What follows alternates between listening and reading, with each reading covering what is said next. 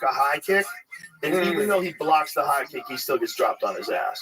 But you got to see the KO after he blocks a high kick. I think it's coming right here. Yeah. So he's setting it up. Boom. Wow. So the velocity you get on that fucking length of leg. Yeah. And so density, dude. That's what I'm saying. Coming from playing football, my coach would always say, look at them legs, look at that ass. Yes. You need to look at how high his fucking ass is. Watch this. Oh my god. Yo, that scissor knee is fucking insanity. He has like a runner's body, like his ass is up fucking halfway up his back. Yeah. So he got his leg like that. It's like a deer. Well, he's a legit Amazon tribesman. Nice. You know, like his people are like legit Amazon warriors. Like that guy. Oh my that's God. probably how the great warriors of 500 years ago all looked. You know, they're probably all looking like that guy. Look at that scissor knee. That is insane. He's just so clever, too.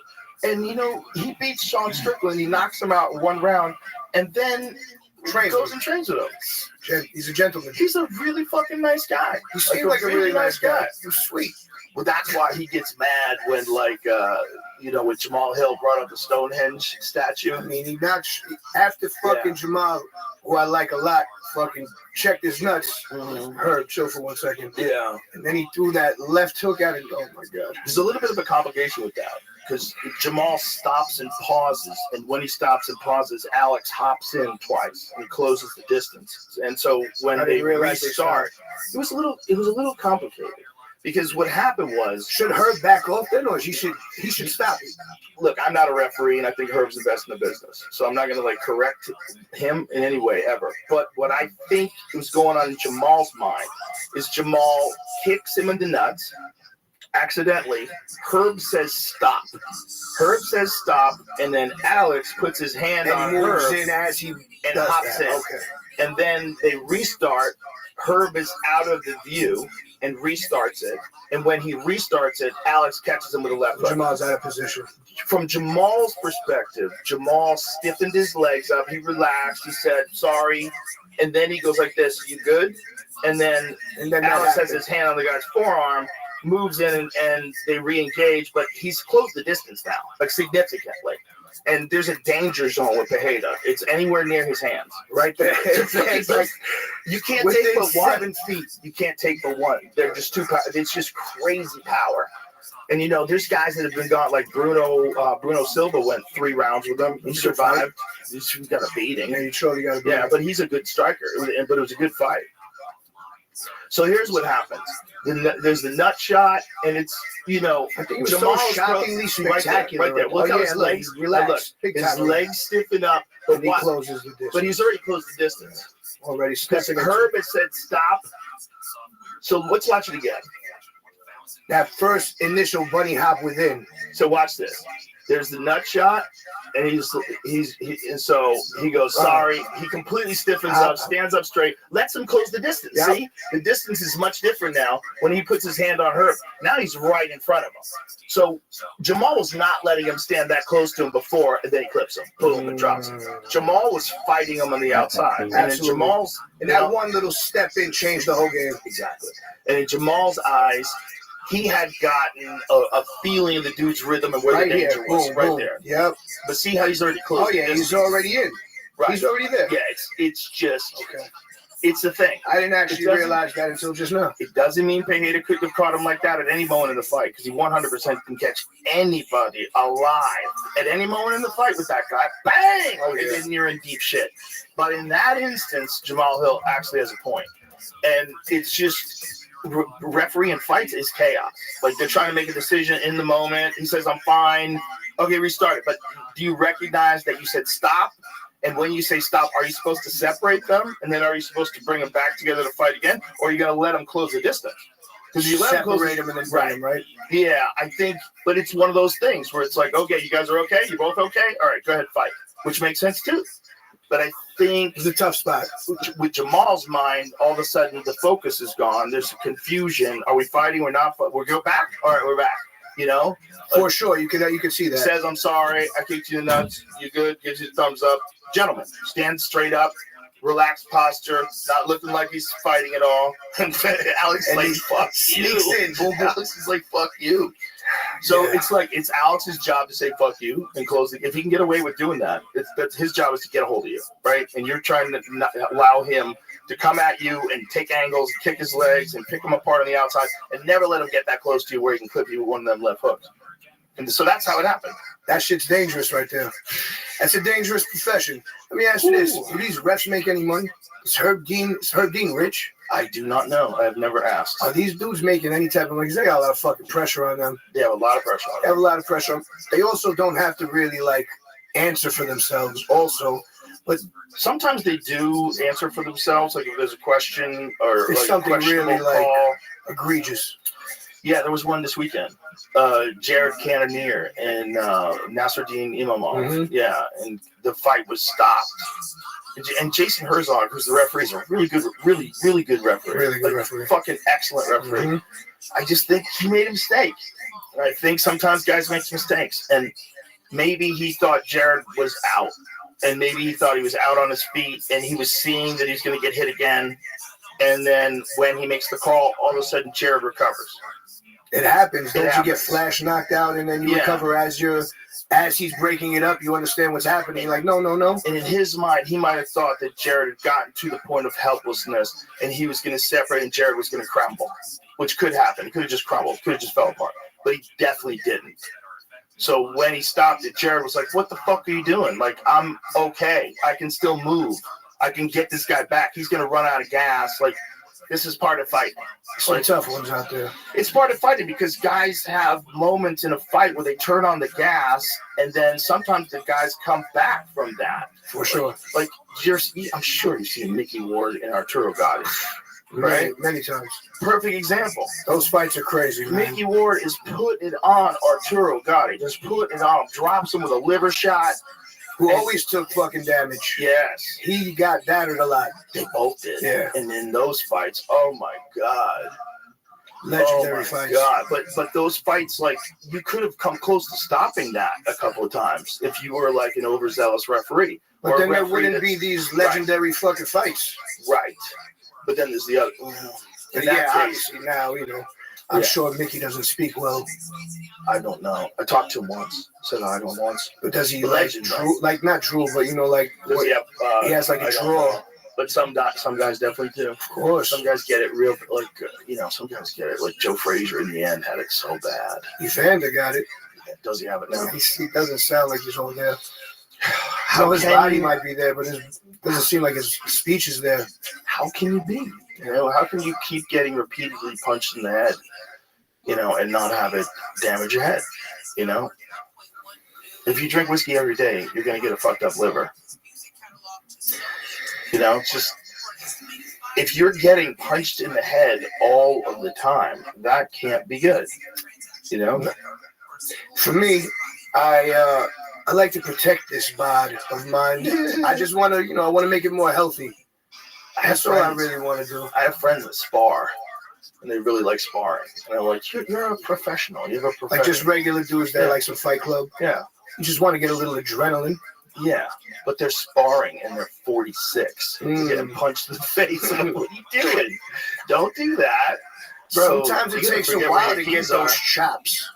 It'll take a long time if you're 46. It takes a minute. You have to be a weird athlete to get really good at striking at 46. If you've never done anything, and then you step in and now you're sparring guys and you're good at 46, you'd have to be like a weird athlete. You'd have to be like some dude who can just do like gymnastics, basketball, baseball. He can do anything. He just knows how to move his body. I feel like that could be me. I like training, man. I enjoy it. Like I said, I want to grapple somebody. I would do a celebrity grappling, even though it's like fucking celebrity. Just a grappling. As long as there's no heel hooks. No heel hooks. Grappling. This is not jiu-jitsu. This is grappling. I want to do collegiate style and mixed with Roman Greco. Do you really? I don't know. Yeah, I do. I want to fucking throw somebody around for sure. I want to fucking submit somebody very badly. Every day I practice submitting a fucking sandbag. Do you? Yeah, every day. Do you ever take jiu-jitsu classes? I did a couple of times, but I've been offered to go where my son goes, but I don't know, man. Get in there. Yeah. Get in there. I only want to learn top pressure. That's it. I'm never gonna be on the fucking bottom, dog. Fuck that. Only top. Aggressive top. But what are you gonna do to get? You gotta learn how to get off the bottom at least. That's the hardest thing to do. If someone's laying on me, it fucking sucks. It's very difficult. It's hard. You have to pinch. Right. Pinch them. But you're gonna have to learn how to get out. Are you allowed to pinch? No. A dude recently bit a dude in the UFC, and so the dude got a tattoo of the guy's bite on his arm, which is hilarious. That's a fucking deep bite. Ooh, deep. That was in this spot here. Mm-hmm. That thin skin. Yeah. He could have broke fucking skin and it could have bled bad. Oh, it's real dangerous. That's disgusting. Like teeth, like people's mouths are so nasty. It's the worst shit in the world. We give people awful infections. Look at this guy. What does it say? I got fucking bit. What's the full tattoo? I got fucking bit bonus. Oh, they gave him the bonus, right? From getting bit. Well, they disqualified the guy who was fighting, and he got the win bonus. It was a decent fight. He was definitely winning, though. Yes. Lima. I think the dude was trying to take him down, and he couldn't take him down. He bit his arm from behind. It was just like fucking so animal. It's so crazy that people get to that state, but like, like Tyson and Holyfield. I'm saying, when you're frustrated, you get put in a position you can't get out. Damn, look at that bite, too. That's a crazy bite. Was he wearing a fucking mouth guard, or did he throw it out of his mouth? What the fuck is that? That looks like it. That looks like a baby piranha. Yeah. Oh, you know what it is? It's a mouth guard, probably on one side, but not on the other. So wait, you just wear a lot one of guys. piece? You don't do the double? No, I don't think anybody uses the double. That shock guard that we used to wear in football? I think the problem with that is it restricts your breathing too much. Yeah, true. So most guys just wear one on the top. So there were some boxers back in the day that would wear the double. It would be crazy. They had this crazy mouth, like that, of course. And they had holes like this, and they'd be fighting with this double. But I think ultimately everybody kind of decided that just takes out too much wind. Break your nose, it's over. No, how are you gonna fucking breathe if you break your nose in that big ass football mouth guard? Yeah, that mouth guard sucks. I don't think you could do that. It's like, if you ever done one of those breath trainers, breathe through the like the Boss Root one. Yep. It's pretty much what they give you after surgery, where they put the fucking the ball. You have to keep the ball in the middle. And he made a thing.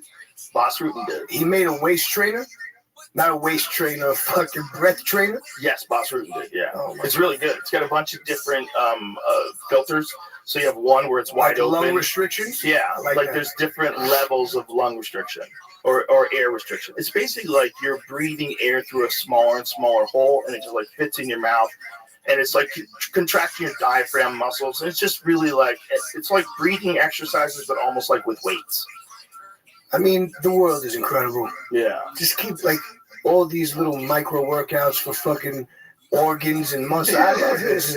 I love this. I love to learn about these things. I'm gonna order one. Does he have them ready? Are they available? Yeah. What is it called? What's Boss's? I love fucking Boss Ruby. He's the man, bro. Those early videos of him showing you how to fucking win a bar fight. Yeah. Incredible. Those things are things of legend. And he's another guy. If you met him, you would have no idea. You'd think he's the nicest. What does he do? Is he a banker? He just, there it is, the O2 trainer. That's right.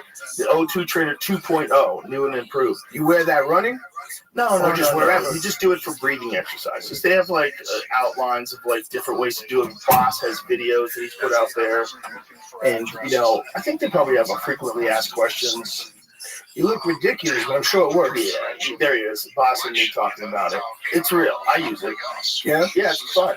He told me not to do it in the cold plunge. So Joe, Boss, listen. People apparently black out, so don't do it in the cold plunge.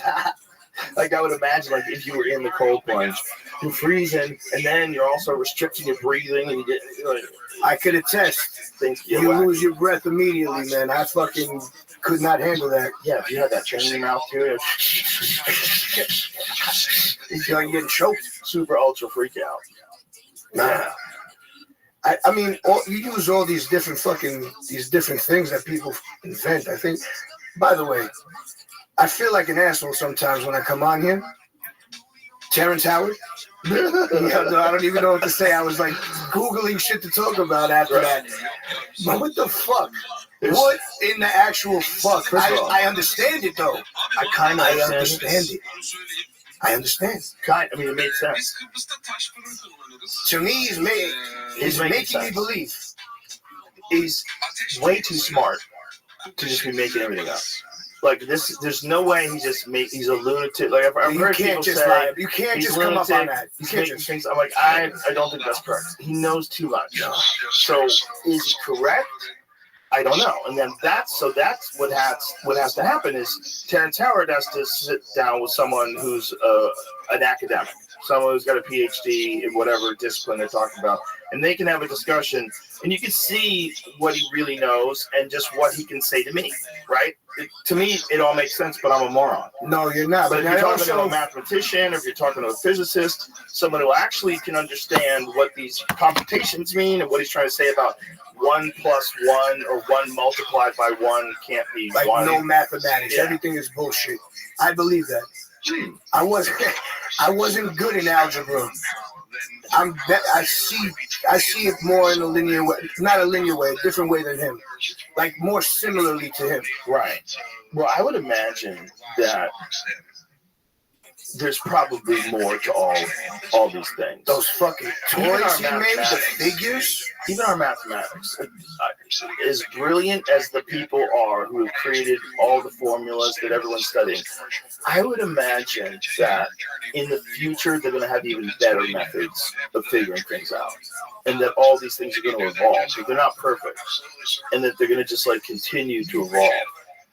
And if we want to get to like what alien civilization looks like, we want to get to like super insane levels of technology where they control all of the atmosphere, they literally can harness the power of stars. Like, there's so much work to do. Like, there's so much everybody has to figure out. And if Terrence Howard somehow or another, if it's the craziest story ever, and Terrence Howard is like literally one of the smartest guys that ever lived, and he's got all these genius ideas and inventions, and even though it seems just insane that this is coming from an actor.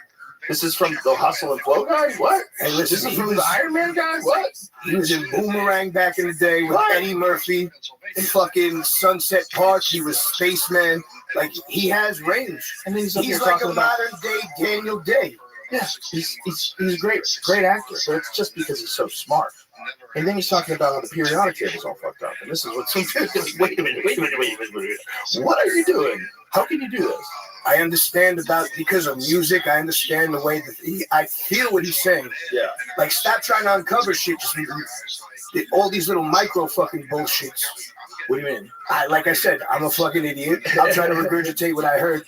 Like, as far as all the elements in between. Yeah. Like, why are they there when they're just... You and I will never explain this in a way that's not hugely frustrating to anybody who really knows it. I can't even remember what I'm trying to say, but you know... Yeah. The way he was explaining how everything's connected. Exactly. Yeah, and the entire... the whole scale of it. And the way he was showing it, like a geometric pattern. And when you look at it like the way he was describing it, you're like, oh, wow, that kind of makes more sense. It does make sense. That's it. I mean, it just looks beautiful. That's fire. Oh, Jamie, that's dope art. I need to know if this is true. I'm going to send you this, but it's so cool that I hoped and prayed that it was true, and I didn't even want to Google it. But it's that they took these photons. Did you see it?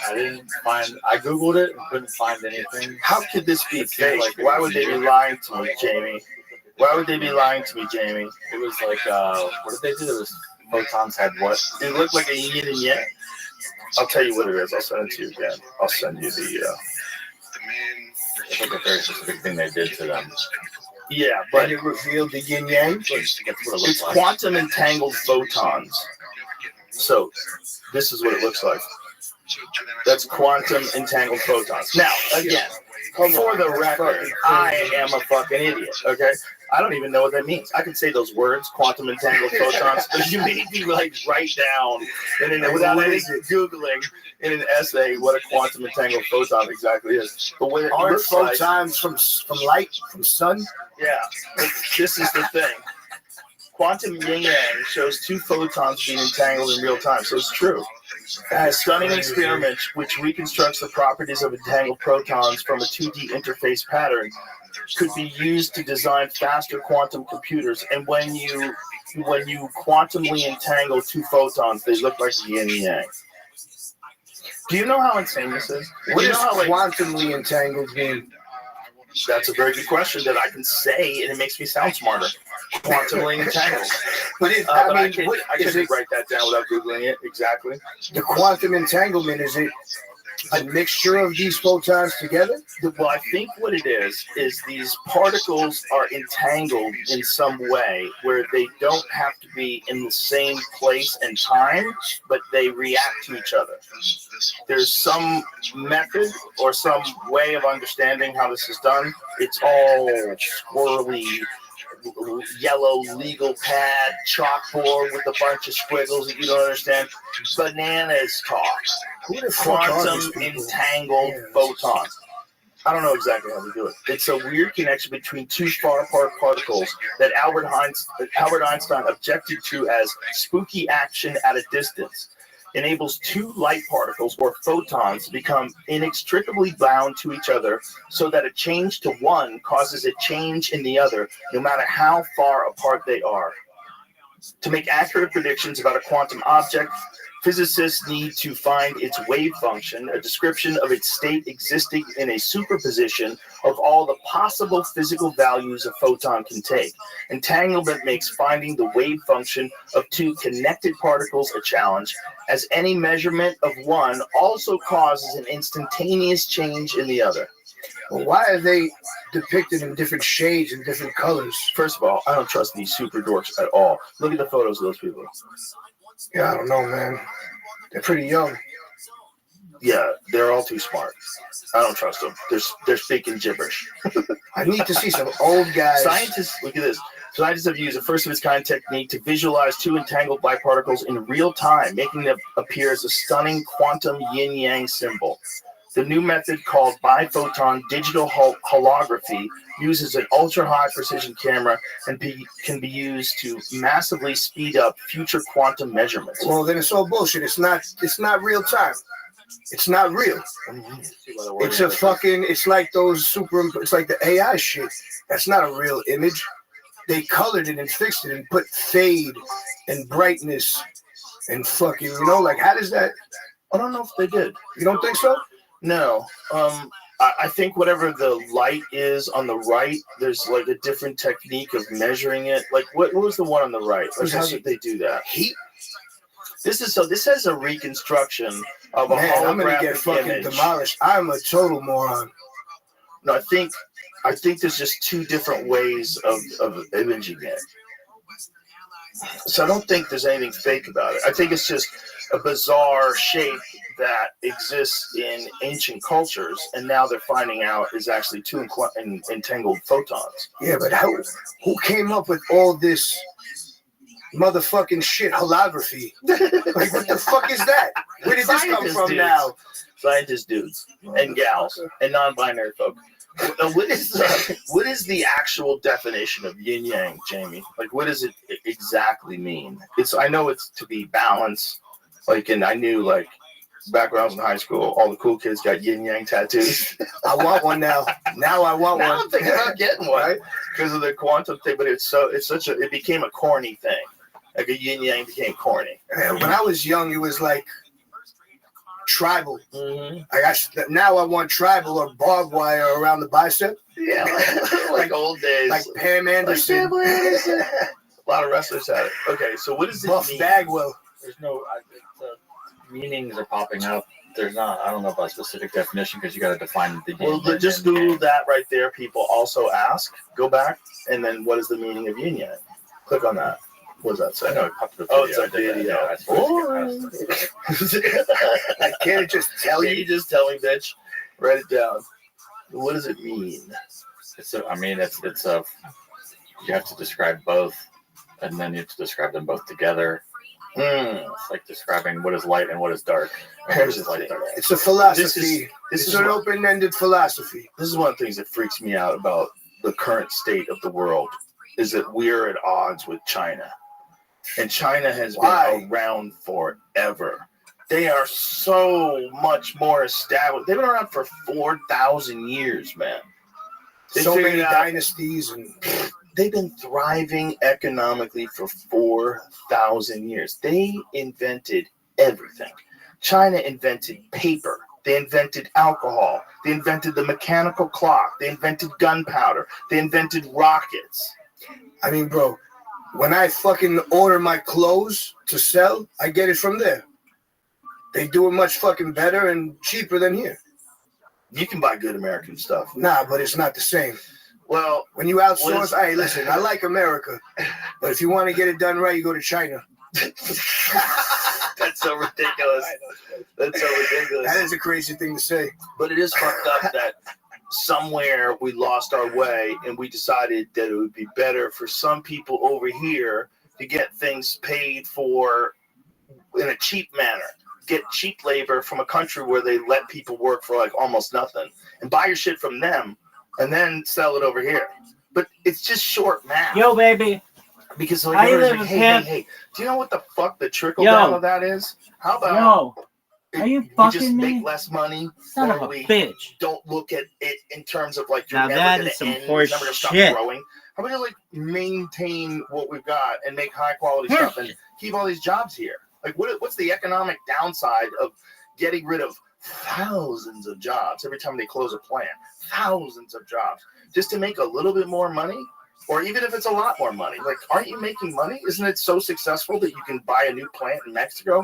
Like, what the fuck are we doing? People are fucking It's so sick in the head. short-sighted. Yeah, it's all money, money, money, money, money, money, money. You ever see Roger and Me? Mm-mm.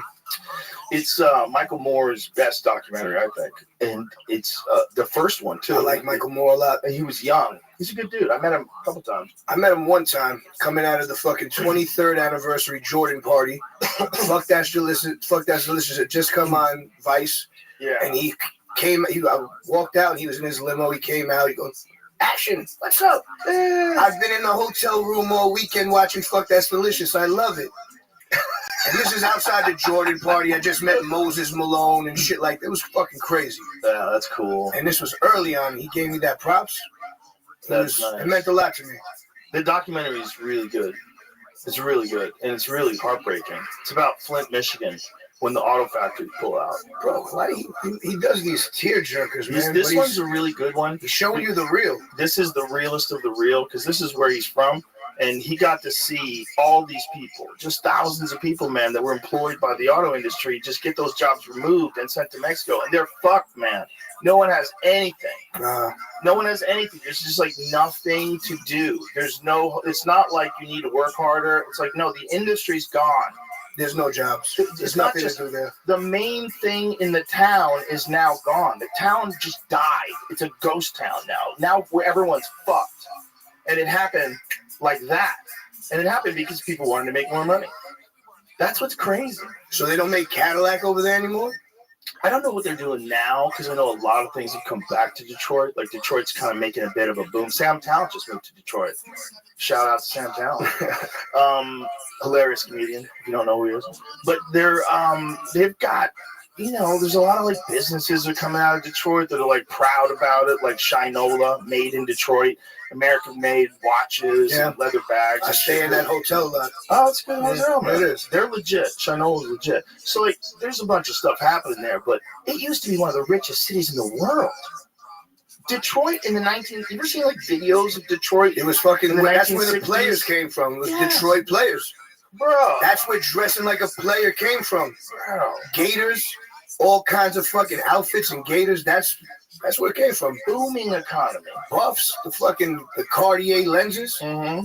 It's like a whole thing. Motor City Hitman, Thomas Hearns. Come on, man. Come you don't on, think man. he wore Cartier Come lenses? on, man. 100%. And he wore 100%. gators. 100%. So that place was this thriving city. And then all of a sudden, the auto manufacturers pulled out. It just was, you just watched one of the great cities melt. Why? Because someone wanted to make more money. That is so crazy that people are willing to do that. It's Right. so fucking crazy. Well, now I have to fucking rethink all my business models. Yeah. I work with Origin. Origin is a company in Maine. It's all American made. Everything. Threads. Everything. cloth, everything. All our hunting gear is made by Origin. All of it's made. They develop the pattern. They make it all. It's all. Everybody gets paid well. Great jobs. It's just like, it just feels better. I always say that about like iPhones. Like, make me an iPhone and make it in America. Just charge me more money. Can you do just put a little U.S. flag in the corner so I know I'm getting that one? And just charge me more money. Just charge me more money. It's like when you buy a pair of New Balance sneakers, the made in America ones are always the better quality stuff. You know you're getting quality when it says made in the U.S. of A. Oh, but also, you know you're getting it from people that you have to adhere to laws, like labor laws. You don't have to adhere to those if you're buying them from third world countries. Of course. So it's kind of weird that that's okay. And I understand the economics of it. I don't really, but I understand that I don't understand it. I understand it's not my place. But I get why everybody did it, but you got to look at what the cost of that is. It's so insane. You know, someone was explaining to me that there's some African countries that get free clothes from the United States. So, like, they'll donate, like, free clothes, like a bunch of companies, and they get together and donate free clothes, which seems great, right? But a lot of these developing countries have people making clothes. And then all of a sudden, a bunch of free clothes get dropped off. And they're like, hey, what the fuck? Like, we're now, I'm not going to sell any fucking clothes. Now you literally can't get by making clothes because they're giving away free clothes. And giving away free clothes is like a part of their whole charitable organization, like to make everybody feel great. Yeah, but they don't need to be doing that. But you could, in fact, cripple a growing economy by giving people free clothes. Give them food. I would have never thought that. I would have never thought that giving someone free clothes could ever be bad. But it could be bad if they're actually starting to develop an economy, or they have a thriving economy, and somebody makes clothes there, and all of a sudden, you know, we think we should give them free clothes. That's going to fix everything and make us feel better. I'll tell you this, in every fucking third world country I've been to, they got fucking Lionel Messi jerseys. They got Vinny Jr. jerseys. They got all kinds of sport jerseys. They're not wearing any. They're wearing fucking jerseys. And all kinds of sports clothing. Puma. Interesting. That's the cool shit. Always. Young kids always got the fucking soccer jerseys on, or just like a team shirt. See Yankee shirts. That's always been the case, though, always. Right? Come on. Yeah. I mean, to this day, my wardrobe is jerseys. That's all I like wearing. That's all I like wearing. Is that a Patrick Ewing? Yeah, Patrick Ewing. I wore this jersey in like 30 countries already. I never take it off. It's like I'm fucking Pat. Right. I should put the knee braces on. It makes you feel casual. It really does. It makes me feel casual. It also makes me feel like, you know where the fuck I'm from. Yeah. I'm wearing it on my chest, bro. Exactly, right? Nobody's going to mistake you for a Georgia boy. Oh, no. Hey, Miami won't come alligator home. Yeah, you're not going to fucking think that. No. That's for sure. No. I was listening to... I wanted to bring this up because I think that this is fucked up. I'm listening to WFAN radio in New York City, and they run these weird commercials for older men and shit like that and stuff.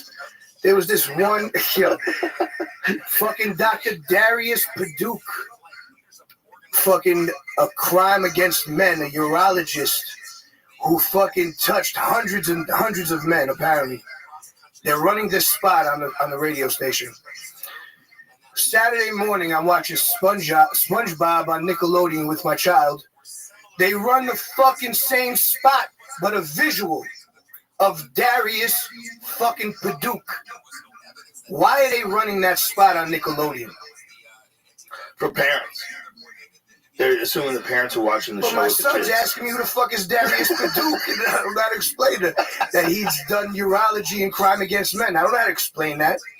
So what do you mean by he did crime against men? They were crimes against men. He touched. So he did weird things to them during urology exams. And this ad that they were running was an ad, like a news story, breaking news story? Not a breaking news, but like one of those, if you have the fucking, the mesh in your stomach recall, you could get money or this. Right. Like they want people to come forward, all the victims of Dr. Darius Paduk. Oh, I see. So I just found that a little bit fucking... Maybe it's for parents. Yeah, but why on Nickelodeon, SpongeBob Saturday morning? when they're running the same spot on WFAN for like 60-year-old men? It's a good question. I just thought that was fucked. Maybe it's just a mistake. That's my one contribution to this. It was a good one, though. Yeah. Imagine if commercials were illegal. Bro. Imagine if we decided that everything has to exist on its own merit. And, you know, word of mouth is the only thing that counts. There's plenty of social media out. No one's allowed to advertise at all anymore, ever again. That. Bye. I would love that. No more spots, no more this, no more fucking reads, no more that. Listen, all these reads, bro, it's a lot. It's a fucking lot. I'm not used to it. I'm not used to it. I don't love it. Yeah. AI's going to take that for you. Should I do it now? You think I can pull that one off now? Probably pretty fucking close. Pretty fucking close. What is this AI with the iPhone that I'm seeing on Instagram? This is the newest AI. Should I throw this against the wall? I don't know. Elon seems Will it even work? be very apprehensive, and he said something about that if it is in the operating system, if it's in iOS itself, he doesn't think they're going to be able to control it. And he thinks it represents a security risk to the extent that he's not going to allow people to, if this does get implemented as a part of the operating system, he's not going to allow people at Tesla to have them. He's not going to allow them to come in with like iPads or laptops that are Apple. And they got to go in some sort of box. Listen, man, if he's getting scared, I get scared. I'm scared. I get scared. When he's saying, hey, you're letting that fucking thing in everyone's phones and you don't know how to control it. And they're like, hey, you know why they got AI? Do you know why they're doing that? Because of this. This is the Samsung Galaxy S24 Ultra. No fool, I'm about to get it. This is my new phone. I'm getting it. Yeah, listen, Apple's great. I love Apple. I'm not a hater. I'm going to keep this phone too. But there's things that I can do with this phone that I can't do with this phone. This phone has anti-glare screen. It's way better to look at outside. Way better. Instantly, I notice that. It charges quicker. It has all kinds of crazy shit. Like you can circle an object and Google just searches it for you. Tells you, like, you see someone's sneakers, you're like, damn, those are cool. Google sends you a link, shows where you can shop for it. It does a lot of shit that you can't get on an iPhone right now. So they have to respond to that. They don't even look that cool. They're cool, but they're antiquated. This thing translates in real time. So you can be speaking Italian and I can be speaking English. We can have a conversation. Well, that's one of the best things to use. My wife and I, we have this masseuse. She's a Chinese woman, about 70 years old. We're great friends with her, and we just talk with the phone. Translate. It's phenomenal. Yeah. She sends text messages full Chinese characters. Wow. Translate. That's dope. Isn't that dope? I would love to just be able to like say something and then in my voice it says it in Chinese to her. I think they're doing that. I think that is 100% going to happen. I'd learn Chinese that way also. Yes, you really could. It's better than Rosetta Stone. What's the best way? There's a bunch of different like controversial best way to learn. Well, you could learn Spanish in 6 weeks. I'll tell you how to fucking learn Spanish. Go work in the kitchen. Right. With some Mexican dudes. Right. That will not speak English to you. That's how you learn. Yeah, you got to pick it up. That's how I learned. Pick it up eventually. That is what they say, immersion, right? That's the best way to learn a language. I mean, also, like, if you learn, like, phrases as far as, like, I don't know. I don't even know how to, I can't even give you an example. Like, things about the day or what you're about to do or shit like that. Just normal phrases that you would use in everyday life. If you just use those, more than likely they're going to catch one way or another. You know, you can use them in different settings. You just got to know a couple things. And then you build off that. Imagine how funny that must sound to them. Our stupid Spanish. You know? It's like Borat sounds to us. Yeah, no, I mean, the one thing that I do, I love when immigrants come here and they try to speak English. Because a lot of Americans, they don't fucking try and speak any other languages. Right. Well, everybody comes here and learns English one way or another. They're speaking broken, but you understand it. Yeah. Right? Yeah. It's probably the most, other than Spanish, most recognized language. Like, what is the most popular language on Earth? Numbers-wise, it might be Mandarin. Or it might be Hindi. Like, what is the most popular language on Earth? Like, take a guess. What do you think? I think it's Spanish. I think it's Spanish. I think it's the most spoken language? In most countries. Spanish is? I'm asking like what the Yeah, let's see. What are the most spoken Espanol. languages in the world? What are the most spoken languages in the world? It says Chinese, but Chinese number one? That makes sense. I thought there was multiple dialects. Right. But like maybe it's just Chinese / Mandarin. okay. 900 million. 900 million, Yeah, bro. but there's a lot of fucking guys over there speaking that language natively. I don't know if it, I never met a white guy that can speak it perfectly or a black guy that can speak it perfectly. I met a few people that know Mandarin. A couple. Yeah. A couple. Very strange. But who knows Cantonese? John Cena. Fuck out of here. Fucking John Cena doesn't know Cantonese. Are you kidding me? He knows Mandarin. What? He says English is number one. What? One of them says English is number one. It depends on what you're talking about. But that only says 1.552 million. Oh, wow. 1,452,000. That was the best answer I've ever heard in my life. A lot of Chinese people might know English because of the internet. Oh. Like, we don't. I don't know. Main language versus a couple words. Can you hold a conversation? Interesting. English has become the world's most common language, default for international business, tourism, tech, and much more. I mean, that programming things is a big thing. So if you can't program in multiple languages. Isn't there some shit going down right now where Saudi Arabia is getting off the U.S. dollar, the petrodollar? I know it's a little different, but I was just thinking about like things I'm scared of. More things I'm scared of. I mean, listen, there's so many things out there that we have no clue that we should be scared of. As long as I don't know, I'm all right. That's a way to live. Right for right now. But It's if you tell me, then I'm like, fuck. Right now, Now you gotta operate. Now I gotta figure it out. Aliens are real. There's no doubt about it. If you think about what this actually is, what are we fucking doing? This life experience. Yeah. Aliens, this, that. There's all kinds of crazy shit. We can't just think that. Are we even living right now? What is happening right now? What is this? Might be simulation theory. Yeah. What Exactly. You got something, Jamie? Something that says what you said, but I don't know. So they dished the U.S. dollar today, right? There's a pact for 50 years. I don't know that it wasn't expected. I don't know that they just. The dollar is a piece of shit. Is it? I think so. I like them. I love it. I like the way I have a bunch of them. What up? What up, pimp? But I don't. Yo, gangster. They're almost worthless. Craig Jones What came up? here and he had $1 million in Oh. cash. On them. And I wanted to run away with you. I wanted to grab that bag and bang. You see $1 million in cash, and just piles of hundreds. Like, this is crazy. $1 million in cash isn't that much though. It's a bag. Yeah, it's just In hundreds, It's not that much. It's like a gym bag stuffed with hundreds. It was weird. that looks good. It looked good. That looks good to me. It looked good. Looks like a drug deal gone bad. Yeah, or good. Both. Yeah. Life in the fast lane. Show the make please. It's only 22 pounds of money. Oh, No, 22 pounds of money. It's like the things you were doing with the Yeah. ride. Fucking With the ride. Yeah, you could do that with that bag of money. Just do kettlebells with that bag of money. I mean, now it'd be fire to work Yeah, out. you could do some shield cash with that bag of money.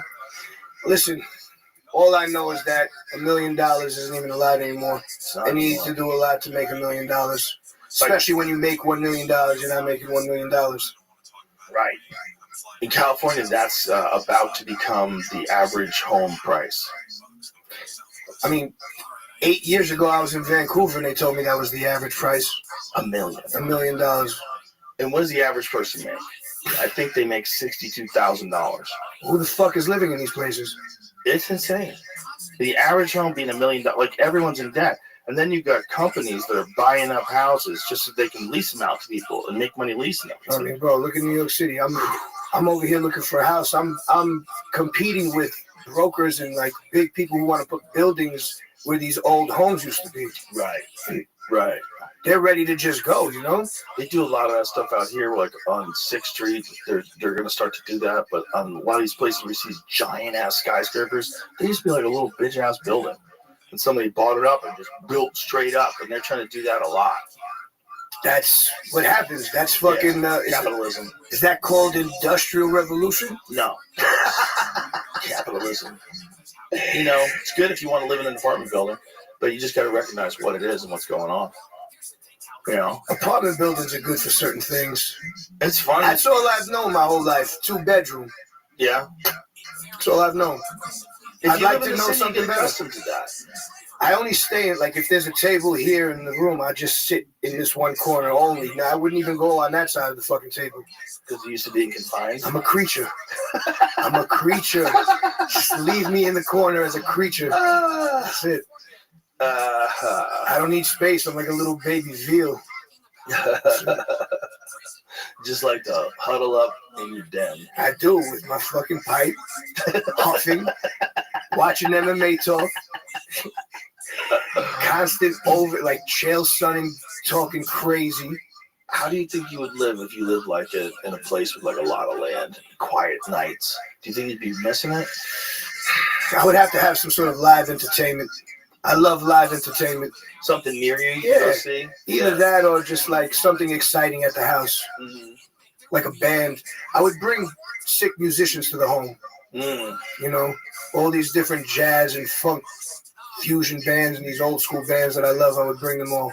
Mm. Have little mini concerts back there. Yeah. That's kind of what Dave Chappelle does in Yellow Springs, Ohio. Oh, yeah? Yeah, he's always got like musicians out there, comedians out there. He's living the way he needs to live. That's what he wants. Yeah, he started doing that during the pandemic when everybody was locked down. He was doing outside shows with masks on. Remember those days? Oh, yeah, he was doing fucking hooky parties. He was doing the old school hooky party. Yeah. Those are so crazy days. You couldn't go outside without a mask on. I was wearing a gas mask to go to the fucking supermarket. Can you believe that? I had a fucking 3M gas mask with the 2 things here. I looked at myself in the mirror. I said, what am I doing? And I just took that shit off. I'm like, yo, everyone's going to have to deal with me. If you're outside and I'm outside, it's on you. Well, in LA, people would yell at you. They'd yell at you if you're outside with no mask on. There was nobody out in the streets of New York. I had the whole city to myself. There was a lot of days like that. I had the whole city to myself. I would get from one place to another in lightning speed. Do you remember there was this one kid who crashed like $1 million Porsche? He crashed some like crazy, I think it was like one of those Carrera GTs. That like Paul Walker one? Yeah, it was either that or the 918, like some crazy car. And this dude was just using New York City like a racetrack because there was no cars. I didn't know about that. I was doing the same thing in a Jeep Grand Cherokee, though. That's the problem. This guy fucked up that car. Yeah, that's a nice one. That's a Carrera GT. There's not that many of them in the world. And this is a Gambala. That looks total. He has charges dismissed. Oh, the charges are dismissed? So this dude was just driving around like a fucking psychopath. Oof. When there was no one on the streets. He's lucky he's alive in that one. Yeah, he wiped that fucking car out. That's a fucking gorgeous I wonder if vehicle. they totaled the car. It looks like it's totaled. I'd buy that at the auction. Somebody would. If you have a Carrera GT like that, there's other people that have Carrera GTs that would want things from it. Of course. Even if it is totaled, there's like a lot of that stuff. Definitely salvage those parts. If Porsche lets that happen, I don't know how they that's such an exclusive car. I don't know, like what some of those companies like Ferrari and Porsche, they have rules on how you're allowed to sell things. Like even if you crash it, they'll just take it back? I don't know. I bet they would. I bet some of them would. You can't get under that thing to get the catalytic converter. No. There's no way. That is the same car that Paul Walker died in. That is. Type of car. It's because that thing slides like a motherfucker, man. If you hit one bump in the city and you're going at a specific speed, you're hydrogliding. You're in the air spinning. Well, what does it say? The reason for dismissal was apparently a lack of proof. Road and Track cites a record from the court appearance as stating the people are moving to dismiss this matter because the case cannot be proven beyond a reasonable doubt. Where did this happen? On the bridge or in the city or somewhere? I think it was in the city. Okay, so look over the top. Go to the top. It says, no one was around there. Very publicized incident occurred nearly a year ago. The then empty streets of New York City. A rare Gambala Mirage GT was captured on video crashing into several vehicles before finally coming to a stop. Video even captured the driver behind the wheel, who's later identified as Benjamin Chen. Now, charges against Chen for the incidents have apparently been dismissed. So they're saying to dismiss it because the case cannot be proven beyond a reasonable doubt. Okay. Did any of those jurors buy new cars? Like, look at him wipe it out. Oh my God! Let me see that again. Lucky. Let me see that again. He's a lucky baby. Oh yeah, he was full on out of control. He's lucky he hit the passenger side. Yeah, he fucked that car up. He's trying to get away. So I guess, people were encouraged by the fact that there's no one in the streets to let it out a little bit. I was. Jamie, that's not proof. That's CGI. That him getting out of the car, also not proof. The city was a playground, bro. Shut up, you fucking dumbass. I don't understand. The city was a motherfucking playground. It'll never be like that again. Jamie. Fucking narc. Look at him over there. Narking on that. You wearing a wire? Yeah, he's wearing a wire. Like, this room's all mic'd up. God damn it. I'll throw water all over me. How did we get under that? People driving crazy down New York City. In the city to himself. Yeah, I just had the city to myself during the pandemic. There was no one around. There was literally nobody. Nothing to be said. Bro, LA had no traffic. There was no rules. You drive around in LA, there was no one on the road. It was the weirdest fucking thing ever. Ian Edwards has a joke about it. Like, I want to find out how much time it really takes to get places. In LA, you never know. You never, bro. I've been in the worst traffic over there. It's actually, it gives me PTSD. I don't even want to drive anymore because I get very bad road rage these days. It's bad for your head, man. I'm in the car, windows up, screaming. So you just can't go anywhere. Like, I'm freaking out. I can't get myself together. And what if you're low on gas, Or what if you're low on batteries? Come on. Or if you got to take a shit. Or if you got things to do. Like, if you're caught up out there, I'll do crazy things to get out of traffic. Yeah. There's nothing I wouldn't do. I'll ride on the side. I'll go through the forest. Whatever I need to do to get out of traffic, I've done. One of the things that's interesting is that Waze, which is really the best way to get around. Like, if you want to find out where the bullshit is, Waze is really good. And people report there's an accident here, and everybody kind of communicates, and very, very good. But Waze was making people that were leaving New York and driving through Jersey. They were just going through all these neighborhoods because they say the highway's going to be jammed up, but you can get around the highway by going this way. So Waze starts navigating people through neighborhoods, and then the cops stop people from going through the neighborhoods. Now, do you live here? No, they can't drive through here. Like, what the fuck are you talking about? Like, no, you have a problem. The problem is Waze told me how to get through your neighborhood. You got to take it up with Waze. You can't tell me I can't drive on a regular street. I could drive on a regular street just to look around, right? Sure. That's totally legal. Trying to check out the scenery. Yeah, this is a nice house. I want to drive by. What are you saying? I used to go on nature rides with my mother all the time. But when you're saying that Waze shouldn't have told people about this cool shortcut through your neighborhood so you didn't have to be on the highway, you're right. But that's just reality. Reality is always going to get blown up. It existed. Yeah. And Waze just exposed it to the rest of the world that take a left on Peabody, and then you're in a nice 4-lane road with no one on it. It's like exposing the best pizza shop. Sorry. It's the same shit, guy. Pardon me. Fucking asshole. Now there's a line around the block. I can't get a pie, you piece of shit. No. Yo. Things change. Yeah. Yo. Everyone needs to know about it, how good it is. That's it. But what up, baby? For me, New York, I rarely drive with a Waze or any type. How you living, Pimp? Did you send me a fucking list? Well, get your shit together and send me a fucking intermediate list. Let's go.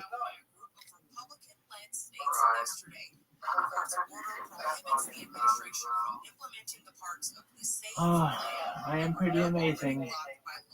Get that fucking list going. I want to go through it. Let's do it, baby.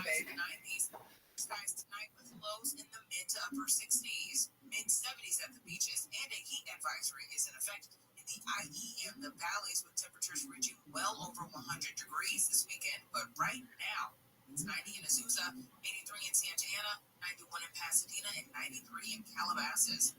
The KFI Financial Update sponsored by Revive Real Estate. The Dow closed down 377, NASDAQ trading down 144, S&P 500 down 39. Revive Real Estate just released a new tool that lets you see what your home would be worth after renovations. It's free to use. Just go to kfirevive.com. That's kfirevive.com. We finally have some good news for drivers on the 710 in Vernon.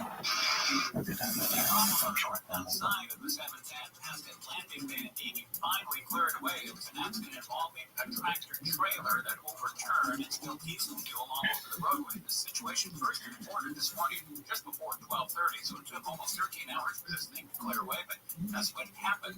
Everything cleaned up and cleared up northbound 710 though. Stop and go from Alondra Boulevard up to Atlantic Boulevard. Center 101 southbound an accident involving a pickup truck and a car cleared from the right lane.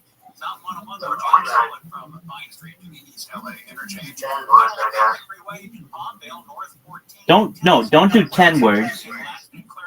No. Oh, okay, good. I was just saying that already doing it. I got you.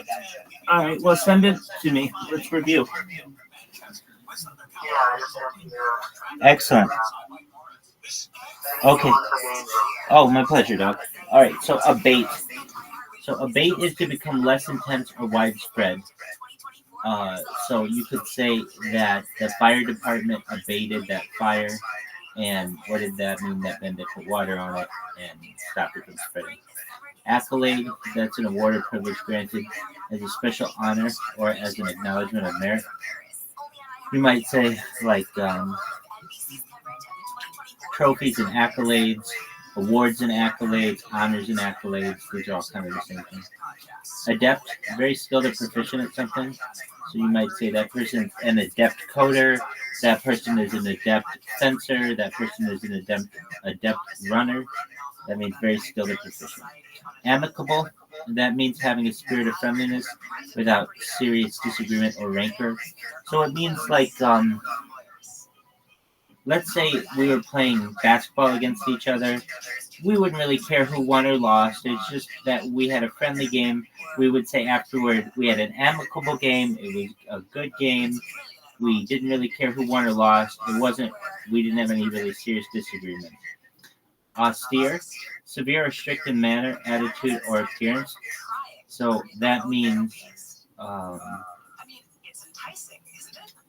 you might say the austere teacher was extremely difficult to have as a teacher. Why would you say that? Because it means that person's strict or severe, has an attitude or appearance. Avarice, extreme greed or wealth or material gain. So you might say that person stole all the money with avarice. It means they did so with like a meaningful amount of greed. Next up, benevolent. This is a word that's used often, well-meaning or kindly. You might say the benevolent individual. You might say, oh, you're so benevolent, which just means that you are someone who thinks about others and takes others into account. Next, bolster, to support or strengthen. You'll say bolster the base. Basically, strengthen the base. When you say the base, you might mean like the social group. Like you might mean a political base. You might mean what other kind of base?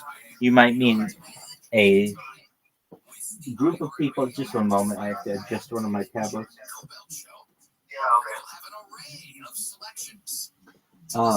You can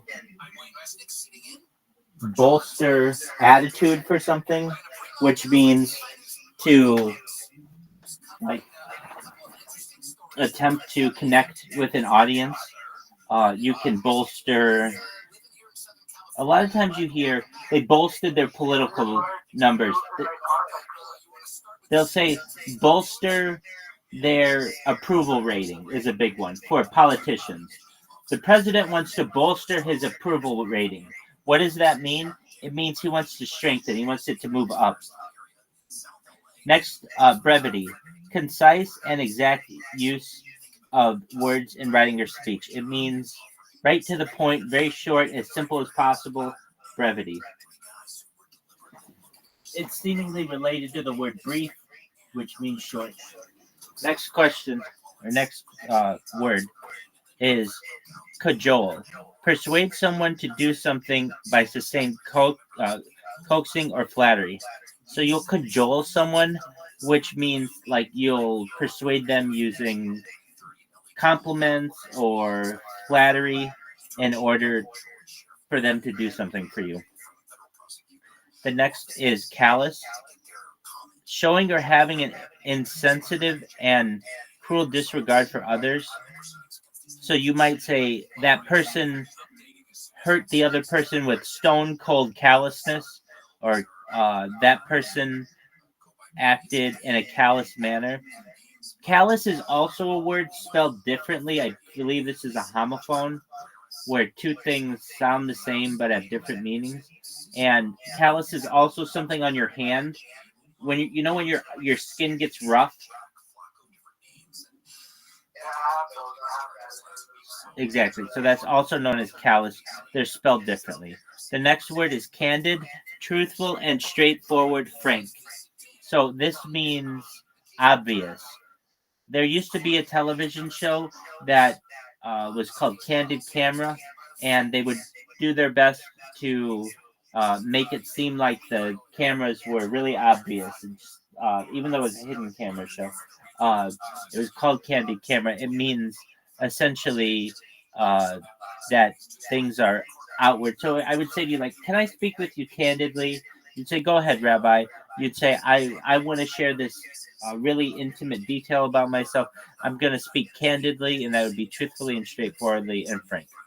The next word is capricious, given to sudden and or unaccountable changes of mood or behavior. So you could say someone is acting capriciously, and that means that they can change moods very quickly, that they are capable of having sudden or unaccounted changes in their mood. The next is caustic. This is sarcastic in a scathing and bitter way. So you might say that someone was walked away caustically, or that person acted in a caustic manner. They're just very sarcastic to the point where the person is unagreeable or bitter. The next is chastise. That's rebuke or reprimand severely. You might say the teacher chastised us for speaking without being called on. The next word is colloquial. It says of language used in ordinary or familiar conversation, not formal or literary. So these words are much more colloquial than the previous list, which were, what was that word? It was this is like loquacious or something like that. Anyway, next word is concur. To be of the same opinion or agree. So if we concur, it means we agree. We can move on. Additionally, there's convivial, of an atmosphere or event, friendly, lively, enjoyable. You might say the party was convivial. That one isn't going to generally be used that much, but maybe a little.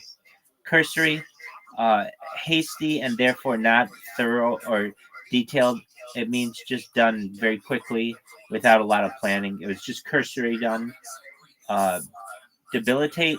This one you'll see more often. This is to make someone weak or infirm. You might say that a disease is debilitating. You might say, um, uh, additionally, you might say that, uh, pardon me?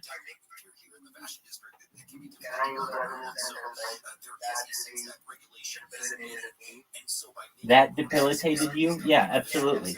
Like a disease could debilitate you, the weather could debilitate you, depression could debilitate you. These are all things that could make you weak or infirm. The next word is deft, neatly skillful, and quick in one's movements. So you might say that that person is deft. They know exactly where they're going. They're walking with a purpose. They are deft. They're neatly skillful and quick in their movements. The next word is deride. That means express contempt for or ridicule.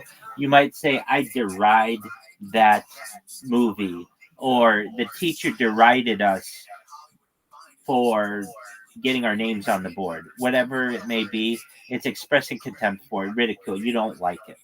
The next is disdain. This is the feeling that someone or something is unworthy of one's consideration or respect, contempt. So if you do something with disdain, it means that like you feel like it's unworthy or that you're this person is below you, perhaps. So what would be a disdain? Uh, like a really wealthy family might feel disdain if their children wanted to marry someone from a poor family. They would be like, there'd be some disdain there. The next word is divulge. That means make known, private, or sensitive information. So if I wanted to share something with you, I might say I divulge it. You usually wouldn't say that for a public thing. You wouldn't say that in the speech the person divulged this information. Normally that would be publicize this information. Divulging is kind of in a secret way or just between a more limited group of people. So someone might say like, uh, you know, the pregnant woman or the woman divulged that she was pregnant, but we're not supposed to share this information, so keep it a secret, something like that. Next word is dubious. That means hesitating or doubting. So you might say like that.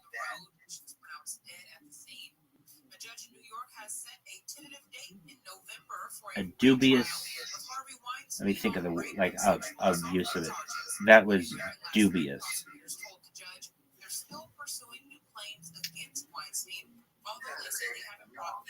It's a word.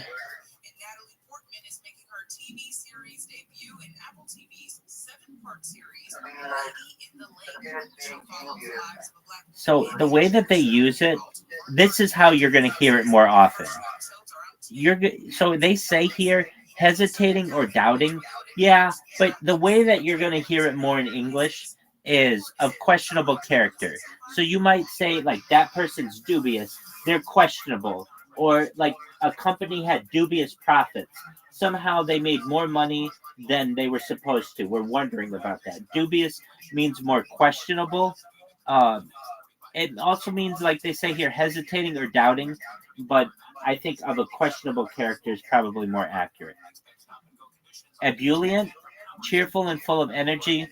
You're never going to hear this on the internet. When I say you're never going to hear this on the internet, I mean like don't use it in a chat room unless you're really comfortable with someone, and you would be okay if they either heard you use a word either incorrectly or they know that you're working on English. But if you just come into a room and you're like, wow, everyone here is so ebullient, they're going to, like 10 out of 10 American people won't know what you mean.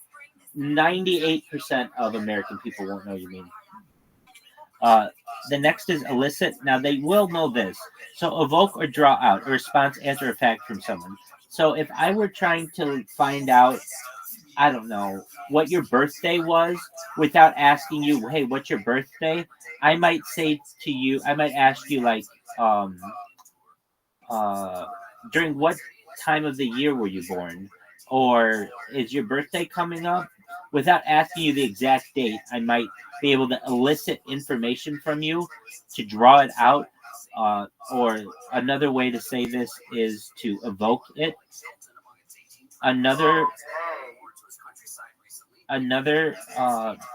way to say elicit is to like almost to prod, to pull information from someone.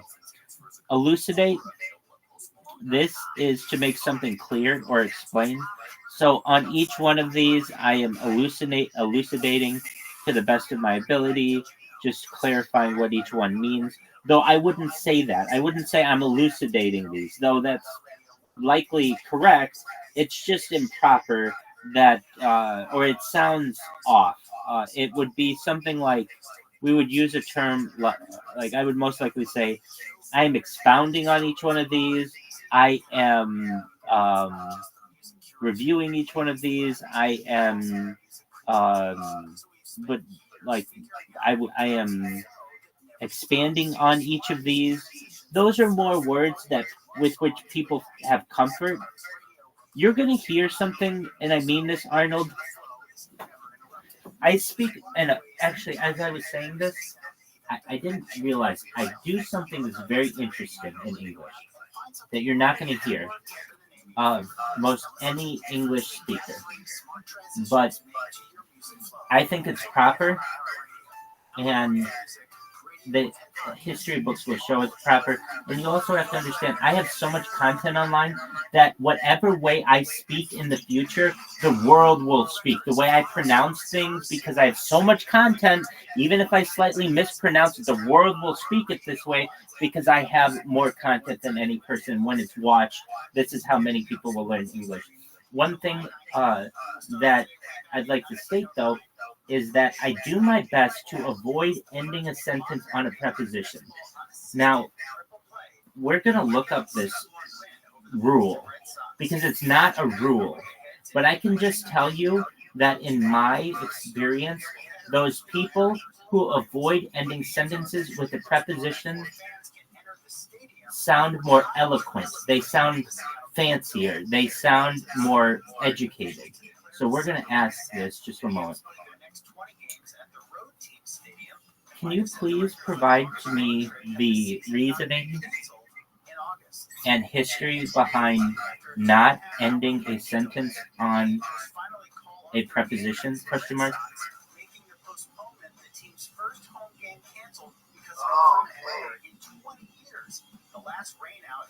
Okay, so here's what it says. The rule against ending a sentence with a preposition is a relic of Latin grammar influence on English, and Latin prepositions typically came before their objects, and postpositions, words that follow their objects, were rare. This led some 17th and 18th century grammarians to promote the idea that English sentences should follow in a similar pattern. One influential figure was Robert Loth, a British bishop and grammarian, who wrote in a 1762 book a short introduction to English grammar that it savors of the vulgar dialect of the stage to end a sentence with a preposition. This notion was later echoed by other grammarians and style guides. However, this rule has been largely debunked by linguistic authorities and style guides. Modern English grammar recognizes that prepositions can function effectively at the end of sentences, especially in informal contexts. The Merriam-Webster Dictionary, for instance, notes that there is no inherent reason to avoid ending sentences with prepositions. Preposition usage and content. In reality, prepositions can be used effectively at the end of sentences in various contexts. Informal communication. Ending sentences with prepositions is common in casual conversations and writing, where clarity and naturalness are prioritized over strict grammatical rules. Idiomatic expressions. Many idiomatic phrases, such as "What are you looking for?" or "Who are you with?" naturally place prepositions at the end of sentences. Rhetorical purposes. In some cases, ending a sentence with a preposition can create a more emphatic or dramatic effect, as seen with the phrases like "I'm impressed by him" or "That's the food I eat most of." In summary, the rule against ending a sentence with a preposition is a historical artifact with Latin roots, which has been largely discredited by linguistic authorities and style guides. Prepositions can be used effectively at the end of sentences in various contexts, including informal communication, idiomatic expressions, and rhetorical purposes. Ultimately, the decision to end a sentence with a preposition depends on the context, tone, and intended audience. So, I'm someone who, as a young person, studied Latin for 4 years, so I have a Latin background, and thus I learned how to speak Latin in a more formal sense with some of that Latin influence, and also other influences, well, Hebrew, Yiddish, German, French, other things as well. But I can tell you this. There are some phrases that I can just tell you this. If you want to sound smart, don't end on a preposition. Now, there are, at times it's difficult to avoid, and you're going to be like, well, Rabbi, what are all the prepositions? they're actually like 700 prepositions. And you're going to be like, well, Rabbi, how do I memorize all of them? You don't. There are about 52 that I will provide to you in a list that are the most common prepositions. And you will recognize, I'll teach you how these prepositional phrases are constructed. And fortunately, since you're a newer English speaker, we'll be able to teach you how to say the phrases correctly, and you won't get into old habits. Now, what is an example of one of these prepositional phrases? They gave some there. Where are you from? The word from is a preposition. So how would you say this and avoid ending on a preposition? You ask the question just in a different manner, like this. From where are you? But that doesn't sound naturally normal. And so if I do say that just because I'm very, very strict on this. I'm going to tell you this, Arnold. I'm more strict on this rule than any other English speaker I've ever heard. And perhaps of whom I've ever heard. Perhaps there are some British speakers who are stricter on the matter, but I can tell you that most English speakers will end their sentences with prepositions without any issue, and I did for many years until I started learning how formal English writers would write and also formal English speakers speak, and I avoid it. So I'll teach you that. That's a more complex use of English, but I didn't even think of it myself. The way that I speak is a very, very unique type of English when it comes to the use of the preposition. Most people are going to say, let's see here, let me in there. Wait, no, that wouldn't be an example. He let me in. He let me in is a sentence. He let me in. But the question begs, in where? Where did they let you? So I would want to complete that sentence by saying, he let me in the door. I want to complete that sentence so that it doesn't have what's called a hanging preposition. And you want to, some people want to avoid it. And you'll be able to speak any way that you want, but you'll learn the difference. So what are some other examples that I give of this? What is that made of? Most people would say, what is that made of? I won't say that. I will say, of what is that made? Or I will do my best to do so. Sometimes I get caught when I'm speaking and I'll say, what is that made of? From what is that made? Or of what is that made? I'll have to go back. There are also, we'll get into all kinds of things with English.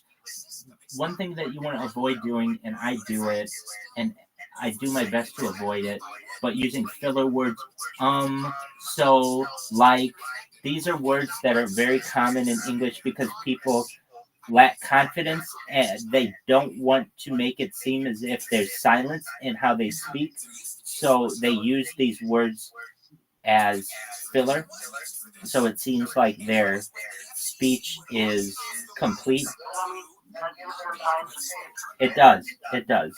So we'll go through all of those and how to avoid those with proper speech. As of right now, we're just learning words. But I do want you to know, as I was thinking to myself, do I speak normal English?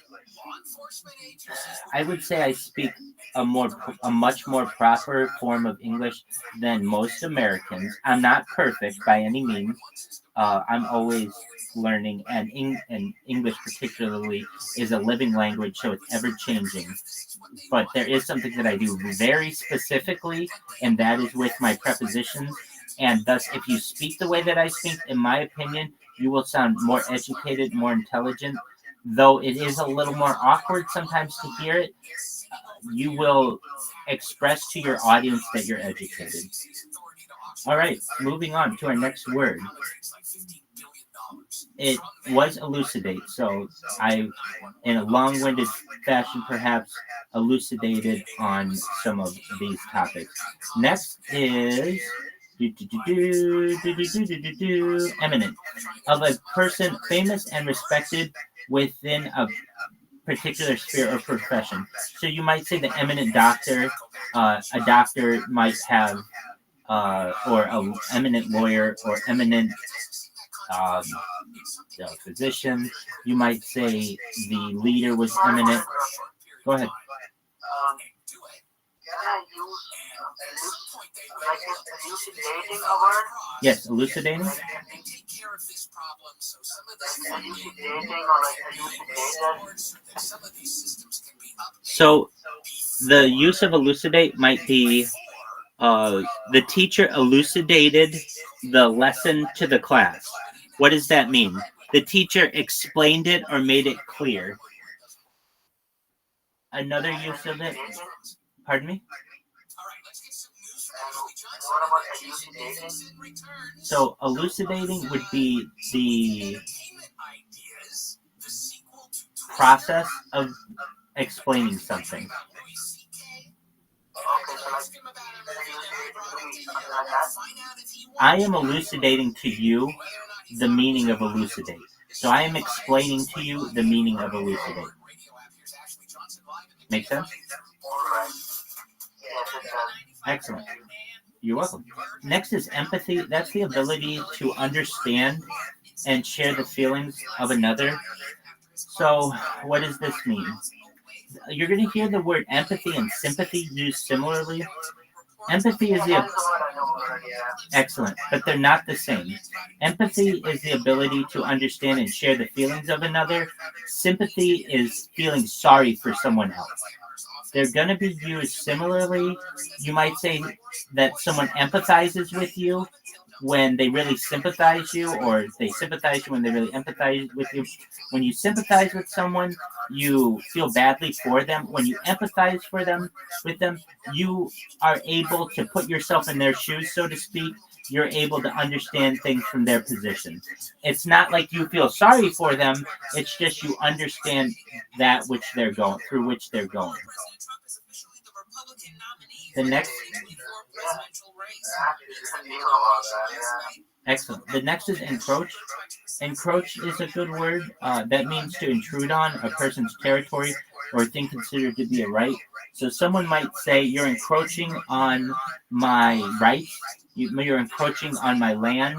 You're basically coming really, really close up to the border, and now you're making me feel uncomfortable. You're encroaching on my ability to live my life normally. So that's encroach. In football, or like in American football, encroachment is when you move into the middle zone. There's like a team on the left and there's a team on the right. And if one of the guys goes into the middle, sometimes that's called encroachment. The next word is enigma. Enigma is a person or thing that is mysterious, puzzling, or difficult to understand. So the Nazis during World War II had a code, and the United States used something that was called the Enigma machine to break the code. So enigma is something that is mysterious. So a lot of times people think that I'm an enigma. Even though I'm pretty open to the world, I'm still mysterious to people.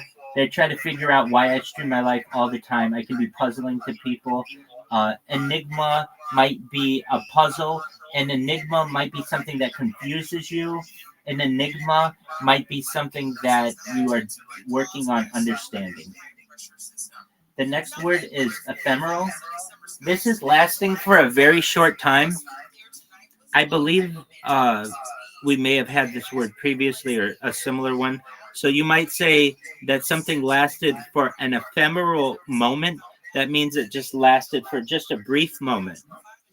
The next word is erudite. Erudite is having or showing great knowledge or learning. So once you learn all of these words, you may say that you did so in an erudite fashion, having showed great knowledge or learning. Very few people will use this word. No one's going to know what you're saying if you say that. The next word is evoke. Evoke is a big one. So like erudite, you wouldn't need to know necessarily, but evoke you would. So what is evoke? That is bring or recall to the conscious mind. So if I evoke memories That means like I bring out memories of something. If I evoke a feeling in you, it means that I bring this out. We had another word for bring out. It can be either. You can evoke anger in someone. You can evoke happiness in someone. Next question, or next, are you good on evoke? Okay, good. Exacerbate. This is, you're not going to see it much, but you will see it. Make a problem, bad situation, or negative feeling worse.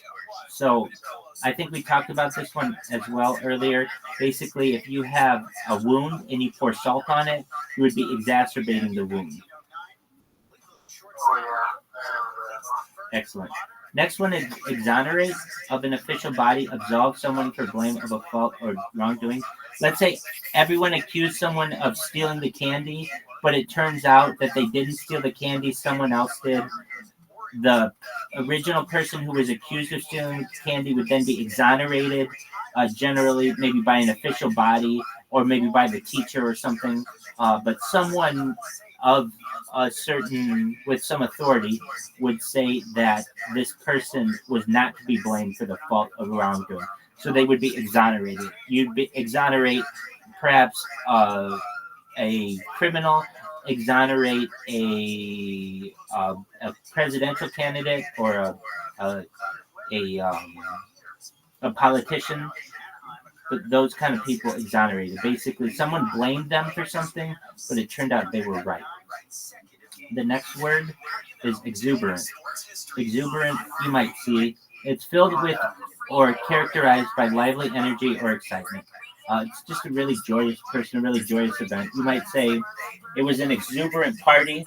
What's an exuberant party, Rabbi?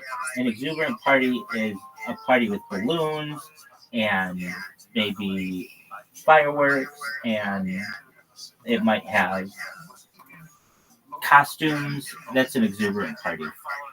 Next word, fervent, having or displaying a passionate intensity. So this shows a lot of fortitude is a word, a lot of energy towards something. You could have a fervent belief in something. You could be really, like people who are very religious would be fervent believers. Someone could have a fervent attitude, which means that they are passionate about that in which they believe. The next word is fleeting, lasting for a very short time. So you might say, like, we only could speak on the phone for 5 minutes. It was quite a fleeting conversation. Or you might say, we passed each other on the bus, and we made fleeting eye contact, very quick eye contact. The next word is fortuitous. This means happening by accident or chance rather by design. So this is something that's just like randomly happened that you weren't planning. So someone might say, it was fortuitous that I happened to be in this chat and when you came in. It was just by accident. It wasn't by design. The next word is frugal. Frugal means sparing or economical with regard to money or food. This can also, people use this word for cheap. It's a nicer way to say cheap. If you want to say, hey, that person is really cheap, or you're being really cheap without being mean, you might say to someone, don't you think we're being a little frugal? Or don't you think you're being a little frugal on the matter? The next word is one other thing with frugal. There used to be a television show in the United States called The Frugal Gourmet. What's a frugal gourmet? A gourmet is someone who can make a lot of dishes. They're like a really fancy chef. And a frugal gourmet is someone who could make a lot of things for not a lot of money. But instead of calling themselves the cheap cook, which is what really frugal gourmet means, they just call themselves the frugal gourmet. It makes it sound much fancier. The next word is garrulous, excessively talkative, especially on trivial matters. We covered this previously. So what was that? It's just basically someone who won't shut up on a matter like I'm doing right now. If I keep talking about it and keep talking about it and keep talking about it, I'll be doing so in a garrulous fashion. So I'm going to stop. Next word is gratuitous. That's uncalled for, lacking good reason, unwarranted. Okay, so a gratuitous foul or gratuitous violence might be in a video game like Grand Theft Auto. Somebody might, the video game Grand Theft Auto? Somebody might say that game has gratuitous violence. Or people might say the internet has gratuitous nudity or gratuitous sexuality in a magazine. It means basically there's no reason that it has to have so much. So when I say a video game has gratuitous violence, it doesn't just have violence, but it's like you can run the person over, you can kill them with a chainsaw, you can blow them up with a Molotov cocktail, you can do a lot of things. You know what I mean? Exactly. Next word is hackneyed, of a phrase or idea, lacking significance through having been overused, unoriginal, and trite. So a lot of times people will say that television shows are hackneyed, meaning like their ideas have been used before. These aren't unique. It's just the same story. You just say it's hackneyed. The next word we used before, hapless. This was like when I said a homeless person is hapless. It means it's unfortunate. Next word is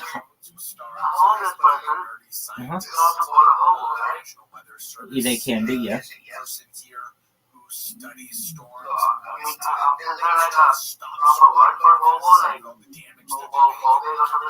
If you want to say it in a nice fashion, the politically correct way to say homeless in today's day and age is unhoused.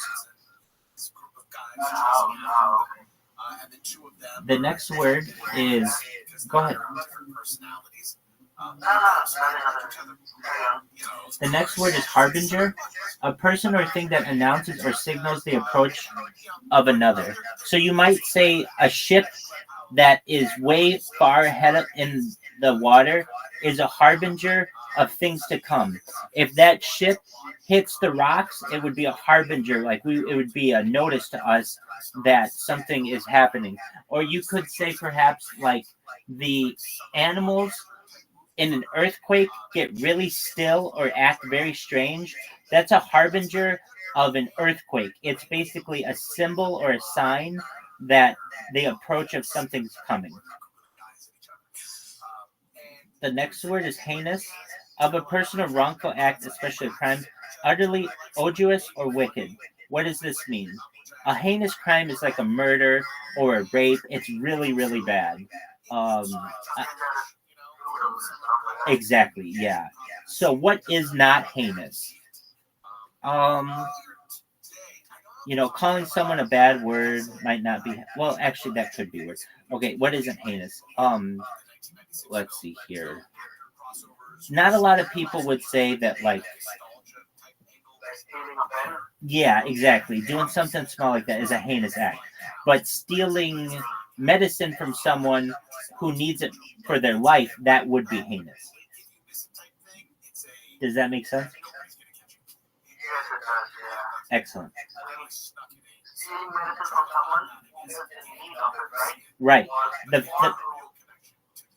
What makes it heinous is that it is very serious to the point that it becomes heinous. So let's say someone had just like aspirin or normal medication. If you stole that, that's usually not a big deal. But if you knew that that medication was necessary for them to live and you stole it, that would increase the act to be so terrible that it becomes heinous.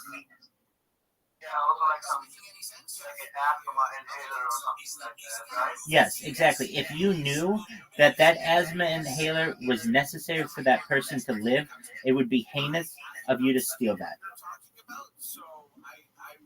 Now, let me clarify something here. Let's say you just saw an asthma inhaler on a table, but you didn't know who was the owner, and you stole it. That would not necessarily be heinous. But if you knew that somebody there needed it and their life was on the line, perhaps, and you stole it so that they might die, with the intention that they might die, that would be heinous, because your act has now increased the severity, the seriousness of the scenario such that it becomes heinous. Make sense? Excellent. Very good. Iconoclast. A person who attacks or criticizes cherished beliefs or institutions. So someone who might talk about like religion is outdated and um, the political party is wrong. You might call that person an iconoclast, a person who attacks or criticizes these things that we hold with such high belief. Other ideas that could be, let's say, people like parents might say, you have to get married by a certain age and you have to have a job by a certain age. And if you go against that, your parents might say, you're an iconoclast. You're someone who attacks or criticizes our cherished beliefs or traditions or institutions. The next word is idiosyncrasy, a mode of behavior or way of thought peculiar to an individual. So you might say, like, let's say you knew you had a friend and they had a little limp in their walk. When they walked, maybe they limped a little or they bent down a little with their right leg. You would know that their walk was a little bit different, and thus they had an idiosyncrasy. Something about their behavior was unique or peculiar to them.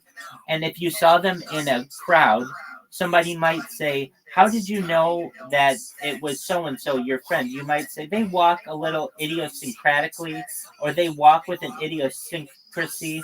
It means it's just like a little bit different, and you're able to identify it because of that. So, like, can I use that word to someone like the person, like, let's say my friend is drunk, right? And he's like walking with a Very preposterous. So, can I use that word for it? You could say to them, I can tell you're drunk. And they'd say, how can you tell I'm drunk? And you could say, some of your idiosyncrasies. You're slurring your words, you're stumbling. These are all evidence of someone who's been drunk. Next word is imperative, of vital importance or crucial. So what does this mean?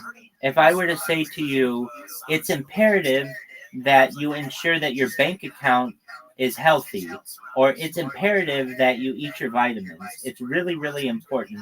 You need to do it perhaps to protect yourself. So a parent might say to a parent who tells their child, look both ways before crossing the street, you might say that's imperative advice of the parent. The next word is impetuous. This is acting or done quickly and without thought or care. This just means done hastily, done quickly, not a lot of thought in it. So someone might say, I think I've used this earlier. It was an impetuous commute to work. It means it was done quickly. You didn't think about it. You just did it. The next word is inadvertent. You'll hear. Go ahead. Like, if I ever launch a coin, like, impetuously, I could just tell my members that I launched it. Exactly. If you just did it this afternoon because you just felt like doing it, we would say that you did that impetuously. Impetuously, yes. But that's not one of the words you likely want to use. It's like if you use that word, I'd say 90% of people won't know what you mean. As opposed to the next word, where like 95% of people will know what you mean. So the word is inadvertent, not resulting from or achieved through deliberate planning. So let's say you impetuously launched your coin this afternoon and it mooned and made you a lot of money. You would have gotten rich inadvertently, meaning without purpose. You didn't mean to get rich because you launched your coin, but you did, and it turned out to be really good, so you inadvertently became rich. Does that make sense? Excellent. Next word is incisive. This is of a person or mental process intelligently, analytical, and clear thinking. So someone who, isn't doing drugs and isn't drinking, someone who has their mind focused is incisive. The next word is inept.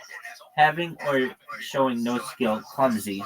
So you might say, like, my nephew is inept. He never knows. He never makes his bed. Or my nephew is inept. He sleeps all day and is really lazy. Or my niece is inept.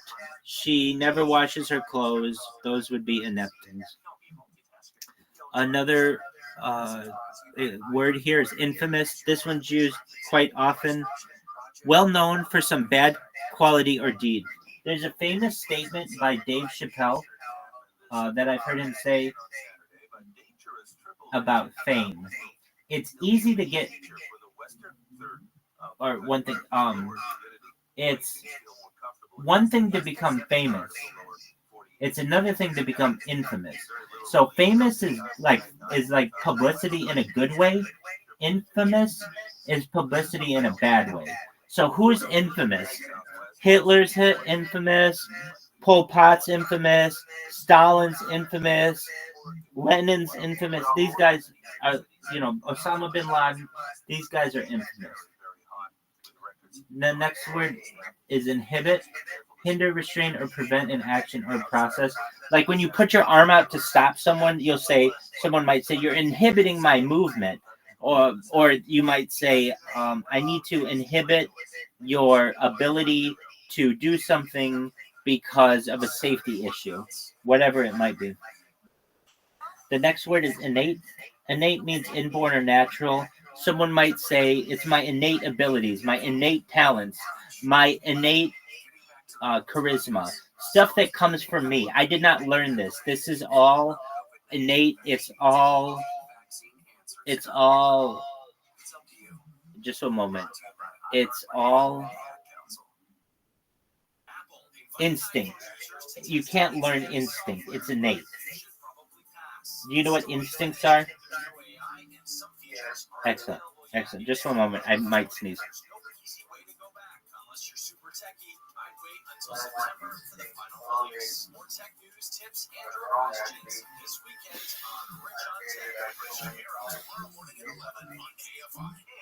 All right. Next word is insipid. Lacking flavor, dull, not at all stimulating. So someone might say, this dish is insipid. It needs salt. Or this salad is insipid. It needs pepper. Or whatever they need to make it more lively. The next word is intrepid. This means fearless, adventurous, often used for rhetoric or humorous effect. So someone might say those intrepid remarks. What does that mean? It means you didn't care, that you were fearless when you said it. It also means like adventurous. The intrepid journey would be a journey that had all kinds of exciting things that happened. The next word is jovial. Jovial means happy. It means just a moment. Humiliating, is that a word? What is the word? Humiliating, is that a word? Jovialiating. No. You would say jovially, cheerfully and friendly. So you would say, somebody who is really nice would be, oh, that's a jovial fellow. Or you could say someone who would be like, ho, ho, ho, I'm so glad to be here. You might say they said so in a jovial fashion or jovially. The next one is juxtapose.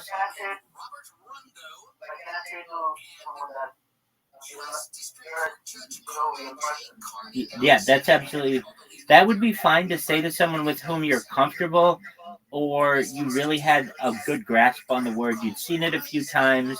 Maybe you used it in here or something, because somebody might not take that word depending on how you used it so well. If you just told someone on the internet you're jovial, that's like saying to them you're cheerful. They might take that the opposite way and be like, what the fuck is your problem? Just because that's how people are on the internet. So just be careful with using that word. It's pretty formal, but it means cheerful or friendly. Next word is juxtapose. That means place or deal with close together for contrasting effect. So when you put two opposite things against each other, you'll say they're juxtaposed. They're in juxtaposition.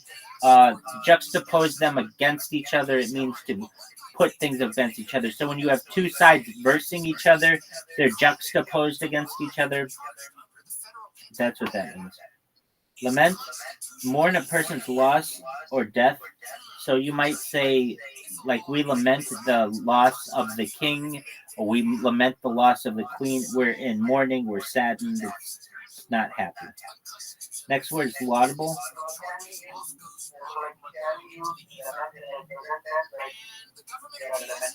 Yep, we would be in mourning.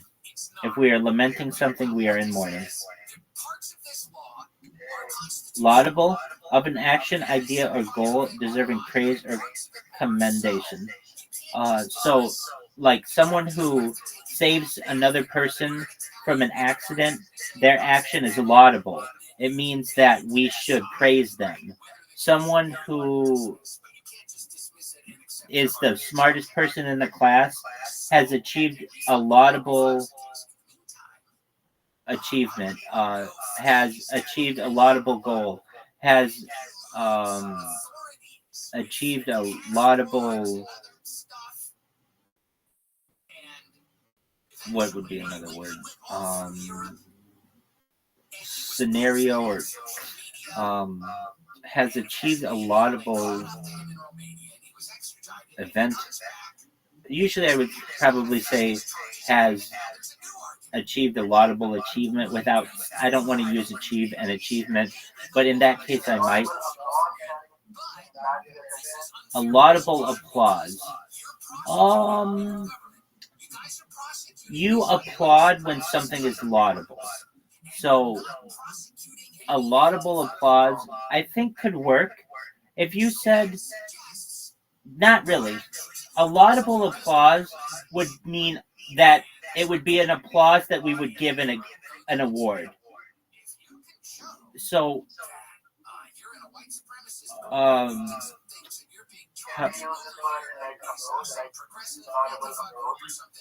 laudable approach would be an approach that deserves praise and commendation. Okay, yeah.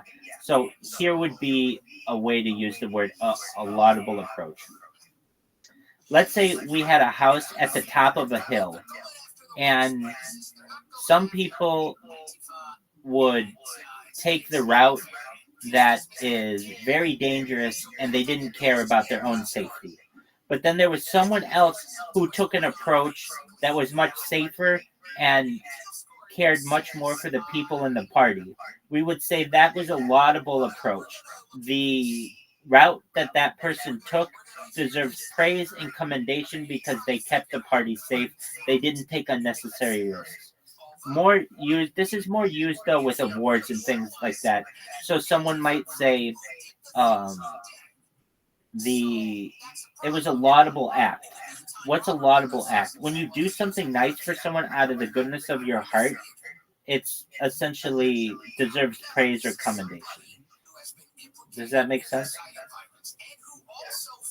Excellent. Lucid, express clearly, easy to understand. So there's something called lucid dreaming, where you know you're dreaming in your mind. Lucid in this connotation, lucid in this connotation means the same thing, that it's very easy to understand, that it's clear, that you understand it, that it makes sense to you. The next word is excellent.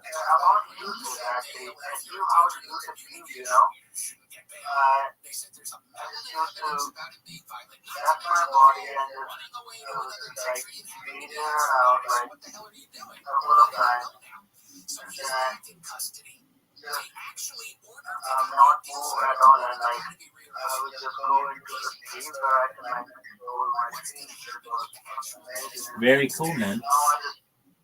I just cannot tap into that shit. I don't know. No, I'm the same way. The reason why is because your pineal gland is calcified.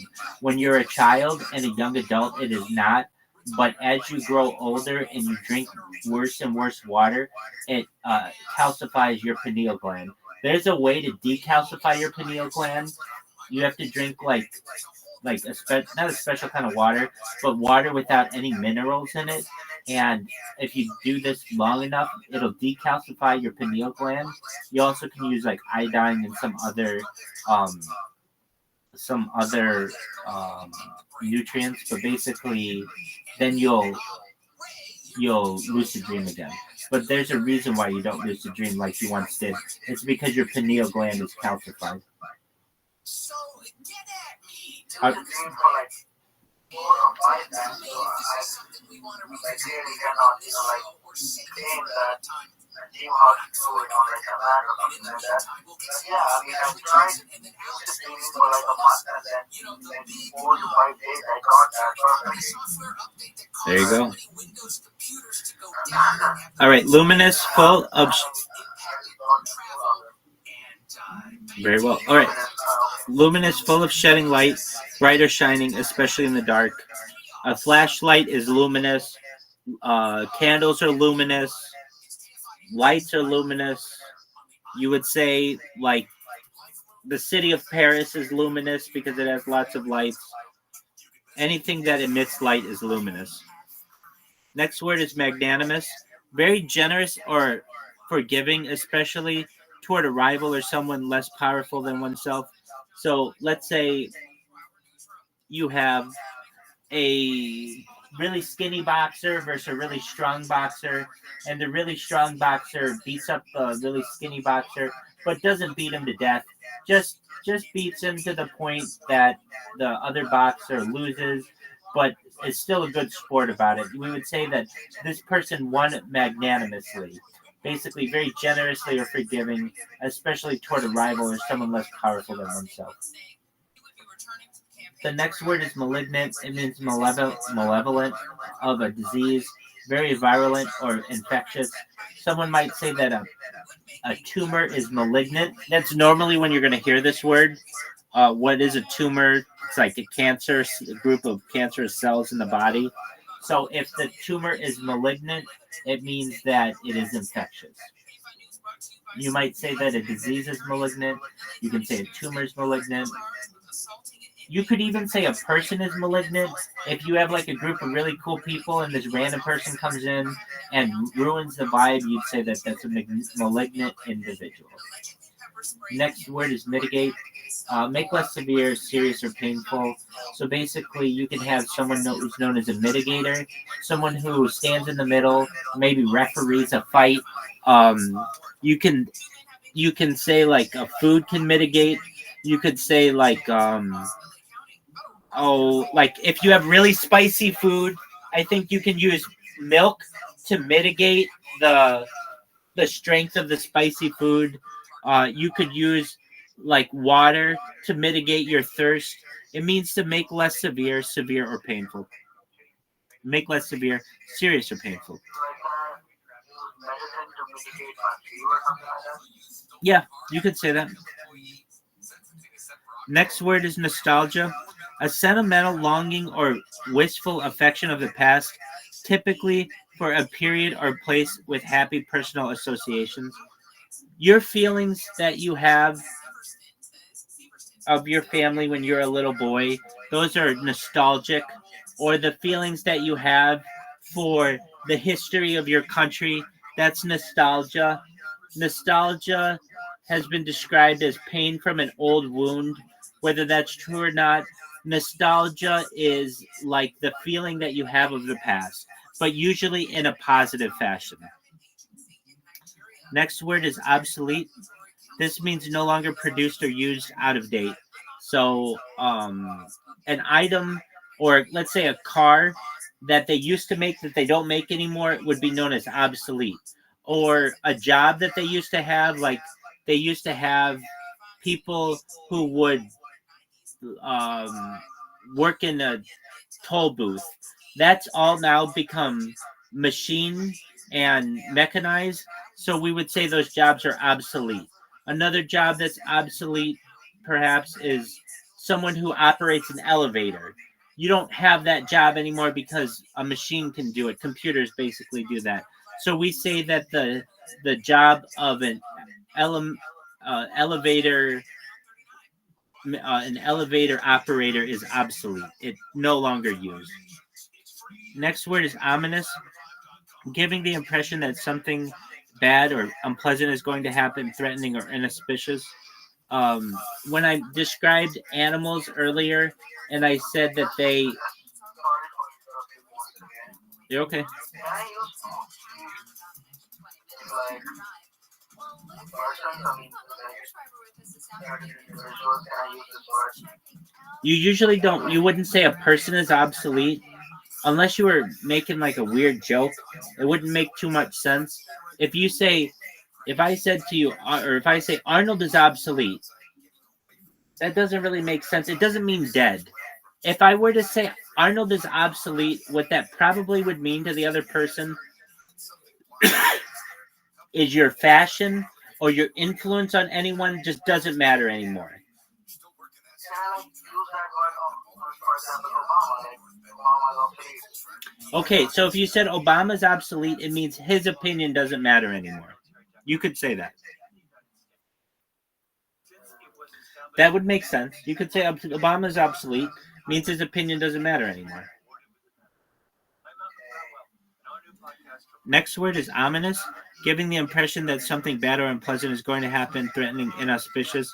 When I said that animals sometimes can sense like an earthquake is coming, you might say that they were able to give an ominous sign.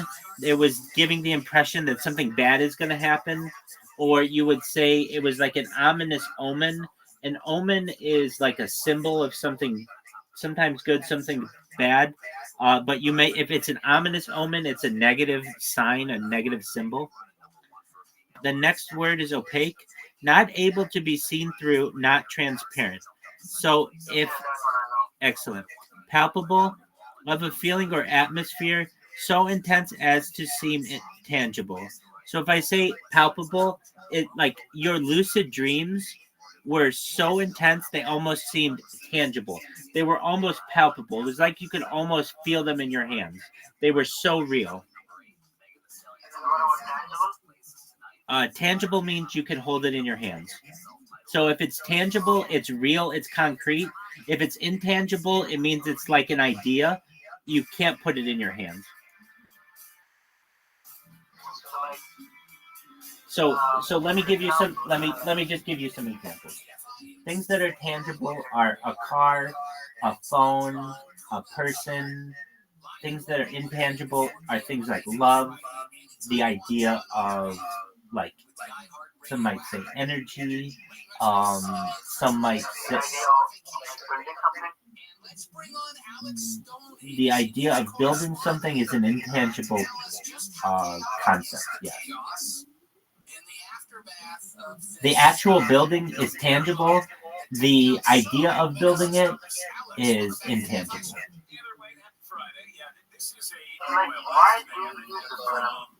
Oh, it's a great word. So I might say,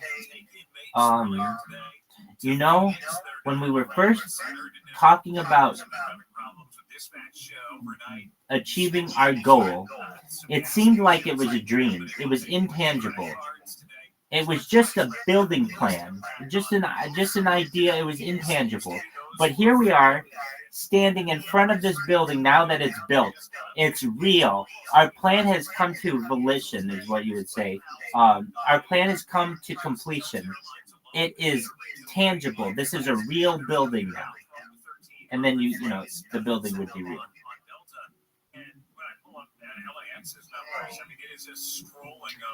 The next word is pensive, engaged in, involving, or reflecting deep or serious thought.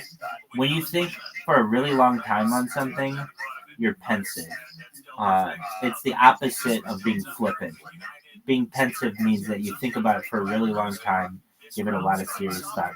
So you might say that student is being extremely pensive with their schoolwork, or that judge was extremely pensive in coming to a verdict. The next word is perfunctory, of an action or gesture carried out with a minimum effort or reflection. So if just something is done almost instinctively but easily without much effort, it's perfunctory. So you might say someone thought in a perfunctory fashion, which meant they barely thought about it, they just did it really quickly, when the opposite of that would be in a pensive fashion, which would be engaged in, involving, or reflecting deep thought. Next word is pragmatic. Dealing with things sensibly and realistically in a way that is based on practical rather than theoretical considerations. So a person who's pragmatic is very good with their money. They have everything planned.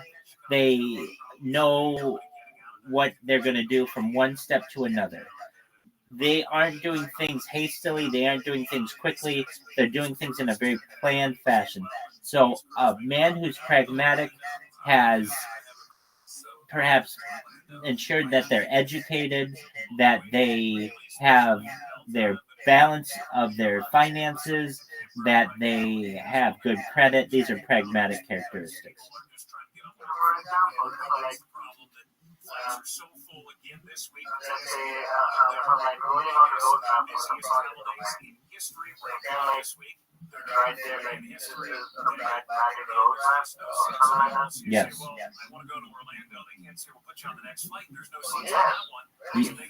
Well, you could say that. You could say a roadmap is pragmatic, meaning step 1, step 2, step 3, and they all make sense. That's pragmatic. Yeah, you could say that.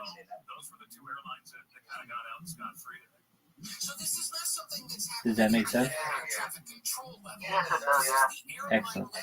Precarious, not securely held in position, dangerously likely to fall or collapse. You might say that a child is sitting on a chair precariously when they're about to fall off.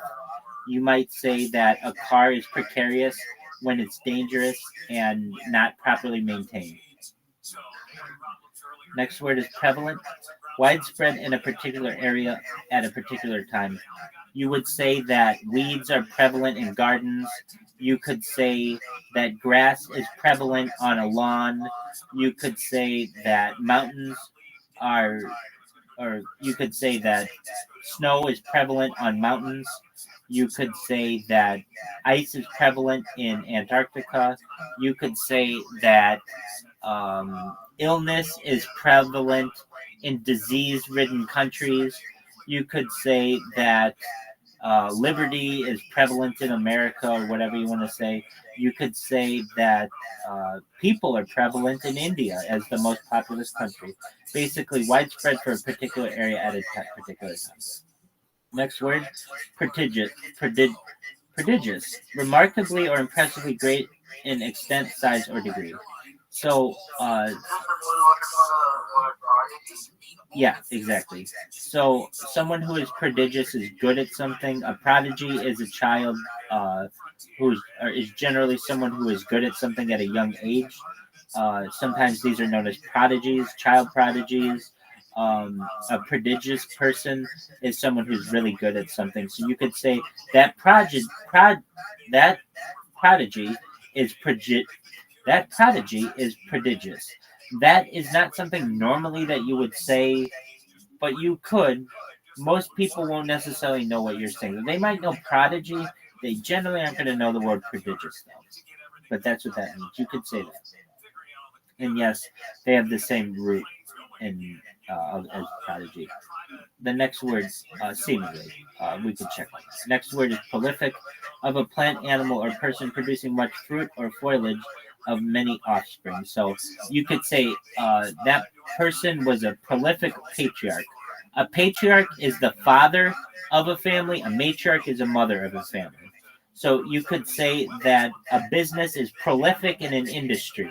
So you could say General Motors is prolific in the automotive industry. You could say Michael Jordan is a prolific basketball player. Or Lionel Messi is a prolific football player. Next word is prudent, acting with or showing care and thought for the future. So someone who plans a lot is a prudent individual. Someone who comes up with who can manage projects well, we would consider them prudent. Someone who follows a plan well, they're prudent. They just act with care and thought for the future. Next word is quaint. Attractively or unusually old-fashioned. This is a fun word. This is used for like arts and crafts or like a little house. You might say a little house is quaint. You might say arts and crafts are quaint. You might say that quilting is quaint. Things that are not quaint are like modern technology. Modern technology is like cold, or like a modern office is not quaint. Like a grandmother's house is quaint, or a cottage is quaint, but like a modern office building is not. The next word is quell. This is put an end to. So if you quell, and it says a rebellion or other disorder, typically by use of force. So you could quell a rebellion, you could quell a revolution. I even think you could quell a fire, which is to put out a fire by use of force, typically. If you were to quell a revolution, that means that you take your army to another country, perhaps, and you destroy their army, and that would be quelling the rebellion or quelling the revolution. The next word is reconcile. That means restore friendly relations between. When you reconcile with someone, you make up. So two warring parties or two arguing groups might reconcile after a war or after an argument. It means to be friends again, basically. The next word is resilient. This is of a person or animal able to withstand or recover quickly from difficult conditions. We say that someone is resilient when they overcome challenges. We say that athletes are resilient when they can overcome injury. We say politicians are resilient when they can overcome scandals. We say that children are resilient because they can fall down a lot and get right back up. We say that lovers are resilient because they're impassioned to continue caring about each other. Next word is sardonic. This means grimly mocking or cynical. So you might say that someone who is making fun of another person at a funeral, they might be sardonic. It's not just mocking, it's not just making fun of, but it's grimly making fun of them to the point where it's almost dark. Not a word that you're going to find used often. Unlike this one, you would see this one much more often. Scrutinize, examine or inspect closely or thoroughly. You would scrutinize a future mate. You would scrutinize a future son-in-law.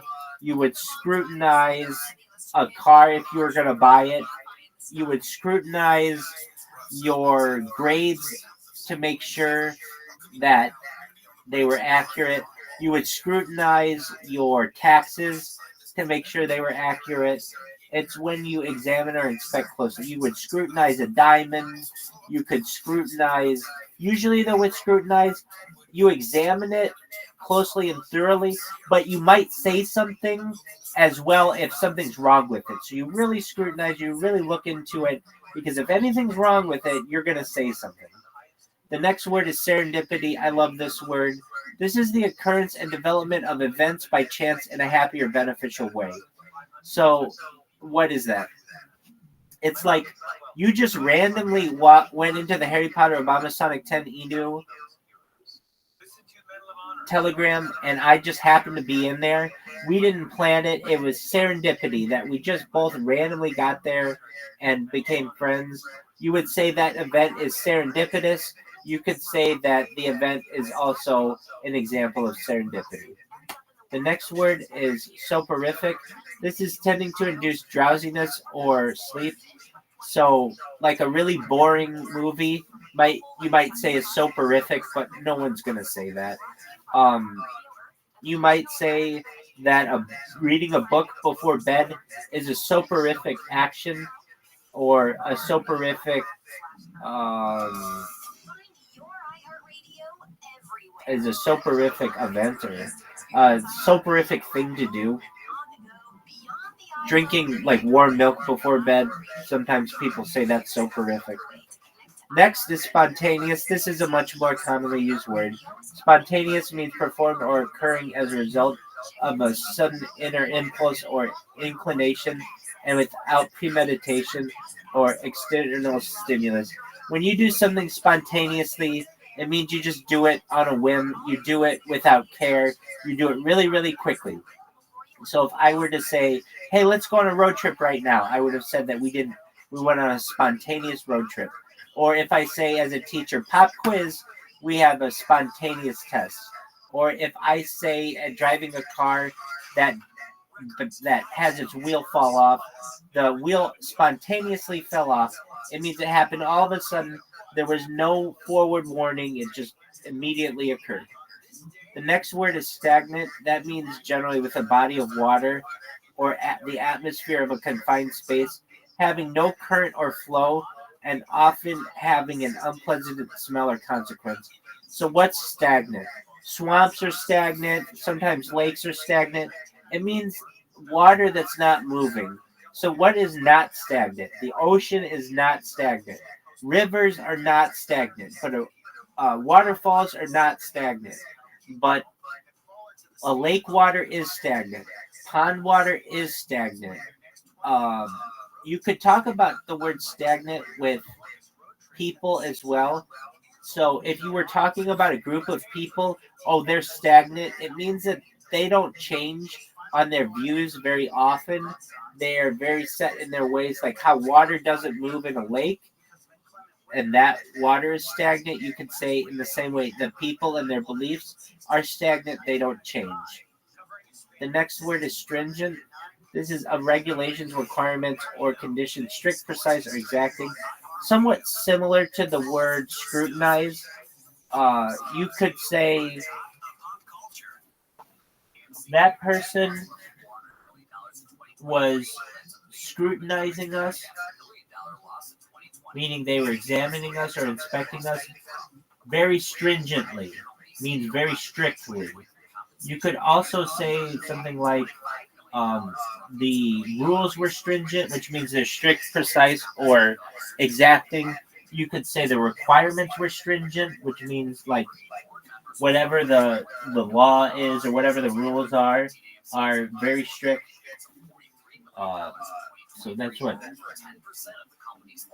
stringent means. Next word, tacit, means understood or implied without being stated. So in a tacit way means that you were able to communicate something without directly saying it. So maybe it was because of a movement or your body language. Someone might say, "How did you know to do that?" You could say, "I saw the tacit body language of the leader and I knew what to do." Next word is terse. This is sparing in use of words, abrupt. So if a teacher is disciplining a student and they are being terse, it means that they are being very specific with the words that they're using and not using a lot of them and making sure that the conversation is short. So terse means quick and to the point, abrupt. Timorous is the next word, showing or suffering from nervousness, fear, or lack of confidence. It's similar to like the word timid. Timorous is someone who doesn't have a lot of confidence. So you could say like an athlete who is performing on a grand stage many times might act in a timorous fashion. They don't have a lot of experience. This isn't a word you're going to see very often. Tranquil, you'll see a little bit more often. Free from disturbance, calm. You can say that a lake is tranquil because it's very peaceful. You could say that waterfalls are tranquil as well because they're free from disturbance. It's in nature, it's calm, it makes you feel good. But a lake could be tranquil. What isn't tranquil? Busy,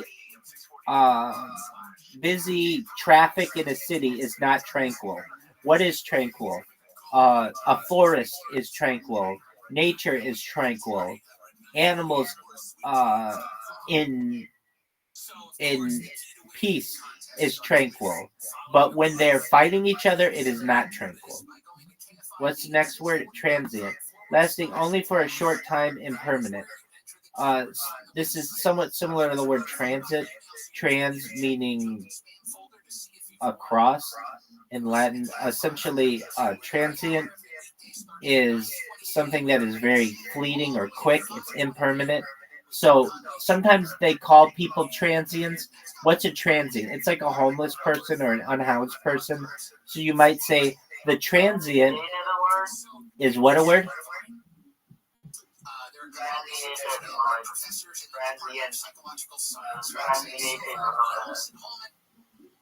And they have been studying for quite some time the public health effects of graphic images. I don't think you would ever use the word transiented. It might have some kind of connotation where it may be correct, but usually it just means very quick, impermanent. So if you put up scaffolding around a building, you might say that scaffolding is transient. It is impermanent because they're going to take down the scaffolding when they're done building. If you have a road detour that is just temporary, you might say that it's transient.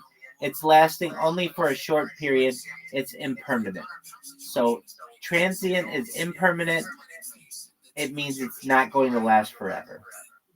And finally, venerate. Regard with great respect, revere. This is a word that you see a lot in religious contexts. People want to venerate important leaders in a religion. People want to venerate traditions. What's it mean to venerate? It's to hold something in high esteem. So I think like some people venerate people in their religion. Some people might venerate an athlete. It means to hold them in great esteem, almost to the point where they're godly, but not that far. Just to venerate them is to hold them in a certain regard of specialty. And that is lesson 2, completion of our glossary. How'd you like that, big dog? That was excellent, brother. Excellent. All right, my friend. Really appreciate that. You got it, man. You're going to be speaking better English than I do. I'm going to teach you everything I know, and then you're going to know more because you already have a good foundation, and you're going to be teaching me. You're going to be using words, and I'm going to say to you, Arnold, what does that mean? And you're going to be like, oh, I learned it from such and such, so don't you worry. And I'm going to tell you this, Arnold, I can tell you this. In the first list of words that I said, I don't think you'll ever use a single one of those words in normal conversation. Not a single one of them. In the second list, you might use half of them. But it's important to know what those half mean because some of them will be used more regularly than others. But even that second list, a lot of those words you're still never going to hear. I could tell you at least the first list, you won't ever hear those words on television unless it's really a specific, it's an exceptional case, you will, but not generally. Those are not the words that are used in English. I can tell you there's something, and this was all planned. Why? Basically, many years ago, when you needed to teach English to someone, you didn't have time to teach them all these really fancy words. So there were like 1,000 English words that everyone needed to learn. Just one moment. English words everyone needed to learn in the 18th century to be able to communicate. It was very popular on boats in the British. You don't necessarily need to be looking for that stuff because of social media and because one thing people love to do is they just love to post. Okay, so Even if it's been posted 1,000 times. During the 18th century, a person needed to know approximately 1,000 English words to effectively communicate in everyday life, including on British boats. The vocabulary included basic phrases, nautical terms, pronouns and verbs, common objects and concepts, idioms and colloquialisms. Those words and phrases were crucial for effective communication on British boats, where sailors and passengers needed to convey essential information, negotiate, and socialize. Mastering the key vocabulary would have enabled individuals to navigate the complexities of 18th century life, including maritime trade, exploration, and daily interactions. So, Turn on the television, but guess what? And now you're looking at another graphic image again. what does this mean? So basically, unless you were going to be of a higher class in England, very few people learned any of these words. And even still today, they're not really used well. I have some friends of mine who are linguists. One of my friends is the head of the linguistics department at the University of one of the University of California schools, and I can tell you that like unless you're in her field where you're really studying words and accents and the way that people speak, you're not going to run into these words very often. Where you will run into a lot more words actually are like the newer abbreviations and the lingo that people are using on the internet. So I'll teach you that too, and I'm sure you know a lot of it. But for the most part, every word, I don't want to say every word I said in the first list, you don't need to know. You need to know a few words, maybe one or two. But like the word like quixotic, if you don't know what the word quixotic means, that's the one that means like you go out on big adventures or like have these big plans or go on big journeys without any kind of payoff. You're going to be able to explain that to someone using the other words that you know. Eventually, you may get to quixotic. If you get there, that's great. You're going to be doing better than most any college graduate in the United States. And that's the point where you want to get. You want to get, if you ask me, Rabbi, at what level do you speak? I'd probably speak a little bit higher than an average college graduate, probably higher than most people with a graduate degree. However, um, my normal vocabulary that I use is probably somewhere around college level. So it's not certainly K through 12. I use more advanced language than that, basically at a college level. I can use more advanced language if I need, more technical language if I need, but I don't want to have to sit here and explain everything to everyone. So I use a simpler language so it's easier to understand and my message is conveyed to the largest audience that I can. Here's the thing. If I go into a room and I use all this fancy language, number one, I'm going to look pompous. I'm going to look out of place. I'm going to look like I'm trying to impress everyone. Number two, I'm not going to convey my message properly. The important thing whenever you're speaking to someone is called KYA. Know your audience. It's the most important thing you can know. If you know that your audience isn't very strong in English, then you shouldn't be using very advanced English words. If you know that your audience is typical people on the internet, then you're not going to use extremely complex words and phrases. But if you're writing literature, perhaps for a book club, then you might be able to be a little more verbose or use more words, which is what verbose means essentially, in order to express yourself more specifically. I hope all of this makes sense. Excellent, dog. All right, we're going to watch a podcast. Feel free to stay and watch a podcast with us. You'll hear a lot of language in it. If you don't want to watch it and you want to do your own thing, that's cool. Come back in about then you owe me something. You owe me something. You need to fall asleep and you need to fall asleep in here. Just like you did last night. Excellent. We got a plan. Sweet dreams, my friend. I'm not sleeping right now. Actually, I have an idea for a plan. All of a sudden, I mean, it just walked out of my head. Excellent. Give me the elevator pitch. You got 1 minute to sell me on it. Go. Okay, so the name will be Andy Day, Andy Derloven, David Dog, 19. The picture looks a lot. What do you think? It's basically, and I don't know how to describe these, but they're like opposite meme coins. It's the opposite of this one, yeah, or opposite of some meme coins. All the influences in it, like I even added the movie Titanic, which is like a famous movie, like what worldwide of Hollywood, basically. Here's what I can tell you. A lot of people in the world don't like the people who you just named. So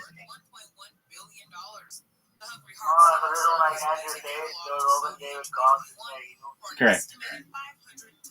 I mean, but we can just make memes that are like in all of them. Like, maybe we could just draw like a shitty ass Andrew Tate having sex with Joe Rogan and David Cox. Something like that. I mean, I get it, and I know exactly what you're saying, but I'm going to tell you, it doesn't have mass appeal of a coin.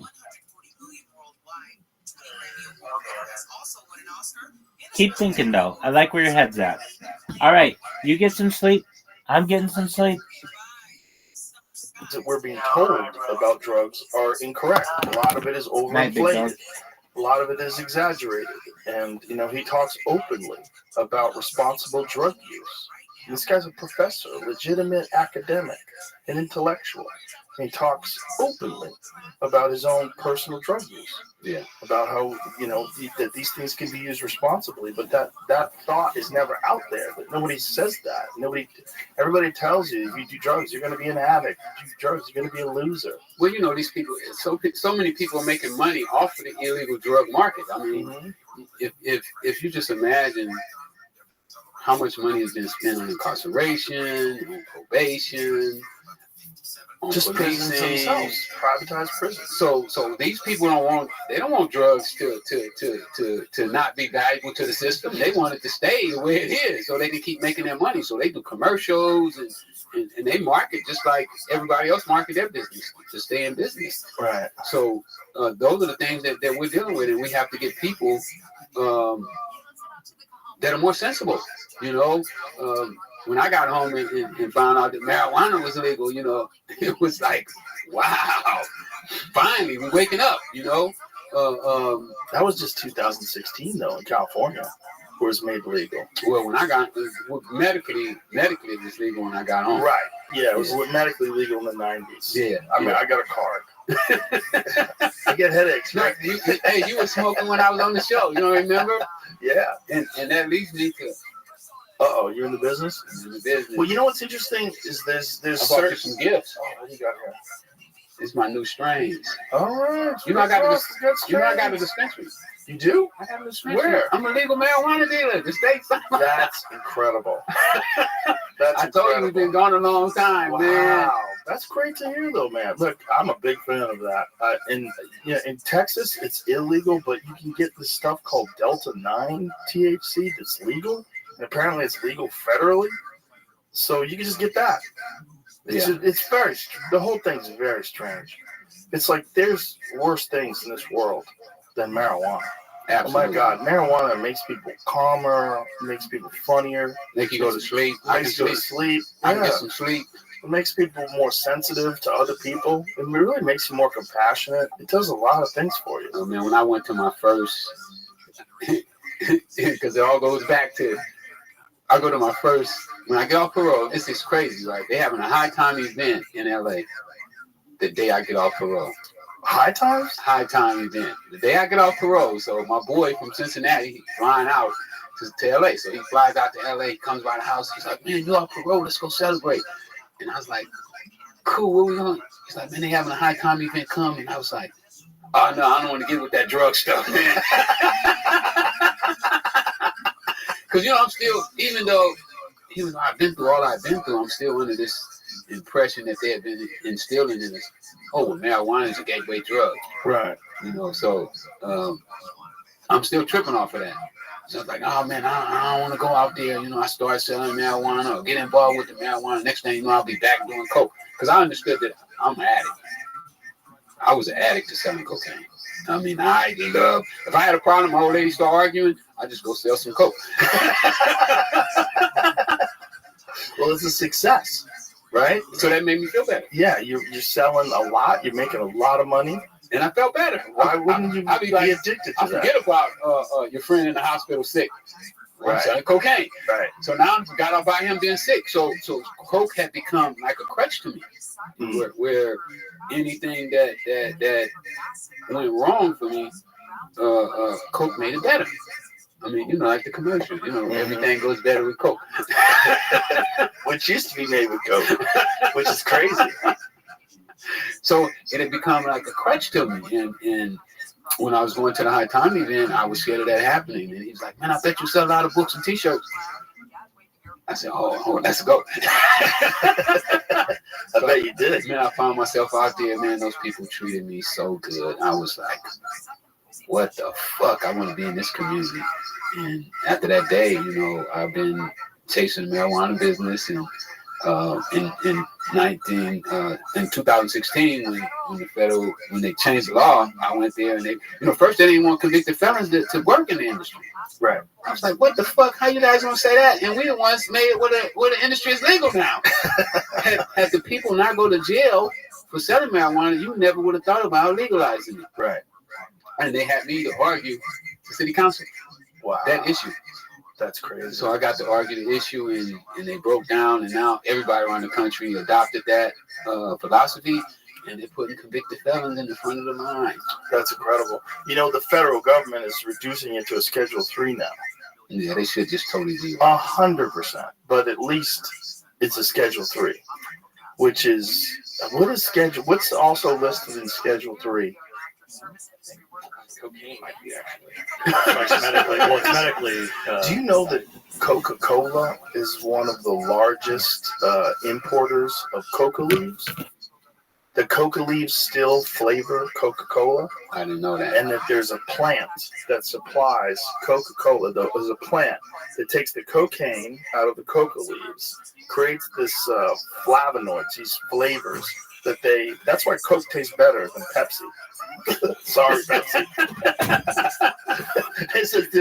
If you're a Coke fan, there's like the flavor that Coke has is flavored, partially at least, by cocaine. Coke is Schedule 2.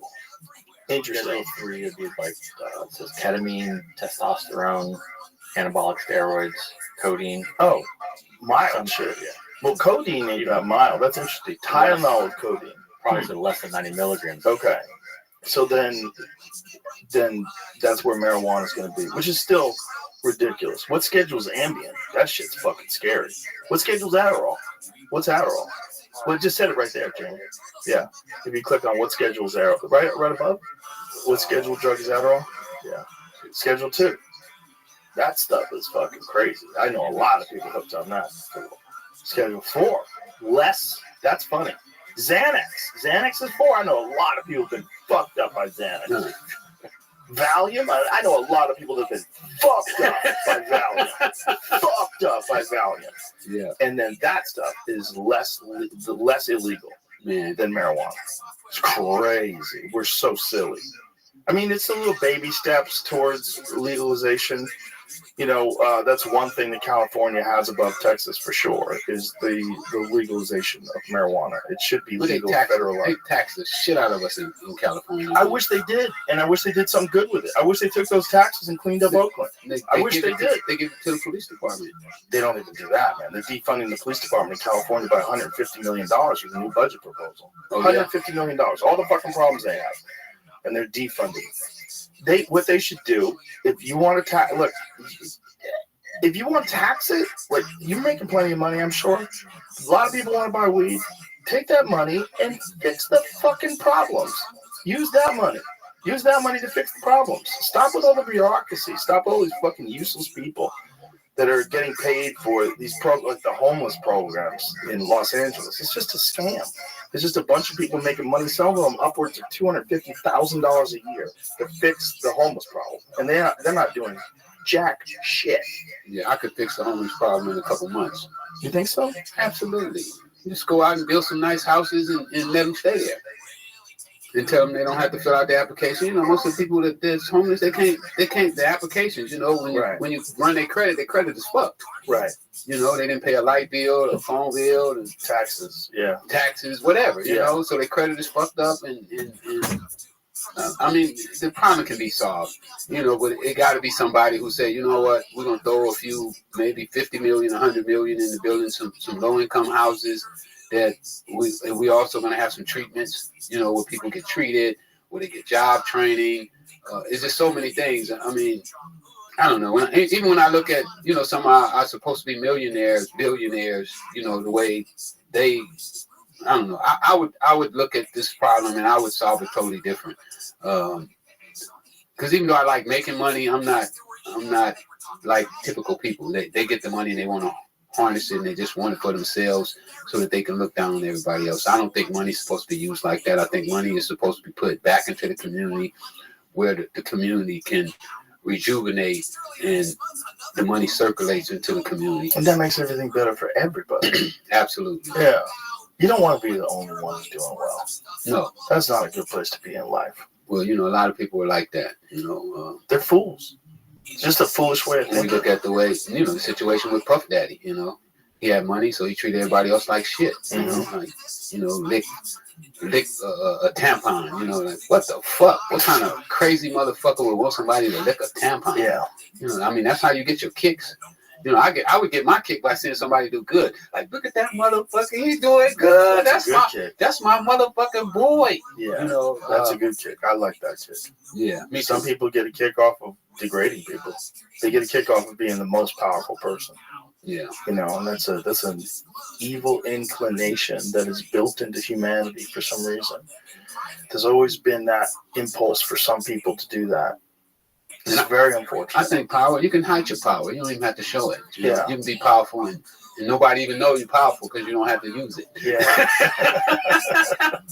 That's when you're really powerful, when you don't have to use it. You're like, see, I'm so powerful, don't nobody even make me use it. Yeah, and you're using your power for good.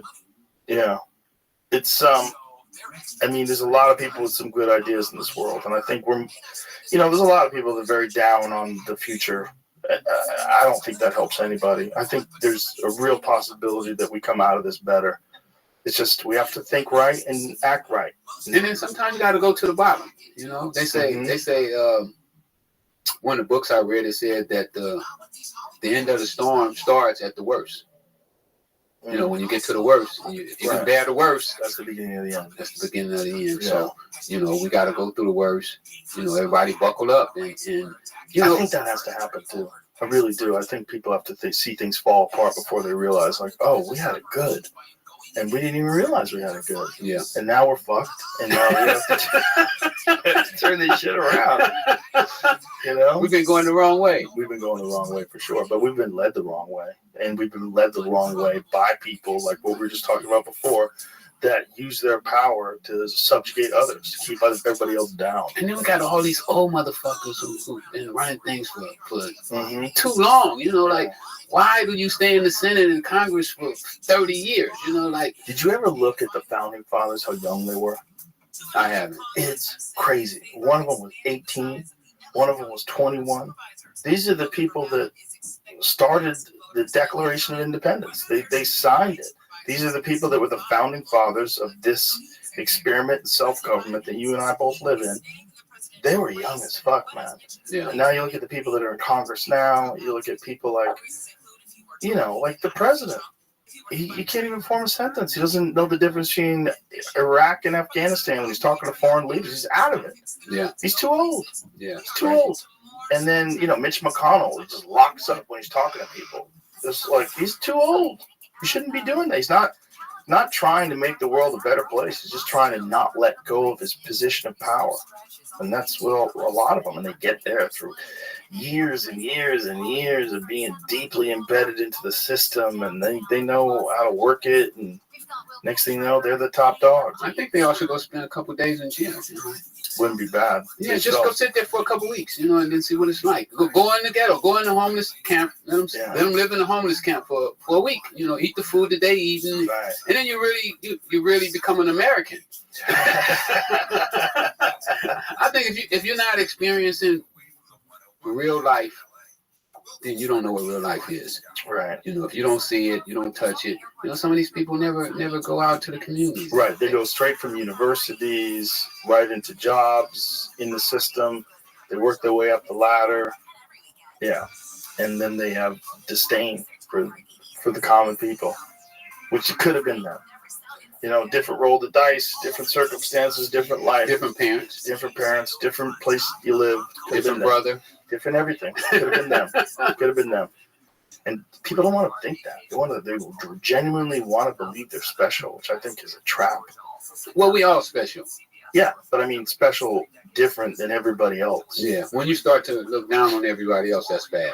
Yeah. You know, when you feel privileged for no reason. You know, and Right. if you go out and you do something special, you know, then maybe you're special, you know. But if you're not doing anything that anybody else can't do, then you're no better than nobody else. Well, there's definitely special people, but special people are just people.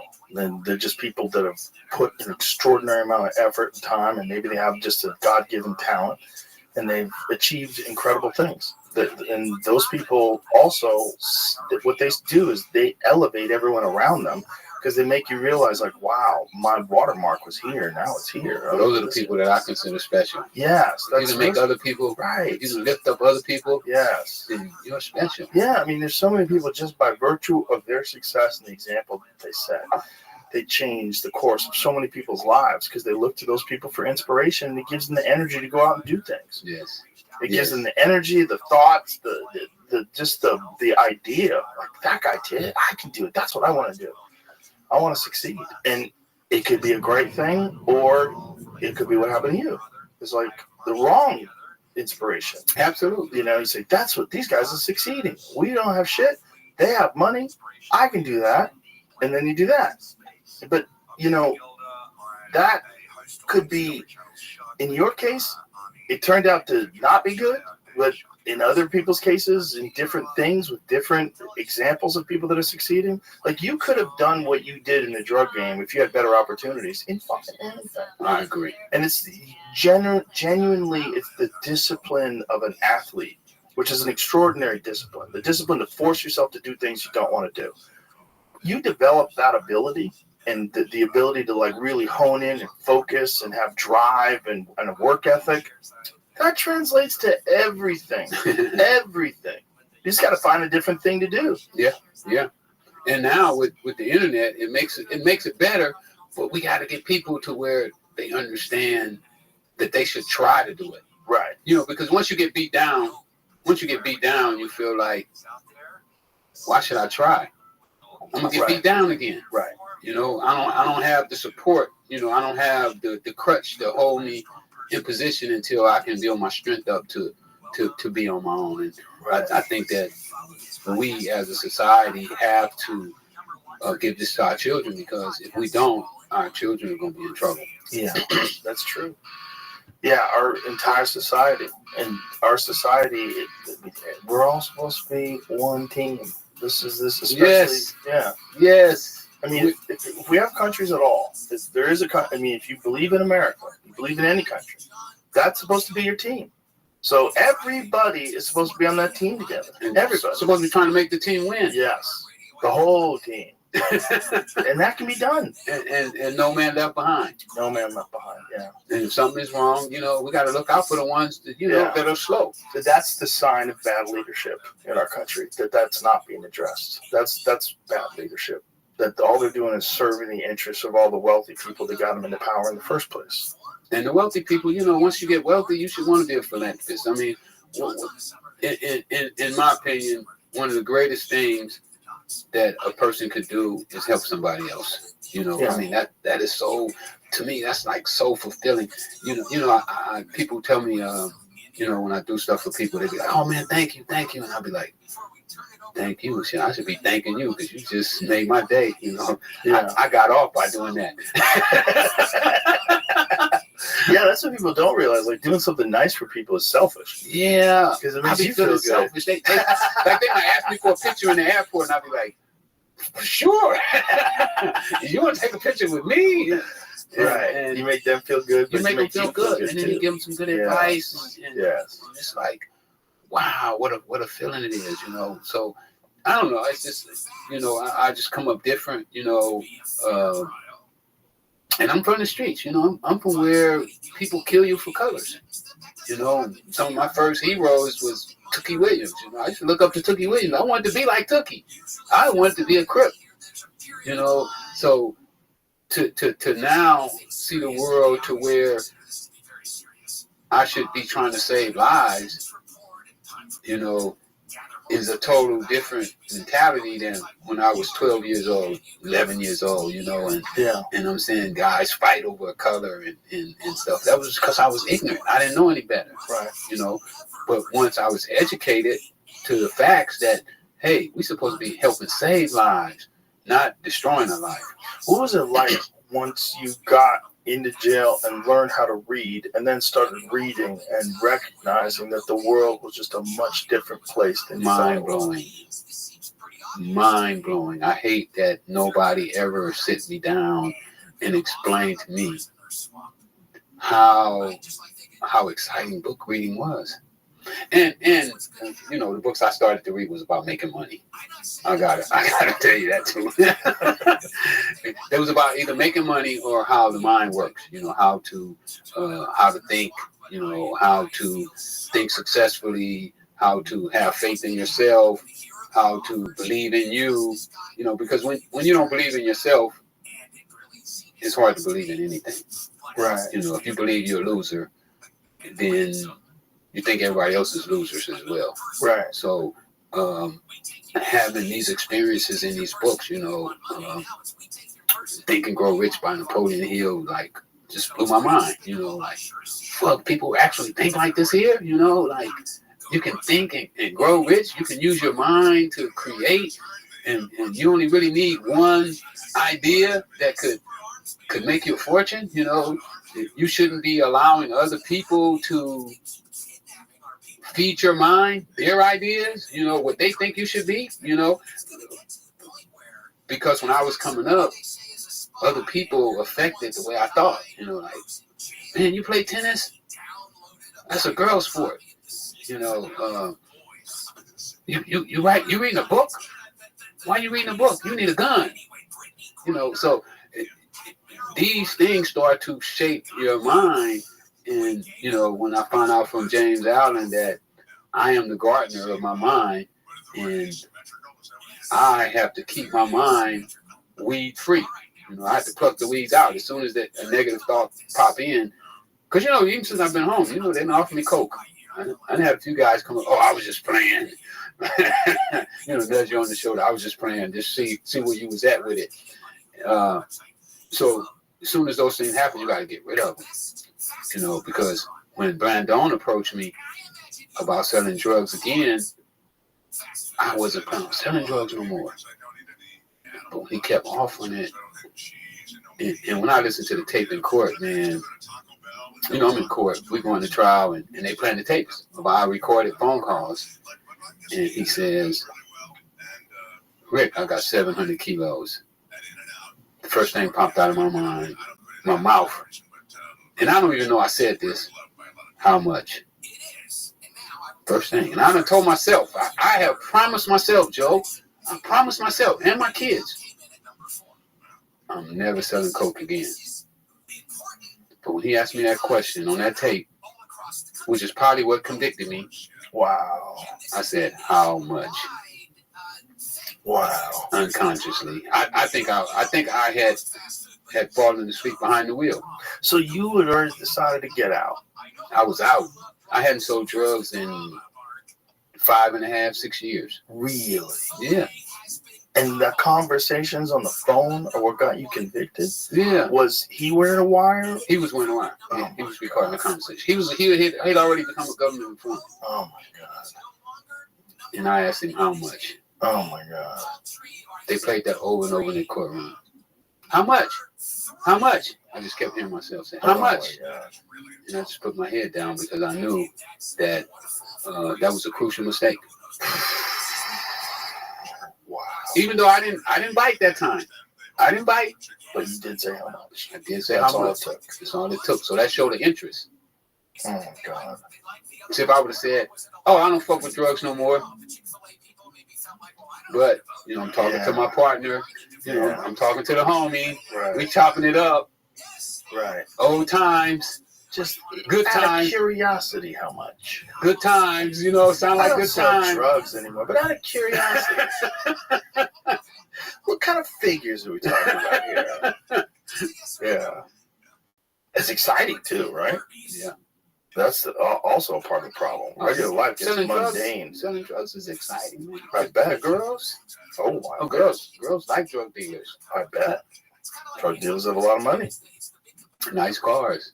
Yeah. Pay for nice hotels. Yeah. Girls like nice things. Buy you nice gifts. Nice shoes. Nice bag. Nice this. Nice clothes. So it's easy, you know, when I go out and I talk to these young guys, I don't criticize them because I understand what they're going through. And I understand that if we don't replace the drug with something else, don't even ask them to quit. Right. Why? Why would you ask somebody not to feed their kids, you know, not to be able to buy their girlfriend the shoes she wants? And, you know, we have to come up with things. Because, you know, most of the manufacturing jobs are overseas. Right. You know, we don't make anything in America anymore. Very little. Very Yeah. little. Yeah, that how crazy is that? Who the fuck didn't see that coming? That was going to ruin everything. Huh. Just have people in other countries that are extremely poor work for almost nothing. It's weird, man. We're a goofy culture. And we have so much information. It's not like the solution's impossible to solve. Oh, no, we can fix it. Yeah. We can fix it. But we got to start Yeah. right where we at. You know, we gotta put our hands down, our feet down, and say, you know what, we're gonna make a stance. And you know, that's what I believe. You start with what you got, where you at. You know, so many people want things to be perfect. No, it ain't gonna be perfect. You know, you might have to go through a little something. You might have to miss a couple meals. You know, but this is what it's gonna take. Yeah, it's just hard if someone's already making a lot of money doing something illegal. It's very hard to tell them you're going to make way less money and you're going to work way harder and you're not going to enjoy it, but it's going to be legal. That's a very hard sell. Very hard sell. It is. But we got to put people first. We got to learn. I mean, we got to stop being stupid. Yeah. And I believe when we don't put people first, we're being stupid. Yes. Because without people, there's no drugs, Right. There's no business, there's no nothing. We are people. It's us. It's us. It's just one team. Team human. Let's win, baby. Yeah. The crazy thing is there's enough resources for everybody. There's enough for everybody. It really is. It's just our system is just manipulated and all fucked up and poorly organized and badly planned. I agree. Yeah. I agree. I'm you know I'm deep in the marijuana industry now, and I'm watching these guys, and these guys are making millions of dollars, but I'm watching them cut their own throat. I'm sitting here and I'm literally watching them like take razor blades to their necks. How so? Well, some of it I can't talk on the air about it because it ain't proper. Right.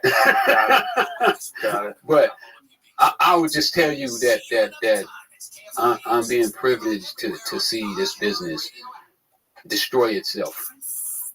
I'm watching them just destroy their business. You know, no organization, no camaraderie. You know, I'm gonna beat this guy out. I'm gonna beat that guy out. I'm gonna put him out of business, and they really gonna put themselves out of business at the same time. It's like I saw a thing in National Geographic when I was in jail, and it was an alligator and one of those big water moccasins was fighting, and the water moccasin wound up swallowing the alligator.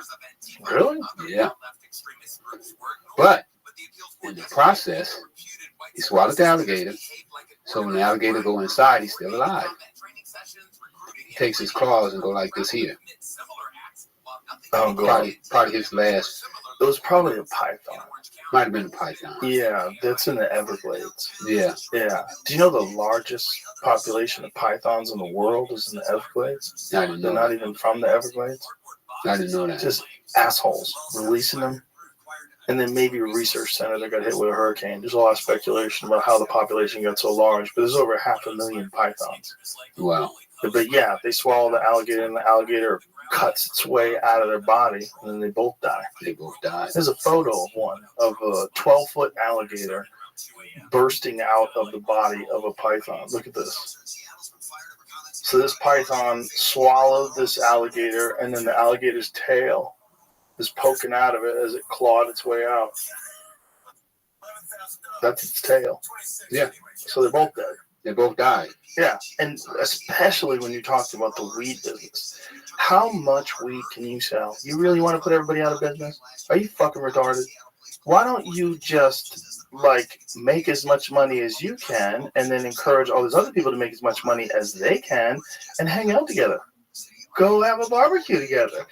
Go fucking go to dinner together. Let everybody do good. Yeah, you know, have everybody fun. set limits. Right. Everybody set limits. Okay, we're going to make this amount of money. Yeah. The competition is within yourself. The competition is to do better. And if you see other people doing better than you should say, what are they doing different than me? You should be inspired instead of trying to, like, squash their business. They can't think. It's stupid. It's a These stupid. people can't think. They like gangbangers almost to me. It's very similar. There's the same patterns. Those patterns exist in politics, in business, in everything. Drug dealing, gangbanging, everything. It used to exist like that in comedy. It used to be the comedians were all out for themselves. You know, it just takes someone to kind of explain to everybody, like, this is stupid. There's not that many of us. We're all in this together. It doesn't benefit you at all. Let's make society better. Yes, let's make everything better. Let's make everything better. Yeah. That's what it's supposed to be about. That's what it should be about. When it's all said and done, you know, I read a book and the guy says, when you're at the end, how do you want to be remembered? And me, I want people to say, hey, maybe they might say I sold drugs. I don't care about that part. Yeah, I only sold drugs 8 years. But at the end, I wanted to say he made the world a better place because he lived. You know, when I go out like that there, I'll be a happy man. Well, sometimes you have to do the wrong thing in order to be an example of someone who can do the wrong thing and course correct and then become a better person.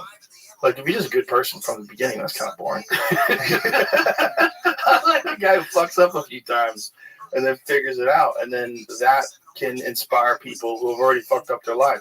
Because people want to think that once they fucked up their life, oh my God, I'm a fuck up. But that's not really the case. This life is like, treat it like a game. Like, if you lose one hand of cards, you're not a card loser for the rest of your life. You got to figure out, what did I do wrong? Well, I hit at 17. I should have just stuck in it. You know, I would have been all right. Yeah. You got to learn. And the only way to learn is to fuck up. And this idea that when someone fucks up, they are a fuck up. No, they're a human being. They're a human being with either bad information or bad counseling or bad examples. And they went down the wrong way. Get off the carpet. Yeah. They knock you down. Get up. Yep. Get up. Because they say you're still the champ as long as you get up. Well, a lot of people will disagree with that. I mean, it's unfortunate, this mentality that people have. It's a famine mentality, and there's enough for everybody. There really is. And it's also what you were saying, that you like, it's selfish to be generous. It's selfish to be nice. It's selfish to help people because it makes you feel better. It really does. It's really beneficial to you and you feel good about yourself. You're like, at the end of the night, when you lay your head down, you're like, I'm not a piece of shit. I'm a good guy. I'm helping people. People like me, and I like them. And we all benefit, and everybody grows. That's nice. That's a good way to live your life. And that's a good example to set, and that can be done. This idea that there's, you know, that's just you against the world, that's crazy. Yeah. That's gonna fuck you over. And I think that's a big problem that we have, and you know, hopefully we can start working on that. Have you met this rapper that has been running around with your name? Oh, he dodges me. He dodges me. You never seen him? No, I call him Bad X Flipper. You see what happened the other night? He walked Adrian Bronner into the ring. Adrian Bronner got knocked out. Well, he didn't get knocked out. He got beat up. The worst beating he ever got before in his life. Well, Adrian Bronner is a cautionary tale because he was an incredibly talented young man. Very, very talented when he was young. But he fucked off too much. And he didn't stay the path. He didn't stay disciplined. And, you know, he had some losses. And Maidana hurt him. That was like the first one. Yeah. There's a few different fights. He just, you know, and now, what is he, 35, 36? Broke. And if you're normal men healthy men, when they hit 36, their body starts to decline. Absolutely. And he's not that healthy. I mean, he was fat just a little while ago. Gervonta Davis took him in, and he started training with Gervonta, and he documented it. So he showed photos of, like, he had this big belly, he looked fat and out of shape, and then leaned himself down to where he had a six-pack again. But you're just getting back in shape. These motherfuckers that you're fighting have been in shape for a decade. They stay in shape for a decade. Their reflexes and timing and technique is finely honed to a razor's edge. You can't just jump back in and compete with some dude who's been on the game for 10 fucking straight years. Yeah, and is focused on the path. It takes a long time to get back to where you were. Yes. Forget about to where they are. You might look the part. You may be able to hit pads, and everybody's like, "Oh, he's back." Like the difference between success and failure in the boxing game is fractions of a second. Fractions of a second. The ability to maintain a pace for as many rounds as the fight is, the understanding of how to pace yourself, the ability to handle the pressure of knowing that you fucked up for so long, and this is a big opportunity, the nerves, the anxiety, the sleepless nights before the fight, all that's going to weigh on you. All those different things. When you look at the elite of the elite boxers, to a man, to every one of them, they're disciplined and they stay focused. And like, okay, you know who's the same age as Adrian Broner? Terrence Crawford, best boxer in the world. I agree. Best boxer. I agree. I am so excited to see this fight with Canelo Alvarez because I think the Saudi Arabians have so much money. They're throwing so much money at boxing, and the guy who's the head of boxing over there wants to make that fight happen. I think Terrence Crawford, forget about the 3-weight classes. I think he can beat Canelo. I think he can too. He's the best switch hitter in boxing since Marvin Hagler. And he's so. And his hands are like rocks. I held his hand in Dallas. I found Kid Austin, the boxer. Oh, did you? Yeah. He was 2-0. So I helped him get to where he's at now, even though I don't get any credit for it. People fucking you over, man. So I went to that fight, and Terrence was there, and I was with Anthony Peterson. I manage Anthony Peterson. Anthony, 39, he wants to come back, so we're gonna see. But Anthony deals with it a little different. Anthony stays in shape, sparring. But anyway, I held Terrence's hand, and he's so damn big, and he's like a sack of rocks. I was like, damn, these hands are like rocks. So I'm taking Terrence in that fight as well. I took him in the Earl Spence fight too. Yeah, I thought Earl Spence. Well, first of all, Earl Spence, that car accident is crazy. If you watch that car accident, nobody comes out of a car accident like that not damaged. He had to get brain damage from that car accident. That car flipped. He got thrown out of the car. Luckily, he wasn't wearing a seatbelt, which is so crazy. It's one of the few times where someone not wearing a seatbelt saved their life. Benefited. Yeah, crazy. But that had to fuck him up. I mean, he was undefeated before that. Yeah. But you know what? Crawford's just so good anyway. And he's a different guy. He's a different guy. No parties, no drinking. No, he's clever. He sets traps. He's not just a power striker. I mean, not that Errol Spence is not a great boxer. He's a great boxer, but I think Terrence is one of the all-time greats. He's just so slick. Like he talked about how he knew that he was going to eat a punch in order to counter. So he had to put himself in range so that he knew Earl could hit him so that he could crack him. He's like, I knew I had to gamble on this. And, there's levels to the way that guy fights, the game he plays. Yeah. When he gets you hurt, you're fucked. Oh, yeah. You're fucked. Oh, yeah. You don't want to be hurt in there with him. He's not going to miss on opportunities. He's on that all-time greatness track, but again, he's like the same age as Adrian Broner. It's like Adrian Broner, when he was young, was crazy talented. He was so fast and so good. But you can't fake that game. You are either all in or you are faking it. Yeah. And if you are faking it, you're going to run into some dude who's all in. You're going to run into some David Benavidez character that's just not skipping days. Not skipping days. Who really want it. Really wants it. It's everything. But it's hard when they get the money to stay on that track. Yes. When they get rich, you want to enjoy. Mm-hmm. I guess you want to enjoy. Of course. This is hilarious. But that comes at a price. Some people, the only person that I know is really been able to avoid that temptation is Floyd. Floyd Mayweather was still elite, the elite of the elite, while he had hundreds of millions of dollars. Yeah. Just still, he would go to a club, drink water, and then run home with his jeans on. Run home for miles. He'd have his driver drive. Are you there? Hey. Memphis. He got off Listen the to plane. this. They're talking about on me. the plane working out. I'll send you the link. Yeah, he had on his shorts.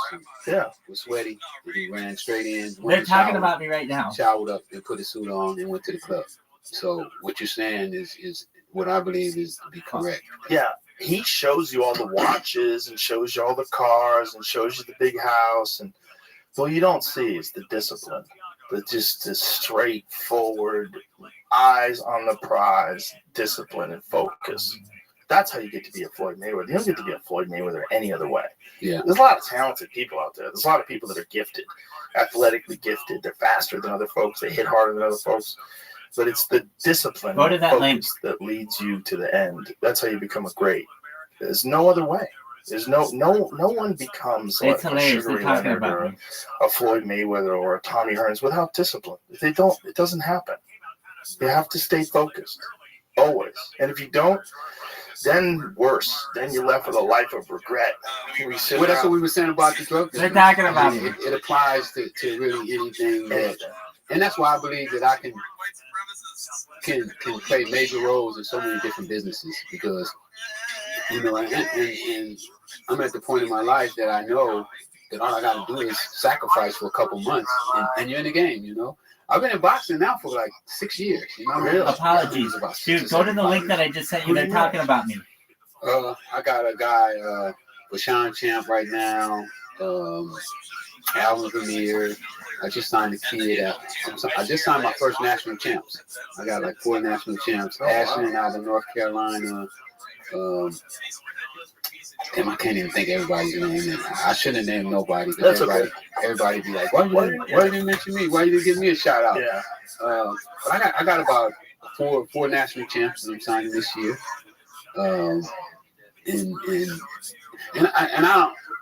I'm not a big fan of boxing. You're not? Really? I mean, I think when you're trying to knock the most valuable thing that a human being has, which is their brain, you're trying to knock their brain out. Right. I think it's kind of, it's almost like giving coke almost. So why are you involved in it? Because I hate to see these guys wind up broke at the end of their careers. And they're going to do it anyway. So you're going to try to help them. I'm going to try to stop that. And then they have so much influence over our people, man. Like, they can say a word and our people just follow them. That is the thing. When you see someone succeed and someone who lives a disciplined life, especially if you're like a fan of a boxer, it'll make you want to live like that.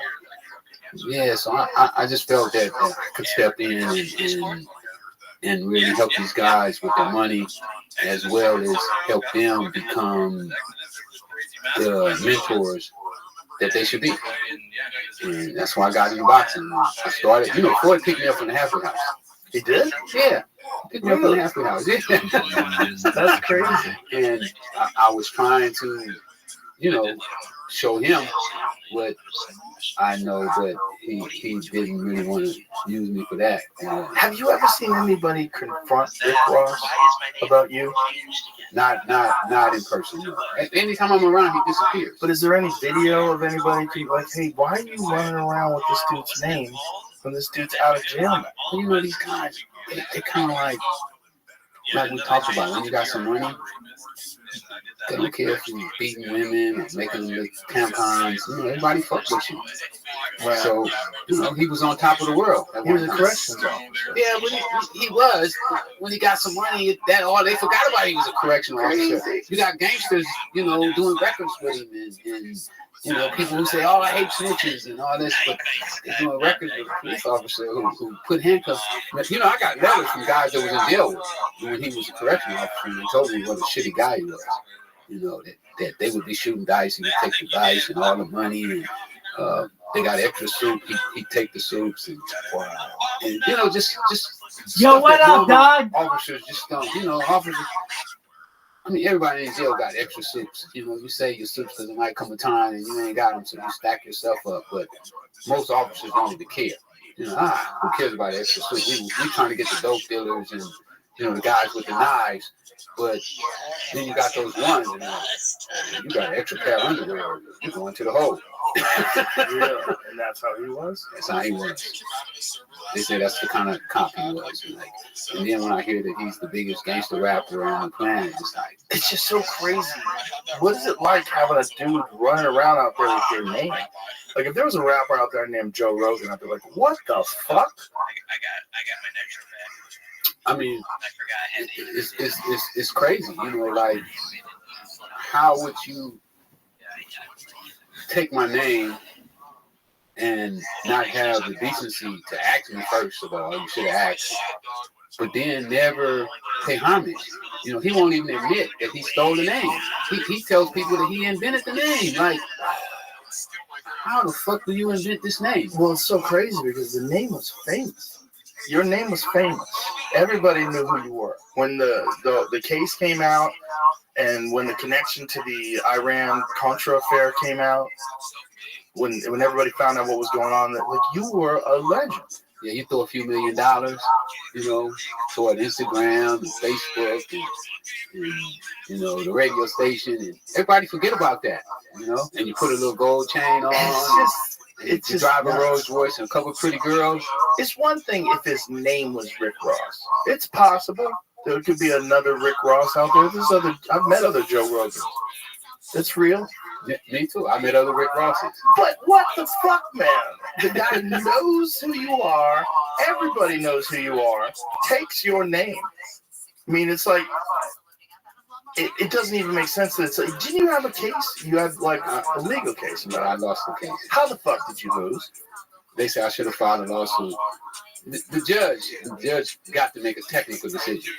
She had to make a decision when did the public first become known of him using my name. So what she did is she picked a little radio station outside Miami that played his record for the first time. So that was the day that the public first became known that he was using the name. So there was a statute of limitations when you were supposed to address it? Yes. How much time? 2 years. What? Yeah, you get 2 years. So if we went by her time frame, I should have filed my lawsuit 5 days before I got out of jail. Oh my God. I was 5 days late. That's so crazy. But I think she would have found another reason to come up with a date. Well, the record company probably would have helped, right? I mean, think about how much money they're making off of him. Oh yeah, they would have owed me. They have 15 lawyers. Oh, you know how much money they say they spent on the lawsuit? $1.5 million. Wow. You know how much they offered me? How much? Zero. They never come and say, "Hey man, what would you have accepted?" Just to like. Well, you know, Joe, my mom, we was getting evicted out of my mom's house during the time of the lawsuit. So I imagine she was losing the house for $220,000. So somebody would have came up and said, "Hey, I'll sell your mom's house." Because, you know, I was worried about my mom. My mom was, at that time, she was 83, 84. And one of my biggest concerns was her being homeless. So I probably would have took $220,000. If he would have came and said, "Hey, I'm going to sell your mom's house. Let me have Rick Ross change your name to Mitch or whatever." Well, you wouldn't have to change your name. That's crazy. But I would have licensed. I didn't even care about the name. Right. I didn't care about the name like that. Right. I just felt that it was so disrespectful that he didn't come and ask me, or he didn't show any consideration or pay any homage to the fact that he actually took my name. So, but yeah, I probably would have took $250,000. If they would have said $300,000, I'd have been triple P. Because I felt that I didn't need much money to get started. You know, Meanwhile, they spent 1.5 million. I owe them right now. I owe them $1 million. What?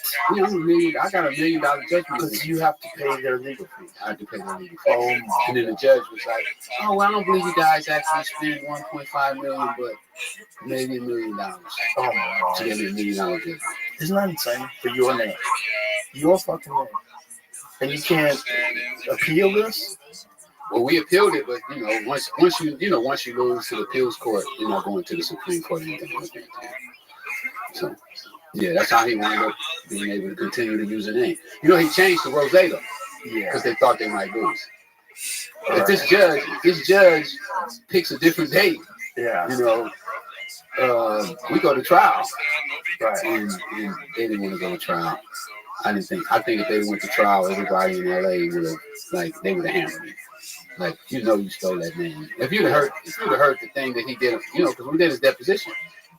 We took his depo. That was the first time I ever met him in person. He wouldn't shake my hand either. Really? No, when he walked in, all the attorneys, it was a big table. It was about 12 people in the room, and he walks in, and he walks around the table, shakes everybody, including my lawyer. He shakes my lawyer's hand and everybody, and I stood up to shake his hand, but I don't have no hard feelings. Give me my money. Right. So he rolls his eyes at me and walks away, turns the show like, wow. I ain't. And he comes up with this. Oh my goodness, I don't know where he got the story from. He said he played football in high school, and the whole team was called the Big East. And some guy was trying to call him Big East and accidentally called him the Big Boss, and then somebody else called him Rick Ross. He went from Big Boss to Rick Ross. That's his story. That's how he came up with the name Rick Ross. That's the dumbest fucking story. If I'd have been the judge, I would have hammered him just for saying, come to my courtroom lying like that. That's the dumbest. But that's impossible. If he's rapping about drug dealing and money, it's impossible that he doesn't know who you are. Impossible. Not possible. I agree. Everybody. I knew who you were. I knew this. I don't even remember when I read about it. When Gary Webb published a story in '96 with the San Jose Mercury News, my name that year was one of the biggest names in the country. Yeah, because the story was insane. It was the first time any story had ever been published on the internet by a major newspaper. Remember, the internet was brand new. Right. So when they published that article on the internet, no story had ever. Because remember, the CIA tried to recall that article, but once it hit the internet, it can't be recalled. They tried to recall the article. You don't remember? I don't. The print copies they stopped doing. They took the CIA emblems off and everything. Really? Yeah, they made them take all that stuff off. But the internet couldn't be, you couldn't take it back at the time. Once it hit the internet, it's like, boom, it's all over the world. Right. When you hit that button, there ain't no recall. Right. If you put something on that thing and you hit that button, what you said is what you said. You're gonna have to live with that. So when it went viral, there was nothing they could do, and it just went crazy. So everybody picked it up. CNN, Nightline, Dayline, 2020. I'm doing like 6 interviews from my jail cell every day. Every day, people coming out talking to me. And I told you, that's when the CIA came down. The CIA came to my jail cell and interviewed me. The CIA, the OIG, Congress, Maxine Waters. I mean, it was like, fuck, I become a celebrity in jail. Like, they start treating me different. What did the CIA say to you in jail? What did I know about cocaine, being trafficked by the Contras? Which, I didn't really know about the Contras. I knew Danilo. I don't know about no damn Contras. And, I knew. You knew the guy who was supplying you. Yeah, that's all. I don't know if he was a Contra or CIA informant. I don't know none of that shit. I never cared. I'm a little bit, 28, 30-year-old guy from South Central, never watched the news, and I heard about the Iran-Contra stuff, but that shit didn't mean nothing to me. Had no effect on South Central LA. You know what I'm saying? I don't know that my prices and my drug quality depending on what happened over there. I'm not paying no attention to that. I'm just worried about, man, my drugs gonna get here on time. Is it gonna be cheap? Is it gonna be good? So when all that stuff was coming about, they wanted to know how much money I was making, who I bought drugs from, For years I bought drugs. Just a whole, basically like an interview. So how do you think it worked? Do you think there's like a rogue element that was inside of the government? Oh, absolutely. So, Absolutely. But I'm not meaning to cut you off. No, go ahead. Because it was a rogue element to it. But the rogue element come from the top as well. Not that they necessarily sanctioned it, but they knew about it. And they turned a blind eye. They turned a blind eye. There was a saying, Nancy Reagan said, say no, and Ronald Reagan said, act like you don't know.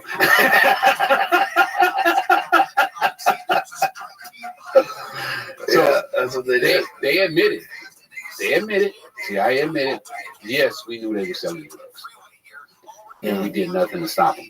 So right there is a crime. Right. If you're an agent of the government and you know somebody's committing a crime, you're supposed to stop it. Right. But they understood that if they stop that, they lose the war. Right. It just makes you wonder how much of that shit was going on during the Vietnam War. Because a lot of people think that the Vietnam War a lot of it was about moving heroin. Yeah, I heard that. Yeah, and that makes sense. It makes sense. Like, if you are in a bit, especially the Vietnam War, right? Because the Vietnam War was started with a false flag. So the Gulf of Tonkin incident starts the Vietnam War. The Gulf of Tonkin incident never took place. It was a fake incident. They said we were attacked by North Vietnam. We have to go in there and fight the Viet Cong. Never happened. It was fake. They made it up just to get us to go to war. So if you're willing to kill, who knows how many Americans died in that war? Hundreds of thousands, probably. How many people died during the Vietnam War? How many American soldiers? I think it's close to 100,000, maybe more. And then how many Vietnamese got killed? Like the overall cost of lives is catastrophic. And they did it knowing. Well, that sometimes they feel that 58,220 U.S. Fatal casualties. And that doesn't include how many people were wounded and fucked up for the rest of their life. How many people died totally? How many people died all deaths of Vietnam War? What's the total deaths? That's just American deaths. And that ain't counting Agent Orange. Right. Casualties gets bigger because 1.4 million civilian casualties in South Vietnam because of the war, including death. Right, I understand. Including 415,000 deaths. And estimated by the Defense Department gave the figure of 1.2 million civilian casualties, 195,000.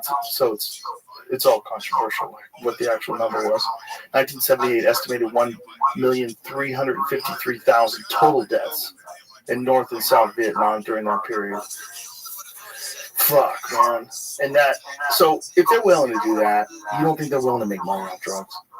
I mean, if they're willing to let people die so that they can achieve their objectives, they're willing to. Well, they felt that to sacrifice a few people to stop what they felt was the greatest threat to America. Right. Was with Russia being on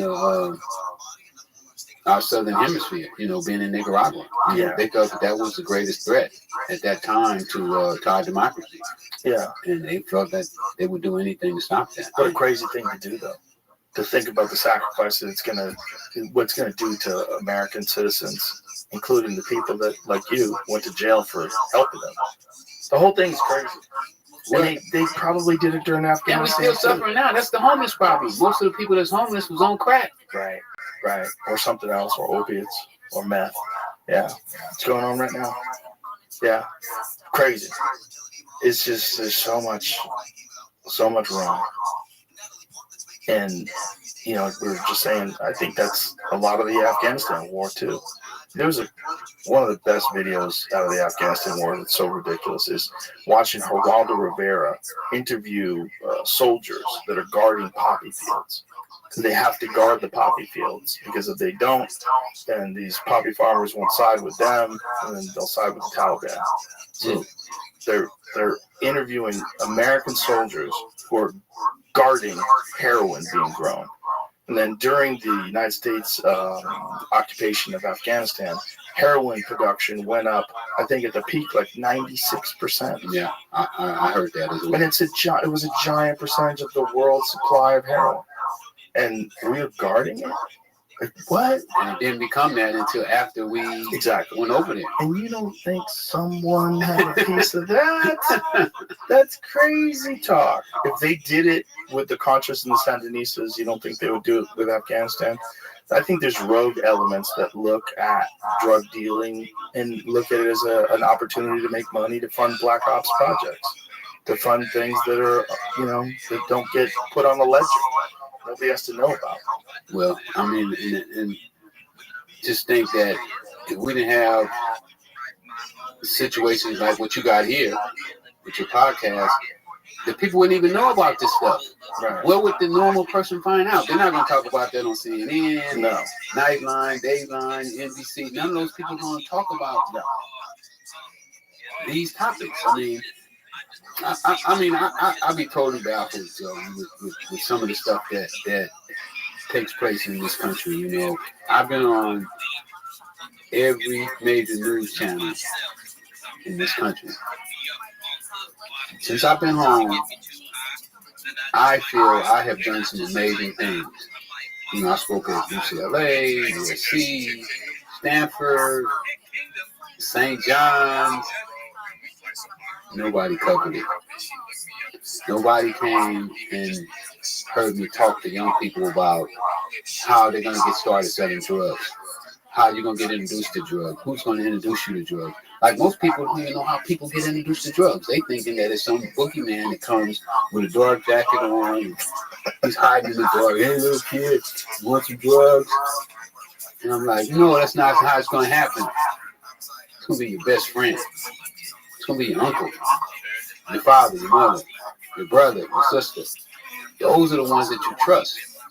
Those are the ones that can get your confidence to make you accept something that, some strange guy coming around, most girls gonna take off, But your friends, the people that you care about, that you trust, you're gonna believe in them.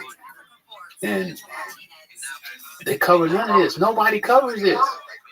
Nobody talks about this. Nobody talks about good things that go on in the community, feeding the homeless, people who are trying to do housing, like your guy who you just showed me. I never heard of this guy. Why is he not being talked about? Why is he not on the news? Why they're not trying to get funding for him? Why they're not saying, man, this guy had a couple $100 million or in California, taxpayers agreed to give up extra taxes. I think they raised like $1 billion and some change for the homeless problem. Where did the money go? Where's that money? Bureaucracy. That's where it went to. Went to a bunch of people's salaries. Didn't fix shit. And that's the problem that I have without making news with people. It's bias. They're not going to keep it 100. They're not going to be real. They can't. They're funded. That's what's really crazy. The news probably should be. They probably shouldn't be allowed to be advertised. They shouldn't be allowed to have advertisers. Because as soon as you have advertisers, especially like pharmaceutical drug companies and big corporations, then you can't criticize those people. Those people are the people that pay your bills. And even if it's not written down anywhere, you're not going to go do an investigative journalism on Pfizer. If brought to you by Pfizer. You're not going to do any of that shit. There you go, right there. You're not going to do that shit. So you're not the news anymore. And that answers your question about the rapper. Yeah. Why wouldn't they question him? Because he's backed by big corporations. Exactly. And he's worth a lot of money. He's going to keep generating money for all those people. And he still is. Like, how many years ago was this case? Dude. Yeah. Think about how much money he's made with that name since that case. I can't remember. 10 Crazy. years, Crazy. 12 years. Because I was still on parole when we were doing that case. He bought a Vander Holyfield's house in Atlanta. Yeah. You know that house that Evander Holyfield? Yeah. Evander, when he was the champ, was going crazy. And I guess he just built the craziest fucking house. I mean, it's just this enormous house on this giant piece of land. 50 some bedrooms, I heard. Something crazy. Like, I don't know where he's going. I guess he just wanted the biggest, crazy. I'm the fucking champ. I want the biggest, craziest fucking house that's ever existed. And he had to wind up selling it. And then Rick Ross lives in it. Nuts. Guys running around with your name. But that's our system. And those are the people that are leading our people. They're the ones that's dictating what's going to go on in society. I mean, it's so much of our kids are being educated by music, by TV. Yeah. I mean, I've actually went to a school and the kids accused me of stealing his name. How old were the kids? 14, 15. Did you have to tell them? Yeah, I told them. They didn't believe me. They didn't believe. No. Wow. Because they've been brainwashed. You know, Wow. You know what they call it? Programming. Yeah. Over and over and over and over again, you know. And that's why, you know, I started my own record label. You know, the two guys that's outside, those are two artists that I'm working with right now, Goretti and Juice the Mac. I said, you know what? I'm gonna start my own label. I'm gonna get somebody to go against it. You gotta fight fire with fire. So, you know, I got into.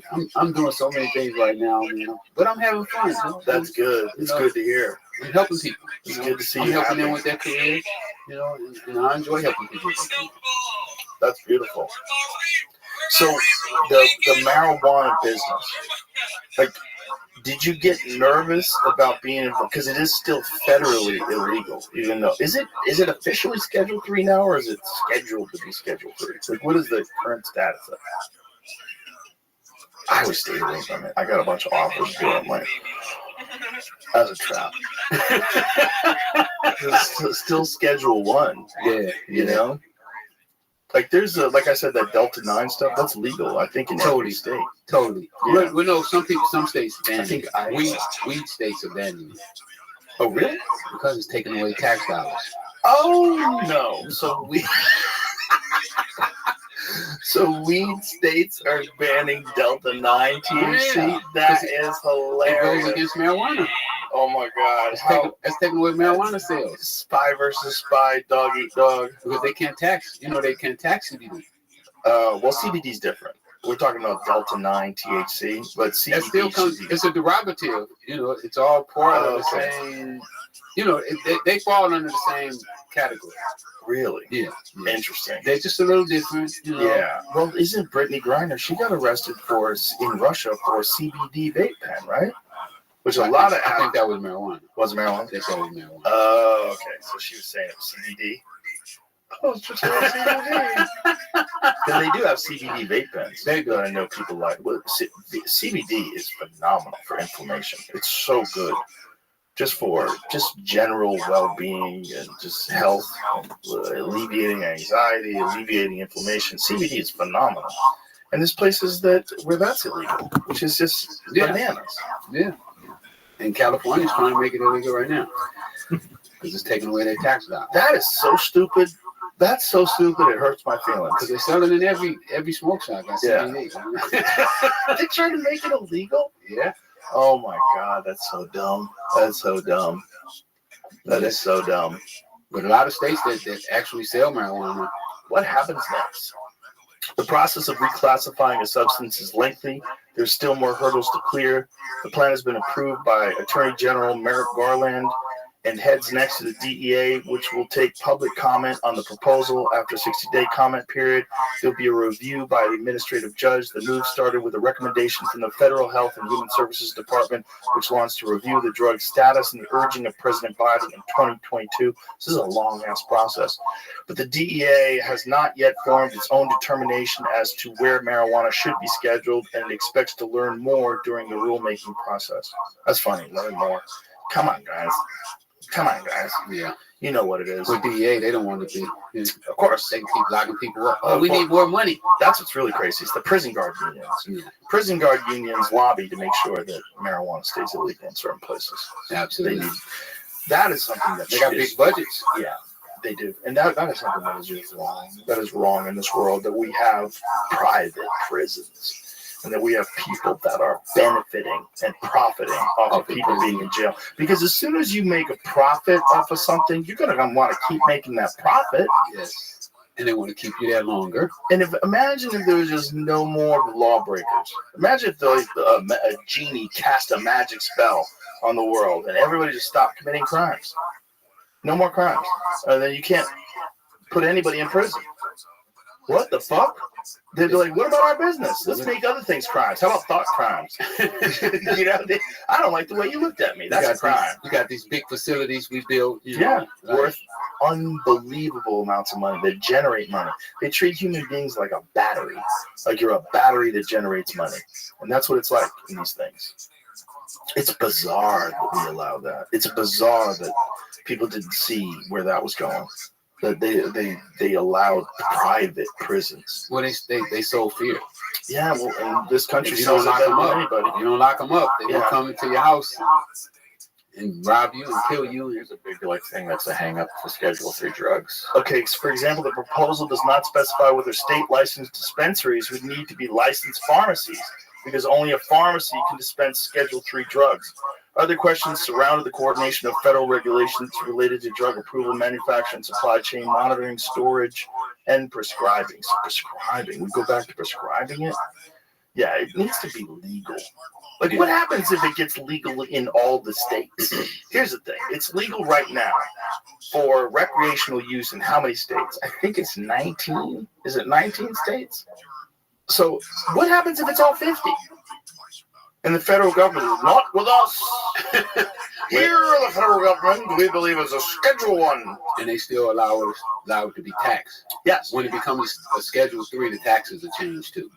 Right. They probably make less taxes. Yeah, they make less taxes as a Schedule 3. The 24 now that allow 24. 24. 38. Half of the country. Yes. So 38 states have medical? What, is Texas have medical? 38. They do, but it's very low. You gotta have AIDS. Yeah. I think they say you have to have AIDS. You gotta be on death's door. You gotta be on death's door. Well, give them one joint. Regulate it. But you can believe a lot of money coming out of Texas going to other places. Yeah, it's stupid. It's stupid. Because they're not. Exactly. It should be legal. 38 medical and recreational. So 19, did you say 24? So half the country. Like 3 states have no access. It's Idaho, Nebraska, and Kansas. So Texas has a CBD low THC program. And then adult and medical use regulated program is all over the place now. New Mexico, Nevada, California, Colorado, Missouri, Illinois, Minnesota, Montana, Washington, Oregon, Michigan, Ohio, Virginia, Maryland, Delaware, even fucking New York, which is like, New York used to be a bad place to get weed.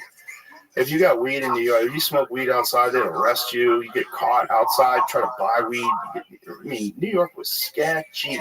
Yeah. And now I go there, and there's stores everywhere. I'm like, this is great. Vegas was dangerous, man. During the 70s, when Hunter S. Thompson's day, you would get fucking thrown in jail for your life, for your whole life, for having weed on you. And now they have stores everywhere. Biggest stores in the country. Yeah, huge stores. It should be that way everywhere, and they should make money from taxes. Let's not be stupid. So what does the federal government do if now it's 24? So it's literally half the country has legal marijuana. What happens if it's all of the country? The federal government's like, we're the country. Now it's supposed to be the states, you assholes. Like this is set up this way on purpose. If you have to have the states, give the states rights to regulate things. If the people decided in all those other states, look, man, if you ask the average person, if we had a vote, just a popular opinion vote in this country, whether marijuana should be legal, it'd be legal tomorrow. I agree. 100%. I mean, what is the amount of people that approve, and the amount of people that don't approve it? They're probably ignorant, or they're people that are like hardcore, anti-everything people. Yeah. But I think the country would be safer. I mean, have you ever anybody smoking marijuana going to commit a robbery, is somebody over here. No, they're going to sit on the couch and they're going to get something to eat. Yeah. They're going to be watching TV. It's not the kind of drug that encourages people to do horrible things. If I had my way, I would give it to gangbangers for free. Oh, Nearly don't smoke weed. 7 in 10 registered voters favor legalizing the recreational use of marijuana on a national level. 7 out of 10. Wow. It's still illegal. I mean, how is that? We the people? What is that? No. What is that? Is that to serve and protect? What the fuck is going on? What are you doing? It's just weed, kids. We know what it is. You know how many people died from weed? 0. Ever. 0 ever. 0 ever. The only way you die from weed is if a CIA drug plane throws a bale out the window of a plane and it hits you in the head. That's how you die. Or they raid your house and shoot you. Yeah, or get a no-knock raid. Yeah. No-knock raids are crazy. That is crazy. Just bust into someone's house, and if someone breaks into your house, what do? You shoot them. That's what most people do, and then the cops shoot you. It's like the whole thing is crazy. Yeah, why would you be raiding somebody's house for weed? Anyway? For weed. I mean, we're gonna look back in the future on this. Like they look at the Inquisition. We're going, what the fuck was wrong with people back then? Yeah. They're gonna look at us like that. How many people went to jail? How many people's lives got ruined over marijuana? How much Are money? you kidding? How much money did they blow? Exactly. It's Talking just about they have a homeless population that don't have a place to stay. Yeah. And people not having anything to eat. Yeah, it's gonna be crazy.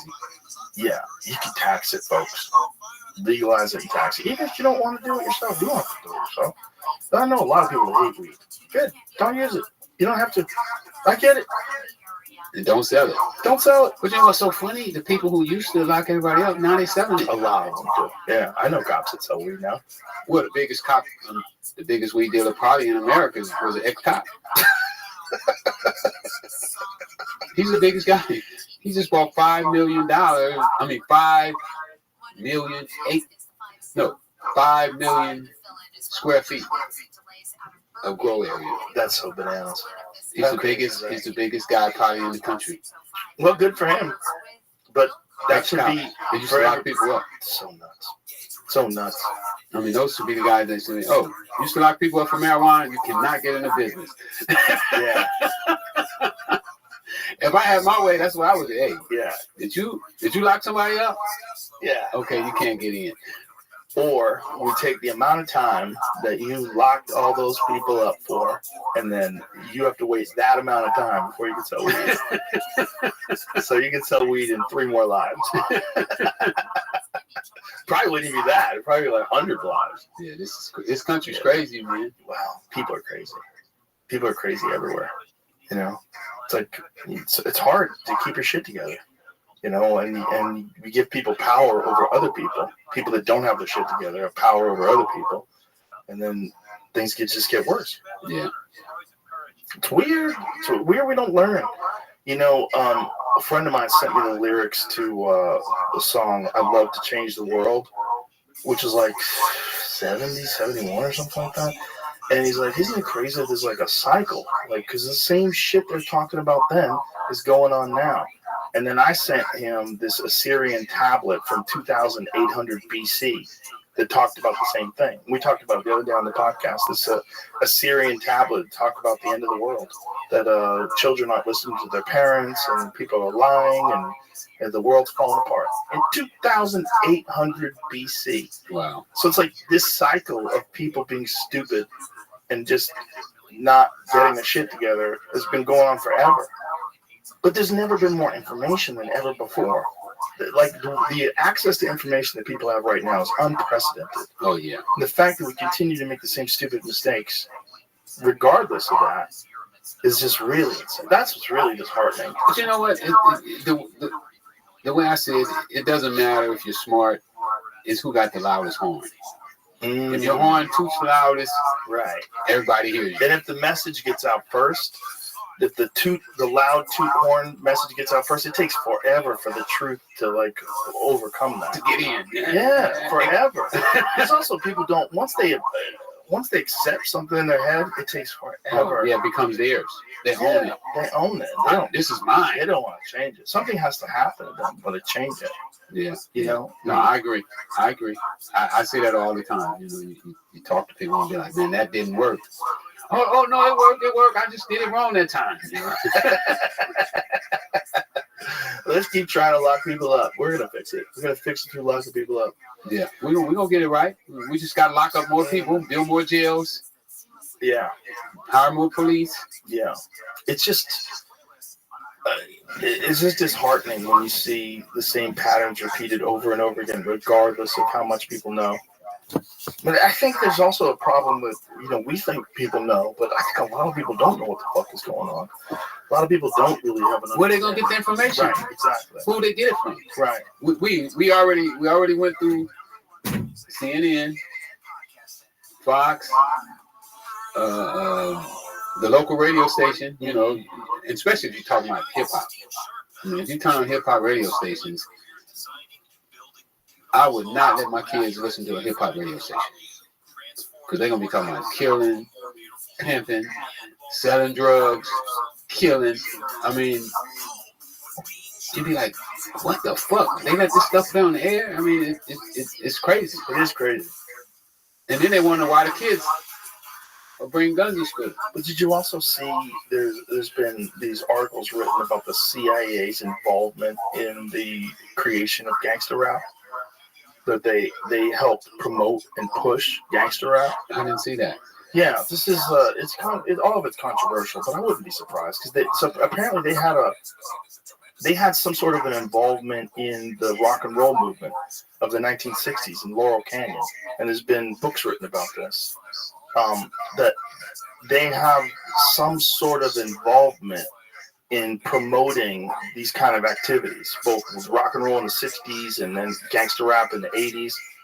And they do it to try, I think the idea is they do it to try to make sure that society is always in a state of unrest. And that they wanted to keep... They need that. Yeah, they wanted to keep people in a state of unrest and promote criminal behavior and criminal activity and gang activity, and to do it in popular music. And that would make more crime and make more things happen, and that they can get away with more levers of control because of that. Makes sense. See, you've seen that before, right, Jamie? Yeah, it comes from this. Is it bullshit? Well, it's sometimes bullshit. It's like an anonymous letter that went around the internet. The secret meeting that changed rap music and destroyed a generation. So it got printed on like a hip hop blog. Okay. Kind of went viral from there. Oh yeah, I remember that letter. Yeah. They talked about the big meeting where all the record labels got together because they knew they wasn't selling music anymore, so they invested in prisons. But that doesn't say. No one knows who wrote it. No one ever claimed like that was me. Right.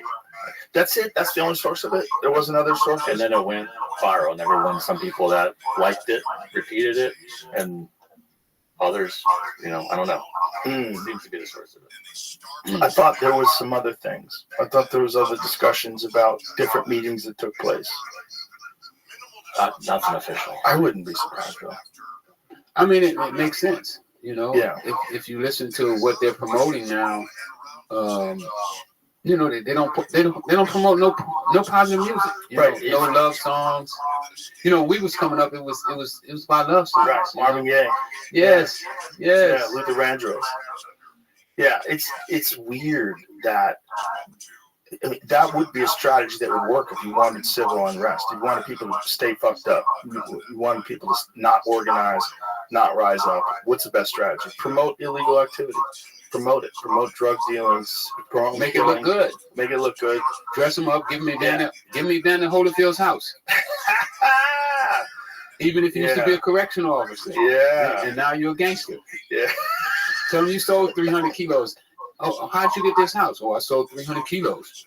How many people do you think actually know the story, the whole story, the real story, your story of you and this guy who calls himself Rick Ross? I think older people know, but younger people don't. They don't get it. Wow. They're not educated on facts. They don't go with facts. They go with what they hear on the radio, what their local DJ talks about. Those are the things that they go with. And we already know that the local DJ is getting paid by the record company. So that's what they believe. I believe they really believe that Jay-Z got rich selling drugs. You know, they believe that. I don't believe Jay-Z got rich selling drugs. You know, he doesn't act like a drug dealer, in my personal opinion. What's the difference? The way he acts. Well, drug dealers are kind of like, we're looking for somebody to help come up. Because when you help him come up, you come up. You know, say for instance, if I find a guy, he's down on his luck, and I give him a kilo, he starts to sell this kilo, I benefit every time he sells that kilo because I get a percentage of what he does. But the way the record business works is they don't help anybody. You know, when they get on top, they just stay there, and it's almost like they're gatekeepers. You know, they don't want other people to get in. Me, I would have been looking for somebody like me getting out of jail. Oh, Rick Ross is getting out of jail? Oh, my goodness, I'm going to be at the gate when he get out. I'm showing him everything he's supposed to do, get him right, because I know he has the discipline. He has the focus that he's going to make it. Yeah, but don't you think that that's just you? I think you have a unique perspective. But that's a drug dealer's perspective. Is it really? A successful drug dealer's perspective. A successful drug dealer's perspective. Let me correct that. And most of the drug dealers I was around was successful. Because I used to try to teach them. I taught them what I did. You know, when they was young, I was showing, hey, this is what you do, this is how you do it, this is who you look for. And so you're probably right, a successful drug dealer's perspective. And most successful drug dealers go to prison. And so we know Jay-Z didn't go to prison, even though he was in the car with, I think, Calvin Klein when he got arrested. DA let Jay-Z go. That's the story that I heard. I'm not totally sure how. He was in a car with Calvin Klein. Were they talking about jeans? What were they doing? No, there's a guy named Calvin Klein that was different guy from New York. Oh. No. Calvin Klein, a drug dealer? He was a drug dealer. Oh, okay. I didn't know that. Yeah, he was a drug dealer from New York. I thought you mean like the G's. You thought the G guy. No. This was a drug dealer out of New York. That's hilarious. And he got he took Calvin Klein's name. Like Rick Ross took your name? His name was really Calvin Klein. That's possible. No, I think the guy's real name was Calvin Klein. Really? Oh, that's I think that was really his name. You know, because he was a real street guy. Went to prison in the whole 9 yards. But it's a story that talks about that. How Jay-Z was in the car with him when he got arrested. And, you know, he didn't get arrested. So more than likely that meant that. In my experience, if you're in a car with a drug dealer and the cops raid, they take everybody that was involved. So that tells me that Jay-Z wasn't involved with that activity. Got it. At least at that time. That they knew. Right. And usually the DA, they watch you. Some of them when they're not lazy. But what is it like in the world? Like if you rap about selling drugs and about how you're selling drugs, but you weren't selling drugs, that can't be looked upon well. If you're lying and you're making up a fake persona, it shouldn't be. Right. It shouldn't be. Back, in the 90s when rap was supposed to be authentic, people wrote their own lyrics and that stuff, it was a little different than the way it is right now. Now, people can write your lyrics, you can steal people's names, you can steal their verses. It's just totally different than the way it used to be. You can buy your way to the top now. You don't have to have talent necessarily.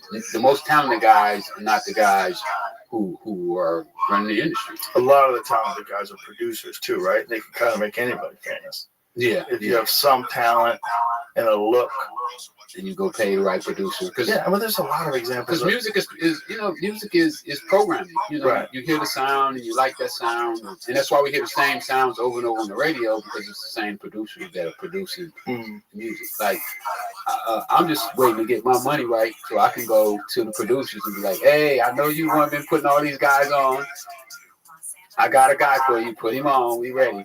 How much you need? 100,000. Do it.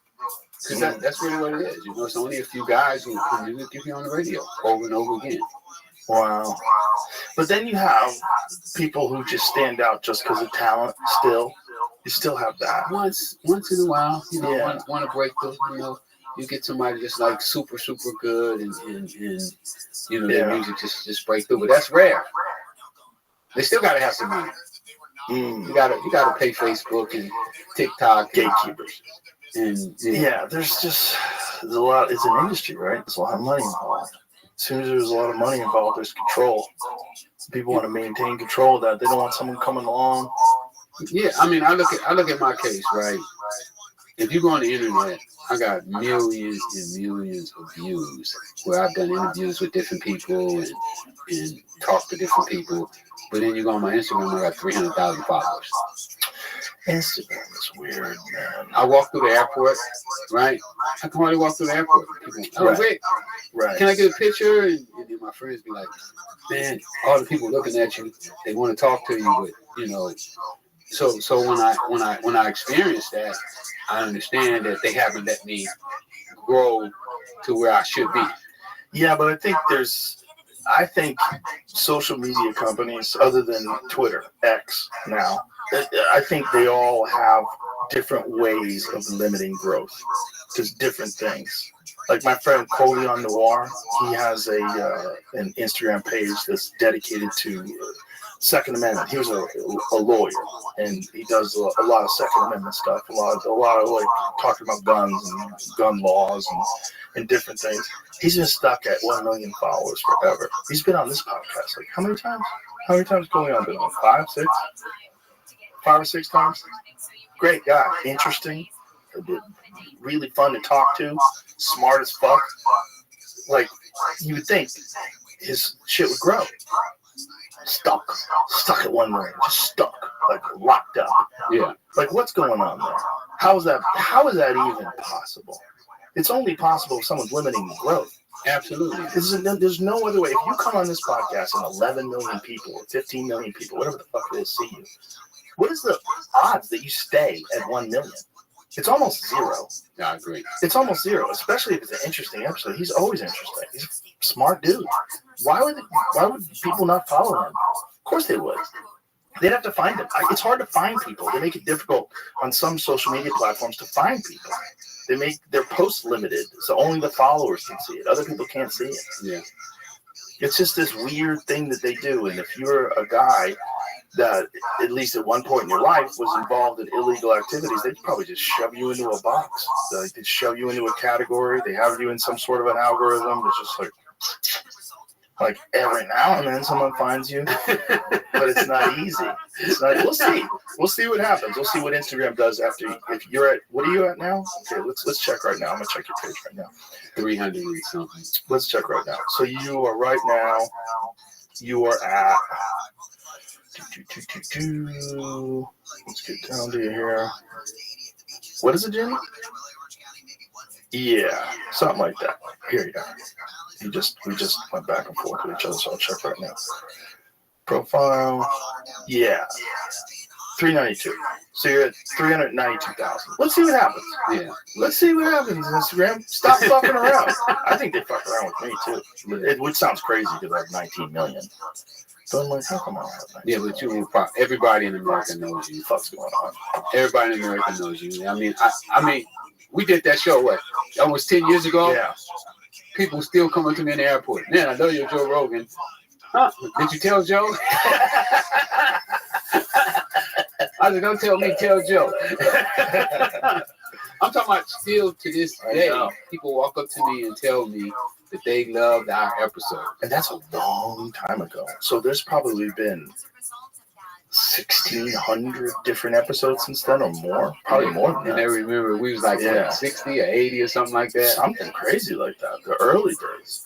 You were in the early days when I was just starting to interview people. Yeah. I was just starting to have interesting people on the podcast. I never heard of a podcast.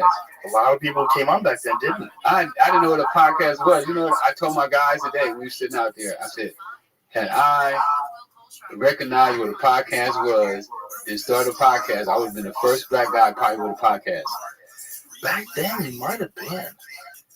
So what year? So this is like 2000, May 4th, 2013. 2013, 11 years. So 208.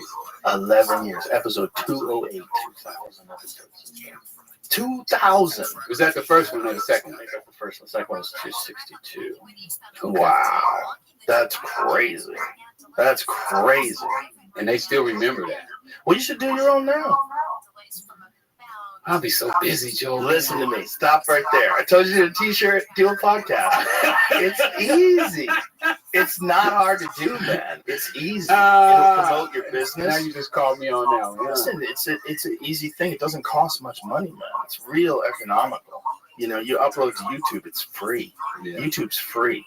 You know, you get get one of those platforms that supports podcasting, and they do things and they help you get ads, and not that hard, man. And I bet right away you would get especially after this episode, you get a big audience. It's an easy way, and then I'm working on some stuff. Then before you know it, you have 20 episodes, 30 episodes. You get better at it. People like it. Yeah. And you can talk about all kinds of things. You can interview different people. You can have conversations with friends. And then you develop a following. And the next thing you know, it helps your business. It helps with the other things you do. It helps speaking engagements, all these other different things. Yeah. They've been telling me to do it. Yeah. And I've been like, oh, no, you late. You waited too late. You could have a podcast that's called The Real Rick Ross Is Not a Rapper. That's a great name for a podcast. That's a great name for a podcast. I thought that was an awful name for a t-shirt.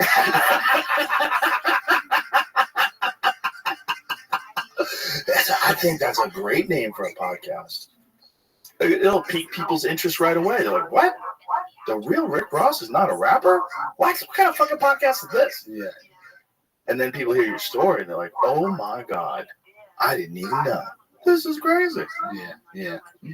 I might take your advice on that one. It's a great idea. I took your advice last time and I benefited.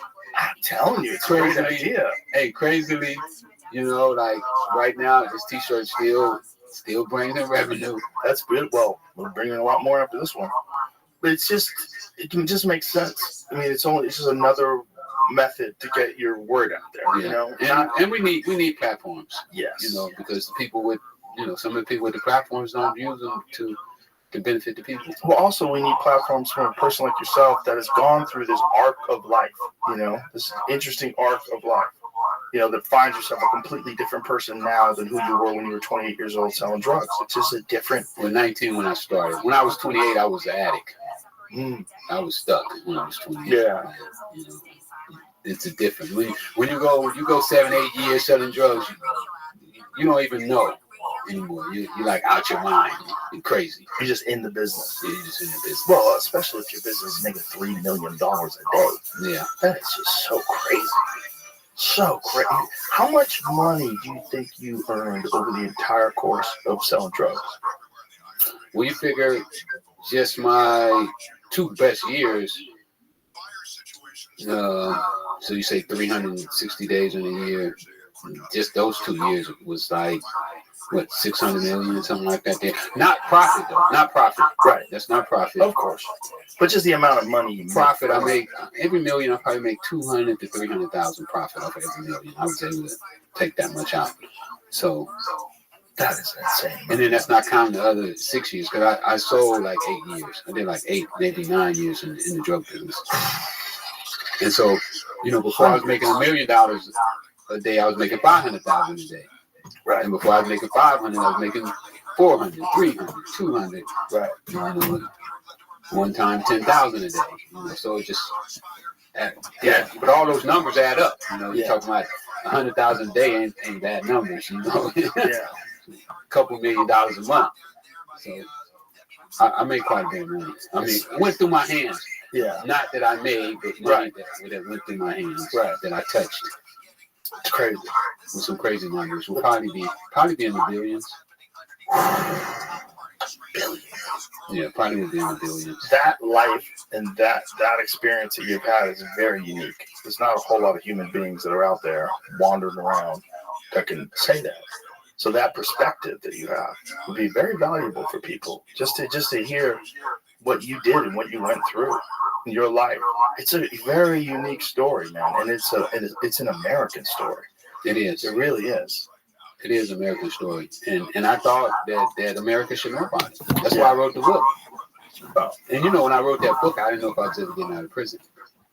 Wow. That was like my letter to the world. You know, like, Wow. this is how it happened. You know, so that you don't form your own personal opinion without getting to know the person. Right. Because so many people, we form opinions about. I didn't really like the way the government characterized us drug dealers. You know, like we was raving maniacs. You know, when I got arrested, I was a danger to the community. That's how they denied me bond. Oh, he's a danger to the community. Like I'm gonna take a gun and go to McDonald's and just go to killing people. Like, right. No, it don't work like that. That's not who I was. You know, I had absolutely no violence in my case. You know, which is pretty incredible. I could have been violent. Right. You know, I could have been violent. I had guns, but I never used them. So why am I considered a danger to the community? Right. So they consider drugs a danger. And even when we went to jail, you know, I was black box. You know, they put a black box on you. They put handcuffs on you, and then they got this little black box. They slide over the handcuffs so that your hands are like stiff, and then they cuff you to your waist, and you can't even use the bathroom. You know, it's crazy. And then when you go to prison, you go to the worst part of the prison because they classify you with the guys who do murders and bombers. And so now they got drug dealers who I consider myself almost like a white collar crime. You know, a businessman. You know, I wasn't looking to hurt nobody, but we were still classified like that. So I wanted to show people the mentality that I had. That no, yeah, I did get crazy with drugs. You know, I wanted to sell all the drugs I could sell. My mission in life became sell as much drugs as you can. You know, it wasn't about making money anymore. Like, become the biggest drug dealer that you can become. You know, be great. That's how I felt. Right. Be great at it. Right. You know, fuck how much money you make. You're not gonna spend all the money you got. You don't even spend the money you make now. But just be great at what you do. So it wasn't about money anymore. It just became, you know, I'm gonna be great at it. You know? Isn't that crazy that mentality you can apply to almost any industry? Just unfortunately, you applied it to the wrong one. Yeah. And that, you know, and somebody asked me before, do I have any regret? That would probably, if I had a regret, that would be the regret that I didn't take those skills. But I learned so much from selling drugs. Those fucking guys taught me, man. They taught me what the teachers couldn't teach me. Because they had a different passion to teach me. They wanted me to, motherfucker, get smart so you can get my drugs cheap and good. We need you to be smart. We don't want no dummy. We don't want to be getting our drugs from no dummy. So you get smart. So you can make sure that when we come get our drugs, we're going to be safe. We're going to get the best drugs. The price is going to be right. We like what you do. So we teaching you. And they taught me. I mean, if somebody would have told me about a gram, what the hell is a gram? What is a tenth of a gram? What is an eighth of a, you know, what is an eighth? What is a quarter ounce? What is an ounce? I ain't know none of that shit. I failed science in school because I couldn't read. I never went to science. They put me in special ed. Wow. I sit in the classroom and make paper airplanes. You know what I'm saying? I'm throwing paper airplanes around the classroom. I don't know about no science, but when I got in the drug business, they taught me. They showed me what a gram was, and they showed me how to work a triple beam. I didn't know none of that shit. They showed me what a money counter was. They taught me how to work a money counter. I didn't know none of that shit, Joe. I was green. Man, we missed one of the greatest fucking interviews, man.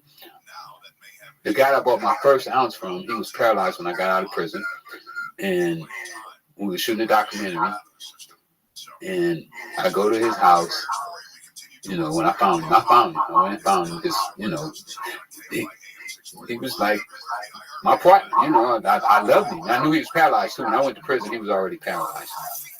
But when I got out, he was like on his last leg. And I almost got him to talk, man, on camera. He talked off camera. And he told he told us, and what I should have did, I should have promised him, man, do the interview. When you die, I'll put it out, but I won't put it out until after you're dead. And I didn't. I wasn't thinking in my right mind. You know, you never want to tell a friend that he's gonna die. Right. That was the first thing. Right. I didn't want to say that, but man, he told us about me when I started, and it was just like so fascinating to hear him talk about me to me, you know, and he's laughing about how green I was, how he used to take dope out of the bag, and I didn't know he took it out the bag. He said, man, I wouldn't sell him a kilo because I could get 4 extra ounces out of the kilo, and I could sell him a pound. And it was just so much stuff, and it was like amazing for me to understand that at one time I knew absolutely nothing about cocaine. I'd never seen cocaine before, and they taught me. They took me and molded me. What's really crazy is that even though that sounds like, oh my God, that's illegal activity, that's drug dealing, but it's really a system, and you figured out how to excel inside this system. You figured out a business, and you really could have done that with anything. Yeah, to me, it wasn't illegal. I mean, I understood it was illegal, but I understand now, like you saying, that it was the mentality of being able to be taught, to be able to listen, to be able to follow instructions was the part that I feel was the most valuable lessons in this whole thing. And that I learned to follow instructions, I learned to listen. I'm doing the same thing with the weed business. When I first got into the weed business, because you know, when I was out of jail and we were smoking weed and stuff, it was like two kinds of weed: Thai bud and indica. That was it. Now, it's thousands of different strains, and Botanists got involved, scientists got involved. so they tell me, smell the weed. Shit, I can't smell shit. I don't know the smell. I don't know nothing. So I had to learn to smell. You know, I had to know what smell you're looking for. So I basically. What smell are you looking for?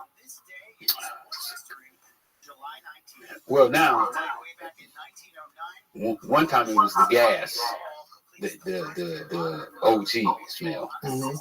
And it was really like gassy, smell like gasoline, really stanky. And now it's a candy smell. Like a sativa. Like a sativa sweet. You know, they want that good taste. That's what everybody's into. Smell it. Yes. Wow. But now the stuff I just gave you is the brand new stuff that the guy just created. You got what he calls it candy gas. Oh boy. This guy, it's a hybrid. He has the highest testing weed in California. My partner from Green Dragon is the name of his company. And he just invented this strictly for me. He said, Rick, this is the first time that anybody gonna get candy gas. He said, will you please get Joe Rogan your jars and tell him to let us know how he like it. But it's candy gas. So it's gonna have the OG high. You know, OG knock them out. Right. On the couch stretched out. Give me something to eat. I ain't moving. But it's gonna have that sweet candy taste that everybody's looking for. So he's saying that this here is gonna like shake the market up. It's funny. So I know how to do all that. I know the smells now. That's interesting. It's funny how much it varies. You know, really does. And he's a scientist, like you said. He's a botanist. You know, went to school for it and the whole 9 yards. So once they got involved, yeah, total different game. Yeah, total different game. It got scary. Like they started making just insane high THC content weeds. Yeah, that's that was wants. one of the arguments about it being illegal. It's like, well, the marijuana of today is different than the marijuana back in the day. It's so strong and people are going crazy. Listen, people are going crazy no matter what you do. Yeah. You know? Well, at least they're not using fentanyl. That's true. And that's also the problem with things being illegal, that they're cutting it. They're cutting, when you're buying it from the cartel, you know, there's a lot of stuff that people are buying from the cartel that's cut with fentanyl. A lot. Including like street pills like fake Xanax and fake Valiums. It's all cut with fentanyl. Fake Molly. And like you said, that's what happens when you put that illegal market together. Exactly. And meanwhile, it costs us 100,000 lives every year just in this country from opiate overdoses. And what are they doing to stop that? Nothing. It's just it's so perplexing. It's so perplexing. The problems of our world today. It really is, because it's such a complicated series of issues, and it doesn't seem like any progress is being made. But even the minimal progress that's being made with marijuana, like the good progress is states making it illegal for recreational use, making it legal. But if the federal government still doesn't have it legal, like what the fuck are they doing? Like why? How is that still a thing? Yeah, the federal government should just get out of it. Yeah. Just wash their hands with it. Yeah. Leave it to the states. We're done with it. I mean, whatever the states do, let it do. That's what they should have done a long time Let's be ago. done with it. Well, they should have rescheduled it. They should have made it legal. Just schedule it, make it legal. It should be legal. It's stupid. The whole thing's stupid. It's stupid. There's plenty of things. If alcohol is legal, marijuana should be legal. That's simple. Alcohol destroys lives, destroys liver. I had a guy in here last week. He lost his liver and his kidney, and a liver replacement and a kidney replacement just from drinking himself to death. And cigarettes. Oh yeah, all that stuff legal, totally legal. It's crazy. We live in a strange time, but it's interesting. Well, we're starting to talk about it, so Yeah, I mean, the first thing, nobody used to talk about drug dealing. right, That was a taboo. They had somebody to come on and say, I sold drugs. right. You never would have heard that before. No, not like this. So now we're talking about it. People are starting to understand how they get started selling drugs, what to look for. And that's really all I can do. If I can educate somebody on what to look for when it's coming your way, hey, I did my job. Yeah, and explain the pitfalls. And also, don't ask how much when someone calls you up. When someone gets suspicious. You don't get addicted. If you get addicted, you're going to ask how much. Right. How much? Right. Especially if you're addicted to the thrill of the game. If it's, an exciting thing, and then you're not doing that exciting thing anymore and you miss it. Because everything that you're not supposed to be doing is exciting, at least in some way, especially something that's massively profitable. But at least you documented it. Right here. Freeway Rick Ross, The Untold Autobiography, 2nd edition. Well, it's I took out all the misspellings and, the typos. Because, I self-publish. Oh, okay. Yeah, I self-publish it, yeah. So if anybody want to get it, tell them to go to my website, RickyRoss.com. Don't go to Amazon because they keep all the money.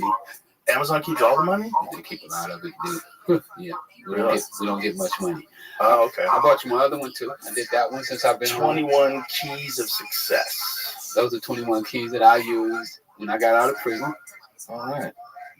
Beautiful. And this is available on my site as well. FreewayRicky.com? FreewayRickyRoss.com. Okay.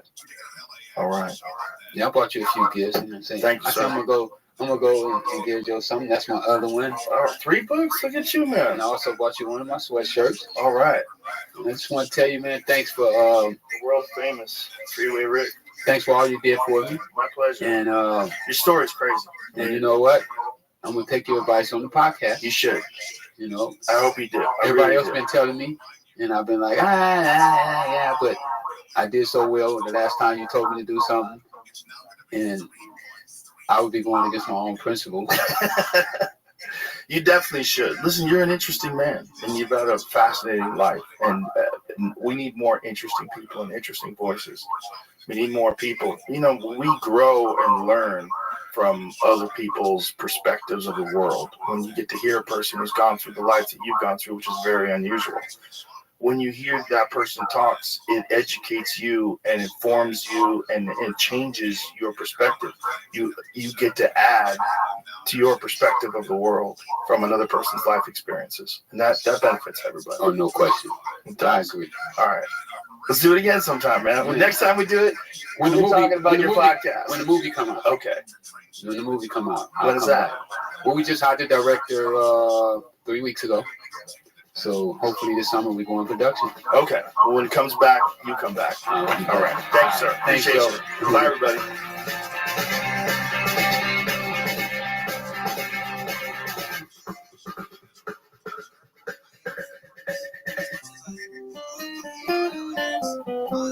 Looking forward to this. I'm very optimistic of what this will do. It will take you all the way. The Joe Rogan Experience. Drink by day, Joe Rogan podcast by night, all day. You get it. I get it. I get the whole thing. You see how powerful you feel? Yeah, you feel like you can talk shit, like you're in another dimension. It all the things that you do, like working out and succeeding, you don't need to really do a lot of that. If you put these on, you get a lot of the effects of like you're, like being a trained fighter and all that crap. If you just put these on, you kind of get the idea of that. Until someone calls you out and kills you. Yeah, you gotta avoid like actual conflict. You gotta run away. But you do feel superior to people. Oh, for sure. Like you have a suit on or something. Yeah, for me, like it keeps you away. There's a distance between you and other people now. That must be why celebrities wear them when they go out. Probably. Like we'll see like at concerts or UFC fights, you'll see celebrities with full-on sunglasses. Interesting. Yeah. They're like a cat hiding underneath a chair and the tail's hanging out. It's like, you can't see me, I can see you, stupid. Yeah. No, people, they do give you some, and a lot of people, I guess, are on drugs. Yeah, that's probably what. And then their eyes are bugged out of their head. I just think they're trying to avoid eye contact with people. Because then people are trying to give them a script. Yeah, I think that's true. They just don't, they want to be left alone. Yeah, I mean, if you want to be left alone in public, maybe that's the only way to do it. You just got to put these. And they're getting bigger and bigger, and these are so huge. They're crazy. This is like a rich lady who gets out of a car with a small dog. They're crazy, and you wear them, and when I got them as a joke, but then you just keep doing it.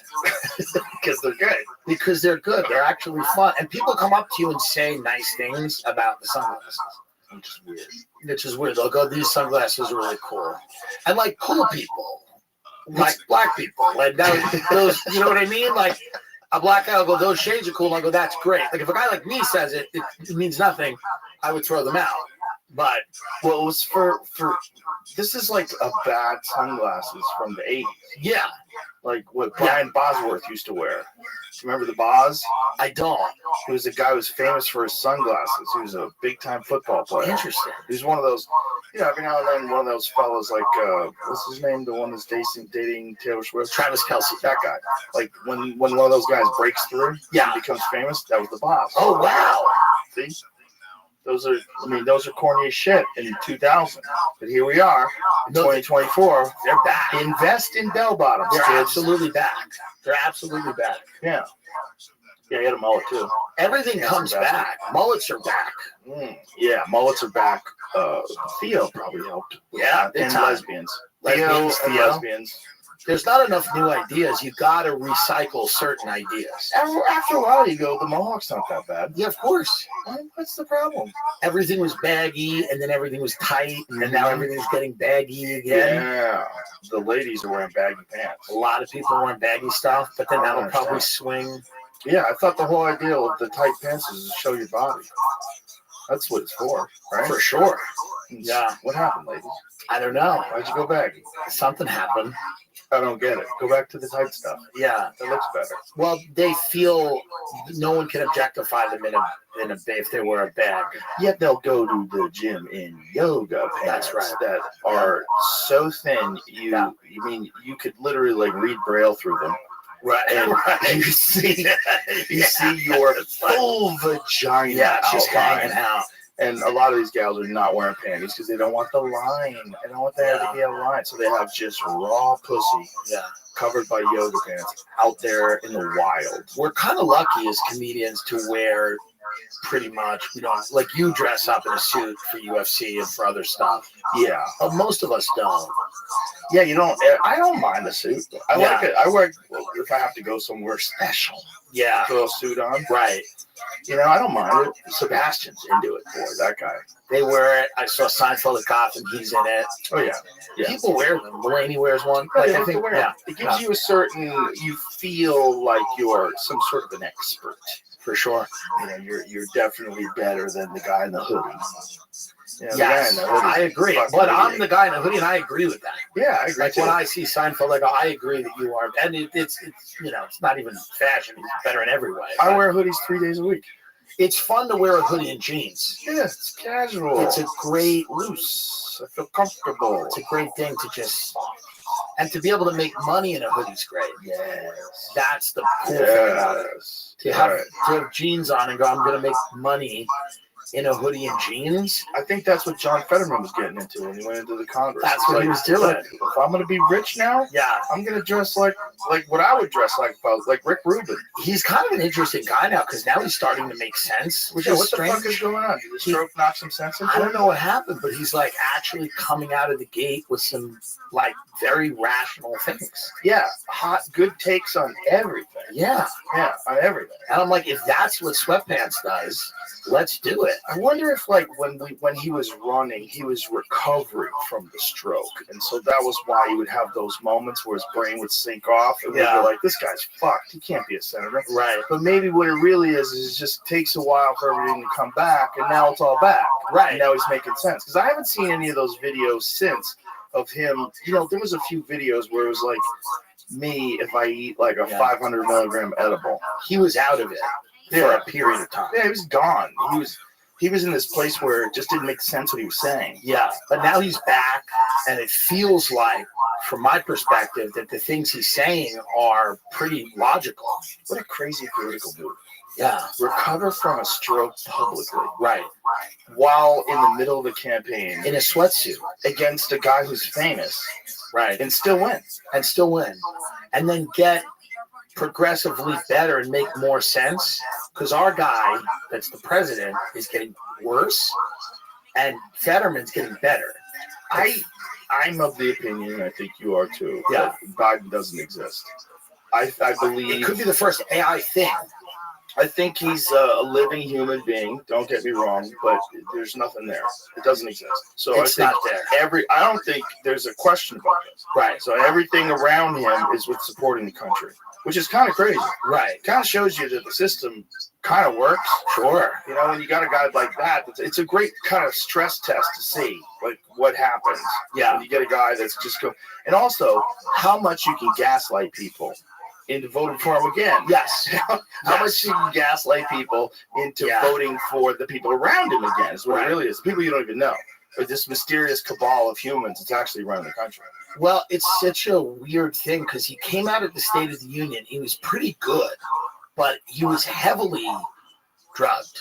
Like something, and you might know more than I know about like certain types of things that you can do, like what you have all these doctors on and stuff.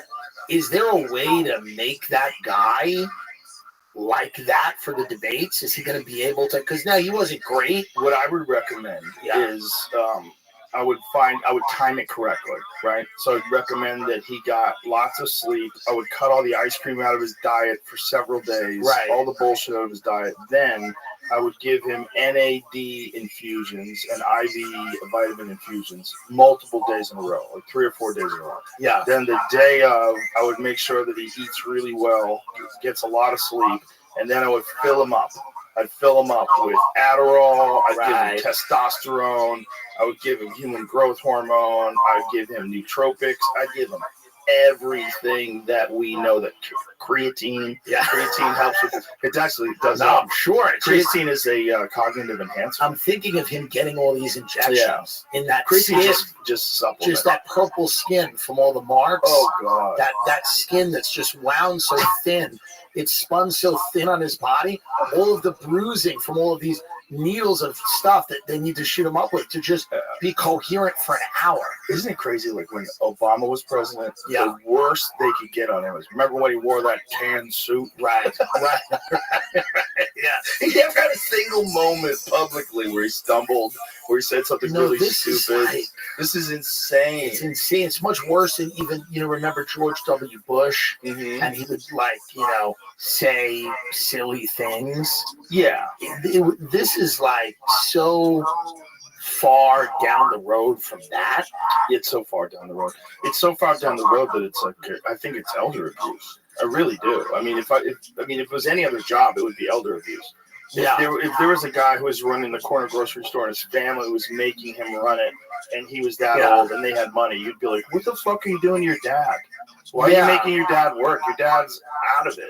Yeah, why would you do? Yeah, there was a guy in New York, this legendary guy Dom, who ran this pizzeria called DeFara's, which was like widely thought of as the best pizza in New York. And he was so old, and at the very end, he was just over the pie with the oil and cutting basil, and it was like you felt bad because the pie was amazing, but you're watching a guy at the end of his life making pizza, very old, and he would struggle.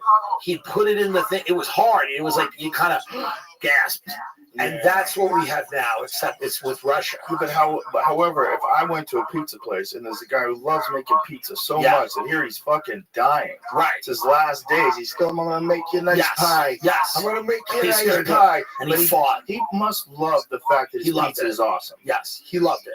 Yeah, if you make good food, it's probably a lot like killing. Yeah. For sure. For sure. Like you kill on stage, everybody loved it. Great, we had a great time. Thank you. I'm so happy. You gotta wonder what the reward is for Biden. Like, is it even fun? It can't be fun. Why does he even want to do this? That guy making that pizza, when someone folds a slice of that pie and goes, oh my God, they're into it. It's like they're killing. That guy goes, I've made all of these people happy.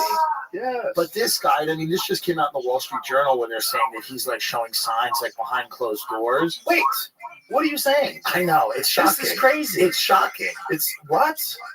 When President Biden met with congressional leaders in the West Wing in January to negotiate Ukraine funding deal, he spoke so softly at times that some participants struggled to hear him. According to 5 people familiar with the meeting, he read from notes to make obvious points, paused for extended periods, and sometimes closed his eyes for so long that some in the room wondered whether he had tuned out or died. But they can't change him out now, right? You and I both thought it was going to happen in May. We were convinced. I remember texting you. I was convinced. I actually heard from people that were in kind of, around the Trump campaign that thought they were also preparing to run against somebody who wasn't Biden. Right. And they had believed that. They were like, it's going to be Newsom or somebody. And it hasn't been. So why, not to sound like a nut, but why are they so committed to this guy? There's something weird about it. There's something strange about it. Do you think that's it? I think he's the sitting president, and they gaslit everybody into thinking he was fine. So now they would have to change course radically to justify getting him out of office. If they just published an article, I think it was in the Times, that was talking about Biden saying that his age is his superpower. Did you see that? Yes. And then Seth, what's his name? The guy from the fucking Family Guy? Seth MacFarlane. That guy retweeted it. Right. And was like, this is amazing. I couldn't have written this better. Thing. What? Right. Yeah. What? His age is his superpower. So you'd have to turn that back. So you'd have to get all these people. Do you remember when there was a whole list of a bunch of celebrities? They used to make videos where they would tell you what to do. Right. What we need to do. Need to do. The end of democracy. Remember the bunch of them did that before the 2016 election? Right. Yeah. Yeah. Those people of all, you would have to do something like that with Biden. Well, what's interesting about Biden is they put him in kind of because they kind of stacked the Democratic primary. They killed the momentum of Sanders. And there was a lot of people. Biden was like very behind and then sprung out at the end. They manipulated it. Just like they did with Hillary. Just like Donna Brazile wrote about in her book. They manipulated it to get him in, And it's just weird to me that when everyone sees it so clearly and Trump is up in every poll, why they wouldn't just have him go out, give a very patriotic speech about, you know what? I thought I could do it, but now I can't. I thought I was okay. Because there's no one other than her. So if you try to Put her in again. If you try to promote her as president against Trump, Democrats are going to vote for Trump. She should lose one more time. But she's going to lose in a way that's I know, it's crazy. No, they have nobody else. That's the other thing. But the thing is, he should lose in a way that's crazy if you're looking at like competence, because he's so old. But people will vote for him just because the machine behind him has kept the country. It's still relatively okay. Yeah. You're still going out to dinner. You're still taking plane flights. For sure. No aliens have landed. Not yet. You know, Ukraine hasn't spilled over into America. It's all okay. Kind of. Right? So you would probably, especially if you're one of those celebrities that made that video about Trump, you can't turn course now. No. Those people, that's out there forever. You know? Remember those? Well, it's also, I think, older. There's no heaven. Yeah. Remember that? Remember that one? I think older people kind of like, some of them like it because they go, yeah, well, good for him. There's a lot of older people that don't want to step down. Like when white guys want a white heavyweight. That's exactly right. And there's a lot of old people that go, I'm not going to retire. Right. I'm not going to step down. I don't want to go into assisted living. Remember Frankie, he made that pie till the day he died. Till the day he died. Yeah. He's 102 years old. He put the basil on, drop dead. Yeah. I think they look at this guy and they say, good for him. Yeah. He's one of us. There's a little bit of that going on. He's one of us. I definitely think there's a little bit of that going on. I don't think that's Trump will beat him, I think, from jail. Yeah, 100%. Trump will win. Yeah, but I don't know if it's real. Yeah. I don't know. I mean, look, I don't want to cry election fraud, but why would I imagine that they would manipulate everything openly except the election? But this is what you know what I'm saying? But this is what I'm saying to you. Is it not possible that they haven't gone off Joe Biden because there was some fuckery in the last election? Well, is it not possible to some degree that they have this rabid insistence on this clearly dementia-ridden guy because their promises have been made and there are people in positions of power that could speak? I don't know anything. That's a possibility. I mean, it's just a guess, right? Who knows? I'm just asking the kinds of questions that people on Twitter will call me a name for asking. But you gotta stop reading that. Yeah, that's true. I don't read it. Boy, that's a nice. Once you break yourself. No, I know. I'm not on it as much. You feel so much better.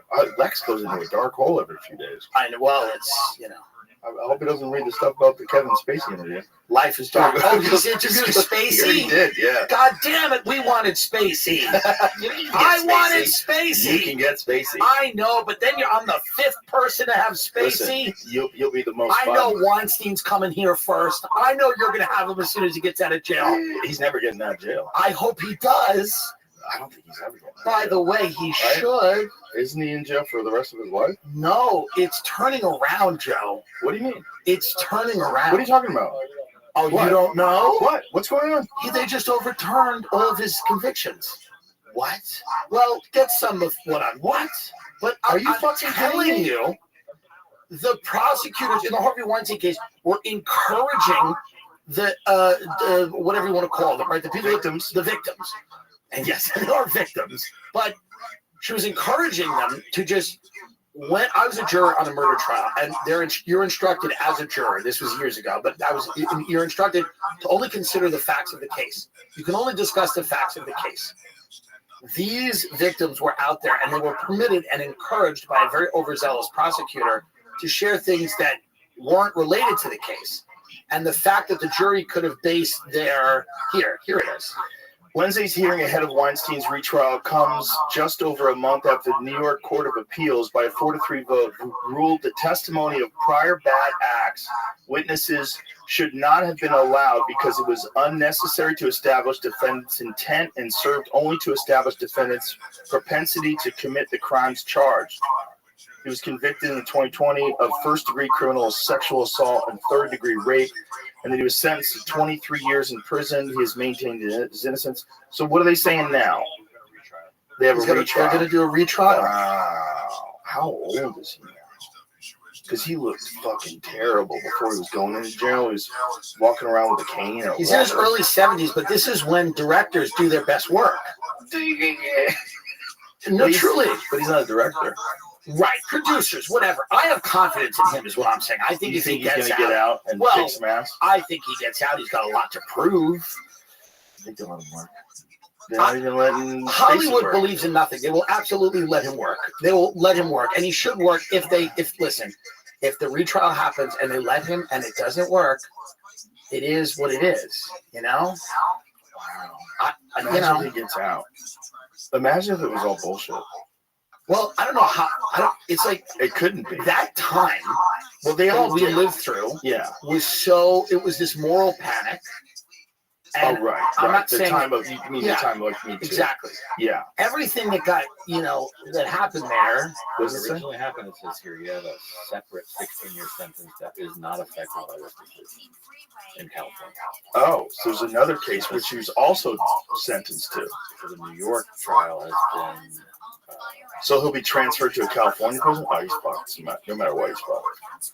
Unless they do that one. So those guys, that was what they did. But the crazy thing about him is he looked like that guy that would do that. He looked exactly like the guy that behaved the way that he behaved. Yes. Like Dave Chappelle had a bit about it. Yeah. Like, oh, he raped. Right. No, like looking at him, like you look at a guy.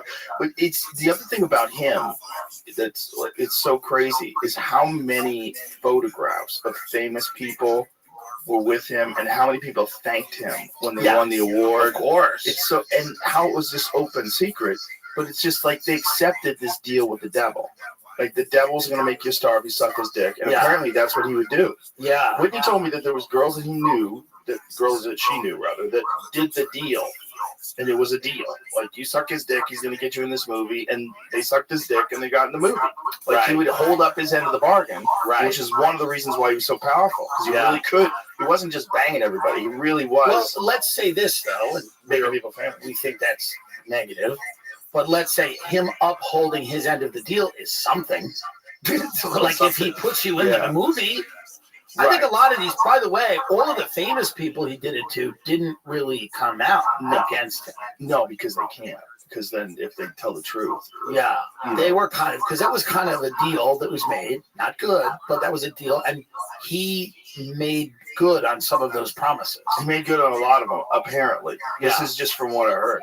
Right. But, Tarantino was telling us about this old school Hollywood producer who had a bedroom in his office. Sure. So you would go into his office, and this is like, in the 60s or whatever. So he had his office, and then he had a whole bedroom in his studio. Yeah. Where he would bang all the starlets. Like, if you wanted to be a star, you had to bang that guy.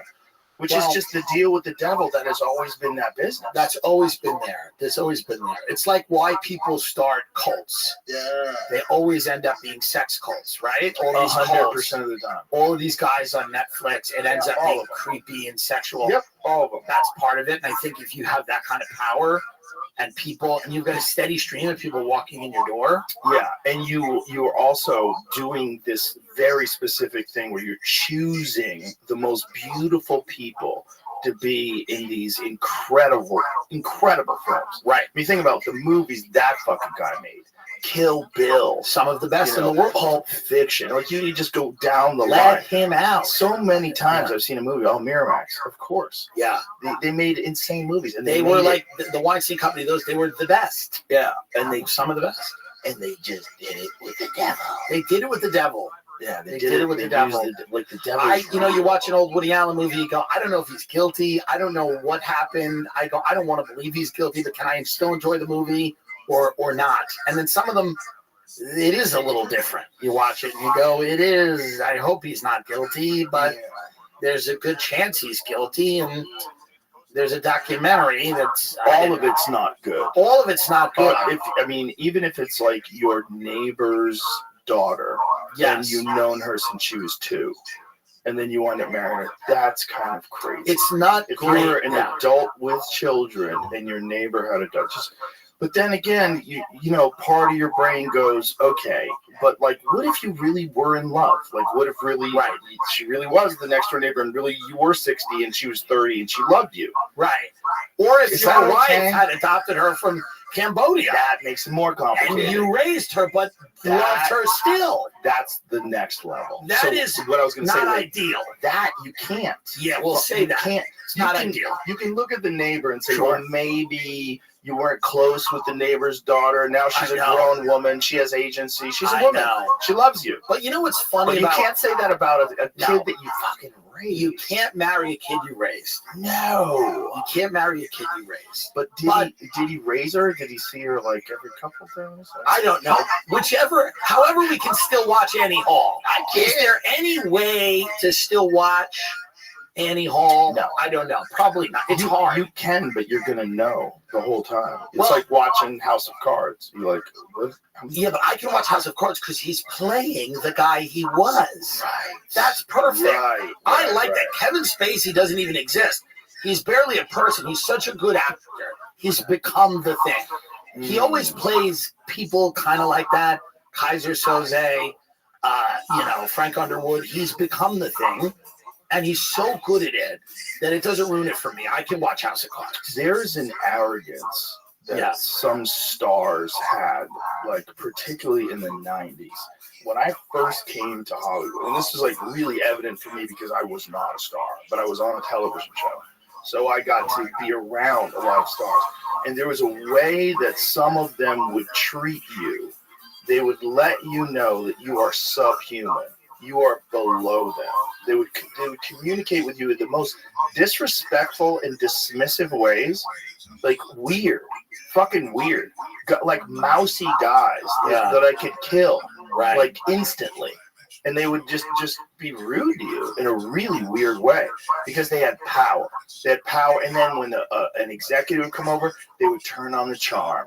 They'd be smiling and laughing, and then you would talk to them at the craft service, and they would fucking dismiss you in the shittiest ways. I encountered a bunch of that. Yeah. It was commonplace, and it was, I think, a thing that they aspired to, especially a lot of the guys that came from Saturday Night Live. Like when Phil came over from Saturday Night Live, Phil Hartman, when he was on News Radio, that was the first thing he did after Saturday Night Live, and he had like his defenses up. Like I remember he was like a little like standoffish in the beginning, kind of shitty to us. Like he was the big star, and he was. And Dave Foley was a pretty big star too. And the rest of us were kind of, no one really knew who we were. And after a while he relaxed and he would tell me about it. And he was like, it's great here. We all have fun, but God, it's not alive. Everybody was stabbing everybody in the back. And it was all, everybody was, people were getting people fired that were like his assistants just because they wanted to fuck him over. They would steal people's things. And it was just like really shitty. And it took a while for him to chill out. And then I got to meet some of those people that he was talking about and interact with them. And they did the same thing to me. Yeah. There was some shitty fucking people out of that. This star culture. Yeah. And they would be the ones that were the royalty and everyone else was a peasant. It was really fucking creepy. Interesting. So I think if you're like an old school dick grabber and you're also a Hollywood icon, right? You probably are doing that. You're probably doing that Hollywood thing where everybody else is just there for you. Everybody else is just... Should we maybe wall off Hollywood and just go, listen, let them go wild? They're just all sexual predators. Like Jurassic Park. It's Jurassic Park. Can we do that? Can we say, enter at your own risk? They make great movies, but occasionally they're going to goose you. They may throw you against a wall. Yeah. I mean, if you train for the Navy SEALs, some people drown. Can't we just do that? Because the other way isn't working where everyone's nice and good. Yeah. Everyone can't be nice and good and have really good art. I don't think. I'm not saying everyone has to be killing everyone. No, you don't. I mean, Ron Howard seems to be really nice and good. But I watched the Spacey documentary, by the way, and some of it is like, okay, he's clearly did the wrong thing. And then some of it, these guys are like, because they wanted things from him, they're like, we went to the movies and he started jerking off next to me. It's like, okay, dude, well then this is not a guy to hang with. And then the next thing they say is, And then he invited me to a party at his hotel, and he said Bruce Willis would be there. So I went. And you go, well, we can't feel bad for you. Right. Because you're trying to climb on the basis of knowing this guy. You are playing the game. That's right. You're playing the game. You're playing the game. You're dancing with the devil. You're dancing with the devil. You're going to lunch with Harvey. You go to lunch with Harvey. You want it. You know, so to me, it's like they're not sympathetic in the way that, like, you know, other people are, whether it's sexual assault in the military or in the workplace or whatever, where people are not actively trying to better their chances of being famous by knowing this guy. Right. It's a complicated thing with Spacey, right? Because apparently some of the alleged people are like people that he worked, like, you know, like a grip on a set, or a guy who has to drive him to. Yeah. You know, he was just wild. Apparently. Yes. This is allegedly. Right. And then some of those people died before they could testify. Do you think you could play a guy like Frank Underwood if there's not a little bit of that inside you somewhere? No. Probably not. Probably not. You know, he had a really rough life. Did he? And you know, his father was a Nazi pedophile. Oh my God. This is true. Oh my God. And his father was all of Twitter, but no, he was a Nazi pedophile. He would rape them and make them watch the Nazi stuff. This is, I know I sound like I'm lying a lot, and I am a lot, but this is true. You can look this up. Oh, God. His brother is a Rod Stewart impersonator. Oh, God. It wasn't great the way that it went for anybody over there. Jesus Christ. According to Kevin Spacey, he was raised by a relentlessly abusive neo-Nazi father. Wow. Spent his dinners making anti-Semitic comments which terrified his children. Wow. Yes, and worse than beating and raping them, he was anti-Semitic. Wow. So he was really bad. Is that say that in here? The raping part? I believe, from what I know, that's his brother, the Rod Stewart impression? that he was a very Damn, his abusive. brother is fucking got it nailed. The brother is really dialed. Boy, if I saw that dude He's dialed. yeah, if I was like somewhere, I'd be like, holy shit, Rod Stewart. Look at this. He alleges his father frequently raped and did it. I mean, I'm not making it Oh up. my It's God, terrible. frequently raped and beat him. Oh, why didn't they put that in the title?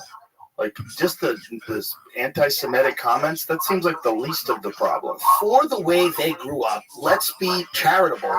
They turned out good.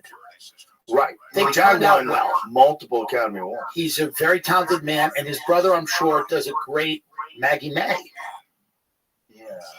For That's the way they were interesting. raised, everybody has to be judged a little bit with a backstory. I love that Lex Friedman has the courage to interview anybody. Well, Like Lex is anybody. one of those guys who genuinely is like, you know, he knows what his intentions are, Yes. and he's very comfortable with himself, and that's why he can talk to all these people. Yeah. Because I mean, he's always they're coming from a genuine. good place. Always. Even Kanye, in the heat of everything, Lex had him on. Yeah. No, Bill because Maher like did a whole Yeah. episode and said, "I'm not releasing it." that's crazy. Yeah. That's crazy. I can't wait. Kanye, Spacey, can we do an election? Because there's going to be an election. I'm angling to get back in here with Kanye and Spacey and Weinstein from jail. I would get And you in maybe here Trump. with Kanye, but it would probably turn bad because you talk too much. I know. With Kanye, you gotta let him talk I know. because like there was moments where I I'll was let him talking. talk. There was moments where I was talking. Kanye was like, he has so much to say. I mean, listen, that madness inside of him is why his fucking songs are bangers. They're just banger after banger. His fucking new album's amazing. It's amazing, dude. We play in the green room all the time. And all my Spotify playlist, I think there's more Kanye songs than anything. He's a genius. And what you have to realize with people that are incredibly gifted is a lot of that comes with some real downsides. Yeah. And they can't be judged maybe the same way you judge every other person. Well, I know they that gotta sounds follow bad. the laws. You can't be out there murdering people. You can't do it. They got to follow the laws. But if he says something crazy, it's also like you got to look at like what you've gotten from him and all of this great music. Let him have a tirade every now and then. Yeah. Well, it's like he's his own enemy. Yeah. It's just like he can't. The rants just go. I know. They just come flying out, and who knows how much of it he's really been committed to until he says it, and then once he's saying it, then he's really committed. And then he shows up statistics, like he held up this thing about it was showing on his phone all of the different people that are running all the different music companies and how many of them are Jewish. Right. He's like, they run the media, they run this, they run that. Like, okay. Right. Yeah. I mean, what are you going to say about that? If they are facts, if these people are all Jewish, but that doesn't necessarily mean that they're doing something evil. Just, if you buy pizza, a lot of the people selling it are Italian. I will say that the Jews seem to have made better choices than the Irish, my people. Well, they're really good at running show business. Yeah, I can't point to any list of people and go, and they're all Irish. There's not one group. And go and look, and McDonough and O'Brien. Right, like Italians, like my people. What other than food? Someone said, a teacher I had in community college, you take it with a grain of salt, but said that Italians were very focused on the family, and they were skeptical of institutions. So they started small businesses, whereas Jewish people were more open to institutions, and that's why a lot of them are overrepresented in academia, politics, and media. Well, the Italians are fleeing communism too. Right.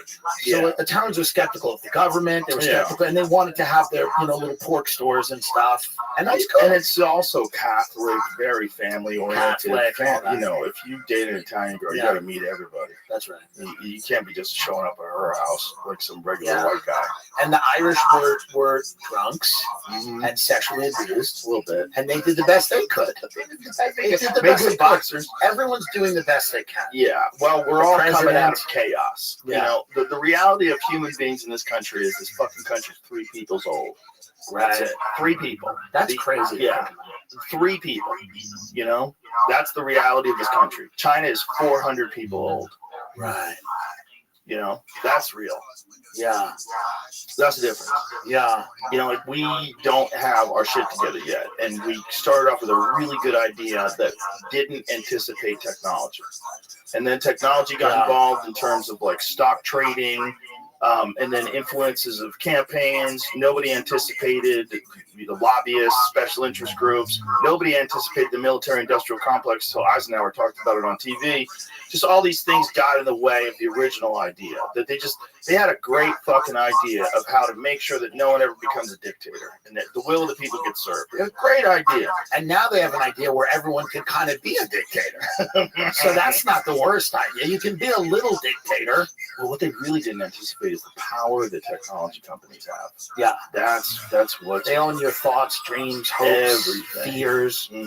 They have burrowed into your life more than any of the robber barons could, more than any of those guys, Morgan or Rockefeller, Carnegie. They've gotten insanely wealthy just from your data. Absolutely. And then convincing you have to buy a new phone every year. And they're helping you. And that's the scary part, right? They're utopians, and they believe they're creating a truly better world. And they're helping you. It makes your life better. And they make your life better, and you do. And these are things that make your life more convenient and easier. Yeah. How great is Google Maps or Waze? So when they tell you it's more convenient to just not have this discussion or not be able to say a certain term or not be able to, then you just comply. You comply and you go, okay. I don't want to start any trouble. I want to start an issue. I like Postmates or whatever it is. I like Airbnb. Well, sure. What's failing now? It's over now. It's all over now. I met one of the guys. Well, someone, I don't know if it was you, but someone said, and this is really nice, someone tried to get me back, and they were like, no. Someone met a big guy, and it might have been you. Someone was like, I think it was me. Yeah, somebody was like, what about getting like a guy like Tim Dillon back on? And they were like, no. They're fucking up. They're making a big mistake. Well, that issue that I had was all about the redundancy of cleaning fees. Why would I pay a fee and then clean? Yeah. This has now become a rallying call for millions of brave Americans to hold Airbnb accountable for what they've been doing. Forget the trafficking, people showing up to the house in the middle of the night trying to rip you out of it. This is true. Single women go on bachelorette parties all the time. Guys knock on the door at 3 a.m. It's not safe. A lot of the people who host, have Airbnb, have weird cameras set up. There's been a bunch of that. It is strange. There's also someone had an interesting scam where they were renting a house and they were using that house as an Airbnb house. Of course. when they're probably making money off of the rental. Like, That's right. you think about how much a house costs to rent. If it's like $2,000 a month, Yeah. and you could Airbnb it for $500 a night, or Yes. whatever. What's Airbnb cost? I For a don't know. house. It's been Back in the years, day. but it's by about 400. Yeah, so you would probably make a lot of money. Yeah, there's You a lot could of that. Pay your mortgage easy, and then you can do that with multiple houses. You got income constantly coming in. And I think they interviewed the CEO recently. They interviewed him, and he was basically like, listen, we're trying to design your trips. Like, they're trying to figure out ways to get competitive again. Because they're like, we know people are going back to hotels. We know it's gotten too expensive. Is that what it is? Yeah, it's gotten too expensive. People are like, we don't understand why we pay all of this money to have all of these rules when we could just go to a hotel. It's easy. Right. And we don't have to worry about anger. You get a report card. Everybody needs a report card. Nobody wants that on a trip. You get a report card for like how good you did or bad Yeah, you did. you have people writing made a mess. reviews about you. Is that fun? You go on a vacation, somebody's going to write a review, some psychopath. Oh, so like you could like take a giant shit and forget to flush it, and then It's you get a bad over. review. Then they trash you. Just a simple mistake. A simple mistake. And Forgot to flush. stay out of people's homes. Yeah. This is the real reality. Yeah. Stay out of people. Stay If out you're of over 30, Yeah. you can no longer stay with people. Put it this way. Let's give them till 35 or 40. You have to get a hotel. Yeah. You can't get a hotel. You cannot stay with a friend, and you don't need to get an Airbnb with 7 people. Yeah, I always get weirded out when people like to just stay with different friends every time. No. I'm like, No. Do you like being annoying? Yeah, that's done now. You You're can't annoying people. stay with anyone anymore. You go to a hotel. That's nice. Like an adult. It's like an adult. You go, this was nice. Goodbye. You need to say the word goodbye, and then you got to go to a hotel. Otherwise, people are like, they feel uncomfortable in their own home. They do not want you there. It's kind of crazy that Airbnb, that's another thing that popped up out of nowhere that nobody saw coming. That was a disruptor. That and Uber, right? Yeah. Uber was a big one. Popped up, but no one would have thought that everybody would become a cab driver for No. extra money.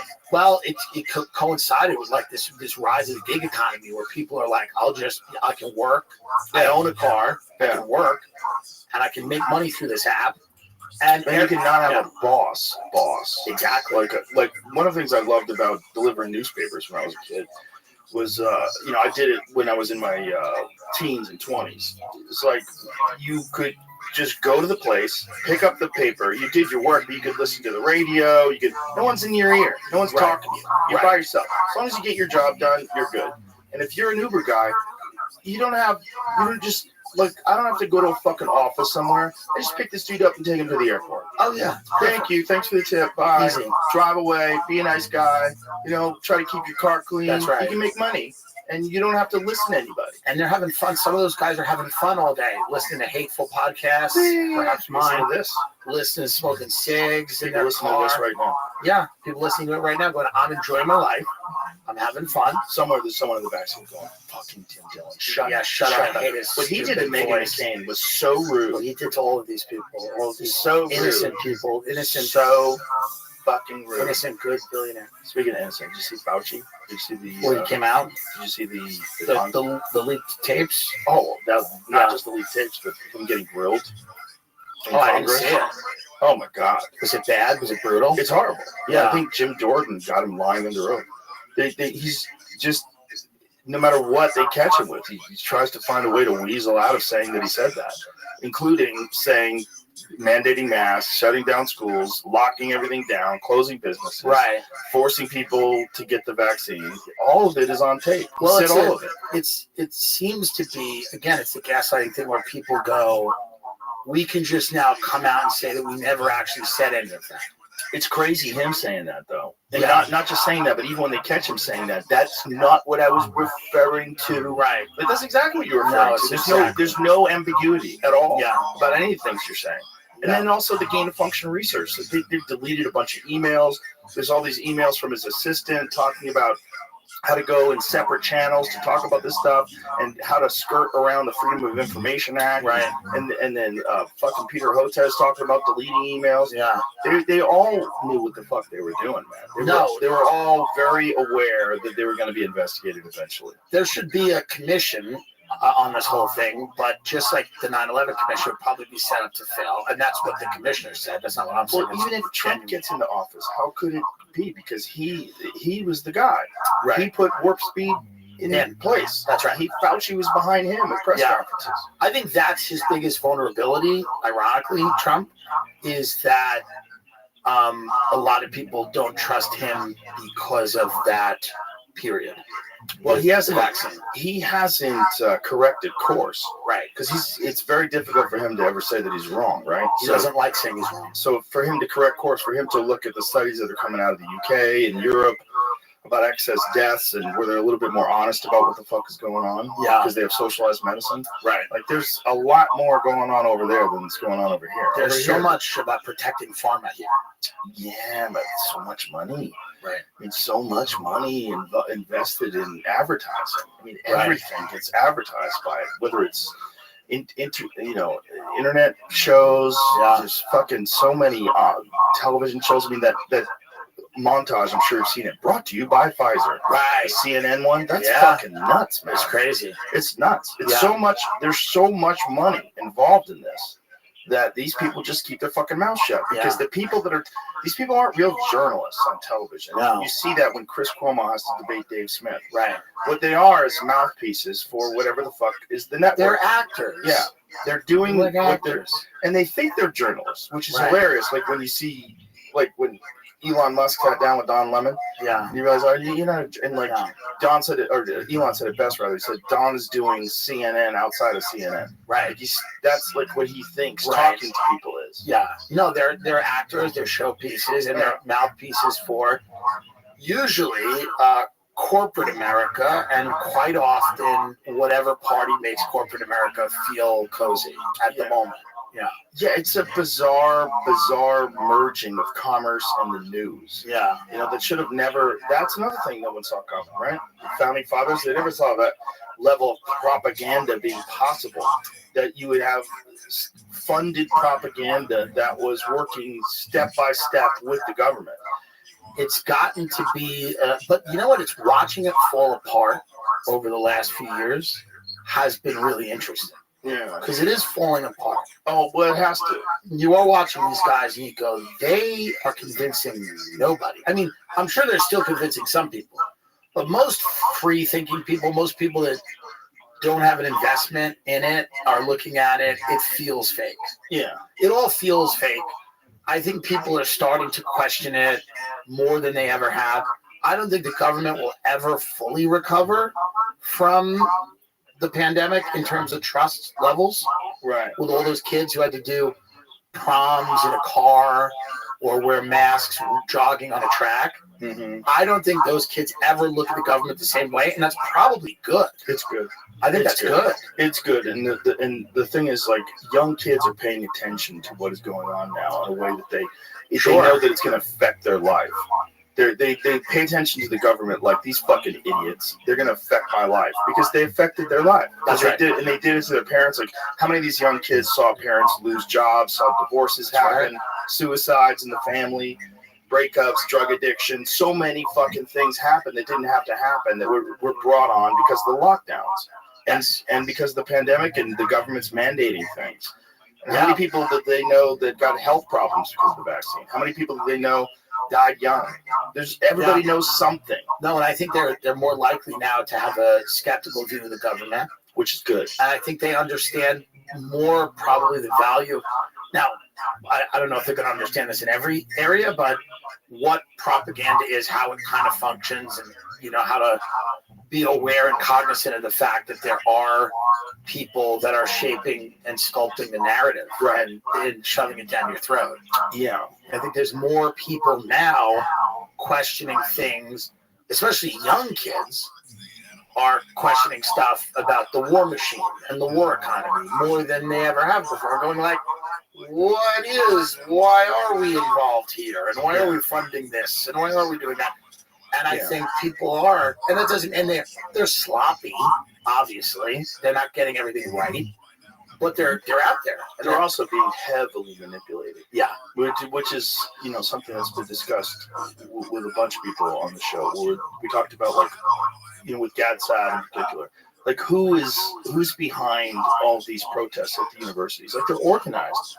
And they're organized a lot by Soros-funded groups and a bunch of different groups that they organize these things to get a narrative very popular. Yes. You know, and that it's all, the whole thing is just disruptive. That's the key. The key is to get people upset, right? To keep people disrupted, yeah. and to further erode our idea that we have any kind of control whatsoever about what goes on. I went to one of those protests at UCLA, and it was fun. You know, it's young people.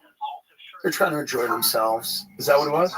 It kind of felt like that. Like a little festive? It didn't feel like Hamas had taken over the college. Like, I know that it felt like there were people there that were clearly probably pro-Hamas, right? As a, whatever you want to call them, as a group. Right. But then it felt like there was a lot of kids there that just saw what was going on in Gaza, and they were like, we are against America funding that. And they went out to do that, and they wanted to, in the best way that they knew how, express how upset they were. Now, you know, you can't destroy property. You can't commandeer areas. These are all areas where, in a civil society, you can't do those things. But I think a lot of the people, their reaction to a lot of what was going on was probably heavily manipulated, but some of it was organic. Some it's of them also were they're just trying to be good seeing people. it on TikTok, going like, we're seeing kids being killed, yeah, and we're paying for it, yeah, and we should do something. And the more people I spoke to, I was like, yeah, I didn't think that they were. I thought probably a lot of them were a little naive about certain things, but they're in college, right? So that's okay. Everybody's naive in college. That's right. Yeah, and it's a thing to be a good person. You want to go out and support the good thing. What's the good thing? Free Palestine. Yes, that's right. They should be free. Yeah. From the river to the sea. Which river, which sea? No one knows. No one knows. That's no not one knows. what's important. What's important is I'm out here because, you know, Debbie's really progressive and she's hot. What's important? Yeah, please. Debbie's really progressive and she's hot. Right. Okay. Well, that's and listen. There's a fun. I enjoyed it. They had, you know, it seemed fun. I took a few selfies with them. They were good people. And then they were like, the cops. You got recognized. Yeah, a few times. Yeah. And then the kids were like, they're like, you had Abby Martin on. And I was like, thank you, you know, whatever, thank you. And they were very nice. And then and then they were like, well, the cops are coming in. We think they're coming in with rubber bullets and, you know, hoses and everything. And I said, at the Beverly Hills Hotel, you have to put your breakfast order on the door by 1 a.m. And I explained that to the kids. I said, they'll know to bring the egg and everything. I said, I can't be here during the onslaught of the police activity, but you guys should. I even said that. I go, you guys should lock arms, do that stuff, because you only live once and you're only a kid once, and make these cops work. Who cares? Lock arms, but I had to go. I can't be. Did you see what happened in Philly when the Gay Pride Parade met Free Palestine? And there was a clash. Yeah, it was a clash. They clashed. Kurt Metzger would call that, the great Kurt Metzger would call that, I believe, an intersectional car crash. It was funny. They were saying you can't march because Palestine's not free. You got to stop right here. Yeah. We're more important. This is more important. It was weird watching it because they were like, there's no joy. No one should be happy. I think Pride is very silly. There's a whole month. That's very silly. If you look at what was done to black people and you look at what was done to gay people, it's insane that Pride is a full month. A couple of weekends, maybe one or two. The idea that it's a full month is nuts. Well, how about there's only Veterans Day? Right, there's one day for veterans, and there's an entire month. Day. There's Veterans Day, Memorial Day. And what the month of Pride allows people to do is it allows corporations to just talk about, you know, how down they are with fisting.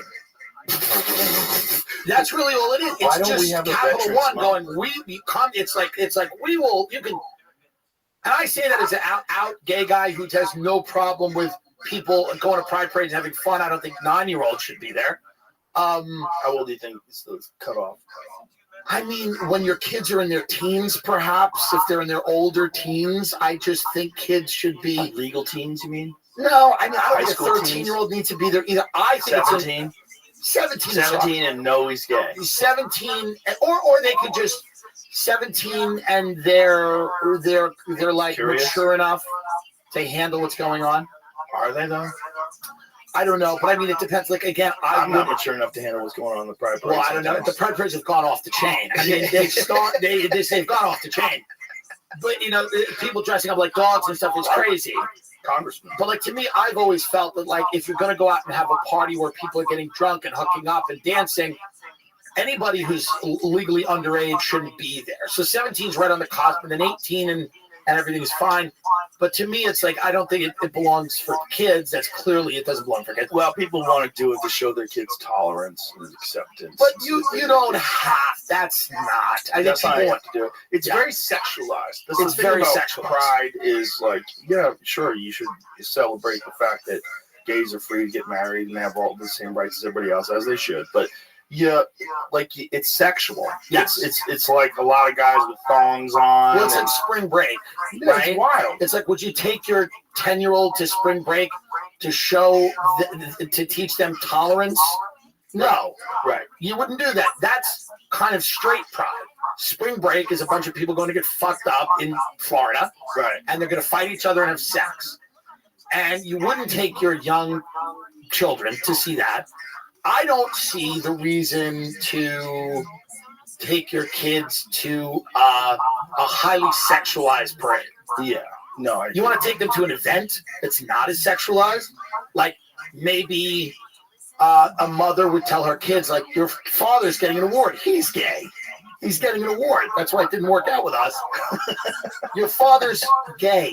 He's a faggot, and we're watching him get an award tonight. How many of those Because he wrote a book. poor bastards are out there in marriages right now? Probably a lot. There's probably a lot of Just trapped. Just But can't you know keep what it themselves. is? Nothing's great. You probably have a fine wife. Nothing's great. Listen, continue to do things on the DL. Just don't give her AIDS.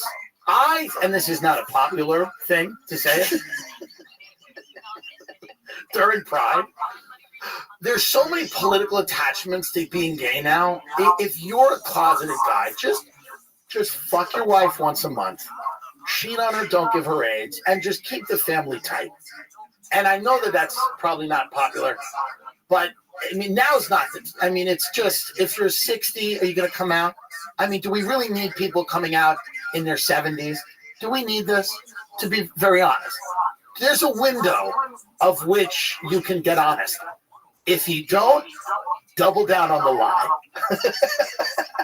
I think that's a great strategy for all of life. I think there's a window to be honest. Right. It's not forever. Right. Nobody wants somebody coming out in their 50s, 60s. It's like enough on their already. deathbed. Yeah, it's on their deathbed. Oh, so that now you've lied the whole time? Right. Just keep it a secret. Mm. Just keep it a Not a secret. bad piece of advice. It's not a bad piece of advice. Happy Pride. But it is. I do feel that way. I think that, For like, some people. yeah. Some people probably can't handle a change. Yeah, some people. It's Big like, shift. yeah, sure. Yeah. It's I mean, Big shift. it's also weird now because people, it's like, what are you coming out as? If you want to have sex with dudes, you want to have sex with women, and then they're like, okay, so then, okay, I'm gay or lesbian, but then you're like, what is the LGBTQIA2 thing? What is that flag? You be a two-spirit. Two-spirit. Yeah, That's what two is. The fact that we allow that is hilarious. No, it's amazing. It's amazing. And A, I like how A's in there. Like A, you're asexual. Yeah. You don't have a fucking dog in this race. You go, okay, so I have this, and then I have a flag I don't understand. Nobody understands the flag. It keeps getting bigger. Indigenous? Keeps changing. What a white gay people, and I'm not saying indigenous people don't have issues, but what do white gay people have anything to do with the indigenous community? Like, They're just trying to develop a gang. Yeah, it's right. It's like, why would they pretend to understand like what indigenous people do? Right. How did the I get in there? It used to be we were making fun of putting the trans people and Yes. the lesbians in with the gays, Yes. which are very different things. Well, lesbians are going away. Barry Weiss is the final lesbian. Did you know that? No. She's the final one. That's it. The final countdown. That's it. Barry Weiss. And do you know in Israel they canceled the Pride Parade this year? Why? Because their gay pride flag, they made the yellow, I think, bigger because of the hostages. Oh, wow. So they would not have a gay pride parade. And they're also using all the material that they would have used in the pride parade to carpet bomb civilian areas of Rafah. But here's the point. all of the fireworks and stuff are directly being shot at babies' faces who are homophobic and should go. Because, by the way, that's the whole thing they're doing over there. Yeah. Where they go, it's like they just bombed a school. And Israel's got to stop doing this all the time. Every now and then, when I grew up, Israel bombed school every now and then, and people would go, oh, it was not all the time. Now they're doing it too much. And it's making people upset. When I grew up, it was a nice thing. Every now and then, never a nice thing, but every now and then it would be like, you wouldn't know what Israel's doing. Israel just bombed the school. And you go, oh, it was rare. Now they're doing it so much. And if you go, this might be a lot. And I support them and their right to exist, but this seems to be every human rights organization in the world, every country, everybody's going, this is, guys, please. Even America, even Biden is going, guys, please. And the response to maybe let's not bomb these refugee camps is, do you know what Hamas does to gay people and women? Yeah. And it's like, guys, come on. Yeah, that's not. Yeah, but you're killing people. You're killing children. Yeah, and women. Yeah, a lot. We got to figure out a More way. than you're killing terrorists. Yeah, we got to figure out a way to make this, a better situation. That's another one that's so wild too, because the left has always been like kind of clear on where it would look at like conflicts. Yeah. Like with Ukraine, the left is all in for Ukraine, right?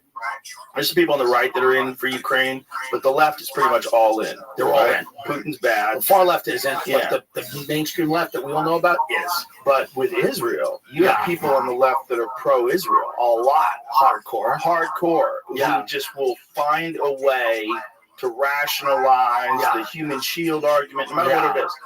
And no one is like being straight up about it. Everyone's being ideological about it. No one is saying the whole thing is chaos. No one is saying, no one's talking about the history of the region, like the real history of the region, which is really complex. It's very complex. It goes back forever. And then no one is looking at this like there's any kind of fucking solution that makes any sense. No. So you're either there's no like clear path, like this guy's dead on, and this is the way we have to treat this, and this has to be handled. No, it's either Hamas is using human shields, and Israel has a right to exist, and they want to wipe Israel out. And if Israel laid down their arms, they would slaughter them. If Hamas laid down their arms, they would be fine. Like, fuck, man. It's hard, and it's like there's definitely, I think, naivete on both sides. The people that think Hamas is like a high school theater group are insane. But the people also that think that you can bomb your way to the peace over there, I don't know.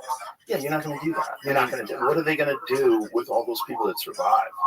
I mean, imagine how many future Hamas people they've created. They're going to build hotels in Gaza. They're going to turn it into a, because I think that's maybe the end game, is to like eventually put a bunch of money into it. That's perhaps the end game. Well, it is expensive real estate. It's real estate by the sea. They're going to put hotels in it, and then white people, white chicks from America are going to go to trips. But whenever there's like land, that something happens to, that's close to water, people are like, hang on, before making decisions. This area of Maui is really valuable. Yeah, like we can do wild things. We figure out ways appropriate. We just hang on long enough for all these people to lose their mortgages. We just like figure out what slow down construction. They're gonna slow down rebuilding. They're gonna hire. I mean, look, it's a terrible tragedy that this happened, but look, we can't go back in time. So what are we gonna do? I mean, what are these people rebuild? They're gonna hire the people that are left to work at the hotels that the people who bombed them are going to visit. That is exactly what is going to happen. And there's going to be a woman, there's going to be a kid who goes, here's your eggs Benedict. And she's going to go, hi, are you from here? And he's going to go, yes. And she's going to go, does your family still live there? And he's going to go, no. And she's going to go, why did they move? And he's going to go, they were killed in the war. And she's going to go, oh, anyway, can we have some ice lattes too? Like that's what's going to happen. That's my guess, I guess. Do you think that there's any? Is there a way that they could sell Israel taking over Gaza? Is there a way they could actually sell that? Yes, the way you Really? sell everything is by saying humanitarian reasons, and you're going to pump in a lot of money, and you're going to make things a lot better. I don't know. The last administration that truly tried to get a Palestinian state, people talk about Clinton, but it was really H.W. Bush. George H.W. Bush tried to curb a lot of the settlement building and try to say, listen, guys, we need to come to the table and have a Palestinian state. There was another attempt there at Clinton. It didn't work for various reasons. People can argue about why. It does feel like no one's talked about it recently, and it's just kind of been a thing that everybody ignored. So the idea that it won't exist is more likely now, I think, than it was. I mean, and it should exist. People should have the right to have a home. But I feel like they would sell it in the sense that in order to provide economic and security guarantees, it has to be an occupied region forever. I think that. And then the idea is like, I mean, listen, they're preparing. I mean, look at Military Times just wrote an editorial. They want to bring back the draft. They want to bring it back in Germany. They're all preparing for something. There is a very big push right now to militarize certain areas of the world, to bring back the draft, to, see this as a Cold War that could turn hot. Where Biden basically said to Ukraine, use American weapons in Russia. You can use American weapons for cross-border, not in a defensive capacity, for cross-border attacks into Russia. Russia is now doing war games in the Caribbean. We are ratcheting all of this stuff up at a time when we should be completely going the other way. We should be trying to figure out how to live on the planet with China, and we should not be getting involved we should not be encouraging countries to join NATO, to antagonize Russia, and getting involved in proxy wars. Didn't Trump say that he was going to pull out of NATO? He said that. He also said he would have bombed, at a fundraiser the other day, he said he would have bombed Russia and China. Like, what? He's very bellicose. No. Yes, he said that? Look at the absolute. Oh my God. So he's saying all kinds of wild stuff. Now, I don't think he would have, but I think it might also help to be that bellicose and say all those wild things. Saying that you would bomb China and Russia?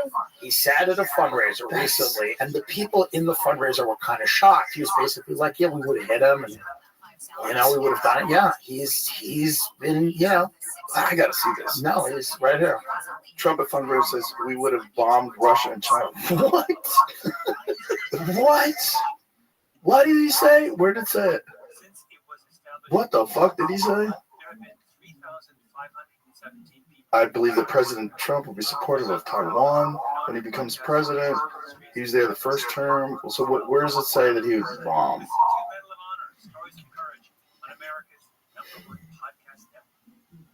What does this say here?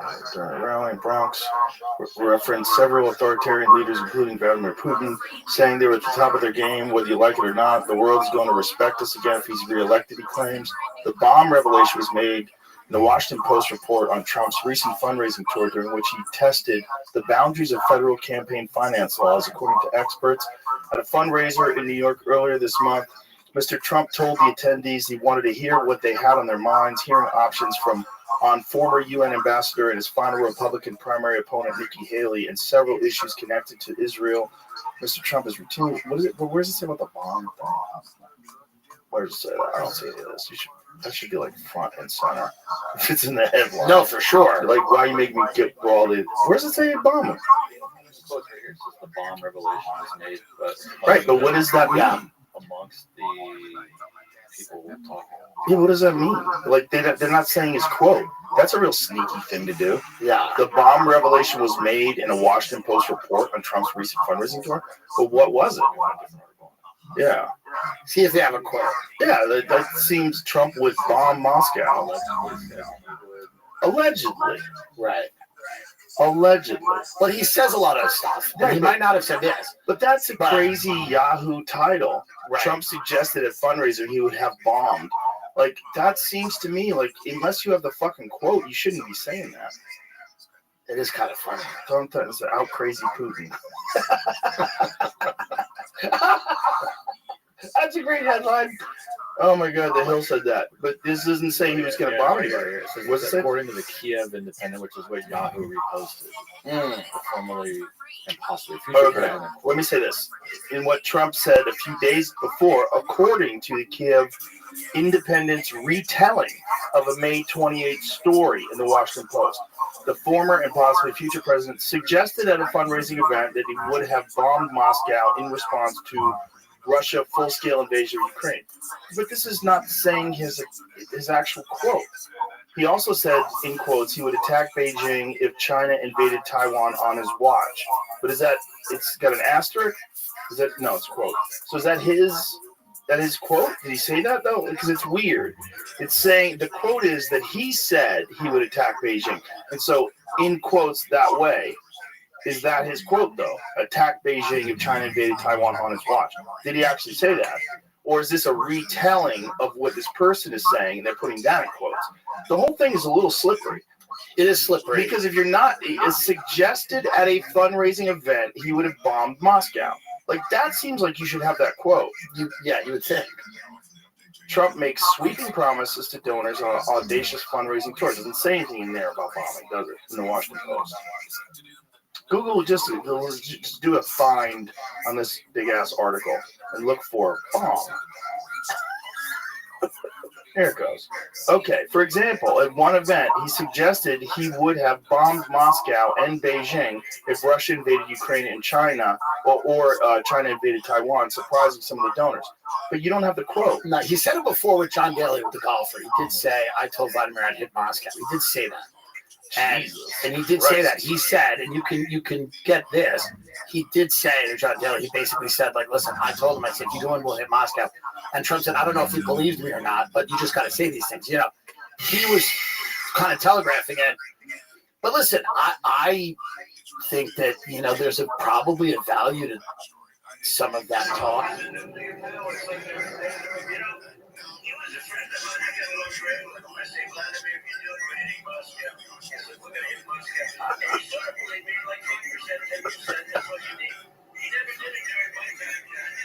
No, it's funny.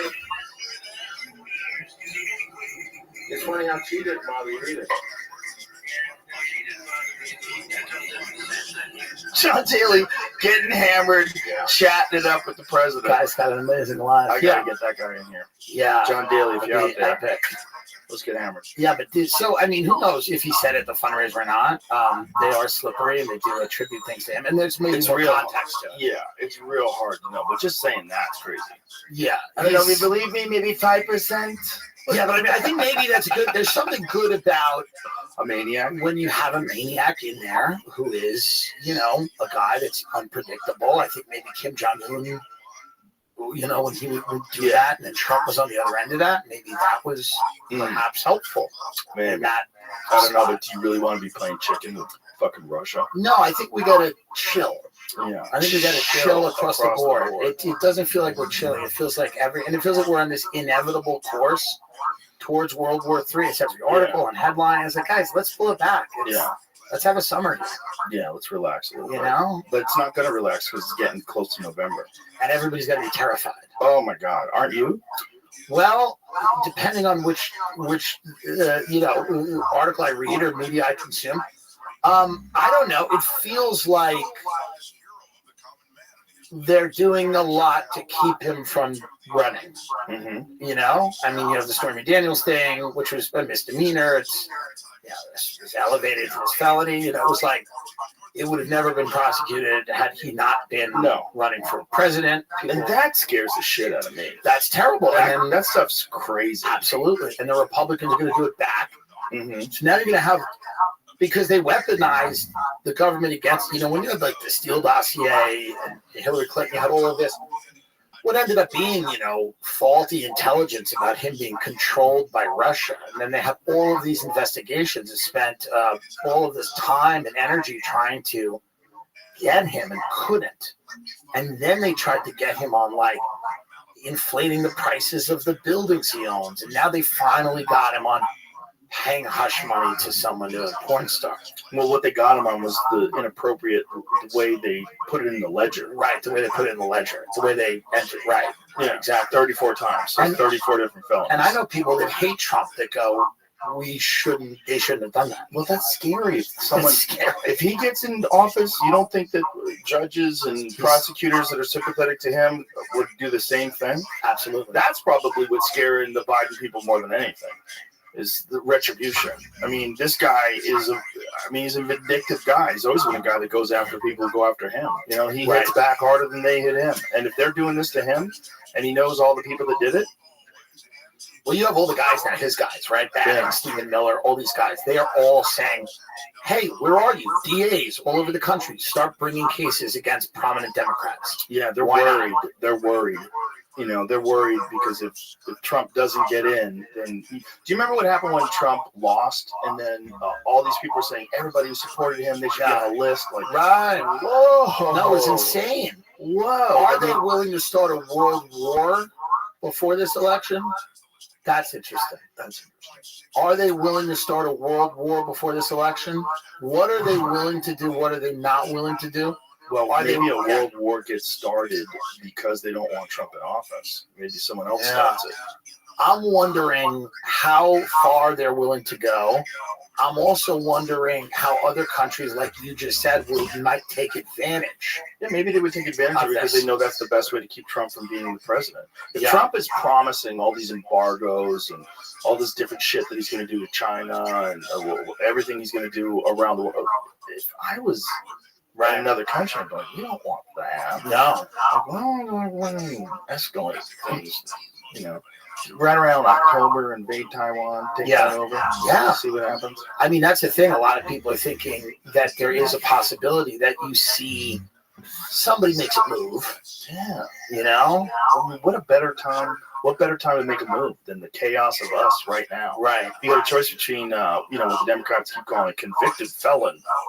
Convicted felon. He's a convicted felon. And they, there's been all this talk about repeating that over and over again. Right. Like, make sure we get that No one message cares. out there. No one cares. Convicted felon. Yeah, I mean, it's just such a stupid thing. Well, he's got a lot of people voting for him now that wouldn't have voted for him before. There's a lot of people, I think, that are also seeing it would be one thing. I mean, listen, I have nothing good to say about Gavin Newsom. But if you had a guy that was, had his faculties, could speak, was of a reasonable age or whatever, could gaslight better. But the fact that you have this guy who's so old that, to me, does suggest, for whatever reason, they're terrified of replacing him with someone else. I do not know why. I don't know why. But it feels like who's ever running things right now does not want anybody coming in and looking under the hood. Right. That does feel like that. Like I could if be you're wrong. in business with someone, they won't let you look at the Why books. are they killing Assange every day? Why are they torturing and killing Julian Assange? What did Julian Assange unleash that has made them do this to him, where they're slowly and methodically killing him in front of everybody? Well, they can't stop now. Right? They've been doing it for so long. They can't stop now because then he becomes a martyr with no consequences. And the same people go and talk about Alexei Navalny and try to get you to be upset that Vladimir Putin, which made no sense. Why would Putin kill a guy who was, and I'm not saying Putin's an angel, but Navalny was never a threat to Putin in any way. He was in a Siberian prison. And the week that we were having that vote about $60 billion for the Ukraine, Putin kills his biggest critic publicly. That's insane. That makes no sense to anybody. And what do you think happens? Well, if I had to guess, there's two ways. And Alexei Navalny might have just died. People can't just die. But it seems like if there was any group of people that had a benefit from Alexei Navalny dying when he did, it's not Russia. It would be us. If we're trying to pass to a country that's a little war weary and a little tired and going, we don't really need, why are we in this? What is the end game in Ukraine? What does it look like? How much money should we be kicking over there? We're trying to pass that bill, get that through Congress. we have to portray Vladimir Putin as a monster who's unwilling to negotiate. We have to do that. In order to fund that war, we have to present him as a guy who's hell bent on taking over Europe, and that war is in our vital national security interest. And the more we can paint him as that person, the better it is, and the more likely we are to be able to pass that bill. And it's just very weird if you wanted to get rid of Alexei Navalny, then you would have done it then. But wasn't that guy in a terrible prison? And wasn't he was in a bad prison? And I mean, obviously Putin hated him. Putin hated him, but they had tried to poison him already. The FSB had already tried to poison Navalny. So why wouldn't you think they just did it again? Why? What would be the point? He's in that prison. Because they want him dead. Because Putin just wants him dead. The week that America, Alexei Navalny never had widespread support in Russia. By the way, this is not true. He had certain people that liked what he was doing. He never had widespread support in Russia. This is a Western narrative that's cooked up. It's completely untrue. Alexei Navalny started his life as a guy who would criticize Jews. He had a lot of fascist tendencies. And then after a little trip to Europe and maybe a meeting with, I don't know, who knows who people meet with, he decided to go back to Russia with a very pro-Western attitude, and he changed course. I'm not saying why people do that. People see the light in all different ways. The point is, the guy's in a Siberian prison. America's about to pass a huge bill. If you're the president of Russia, are you killing him that week? That just, to me, is a question. Well, how did he die? What are they saying? But now they said something recently. They said they found that he wasn't killed. They said it came out with something they conducted. Now I don't know. I don't know who's conducting this, whether it's a Human Rights Watch or an international. You're dying slow in jail, no matter what. You know, Yes, and that's a bad jail.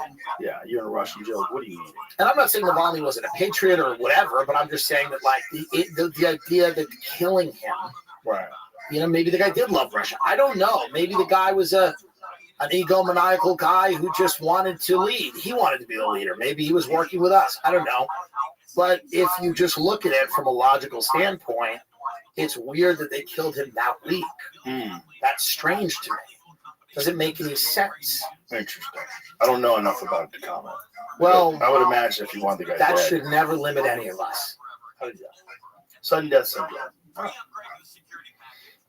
Given notice of a death, Navalny's spokesperson Kira Yarmyish said the time of his death, noticed at 2:17 p.m. local time. When Alexei's lawyer and mother arrived at the colony this morning, they were told that the cause of Navalny's death was sudden death syndrome. That's a vague term for different cardiac syndromes that cause sudden cardiac arrest and death. Yeah. Maybe they just killed him. They might, listen, of course they More might have likely, killed him. right? I don't Felt know. unwell for a walk, almost immediately losing consciousness. He also just might have died in a jail. He might. Wait, how old was he? Oh, that's pretty young. Just dropped dead of a heart attack.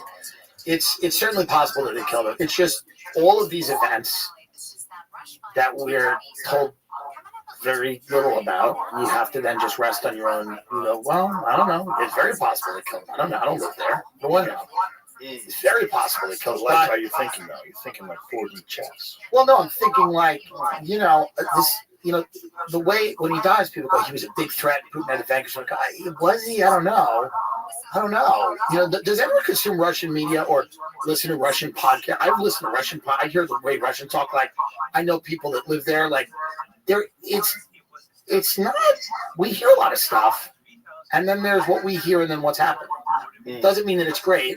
I'd rather live here, but it does mean that like this idea that there was a movement. Like, remember when the hot dog warlord guy Prigozhin was going through, and everybody was salivating on social media, being like, no, he's about to overthrow the Kremlin. It's going to happen. And it didn't happen. No, he's not. If he did, he's a fucking warlord. He's a warlord. If he did, he's going to be worse. Yeah. But it didn't happen because nobody has a fucking clue what's going on over there. So it's just you have to. And then Assange, they're killing this guy in slow motion. And then telling us how outraged we should be about Navalny. When Assange comes out, leaks a bunch of emails, we find out we're committing war crimes. We find out the CIA can remotely hijack your car. we find out that they can use all kinds of smartphone features to record you, all that stuff. He releases, I forget what it's called, Vault 7 or Vault 5. I forget I think it's 7, but I don't know. I forget the name of the vault, but he releases all of these things. Troves of Clinton emails, and I'm not saying Seth Rich gets murdered. I'm not saying Pizzagate was real, but I've never in my life been like, have 50 hot dogs ready for the guy when he comes. Like, no one talks. Like, I don't know what they were talking about, but no one has ever communicated like that. No. Ever once. Those emails. The most bizarre. Read those emails. Nobody has ever communicated like that ever. Go, well, I hope there's 50 hot dogs or something. The president's going to love some of these good hot dogs. Like, maybe we shouldn't have our hot dog parties at the White House. Like, things that are so crazy when you read them, you don't know. You go, this doesn't seem to be. Yeah, it doesn't seem to make any sense. And they're talking about kids. And talking about kids. And they're talking about weird shit. It seems coded. It seems weirdly coded. It's like it seems so coded that I would assume that it's misinformation, that it's fake, that it's proper, that someone released it. It's like, who knows? Some sort of a fake. But I don't think it is. I don't think it's ever been claimed. I don't think it's ever been claimed to not have been their actual emails. It's very strange. And they have these emails that are all very weird and strange. Seth Rich gets killed. And anybody who thinks that Seth Rich might have got murdered because of leaking to WikiLeaks, even though Assange alluded to it. Right. You're a conspiracy theorist. You're a nut. Well, wait a minute. Do you or do you not think that sometimes people kill people? Yeah. And like, these people are crazy. And you see a clear motive here. You see a thing here. That's Absolutely. a real big thing. And if you pursue that at all, if you even question that at all, if you look into it at all, they left his wallet, they left his phone, they didn't steal anything from him. It was not a mugging. Just murdered him. It was not a mugging. It was a murder. You don't think that's weird? It's very strange. It was a bad area. It was whatever. Yes, but there was no economic crime happening. Like, not only that, they left his stuff. That's right. They shot him and just left whatever he had. They left all Even that. if it wasn't a robbery. Yeah. If you're the type of person who's going to shoot someone, you're going to leave their money with them. You had all of that happening at the same time that high-up members of the national security apparatus in this country were coming out going, we have information that the president of the United States is either working for Russia, conspiring, has conspired with Russia, had girls pee on him. They were accusing him of treason. You gotta remember this. They were accusing the guy of treason. This was not like he got a blowjob in the Oval Office. This is treason. And his supporters enabled a coup in our country backed by Russia. None of that. 2 years, 3 years on TV. And everybody repeated it. Everyone repeated it. No one has since apologized. Nobody has said we were wrong. Nobody has shown any interest in getting to the bottom of how that happened. They cook up this fake Steele dossier, claiming all these things, P-tape, all of that stuff.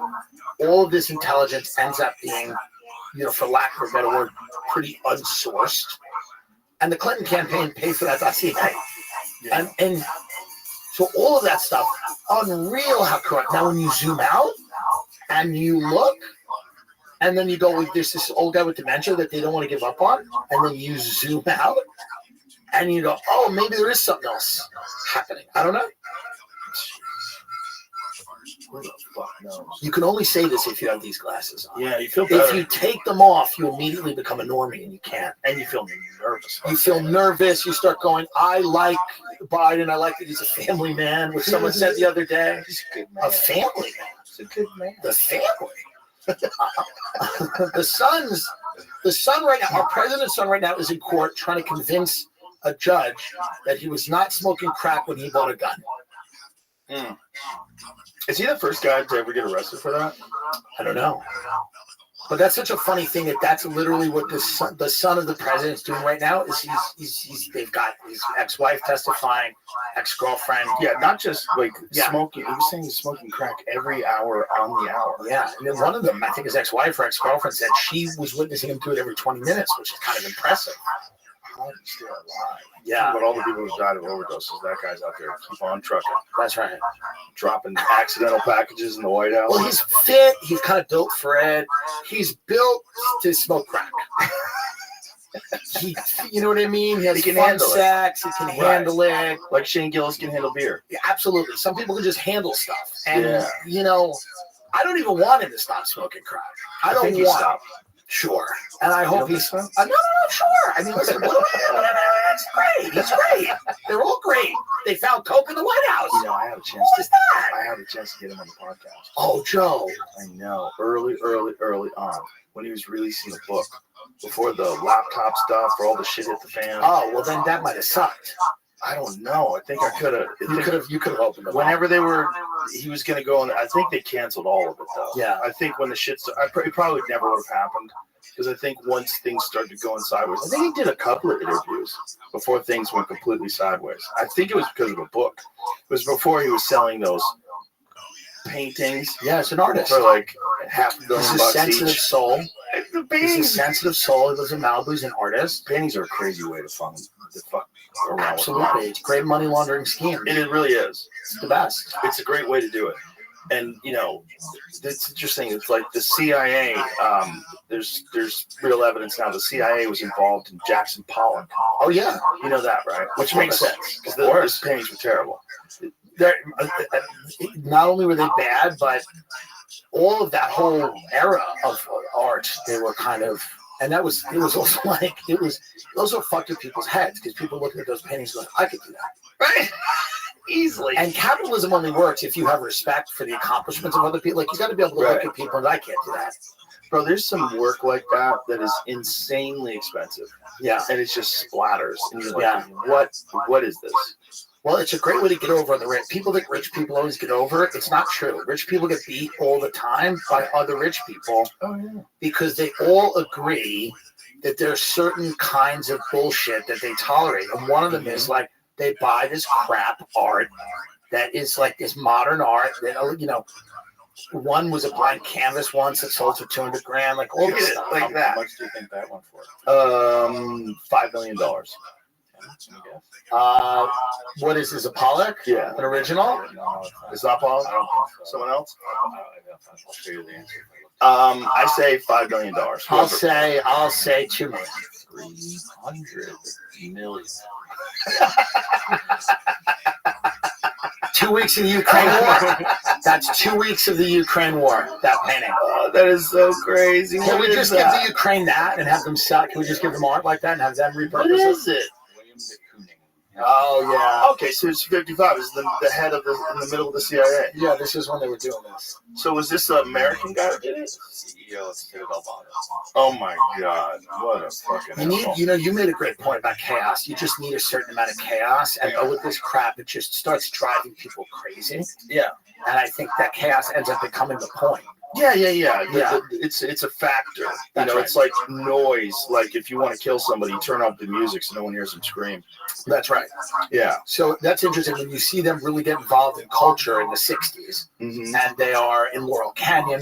Mm-hmm. They're at Haight-Ashbury. Oh, they were involved in everything. They're working with everybody. You've had that guy in your show, wrote that great book about Manson and all that stuff.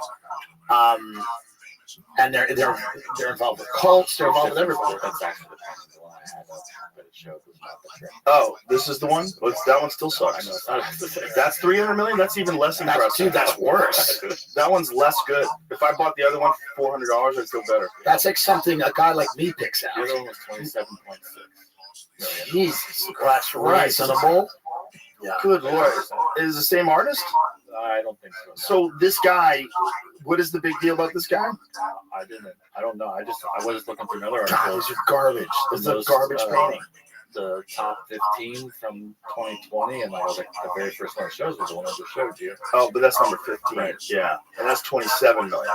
So this is the most expensive works of art. Oh, look at this one. How much is that piece of shit? Bro, that's something my daughter would have done when she was 4. 28 point. Yeah. What? It's fake. What? Yeah. So this is money laundering. This is money laundering. Well, then there's Picasso. The Picasso's actually kind of cool, though. Look at that one. Let me see the Picasso one. Look at this one.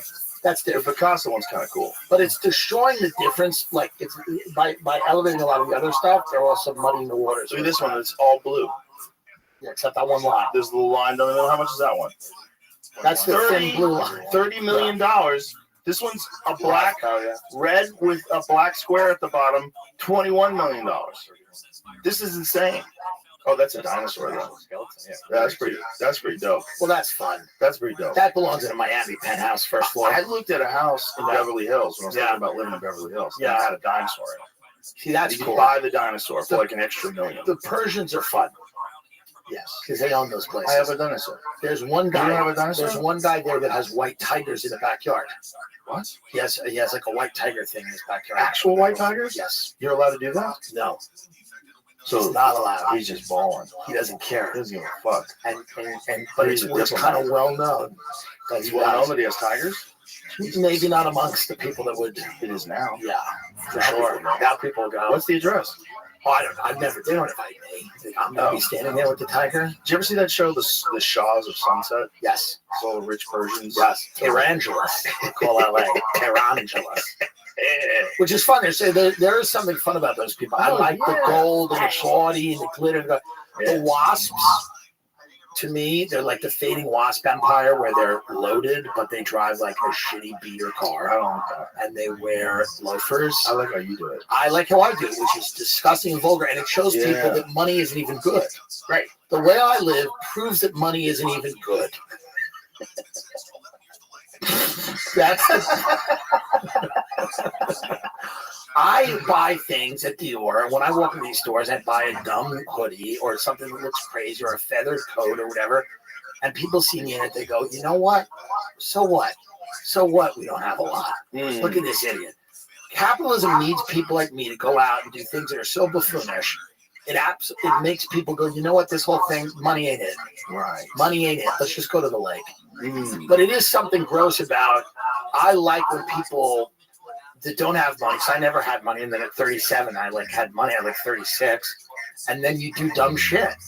My parents had no money. Yeah. No one smart that does what I do, but that's okay. The only smart thing I've done is I have some houses, so I can't pick them up and snort them or whatever. Right. But nobody buys the kind of dumb sunglasses or dumb Bentleys. Like nobody does that if they have a clue. Right. But my mother was a swim teacher, and my father was a wine salesman. They were good people, but we didn't know anything about money.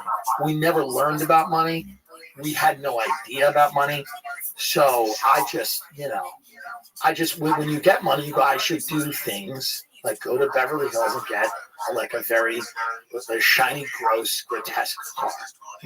Because that's what it is. That's the whole point of Beverly Hills. You get a nice car. You drive up to one of these restaurants.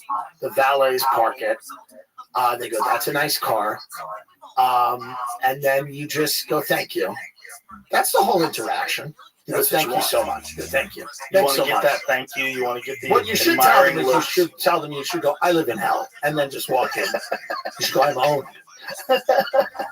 Because a lot of those people are. You should just go. Especially if you're at the margins. Oh yeah. You really shouldn't have that car? That's right. There's a lot of people out there living like that. Well, a real estate agent told me once that New York was a $50 million house cash, and LA was a $50 million house with a $48 million mortgage. She said people on the West Coast are just leveraged. The money's newer. It's different. It's not, it's old, I guess. So then the people just, there's more keeping up with the Joneses attitude, perhaps. Well, LA's filled with that. Filled with that. That's the whole thing. It's fake it till you make it. Right. It's the influencer culture. Right. People are renting houses and cars. That's right. And taking pictures in front of them. Blessed. Yeah. And now I think it's just not even fake it till you make it. It's just fake it till you fake it. Yeah, just keep faking it. Yeah, just keep faking it. You gotta As you make it, fake it harder. That's right. Yeah, and we were just talking about the average price of a home in LA. Is it California itself or LA? California itself. The average price of a home is $1 million, which is absurd. So crazy. It's so crazy. That's so much money. And then the average income is $60,000, right? 62 is the average income. 1 million is the average home. It's unsustainable. But that's that beyond. whole thing. Yes. Could you imagine the fucking fear that you would have if you had a $1 million mortgage and you made $60,000 a year? What's worse about this whole thing? Go look at the houses for $1 million. They're dumps. Yeah. They're not even nice. No. It's crazy what you don't get. Right. You'd have to live in Palmdale to get a nice house for $1 million. They're just, you know what it is? It's pretty. California is the girl that's just hot and forever has been hot, but ruins her life. Right. I mean, it's just pretty. It's stunningly beautiful. There are parts of it, like Montecito or Santa Barbara. Oh, go up yeah. there. You know, this is so pretty. But everybody there's houses burned down 4 times. They're on their 3rd divorce. There's been mudslides. Their kids in rehab. But it's pretty. A lady I looked at with a house up there. Yeah. She died in the mudslide. The real estate lady that showed us the house. This is what happens. But they'll tell you that in the way they talk. Yeah. Santa Barbara, it's always sunset, and they have this voice. And they tell you the worst things about something in a very nice, calm way. And they go, this is beautiful. It's a remodel because it burned down, and the family was in it. And that was sad. But it burned down, and it's a remodel, and they did a great job, and the finishes are beautiful. And, you know, you're not in the path of the mudslide. You're not in the direct path. But you're in an area that can have seismic activity. We don't love that. You know, the fire department, and they got called on this, did the vegetation or something so that when the floods hit, Montecito was kind of spared. Like they tried, and they got called out of this. Like the LA Fire Department or whatever was like, they had to do certain things where like they prioritize like that area over all the other areas. Well, the problem is, right, the fire hits, the vegetation gets burned down, and then they get the mudslides because they don't have anything protecting the erosion anymore. Right. Right. And that's what happened. They had a big ass fire up there, which they have all the time. I mean, when I lived in LA, where I lived, we were evacuated 3 times. Wow. 3 times. One time, I mean, it burnt the fucking next door neighbor's house. 2 of them. 23rd, but it's still Million. 900,000. Oh. I just saw. Okay. Only $900,000. It's a bargain. That's crazy. It's a bargain for someone to make $62,000 a year. Yeah. Just imagine being in the hole like that. Well, this is the whole problem. Because you can't make, even if you made $62,000 a year and had 0 expenses, right, and didn't have to pay taxes, Yeah. it still is going to take you fucking forever to pay that off. You're never going to be able to pay it off. Before we engineered this crisis. We allowed this to happen. We let foreign billionaires buy stuff. We let our own companies buy residential real estate. We let it all happen. And it's right before we could enact laws. We could stop it. Anything that's happening could be stopped. But it's right before they start telling people, okay, live in a pod. Live in this pod. This is right before they start introducing like, okay, you know what's too expensive for you? Guess what? Here's the good news. And they're just going to 3D printed housing everywhere in the middle of the desert. It's The going to be wise nice. one is funds, right? Funds buying up houses, residential houses. So they do it all the time. Yeah, they're doing it a lot now. They do it all the time. But I do feel like we are right there where it's going to get so bad where they're just going to start, whether it's 3D printing or whatever they're doing, where they're just going to have houses and go, here we go. Here we go. They're all together. They're all, You they're have not a great. 15-minute city. There's no reason for you to go outside of your 15-minute city. You have it. You have a little park over here. Go to your park. And you're going to live in that. And they're going to have an app. And your whole life will be an app. There'll be an app with your city. Yeah. Everything will be on the app. Check in when you get outside. You won't need to own a car. You won't need to own a house. It'll You won't be a need. countdown. That's right. When you leave the 15 minutes. That's right. You have 40 hours. That's right. To return. And then climate change is going to be the big reason they'll use. Yeah. They'll say because of climate, we're limiting automobile ownership, we're limiting this, we're limiting that, Mhm. and that seems to be the next step. Yeah, that's a scary one. The climate thing's a scary one because they're using it just like they use everything else, and you have to be a good person. So you want to support climate change, you want to support the measures, you want to do your part. You don't want to be a psychopath. We got to kill these cows. They're making methane. These people are bad people, that are doing these things like leaving their home. They're sick. You want to be sick? That's inevitably, I think, what happens is all of these things are, it's a crisis that's not, this is not organic. Right. It's not organic that all of these cities are being bought up. None of this was inevitable. All of this could have been stopped. And it is right now not being stopped. Yeah. Average income 62,000, average house 900,000, and the response to that is, And then what happens when automation takes over 80% of the jobs? then they got to do the world war. Then they got to get rid of everybody. What do you think? Or a lot of people. Do you think when automation takes over, there's some sort of a massive decrease in population? Do you think they provide universal basic income? What do you think they do? I don't know what they do. I think that it seems like right now they're preparing for a world war. That genuinely, if you were to zoom out and read the news dispassionately, like without wanting any answer to come float to the surface, it seems like they are preparing for a world war. Every article is like, conflict with China inevitable within 5 years, say many generals. Yeah. Every article, every national scale, every leak, Pentagon leak is U.S. readiness needs to be, within 5 years, a conflict is inevitable, The draft, military times, we should bring the draft back. Like, Europe, the future of Europe is in doubt. So the military times said that? Yeah, they certainly, recently they had a article arguing, I believe, for the return of selective service, for the draft. And it's definitely something that it's being talked about. Germany talked about it recently because of the Ukraine-Russia thing. And there's this idea now that, lawmakers move to automate selective service registration for all males. New plan from the House lawmakers would automatically register men for potential military draft when they hit 18, avoiding potential legal consequences connected to failing to file the paperwork at the proper time. Jesus Christ.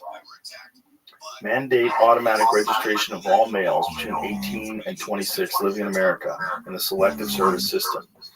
Federal database used for a military draft in case of national emergency. Who would that be? It's fun with the male part. Yeah, male. So what about trans men? What about them? Trans men are men. Get them in. Yeah. Time to be men now. That's what I'm saying. Let's go. So it does seem like they're preparing for something. And it does seem like it's weird. It's weird. There's a weirdness in the air. 100%. There's a weirdness in the air. Yeah. This is late stage civilization vibes. For That's sure. what it is. We got late stage civilization vibes, no matter how we slice it. We might make it through this. Yeah. We might look back at this. I God, hope we do. Tim and Joe were so crazy. Yeah. They're making a big deal out of it. Nothing happened. Or this could be one of those things that people play. You can find a power source. I saved it on my phone. Yeah. It's wrong. They were talking about it. Well, it's also like what scares me more than anything is the people who aren't feeling this way. Did you see what they did where they gave Starlink internet to this tribe in the Amazon and they all started jerking off? I talked about it on my show this week. They're addicted to porn and social media. Instantly. And Overnight. The elders, the tribe elders are freaking out. They're losing control. Yeah, they thought it was going to be great at first. But now everyone's lazy. No one wants to work. They're all just flipping through their phones all day. They're in the jungle. They're going through their Sure, phones. because at first it's great. They're like, look, a picture of a flower. Yeah. And then 3 days later, it's like there's guys watching women get choked and, kicked and whatever. And now they're like losing control. Yeah, they're on TikTok all day. And that's what you look at, you go, all of the, that's why it's so important that the tech people all be on the same page for the most part, because that's the way you lose control the quickest. And it seems to be very important and somewhat engineered, maybe not top down, but somewhat coincidental that 90% of the tech people are all on the same page. Yeah, well, about most things. Those are the type of people, though. They're all ideologically captured. That's all the left. The tech is all the left. There's some libertarians, but very few. Very few. Yeah. Those are the rebels. To have those people in charge of everything is just so But it was weird because we had Republicans and Democratic bankers for a long time, and no one really cared. But there's something with the tech people where it's like, we can't, it seems like they don't want to let there be any diversity in thought with that group because the levers they hold are too consequential. But they were that way before the levers were consequential. Sure. Except for Microsoft, right? If you think about Microsoft, they were like liberal, but not financially. Like they were very, very shrewd, right? Financially. They're all liberal if you can be liberal and have a $25 million house in Atherton, California. If that's part of it, and then I think that's part of the way we've designed liberal in America, then they're just so removed. They're so very removed from the consequences of what they're interested in. And when you talk to them, you do get the feeling that they are they fully believe, and for good reason, that they control the country now. Yeah, and they think they should. That's because right. they're the smart ones, and That's they're on right. the right side. That's correct. And we have to do everything we can.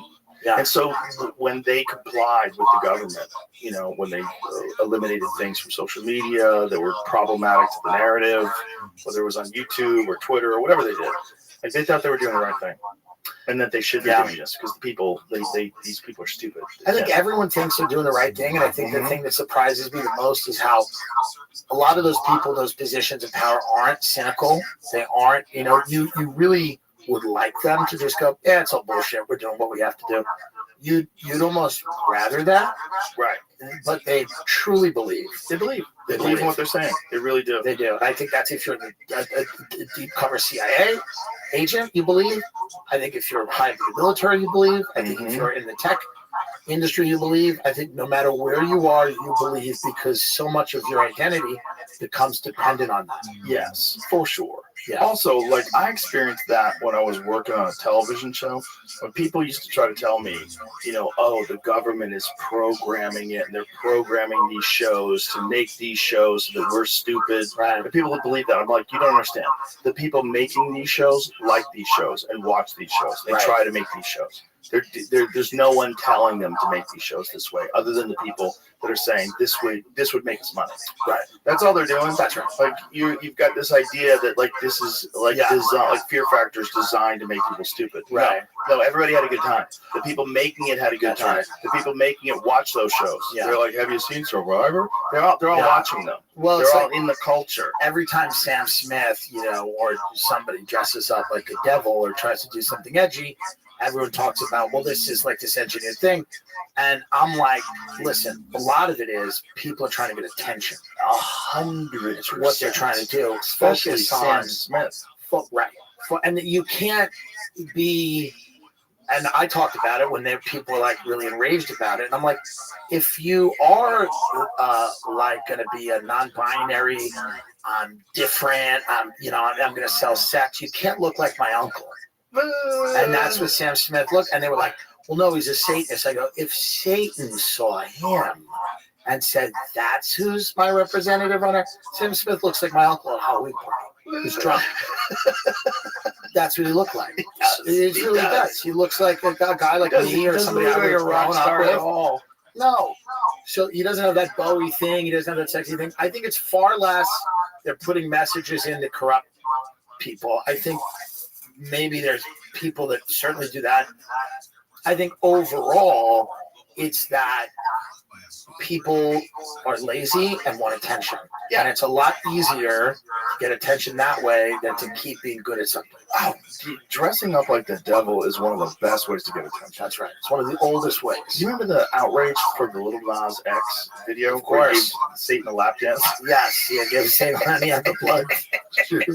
And I'm not saying it's great for a 5-year-old, but it's like, focus more on the houses being $1 million. Focus more on all that stuff, because that's the stuff I think that in the long term, potential draft. Focus more on the potential draft. In the long term, that's what seems to matter. Yeah, but nobody is.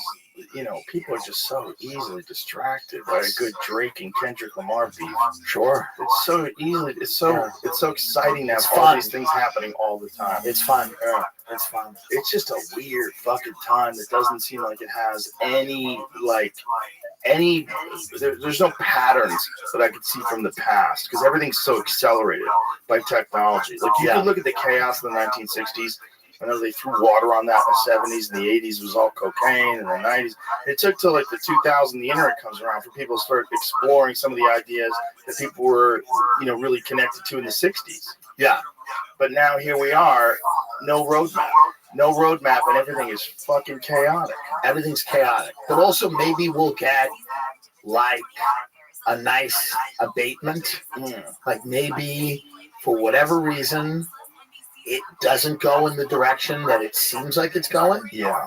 And that it has like a dead cat bounce where it says, you know what I mean? Like, we're like, you get 20 or 30 years out of this place or more. Right. before, because you don't want a war, and you don't want nukes to fly, and you don't want all this stuff happening. No, and you're doing all this while they can AI operate weapons now. Yes, including jets, fighter jets that are using AI. We have drones now that are insanely and we probably have UFOs. Sure. I think a good percentage of that shit these people are seeing. When can you charter a UFO? That'll be fun. You can charter a private jet. You should be able to charter a UFO. Yeah. There's already people that are doing SpaceX flights, right? Yeah, you can go. You can leave our flat Earth. Wow. You can see the firmsphere or whatever. The firmament. There should be a flat Earth tour that will take you to space and only show you part of it. Yeah, they should just give you special glasses where it looks flat. My friend's mother's a flat earther. He goes, "What does she do?" I go, "He goes, how do we help?" I go, "I don't know." One of my friends, Eddie Bravo, thinks the Earth's flat. Yeah, I love him to death. Yeah, what are you gonna do? He watches too many YouTube videos. There's quite a few people that think it's flat. The problem is it's a biblical thing. A lot of it is based on the depictions of Earth and the firmament and all these different things in the Bible, which, by the way, was written by people. This idea that people back then had it all laid out perfectly, and that the Word of God was translated absolutely perfectly, and nobody ever added their own special sauce to the mix, like they do with everything. Yeah, it's crazy. Everything ever. No, it's definitely interesting. I think seeing the battle between these ancient texts and the most modern technology, and seeing how they fuse together is going to make the planet very interesting. Sure, ancient texts fused together with YouTube. That's right. What is this? Japanese billionaire pulls plug on private Dear Moon lunar starship mission. Huh? Why? This just got announced this week. Wow, how much money would it cost? You could go to the moon? Is that what the idea was? Yeah, they remember like Steve Aoki was going to be on this. Oh, I was trying to tell Steve, don't do that. Yeah, it's his plan. Can't we go to the moon? No one's ever been, so how can we go? Well, there's got to be first person. Do you think people went to the moon? I have no idea. I had Bart Sabro on the podcast. And do you think they did? Yeah. Yeah. Of course you do. You're deep in the conspiracy world. Well, I'm deep in the truth. That guy's been on that forever. I had dinner with him like 20 years ago. Right. At least. Yeah. Somewhere around 20 years ago. I met with him in an Italian restaurant in Beverly Hills. Yeah. And he was just laying out his case. Yeah. Why the moon landing was dude, fake. there was a book called Penetration by this guy Ignacio Swan. It was one of these remote viewing guys. And that's what got me into that stuff. Like some of that more stuff. He wrote this book, and it was about remote viewing and how like the government was using remote viewing. They definitely were trying to use it. They were trying to use it, whether they succeeded or not, but I don't know. I don't know. Is it pretty accepted that we didn't go to the moon? No. I mean, it's controversial still. It's amongst conspiracy theorists. Amongst those folks, none of those folks think we went to the moon. They think it was all horseshit. Some people think we went to the moon, but we faked the footage, right? Because that's so us. Radiation of space. So us. Yeah, and also such an us thing to do it, and then actually go fuck it. We gotta film something. There's also there is precedent that they did use certain photos that were obviously from training missions, right? And then they blacked out the background and tried to pretend these are photos of spacewalks. Right. Because if someone's doing a spacewalk, there's one of what's his name? Neil Armstrong, Buzz Aldrin. Who's the other guy? Michael Collins. Okay. There's Michael Collins in the Gemini 15. And what they did was, but this could be overzealous PR people are doing this, right? Sure. At NASA. They took a photograph of a mission where he was in a training mission, and he's suspended by cables and they're teaching him how to use the spacewalk stuff, and then they reversed the image and blacked out the background. See if you can find that. So those types of things give people an indication that there's a problem. Well, they give you an indication that there's a pattern of deception. They're willing to lie. They're willing to at least fuck with the truth for publicity purposes. Sure. They want good photographs of something. Is there ever a NASA whistleblower? Yeah, I'm sure. So that's it. So they took the photo on the left, and then they just reversed it to the photo on the right and blacked out the screen. So the one on the left, obviously, they're in training mission. The one on the right, they're pretending it's space. Which is pretty wild. I mean, really fucking wild they did that. That is wild. It's wild. But it says, Boeing, more whistleblowers came out. more. Yeah, there's like There's 11 two more now. whistleblowers. Well, 2 of them were murdered, right? Well, yeah, but I love. Do you think they were murdered? Or did they commit suicide? What happened to those folks? I think they were murdered. What's the story? What's the official story about the 2 Boeing whistleblowers who got whacked? Boeing's a national security company. It's an American defense contractor. You're working for Boeing. You're working for the government. You come out and whistleblow. How does the fucking FBI like that? They'll get rid of you too if you started whistleblowing. What's the official cause of death for the 2 folks? I don't know. The guy was sitting in his car. He shot himself. One was suicide because he was sad. I would be sad too if I disparaged a great company like Boeing. I love Boeing. I probably realized, what have I done to disparage this great company? He probably sucked as a guy. The whistleblowers aren't fun. Right. There's never been a whistleblower that's fun. Maybe he's a fake whistleblower and he knew the house of cards was coming down. Coming. No pun intended. You probably went out with him and he always talked about how unsafe these planes were. And you're like, dude, shut up. Right. Shut up. I'd fly all the time. A lot of people do. He's basically like a flat earther. Yeah. Right. I don't want to know how bad the planes are. Let them crash. Let one of them. Here's the deal. No one's going to fix it, so just don't bother me. 50 Boeing whistleblowers still want to talk safety fears despite 2 informants dying after speaking out. They'll kill 50 of them, too. Don't think they won't. 50 people can commit suicide. 50 people can absolutely especially if they're suicide. disparaging a great company like Boeing. What does it say here? John Barnett, 62, quality control engineer, just begun testimony in a lawsuit against Boeing in March when he was found in his truck at a South Carolina motel with a fatal self-inflicted gunshot wound. Yeah, that's a little fishy.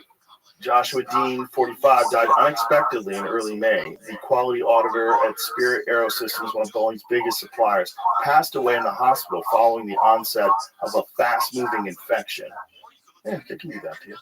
Sure. They can do that to you. They can give you an infection. Absolutely. They certainly can shoot you in the head. They can do all of that. Yeah, they can definitely shoot you in the head. And their attitude is like, hey, can you not fuck up our thing? Yeah, we're trying to fix it. We don't need you whistleblowing. We're trying to fix it. You're not helping. Yeah, what are you doing? You killing yourself? You want attention. Do you think James Lindsay has a very interesting take on this. He thinks that China they own a competitor to the Boeing planes. And I think the strategy is to destabilize Boeing and have the Chinese planes take over. So they're killing the whistleblowers? No, that there's some sort of a push to get this Chinese jet company to get their products. They're more safe. They're better. Let's just take those. Maybe, but Boeing is so deeply enmeshed in the national security apparatus, I can't see that ever happening. Right. There's no way that we... But if you wanted to do something like that, then you how would would try. you do it? You would fuck with the safety protocols. I mean, we do depend on too much for national security. We do depend on too many things from China already. Oh yeah, like medicine, like all of that. Like not only medicine, but like chips. What's that thing? What do they do? Is it reactors or what do they buy? They basically said we're not selling you these anymore. Well, they're in charge of so many of the mines. That's right. So many of the mines in the Congo are being run by China. So I don't know if we'd be so stupid to just start buying all their stuff, but maybe. It's a possibility. China's homegrown 737 competitor has to wait a while to fill the vacuum left by Boeing. Europe says the COMA COMAC C-19 is too new to approve by 2026. So they have their own version. So if they're playing a long game, what better way to destabilize the competitor than just listen? We need to save money.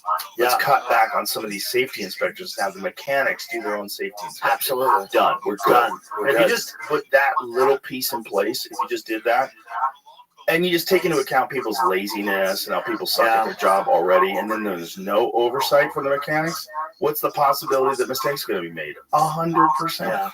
Well, corporate espionage is probably one of their strongest talents and one of the things they've excelled at. That's how they do it, though. If Lindsay's right. When he said that to me, I was like, Jesus Christ. He might be right. He might be right. I just don't want to sit in a plane and be fucking nervous for no reason. Yeah, so but you don't have to ask. I want the Boeing people to shut their fucking mouths. Let this thing go down the runway. Let me feel like it's okay. And if it happens, it happens. You know what the ultimate conspiracy theory is? Yeah. That Trump has a Boeing plane, and that's why they're doing this. Whoa. I got you. That one, huh? That's something wild. That one got you excited. That is interesting. Yeah. Imagine that. Imagine that's what they did. What do you do? What happens if he dies? Imagine that. I don't know. How crazy is it going to be if he gets whacked? I mean, I don't know if they're going to do that. I think they're going to try to go to war with China. I think they're going to go to war somehow.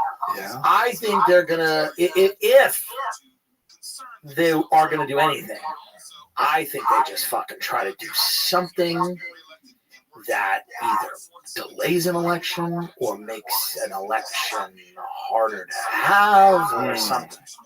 I don't know. But if they were going to do something, it might be that. And I don't know. And they may do nothing. They may just, have a fair election. I don't know. But this is the question. This is what we were talking about earlier. If they're willing to deceive us with the Steele dossier, that's right. They're willing to deceive us with what they did with Bernie and what they did with RFK Jr. and the prior. If they're willing to do all that, why would we think that they wouldn't fuck with the election? Like, this is the one thing that they wouldn't fuck with. And then if you question it at all, especially Trump, because nobody really cared when everybody else questioned the elections. Right. Nobody cared when Hillary went around forever questioning the elections. Nobody cared. Everybody has questioned elections in this country for a very long time. Standard move. Bush v. Gore. Remember the court case? Remember the? Yes. It's kind of a standard move. Standard move. It's been getting more and more malevolent in the sense that people, after Trump won, it was a whole thing. Russia. Yeah. And then I don't know. I haven't looked at any specific evidence for the fuckery, but I think there's probably fuckery all over the place. There's probably fuckery in every election. There's gotta be some. It's not zero. The amount of election fraud isn't zero. This one, they have to do something big. This one will have to be, if something's going to happen, it's probably going to have to be something big. They're going to have to wag the dog on such a, in such a way that America's like, whoa. And there's some articles coming out being like, could a foreign government perhaps take advantage of, Yeah. So who knows what they're planning? I just know that they don't want him in a way that I've never seen. It's never been more transparent. Never been more transparent how much they do not want him in. And I'm not even saying that you can't criticize him or you have to love him or anything. I'm just speaking simply, again, from looking at the measures taken since he announced the candidacy. And here's what's really crazy. Yeah. I think they thought they did enough propaganda-wise before 2016 for him to lose. Yes. So when you watch all the news reports and all their coverage, it was like 90% Hillary was going to win. That's right. And then as the night went on, everyone was like, holy shit, he won. So they went through the egg on their face. They went through all that. They're not going to let that happen again. And now he's an overwhelming favorite. Yes. Like, he's a favorite. If the election happened now and the election was fair, he would win. Right? Yes. Like, he's several points ahead of Biden, right? That's right. What's the latest polls? Because he went up in the polls after the conviction. Which was such a mistake for them to try to do that because he raised $40 million. Something like that. No, it's way more than that. Maybe more. I think it's like $100 million. He crashed his campaign website. Yeah. Yeah. What is that poll? How do they question everybody real quick? Like when some news breaks, like, what do you think now? Right. Who are they At questioning? 6 p.m. How do they get a news? Well, I always say this: they're only getting results from people dumb enough to answer polls. So that, by the way, is a skewed response For sure. Polls in today's day and age. There's no reason to answer them. But there's Why are you also doing a that? social stigma to saying Trump. Oh, yeah. So I think that you have to weigh the numbers like that. Right. So there is a little bit of a social stigma to saying Trump. Mm-hmm. Or certainly there was. Maybe it's going away, but there was. So you might want to weight the poll to that as well. That's 100% true. And go, there's a certain percentage of people that are lying and saying Biden who aren't going to vote for Biden. Right. So a close race might really mean that Trump is up a few percentage points. I think he's up a few percentage points already. I think he was up like 6 points. And I think I talked to a lot of hardcore leftists that are like really resigned to him winning and don't care because they say, Maybe it'll be better for the economy. Did not. Well, they said we did not vote for Biden to go to war with Ukraine. To go to war with Russia through Ukraine. We didn't vote for jack up inflation. We didn't vote for an unending commitment to whatever Israel wants to do in Gaza. We didn't vote for house prices being higher than they've ever been, interest rates being higher than they've ever been. We didn't vote for any of that. He's done a lot for the environment, Biden, supposedly. But also, a lot of people didn't vote for all the taxes that come along with that. What is the new one they're doing? They're going after the guy from the Epoch Times for embezzlement or something. Epoch Times, yes, hardcore right-wing site. Which is hilarious. Epoch Times is hilarious. That is favorite. It's like, this is the end.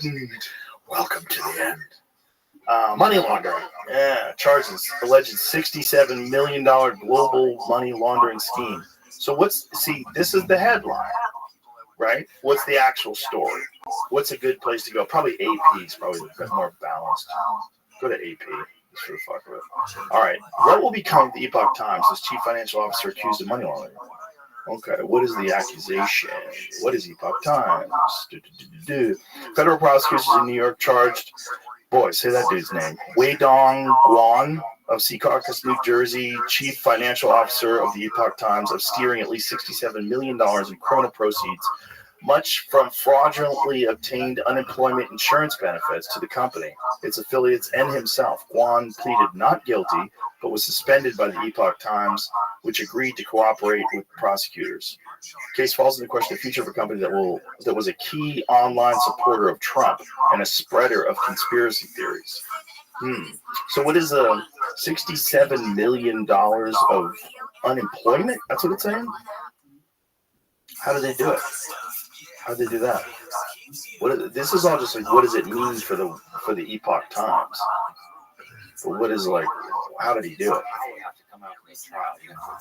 They don't say what they're accusing him of? They're accusing him of stealing money.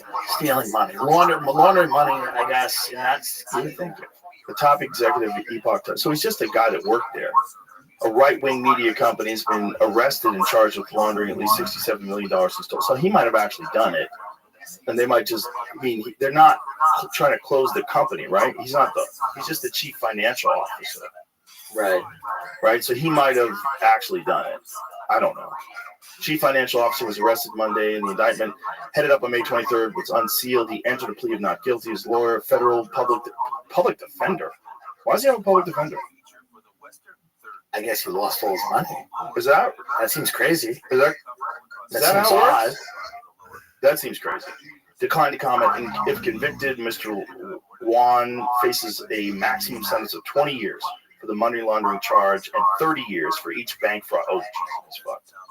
Epoch Times affiliated with Falun Gong, a spiritual movement banned in China, and was for years an obscure free print newspaper dedicated largely to criticizing the Chinese Communist Party. In recent years, the outlet transformed itself into a prominent supporter of Donald J. Trump and his allies on the right. Oh, they're probably grifting. It's probably they're trying to make a couple of bucks. It's a grifty company. Yeah. According to prosecutors, Mr. Guan ran a sprawling transnational scheme over 4 years to buy prepaid debit cards on the internet at a discount using cryptocurrency, and then deposit the cards' money into both personal and company accounts. The debit cards were loaded with illegally obtained funds, prosecutors said, some of which was fraudulently obtained unemployment insurance benefits. Oh, wow. This seems deep. Ooh. But but hold please, because if you're a fucking type of dude who has a website that's basically dedicated to criticizing the Chinese Communist Party, and then all of a sudden you flip and become a pro-Trump supporter, that sounds to me like one of those fucking Facebook pages that Russia takes over. Yes. Like they take Christian, they used to have a memes and page. then it's a Black Lives Matter page, and then it becomes a trans rights page. Yeah, there's a ton of those folks out there grifting. If one of those guys was also involved in illegal money laundering, that seems like go and sow some chaos. Probably what they do. Go sow some chaos. It's a great job. I'd like to do it in China for us. I mean, if they're hiring these, why can't America? Let's get an army of lunatics, people like me. Send me into China. I'll start problem. They'd kill me quickly. Yeah, you couldn't do it there. That's You'd have to do it why remotely. we lack the advantages, because you can come here and really start some shit. Do you think that our government is doing that here too? I think elements of it probably are, for sure. They have to be. They have to be. Why? They must be. If Yeah. China is doing that, and we know that Russia's doing that, if we know that they're doing that, Well, then what would Navalny have been? Let's think about this, right? Now, Navalny might be a great Russian patriot who was disgusted with Vladimir Putin. I do know he started his career with very different views than the views he began espousing after. He seems like a guy that the CIA has a conversation with and then becomes a prominent. I'm not saying that it's possible, but so we're doing things like that, 100%. probably, and then they're doing things to us where they're like making my aunt kind of more racist.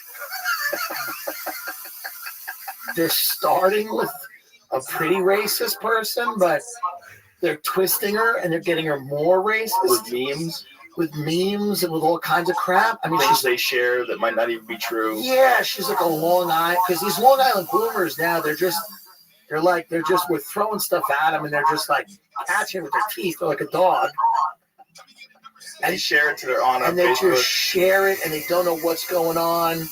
And they're just kind of like, it's all not my mom's. My friend's mother thinks McDonald's is serving human meat. So that's where a certain percentage of the population is schizophrenic because they can't handle all the stuff we talk about here. Yeah. It's hard for people to realize how corrupt things are, but how they've always been. Yeah. So if you learn all of this in an hour, your mind melts. Right. And then you start going, is Chrissy Teigen a vampire? Because every other like up is down and black is white. Yeah. There's too much information. It's too much information. But if you know about JFK or RFK or Martin Luther King or Quetzalcoatl or anything, you have the context to put a lot of this stuff in. Right. So you're not like, oh, your mind doesn't melt immediately. Right. It melts slowly. Real slow. Yeah. Yeah, if you just can keep people fighting about everything and everything being something that they have to uncover and all this chaos, you can get a lot done behind the scenes. You need to. You have to have people completely scattered, have no... Yeah, you can't have people calm. No. And everybody fine and paying attention to what you're doing. And then you got to bless it. You got to go every now and then. You got to go, and then there's like an NFT party. Everybody has like a time where the crypto's killing it. And everybody gets a little money. And then they go, okay, well, we got to clamp down on this. Right. And then the internet's free. And they're like, man, let's clamp down on this. Mm-hmm. And it's just they oscillate between clamping down on things and then letting people run with them for a little bit. God damn it. Yeah. It's a delicate balance. Can you imagine being in charge of chaos? Oh, Do you think there's a guy that's like runs a chaos department in the deep state? well, I think there's many guys that do, and ladies. And do you think that Let's not forget that. What is their view of the world? If they're the ones that are instigating all this chaos, and they're the ones that are fueling it online, if they're working to actively do that and comment on things on Twitter and get things crazy, what is their view of the world? Like, they must be so cynical. I think the only view those people have ever had is the alternative is worse. Right. We don't I do think this to that's Trump the yet. only view they've had. I think when they were doing MK Ultra on people, I think they were going the alternative is worse. It's worse. And you can justify a lot of things. When they were carpet bombing Vietnam, it's the alternative is worse. I think that's kind of the only view that those guys can have in that echelon of the national security apparatus. They can't. I don't think they're analyzing it too much outside of that. Jesus Christ. Yeah. This does not leave me feeling good, Tim. Well, I was hoping to be more. Well, we're gonna tell jokes tonight. Tonight should be fun. So it's fun to tell jokes. Are you splitting your time? You're all over the place now? I'm all over the place. I spend most of my time in the French Protectorate, Monaco, where I find honest people. And it's so good to have honest people around you. I'm very susceptible to environments. A lot of people that live on boats over there. No. I'm all over the place. Me and Sam Talent were just in Europe for like 3 weeks. It was amazing. I'm here. Sam was just here. I'm going to spend a lot of time here, I think, in the summer and fall because now I'm off the road. So it's like I'm going to be here. I'll be popping in LA a little bit. Nice. I'll be around. We're doing something cool with Netflix. We can't say it. It's not a stand-up special. It's something cool. It's like an election type special. Oh, so that's exciting. Yeah, it's it'll be fun, and I'm excited about that. And it's just fun to do fun stuff. And who knows? We don't know. Yeah, it's fun. It could all work out. It could all work out. It probably will all work out. That's right. I mean, you can look back on. There's an Assyrian tablet, I think. Yeah. Fucking 4,000 years ago or something like that. Where I'm pretty sure I saved it. Where they were talking about the end of the world. Yeah. I think I saved it. It's just one of those things. It's like human beings always have that feeling that it's all falling apart. They always have that feeling that at a certain point in time, all of our luck's going to run out. And it has. That's the other thing. That's it. Like it actually at one point. It is a great Eddie Pepitone joke where he goes, every generation thinks theirs is the one where the world ends. He goes, but we are right. Here it is. Assyrian clay tablet dating to around 2800 BC bears the inscription, "Our earth is degenerative in these later days. There are signs that the world is speedily coming to an end. Bribery and corruption are common. Children no longer obey their parents. Every man wants to write a book. And what happened? But I had it right there. And the end of the world is evidently approaching."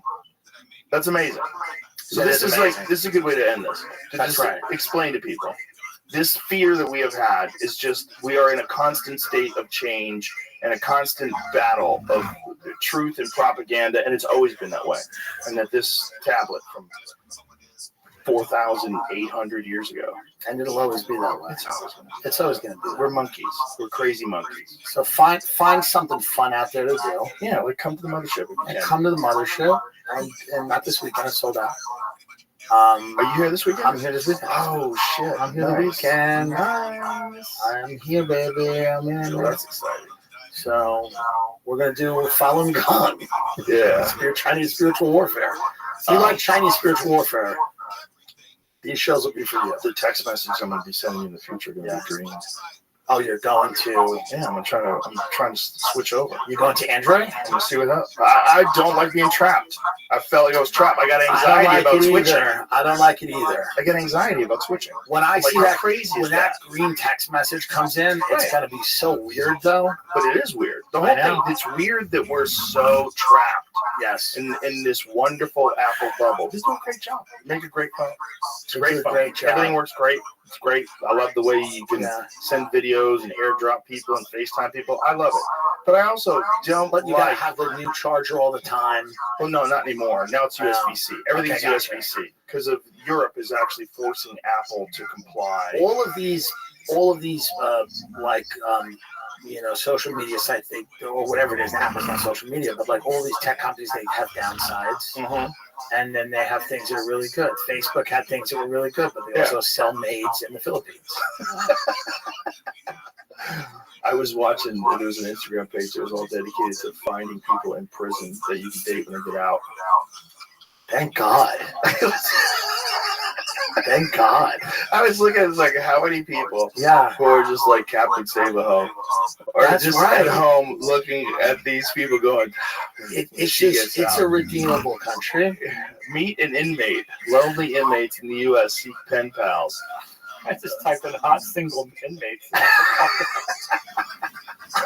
I've seen a few videos of this going around where they're like making like a singles video. Well, there's got to be guys and gals that are interested in that. Like that's their thing. They love it. Get someone right. Look, they don't know where to stay. They stay with me. You know? Yeah. Meet a hot prison pal. You'll be glad you did! Exclamation point. Well, if you want to meet people that have been in jail, come to one of my shows. And there's a very good chance. There's a high likelihood. You'll meet them. Yeah, high likelihood. All right, let's wrap this bitch up. You're the best. Thank you. Thank you. Appreciate you. I'm gonna come see you this weekend. I'm excited. I hope so. I wanna see your set. Thank you, buddy. Tell everybody. Don't tell me which night. I'll be nervous. Okay, I won't. Tell it's just Tim J. Dillon. It's Tim Dillon J. Show. Dillon, right? Yeah, on Instagram. Tim J. Dillon on Instagram and X, and then Tim Dillon Show if you like podcasts. Yeah, where people yell. It's the best. You're the best ranter on earth. Wow, I that's very believe sweet of you. I really, your show, you by yourself talk about things. Yeah. Is I appreciate it, one of the brother. great joys in life. Thank you so much. My pleasure. Thank All you, right. brother. Bye, everybody.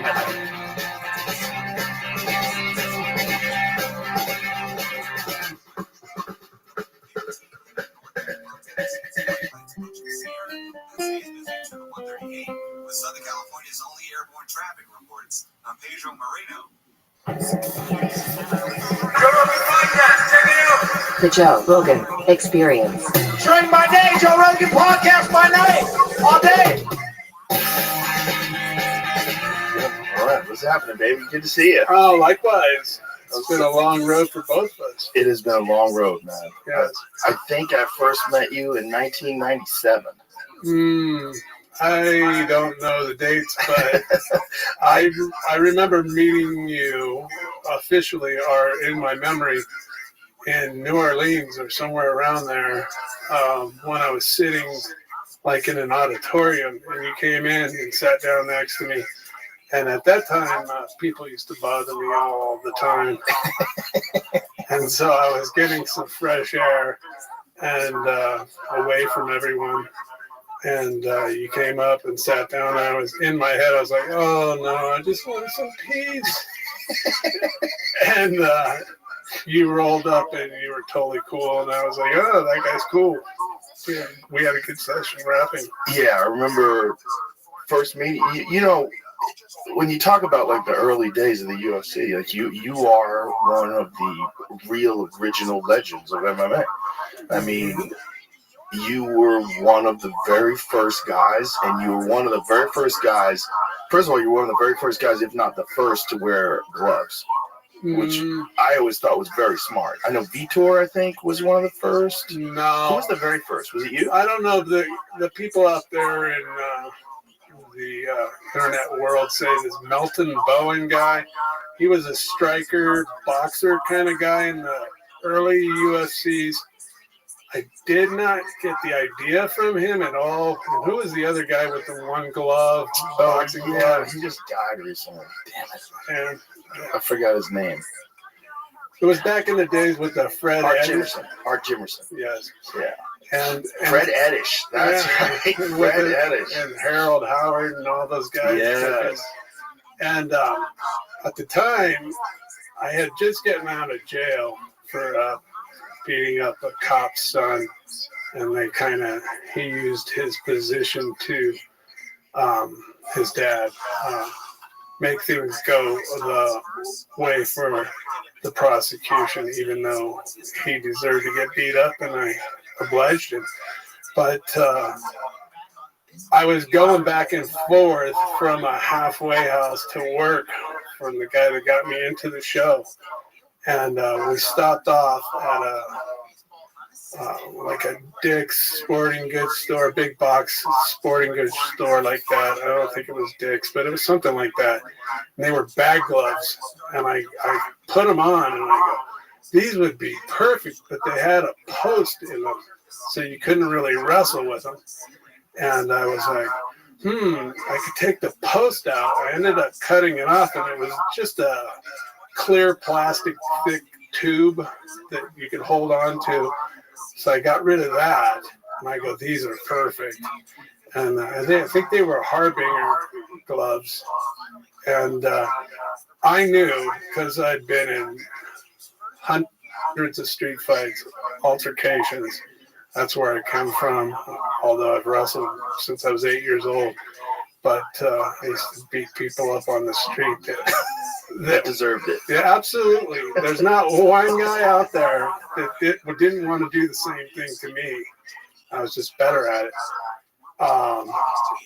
So I knew my hands would get hurt. And I'm like, you can't fight 3 times in one night without your hands getting busted out. So I cut those out, and I go, these are perfect. I can wrestle in them. As I said, I wrestled my whole life, and they were perfect. Did you have hand wraps on? No, no hand wraps. Just the gloves. Yeah. Did you wrap your wrists or anything? No. Nothing. And what was the law back then? What were the rules, rather? What were the rules in for what you were allowed to wear wrestling shoes? You were allowed to hit the nuts back then. And your first fights, you were allowed to pull hair, hit the nuts. You could do anything. There wasn't there.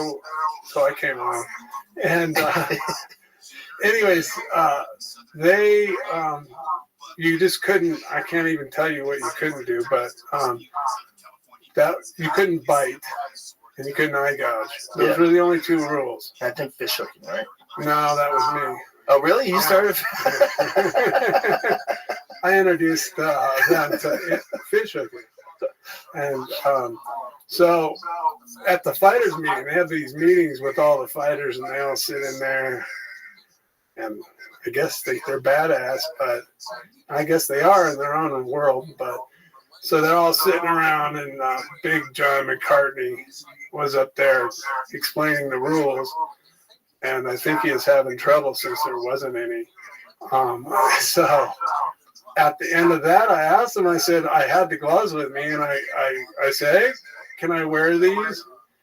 And in his big, bellowing, goofy voice, he goes, oh, if you want to wear them, go ahead, thinking I was some kind of fool.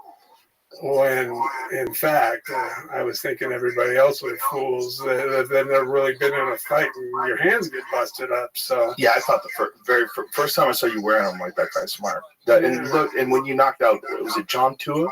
Matua, John Matua. When you knocked him out, I was like, see, like this, you can still generate insane power, but you don't hurt your hands. Absolutely, and I didn't hurt my hands, although at the end of that fight.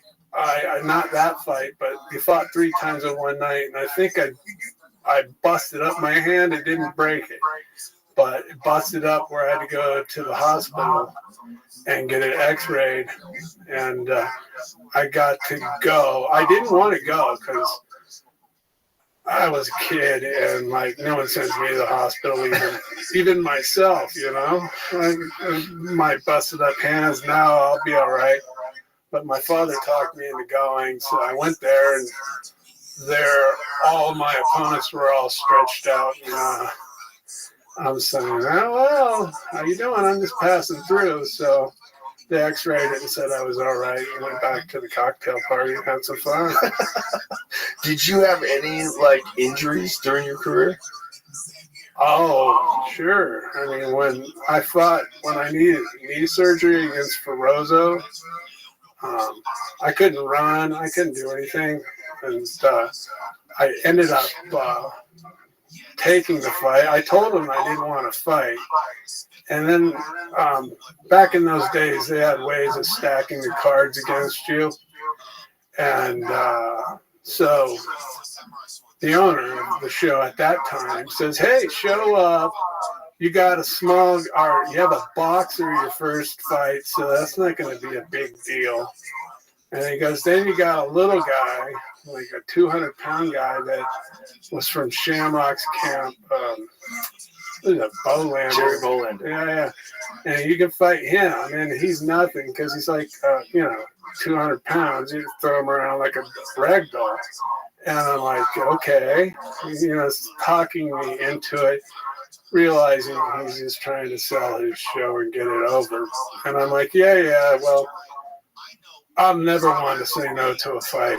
And so I said, okay, you talked me into it. I'll show up. But I couldn't run. I couldn't do anything.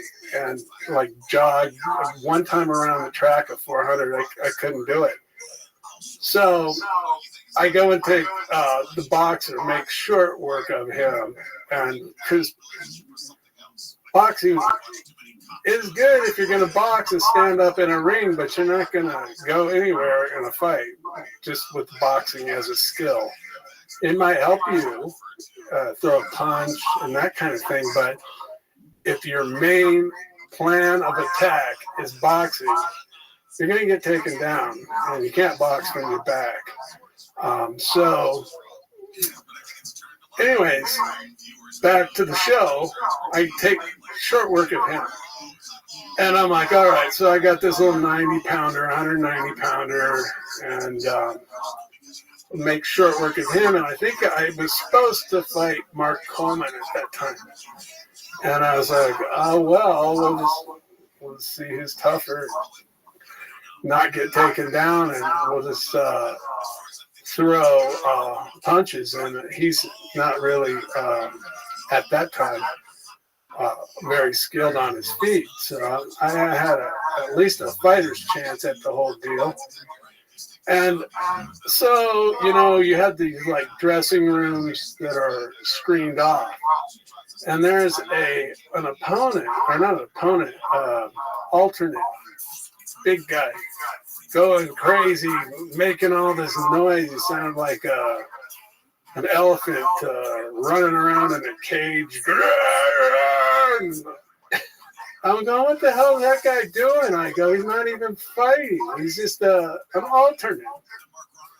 Well, it turns out it comes for us to go in with Bolander, and what happens?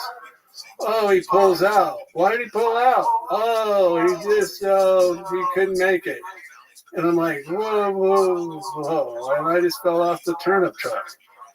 And next thing I know, I'm fighting this 300-pound plus guy who's all jacked up on God's knows what. And going, crazy. Who was it? Feroza. Oh.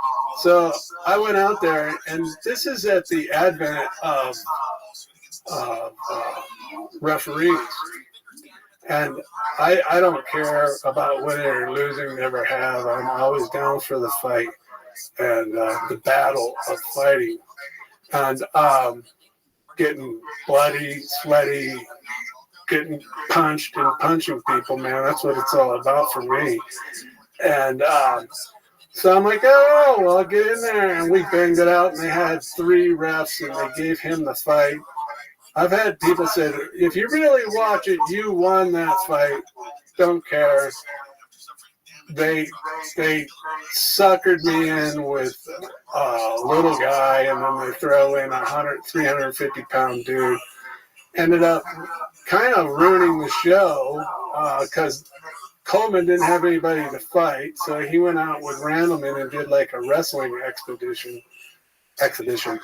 And it was like, why did you do that?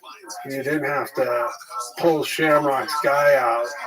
It was behind the scenes kind of things that were all prevalent at that point in time. Yeah, there was a lot of shenanigans in the early days. Oh, yeah. But it was so loosely constructed. People have to realize, like, if you're looking at the UFC now, you're looking at, WME owns UFC, gigantic money, huge fucking special effects with screens. Everything looks amazing. The sound's amazing. Professional wrestling. Back then, UFC 12 was the first one that I did, which was Scott Ferozo's debut. And we did it in Dothan, Alabama, and it was like a high school auditorium or something. It wasn't a very big place. I remember the name Dothan. Yeah. Was that? That was when they did an interview with me, and it was supposed to be at a different show somewhere, and they got canceled. So they put it up in Dothan. It was supposed to be Buffalo, but it got banned from New York. Right. So last minute we had to all fly to Alabama. Right. So I was actually on the plane going to Dothan, or not Dothan, but to Buffalo. Right. And they said, hey, there's been a change of plans. You got to go to Dothan. So I went to Dothan, and I was sitting in the like 2-story hotel, not really a hotel, but like a motel type thing. And I looked out across the parking lot, and there was a bar there.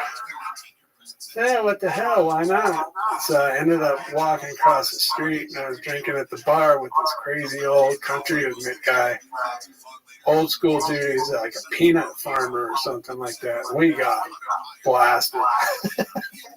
And he goes, come on, I'll take you to the arena. And I'm like, okay.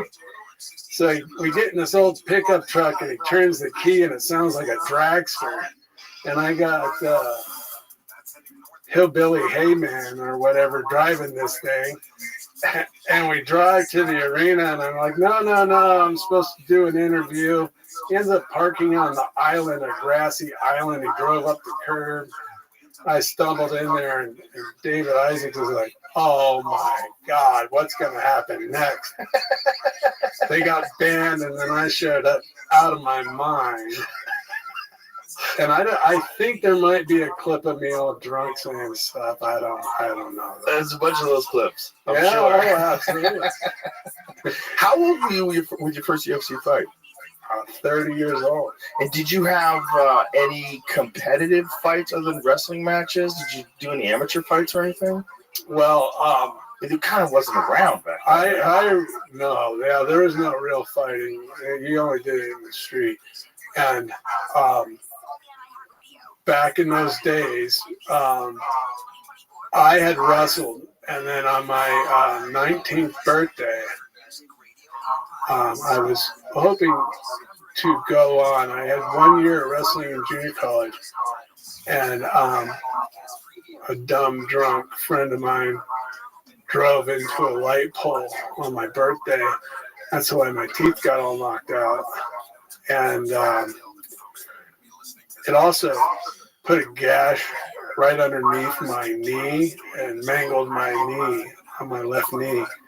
And so my wrestling, I came back like halfway, maybe a third of the way into the season. And I just I didn't have enough time to get whatever. It's all written, meaning spiritually. And so I didn't perform the way I wanted to perform my sophomore year. I did not continue. No one was interested in me. So the whole time as a young man, I wanted to box. And my mother said, absolutely not. Not the CTE, and everybody boxes is stupid, and you're not going to do that. And I'm like, oh, man. So I didn't have anything to do. I was 18 years old, and I said, you know what? I'm going to box. And the same guy that, it was back when Mike Tyson was on fire, and he was the baddest man on the planet. When I was a young man, I go, not my planet. And so, you know, he obviously killed me in boxing, but there's not a boxing ring on every corner. And so I was all fired up with that. So same guy that I worked for at the clothing company for the cut and sew type thing, was for medical clothing. He lived up San Luis Obispo way, and he started boxing. And we were at, just like what you would think, going into a boxing gym and learning how to box. And I go, man, I want to box. And he said, well, come on up, and I'll introduce you to my trainer, and maybe, anyways, that got the ball started rolling, basically. So went up to San Luis Obispo, and there was a boxing gym just outside of there, Atascadero or something like that. And so I went to the gym, and it's like you see these reels where these guys, you learn a skill like boxing, and then somebody that comes in that's a complete novice has no clue of what's going on, and they take advantage of these people. Oh, you think you're tough, you want to box? Well, you don't know how to box. So that was the vibe when I went into the boxing gym, and I go, hey, yeah, I want to box. Yeah, sure. I'm doing this. And he goes, are you sure? Well, yeah. So they go, well, you want to spar? And they're all snickering. You want to spar? And I'm like, yeah, isn't that what we're in here for? Isn't that what you do? And they're like, oh, no, you have to learn. And I'm like, okay. So they got like all kind of like chuckling, going, oh, he wants to spar. And so they went and got a mouthpiece from a local, like, what do you call those stores? Sporting goods store. And it comes back, and they were trying to melt it in coffee and all that kind of stuff. And So, this guy's got a name, very big name, from the 70s in boxing. And I don't need to talk about it. His family has a big name. And Can't say his name? I don't know. Okay. There's no point in it. Okay. It could, but, look, I was training with this guy, and he did this guy. I have it on videotape and all that kind of stuff, so it's not like I'm making up stories. I'm the antithesis of trying to get myself over. I try to just go, no. So I get in there and I go, and they're all like, "Oh, this is going to be great." And this guy is a heavyweight, and he had like 8 professional fights, and I believe they thought they were going to use his name and push him and get him some money somehow. And so I'm like, okay. And I go, I put boxing gloves on and hit the bag and played around and sparred with people, but I'm like, okay, this is what we're going to do. We're going to do it. Yeah, and I knocked the living snot out of him. I just said, fuck it. I was like, can you cuss on this or whatever? Yeah, you can cuss. Yeah, but I said, okay.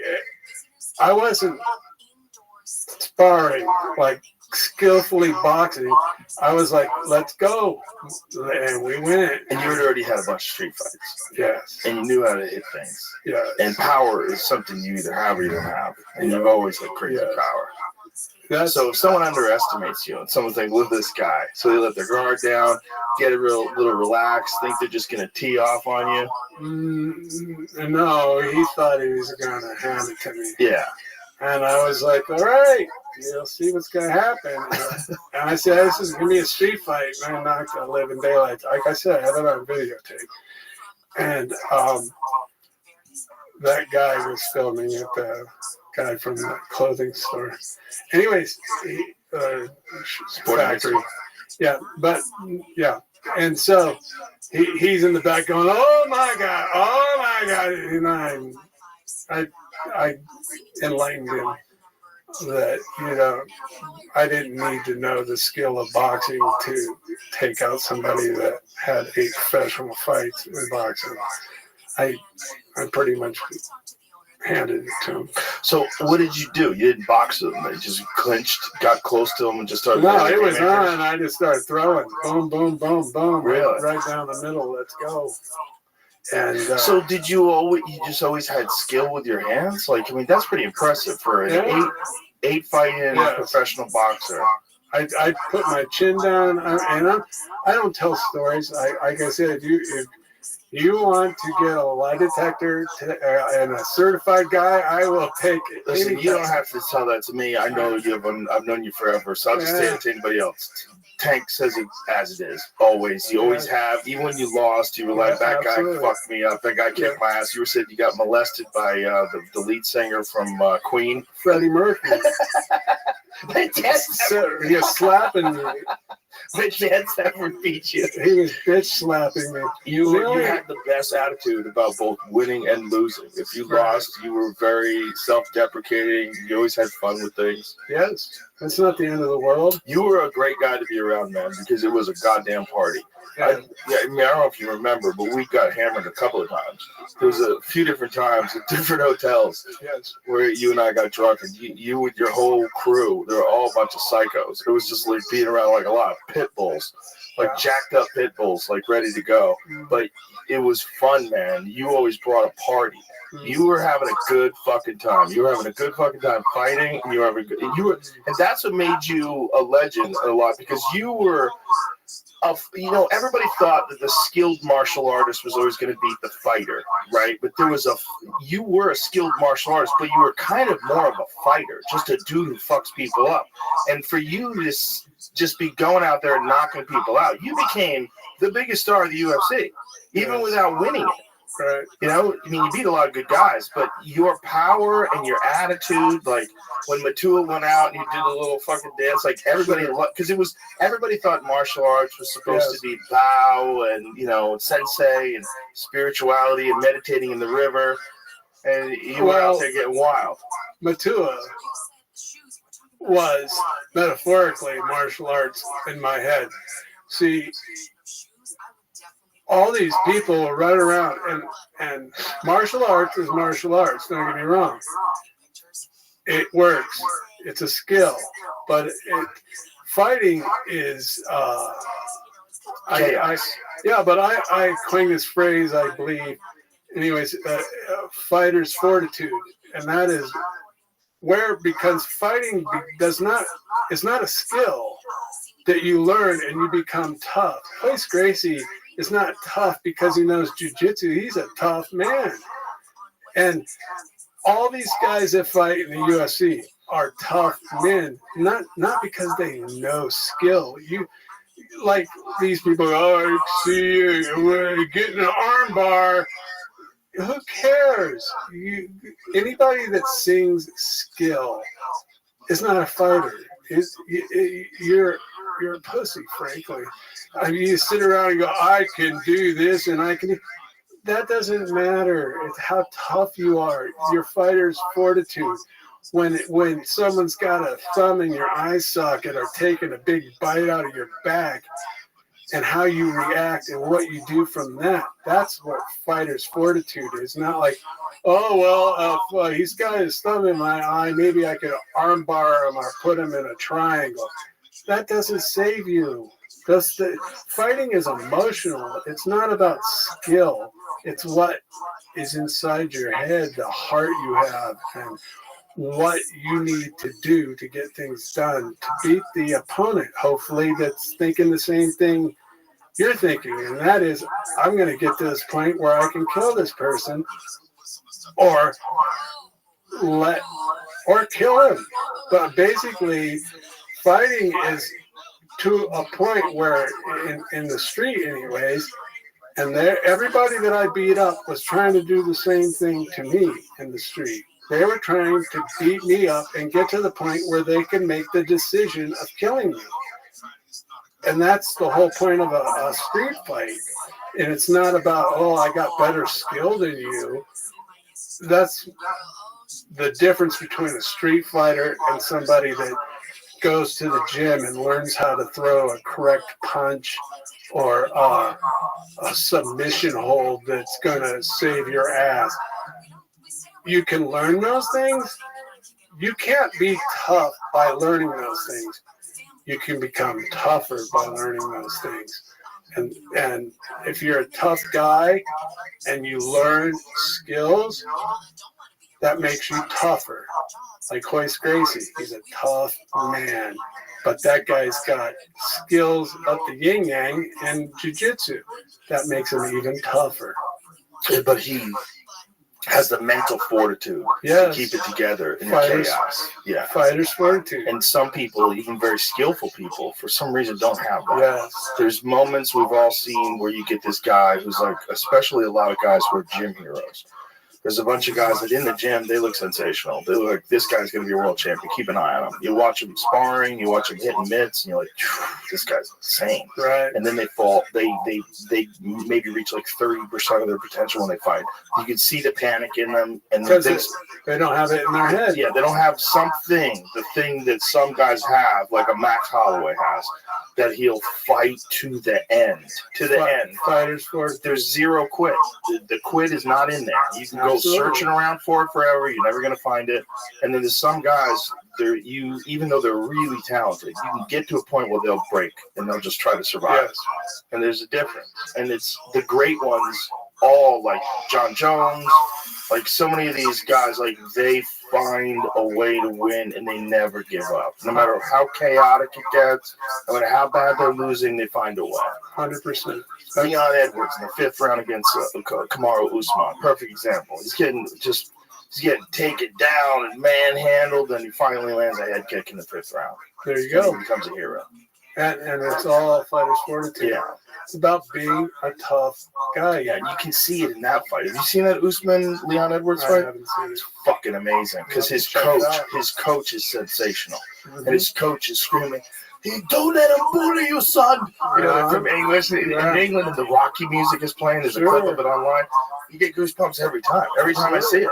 I get goosebumps. It's like that thing that is the difference between a fighter and just someone who's skilled. That was something that you, I think, introduced more than anybody in the early days of the sport. This is it. You want to see this? Because this is so fucking good, man. Play this. Stop really showing me fucking stuff. But come on, man. What's wrong with you? You're too fucking loud. You gotta pull the shit out of the fire. Come on, man. You got it, man. Come on. What, the music? Yeah, but it's part of the fun thing. Yeah. That his fucking coach is sensational.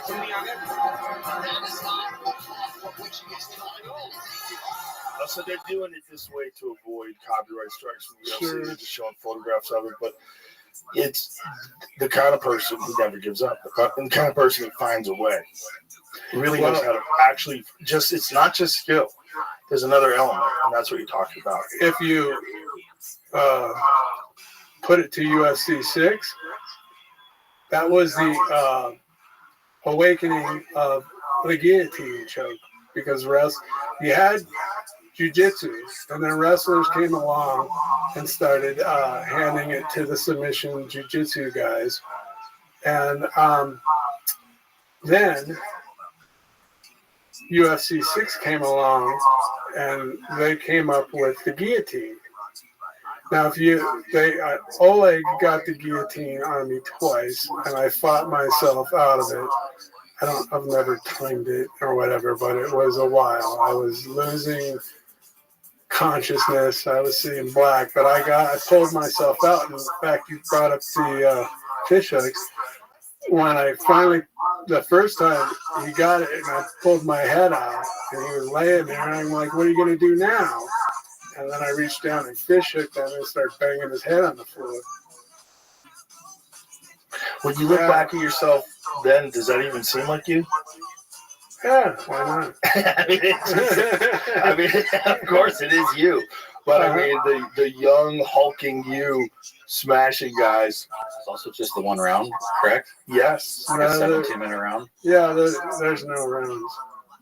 Was it, did they have a time limit on any of the fights? No, and I would have won that fight if Big John McCartney wouldn't have stuck his melon in between us and break us up. You know, that's how you were talking about how they fix the fights and everything. He broke this fight up. There were no rules, not supposed to do. Look, he's breaking us up. Why did he do that? Why did they do that? Yeah. Were people booing? Yeah, that was all John McCartney. Why did he break us up? I don't know. Like, what were the rules back then? There were no rules. All they had to do was give him a track starting gun, and he could stand there and go boom, and that's all he needed to do. He just had to start the fight. And so this restart was just completely because of him? Yes. Big John McCarthy? Yes. He's corrupt and he's a crook. His idea of what he thinks fighting is, and he's a full-on Oleg submission guy because he's all into technique. I don't know this. He's never said it to me. But he's all into skill and everything else. He has no respect for fighters' fortitude or anything like that. You don't think he does? No. I think he does. Well, I mean, I think you have like a personal dispute with him, but I like Big John. And you might like him, but he leveraged his made-up persona of Big John to get me kicked out of the show. Him and his wife, they got me literally kicked out of the show. They kicked out of the UFC? Yeah. Really? Yeah. What year was this? Very early. Why would they want to get you kicked out of the UFC? Because he does not like me. He's a cop, and he doesn't like the fact that I'm probably in his eyes a thug. But the point is, he has a bee in his mind. He's never liked me. He was a jiu-jitsu student before he started in the thing. They for the Gracies, they didn't have a ref. So Art Davey goes, hey, what about that big guy, Big John? And Big John was a cop and everything. And he did background checks on me before I got into the UFC. Like, oh yeah, no, this guy really, he's got a record. I've been arraigned at least 7 times for beating people up. And shit was hitting the fan. It was getting bigger and more. You're going to get in trouble pretty soon. Thank God I had a great attorney. And, he was a guy that could point out the truth, and people would see that, and the DA would go, okay, community service. I'd go do that at the boxing gym. So anyway, so John checked into it, and he goes, no, this guy really is a street fighting legend like Tank Murdoch. And obviously the guy's dad was a cop, and that underlying it doesn't matter, but he did not like the fact that I came along after the Gracies, because he was like a stooge for Gracie Jiu-Jitsu and the whole 9 yards. And when I came along, I kind of said, no. Fighting is emotional, and it's not a skill. It's not a skills match. It's what you have in your head. And he obviously doesn't have anything in his. But so at Puerto Rico, I used to go around to dojos and go in there after I'd cruise around drinking a 12-pack in my van. And we'd pull up to dojos and walk in there and go, does anybody want to fight? And nobody did. And so I lost my train of thought on that. But, this is it. Okay, so when I was working out with weights, and I wasn't a strong day for me. So you have to know when to say, no, I'm not lifting today. So I felt compunction, and I needed to go do something. I said, let's go check this jiu-jitsu place out. They had flyers at the Westminster Boxing Gym where I was boxing after I left that Bakersfield thing. So we go in there, and all the other kung fu and wing chungs and all that stuff, no one ever wanted to fight me. And I go, let's go check out this jiu-jitsu thing, see if it's real or not. And this guy's supposed to be a world champion and all this. And since it's out there, I'll say who it was, but was Alain Goes. And so he's supposed to be some world champion, this and that. And at this time, we're totally green. They had really respect for jiu-jitsu or anything like that. And I was with Paul Herrera and Eddie Reese, who are very accomplished wrestlers. And I go, let's go check it out. I'm not lifting. Let's go see if this stuff is for real. So we go into the jiu-jitsu thing, and it was a little bit of a drive. We get in there, and I say, hey, I want to roll around with you, see, check this stuff out. And they're Portuguese, demonstration. And I'm like, what the fuck is this?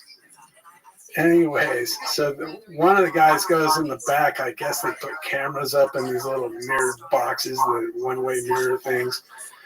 And so Eddie gets up there, and he's a little guy. And so it didn't take him very long to tap him out with like an arm thing. And then Paul, who's a All-American from Nebraska wrestler, bigger guy, 190-ish. He gets in there, and I'm like, what the hell's going on? Because they're lasting, and he's on his back. And at that time, it's like, what are you on your back for? It's stupid, Yeah. They're totally ignorant of what was going on. Yeah. And I'm like, holy fuck, he ended up tapping him out. And I'm like going, wow, he made short work of Eddie, and he tapped out Paul, and had respect for Paul for his wrestling abilities and where he'd gone and trained and wrestled for. And I was like, holy smokes. Well, I'm rather large and very powerful, and how long it goes is not. And so I go, okay. Well, they were starting on their knees and all that kind of stuff. And I'm like, whatever. So I get on them, and I had because a medical place, the cut and sew place, I had a scrub on. So I'm on top of him, and he grabs like a nurse's scrub because they don't rip or anything like that, and he does like an X on his thing, and he starts choking me. And I look at him, and I just kind of roll my eyes, like, really? Like I went like that, like fist on both sides of his face, you know? And he's like, oh, okay. And so we rolled around. And then he finally got to an arm lock. And like I said, I was doing curls with like 120-pound dumbbells and stuff like that. And so I picked him up. Basically, he was like a foot off of the mat, and I raised my right hand up and made a fist like, you want me to fall down on me? His eyes got huge as the moon. No. And I'm like, okay. So I let him down and let it go. And he was like, oh, like I've had enough of this big guy here. And so we left, and whatever goes on in somebody's head, like, oh, who's that guy? Almost in a narcissistic way. Oh, I got him in an arm lock. I would have used him for it doesn't matter. Anyway, yeah, there would have been a whole bunch of bad for him. Getting slammed. Yeah, so Puerto Rico, I don't know. Paul was fighting in that show. It was David versus Goliath there. Oh, that's right. Did he fight Big Daddy? Yeah. And Big Daddy had a videotape of him, so he knew exactly what to do with that high crotch. That was all staged, not staged, but prepared. Yeah. And so Along Goes comes up afterwards. This is all the way full circle back to John. So Along Goes comes up after Paul gets elbowed. Well, why Big John didn't stop it, who knows? I know. But anyways, so he starts mouthing off. He must have had too much alcohol or something. And I'm like, who do you think you're talking to? And, like, really? You were going to go there? Okay. So he had like him and all his friends were behind him. So I popped and was going after him. And me and Eddie were fighting the whole contingency of Brazilian fighters in the audience. And then we go to the back and old school warrior, and like, no one sends you to the hospital. And I'm telling Paul, hey, fuck that. You're not going to the hospital. You don't do that. And he's like, huh? And there was a Dr. Istergo and John McCartney and his wife, Elaine, who is Karen. I think her name should be Karen. Is Elaine McCartney. Anyways, she comes running up and starts pointing her finger in my face and saying all this. Get the hell out of here, I'll kill you. Just hyperbole in the moment, charge type thing. They try to make a huge move out of that, and then so that's how you get kicked out. And then John's like telling Bob, "Oh, I'm gonna quit," and Elaine's gonna quit, and if you don't kick him out, that's why I didn't go to the show. And mind you, I was the personality of that whole show at that time, and I think they went to Detroit or something like that after that words, and everybody's like, "Where's Tank at? Where's the show?" And Bob's like, "We gotta fix this." And so somehow a letter came out of apology to their leverage of they were going to quit. I'm like, who cares if they quit? He's just he's a referee. He pulls the trigger on a gun and then he affects fights by breaking people up and giving people chances and everything else. He's a corrupt person. And who cares? But I guess Bob was leaning into the fact like, oh, he's developed a personality for himself. So anyways, we're going to have this letter made, and we'll send it to the McCartneys, and then they can be sued, and then I'll be allowed to come back.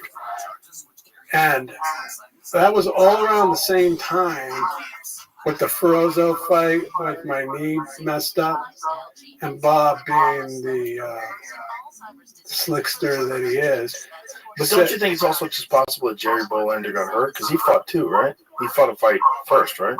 It's possible, but I'm a kind of a cynic. Conspiracy theorist. Yeah, a cynic. I see where you would feel that way, and I think in the early days, one of the things that Dana White does a really good job about is like he talks to everybody, have conversations with people, sit people down, talk to them, explain this is great, this is not so great, this is what we think we could do with you. Like, no, back then it was chaos. Yes, absolutely. It was chaos, and a referee today, they're allowed to stand people up. Right. But back then, no. That wasn't. I understand completely what you're saying. Yeah. But back in those days, those guys set up a lot of stuff. What did they set up? All right, it won't come to me right off, but I will tell you. I want to put you on the spot. No. So you think that they had people that they wanted to win, so they made things work a particular way? Well, like the Don Fry fight. Him fighting the people comment, it's not his friend. Mark Hall, that guy went out and did the job for Fry. It looks like he did. He did. Yeah, it looks like it when you watch the fight. Yeah, he did. And they fought before, too. Yeah. He just went out there and fell down. And then, regardless of how easy my fight before is, mentally it's a whole different ball of wax. Yeah, it's a different ball of wax if one guy goes through a war and one guy goes through a real easy fight. Yeah, emotionally. In your head, like, you got to get all ramped up to go. Yeah. Especially if you had a real close fight, your legs got beat up. There's a lot of things that can happen. One guy can knock a guy. The tournaments are so crazy. Because one guy, it's almost like it's better than not fighting. Because he lands one punch, knocks the guy out. Like, oh my God, I already won. I won a fight. I know I'm performing well. I didn't get hurt at all. And now I'm loose. My brain's loose. And then you could go through 3 rounds of hell with some fucking psychopath where you're barely surviving, both of you. And you get to the final round and you're like, or whatever it was back then, it was 1 round. But you get to the final end of it and you're like, oh, Jesus, I got to do this one more time with a guy who's fresh. Right. Yeah. And if you can rig that, and if you want to, you can set a bracket up. I'm not accusing them of doing that. Well, same thing with that Anthony Macias guy that fought Oleg before me. Oleg went out and choked out his first opponent with a guillotine choke real fast. And then he fought Anthony Macias that winks at him right before the fight. They wink. Yeah, you know what I'm talking about? Yeah, like, obvious. Where do you want me to fall down? And I fought the 2 biggest guys ever fought in the UFC. Well, a 400-pound guy and a 6'5", whatever, 300 or 280, whatever size you want to make. Real fights, not some guy that's out there laying down, going, okay. The early days, it was so loose, and you never knew when it was going to go away because it was already getting suspended from cable. Cable kicked it off. You could only get it off DirecTV back then. With John McCain. Yeah, John McCain. And John McCain allegedly was doing something for Bud Light. So he was working with Bud Light, and Bud Light wanted boxing. Right. It's kind of, the whole world was conspiring to keep MMA from flourishing back then. Absolutely. I mean, it was a real big deal. They would disparage it. There's a funny video of Bob Arum talking about it. They're rolling around on the ground like homosexuals. I saw that. Yeah, I was laughing about that too. It's amazing. It's amazing because he's such an old school guy. Right. For him saying that, it's very funny. Immediately, I was like, "What's his angle? Why is he saying that?" And he's just trying to say, he's trying to say boxing. He's just silly because boxing's awesome. I love boxing. Doesn't mean the UFC's not better. Oh no, it's a skill. Yeah. Yeah, boxing is an amazing skill. It's an amazing skill, and it's a huge part of MMA. I mean, if you can't throw a punch, you can't win. But it's a different thing. You guys you're in. It's a game. It's a fighting game, whereas MMA is a fight. Well, boxing can be a fight too, but the rules are so specific. So limited. When I went out and boxed a Tascadero thing, I came back here and went to Westminster Boxing Club, I believe it is. Anyways, I was fortunate enough. I walked in and Tyrell Biggs was boxing, and his trainer Matt Kierhard. I walked up and I was a light heavyweight, and back in those days, like, I'll train you, and I'm like, okay. He didn't have time for me, so I was like, okay, I'm slowly learning boxing, and his underling was on charge of me. And I go, what are we going to fight? And he's like, oh, you don't just fight. You got to learn how to box. I'm like, no, not me. I'm gonna fight. He goes, well, there's a show in 6 weeks in here. And I go, that's perfect. I'll do that then. You can't just do that. And I'm like, no, I can do that. And so, this is also on video. I fought some guy that had been boxing for like 3 years, and I knocked the stuffing out of him. His mouthpiece went flying out of his mouth. And at that time, the guy that ran the gym was named Noe Cruz, and he was the trainer for Carlos Palomino. Old school Mexican, 6'2" guy, but knew his boxing skills like no tomorrow. And he went up to Mac and he said, hey, that guy's got something you can't train. He goes, you guys can be in here forever, but I want to train that guy. And Mac's all, I don't have time for him, I'm with Tyrell. He goes, we'll split him, whatever. So from that point on, after that first fight, I started rolling with Noe, not rolling, but boxing with him. And he's the one that got me sit down on my punches and all Mexican style, hard punches inside the body, uppercuts, all that kind of stuff. And he used to swing those big old leather bags when they're hanging from chains. It was like an old warehouse.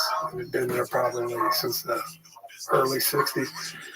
He'd swing the bag and it'd come back, and I would just turn through, and the whole gym would shake, and his eyes would get all big and go, ah. Noe was a great guy. Did you ever wonder what would have happened if you went and pursued just professional boxing? Yes. Light heavyweight with knockout power like that could have been very marketable. That was the whole idea, and they were all into that. And I remember, because I would show up to the boxing gym with black eyes and cuts on my face after every weekend, pretty much. And in fact, on my trilogy, Street Warrior, that's what he used to call me. Oh, the Street Warrior. And you go, oh, what do you do now? And I go, no, if only, you don't understand. If they only had a fighting show with real fighting, not this boxing stuff. And he would just look at me and shake, he has a big smile, and he'd just shake his head like, you're crazy. And it happened. It was awesome. How did you find out about it? Well, I was driving. I used to work at a liquor store when I was going to college, and supplied my habits. But so I was looking through the Playboys, and I saw an advertisement for Ultimate Fighting. I don't know what. It was one with the tooth fell out. That was the first one. Yeah. Yeah. And so I had, I was living with two other guys, pirated cable. He climbed up the telephone pole type thing. And so I invited my dad over, and I said, "Hey man, you gotta check this Ultimate Fighting. I don't know if it's real or not. I suspect it's not. I think it's probably just an offshoot of professional wrestling." He's like, "Okay, I'll come over." So he came over, and we're sitting there, drinking beers, watching the tube, and he came out with a grass skirt type thing, and I'm like, "Oh, see." And then I don't know who it was. Gerard Gordon or whatever. Yeah, Gerard Gordon. Yeah, and he kicked him in the face, and Yeah. his tooth went fine. I go, "Oh yes, this is real." It's real. Yeah, I can't believe it, man. This is gonna be so awesome. So how did you contact him? Like, how do you wind up getting in? I was in jail for beating up this cop son. Right, and I got work release from that. Probation. I did like 3 weeks in jail in an honor farm, and then I went to like a probation apartment thing to work and came back. And that's when my friend who worked for his dad at the medical clothing company goes, "Hey, you know that guy Chemo that works at the bar?" And I'm like, "Yeah." He goes, "You gotta know him. He wears like that jean thing and I'm like, "Yeah." And he goes, "You know Joe Son?" I knew Joe Son from the boxing gym. He goes, "They fought in that show." And I'm like, "Well, yeah." I go, "Why is that guy fighting in that show?" Because he would always, I had quite the reputation back in those days. He would come find me in the line and go, "Mr. Abbottser, this way," and cut me in front of everybody and walk me in. Is this Joe Son? No, it was Chemo. It was Chemo. And I was, "Hey, thanks, that's as much as I knew of him." Like when he was telling me, "You know that guy?" And I'm like, Anyway, so it was Chemo. And he goes, "This guy, Chemo, if that guy's in it, why can't you be in it?" That's what I was saying. "Make it happen." And he started calling Art Davey on the phone. And Art's like, yeah. And then he goes, "No, you don't understand. This guy is the real deal from the streets, man. Everybody knows who he is." And he's like, yeah, we hear this story all the time. And he's all not from this guy. And then it was back in the day when he had like a table like this with the phone and the speakerphone on it. And so he goes, "Tell that guy," because I was sitting in the back. He goes, "Tell him I got some guy that's like 6'8", 300 pounds that wants to fight him. And we'll see you next week at this time." It was raining. So we ended up going to Art Davies' office in Torrance, right around the corner, I heard, from the Gracie Academy, I guess they call it. And so it was raining, and I had it was back in the days when they had brown paper bags for grocery bags. So I put my high top basketball shoes in there and like stretchy clothes that you would wear. I had it all folded up. I walked in, sitting here like we are now, talking, and he's like, "Okay." And this is before they came up with the tank idea. All right, so I didn't know I'm a wrestler. And so he goes, "Okay, well, we'll be getting back to you." And he goes, "Oh, by the way, what's in that bag?" And I said, "Well, you said you had somebody that was like 6'8", 300 pounds that you wanted to fight." And he goes, "What?" I go, "Yeah, on the phone, you said that." And he goes, "You'd fight somebody?" And I goes, "Yeah, let him go to jail." And he goes, "You're crazy. What? You're just crazy, man." And I'm like, "No, I'm down for fighting any time you want to do it." And then he's like, oh, he just shook his head and he walked out. And like I said, see, did we go over the point of going where I got kicked out before even I got in? No, we didn't talk about that. Oh, so they found out about your record before you got in? Is that what it was? No. You did something? Yes. Now this is, I don't know, I've never talked about this publicly, I don't think. So this is why I told the Central Casting Mafia wannabe guy that they kicked me out. This is why they kicked me out. So they gave me a 1-sentence paper that says David Abbott's going to be in the next show, whatever. And I didn't realize that it had to be 6 because the Gracie's owned, according to my calculations, the first 5 shows before Bob took over. Bob Meyerowitz. For 6. And so, lost my train of thought for a second. It'll come back. So he gave me a piece of paper and it says, you're going to be in the show, not 5, but 6. And I'm like, oh man. And you're a young man and your patience is like, I can't wait that long. I need like tomorrow, Right. And I was like, whatever. So I go, okay, work with it.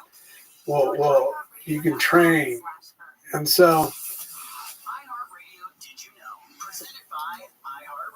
a wrestler that was, wrestling, everybody knows the world and college wrestling. And this guy worked for a volleyball company, clothing company called Club Sportswear. And they used to sponsor volleyball players. And so Eddie knew him. I think they used to live together. Somebody lived with him that knew him. And he called up and said, hey, Dave's going to be in that UFC show. And so he goes, okay. And he goes, well, you guys want to sponsor him? And I don't know anything about anything sponsor with that, whatever. And he goes, let me ask my boss. And he goes, yeah, sure. This is new.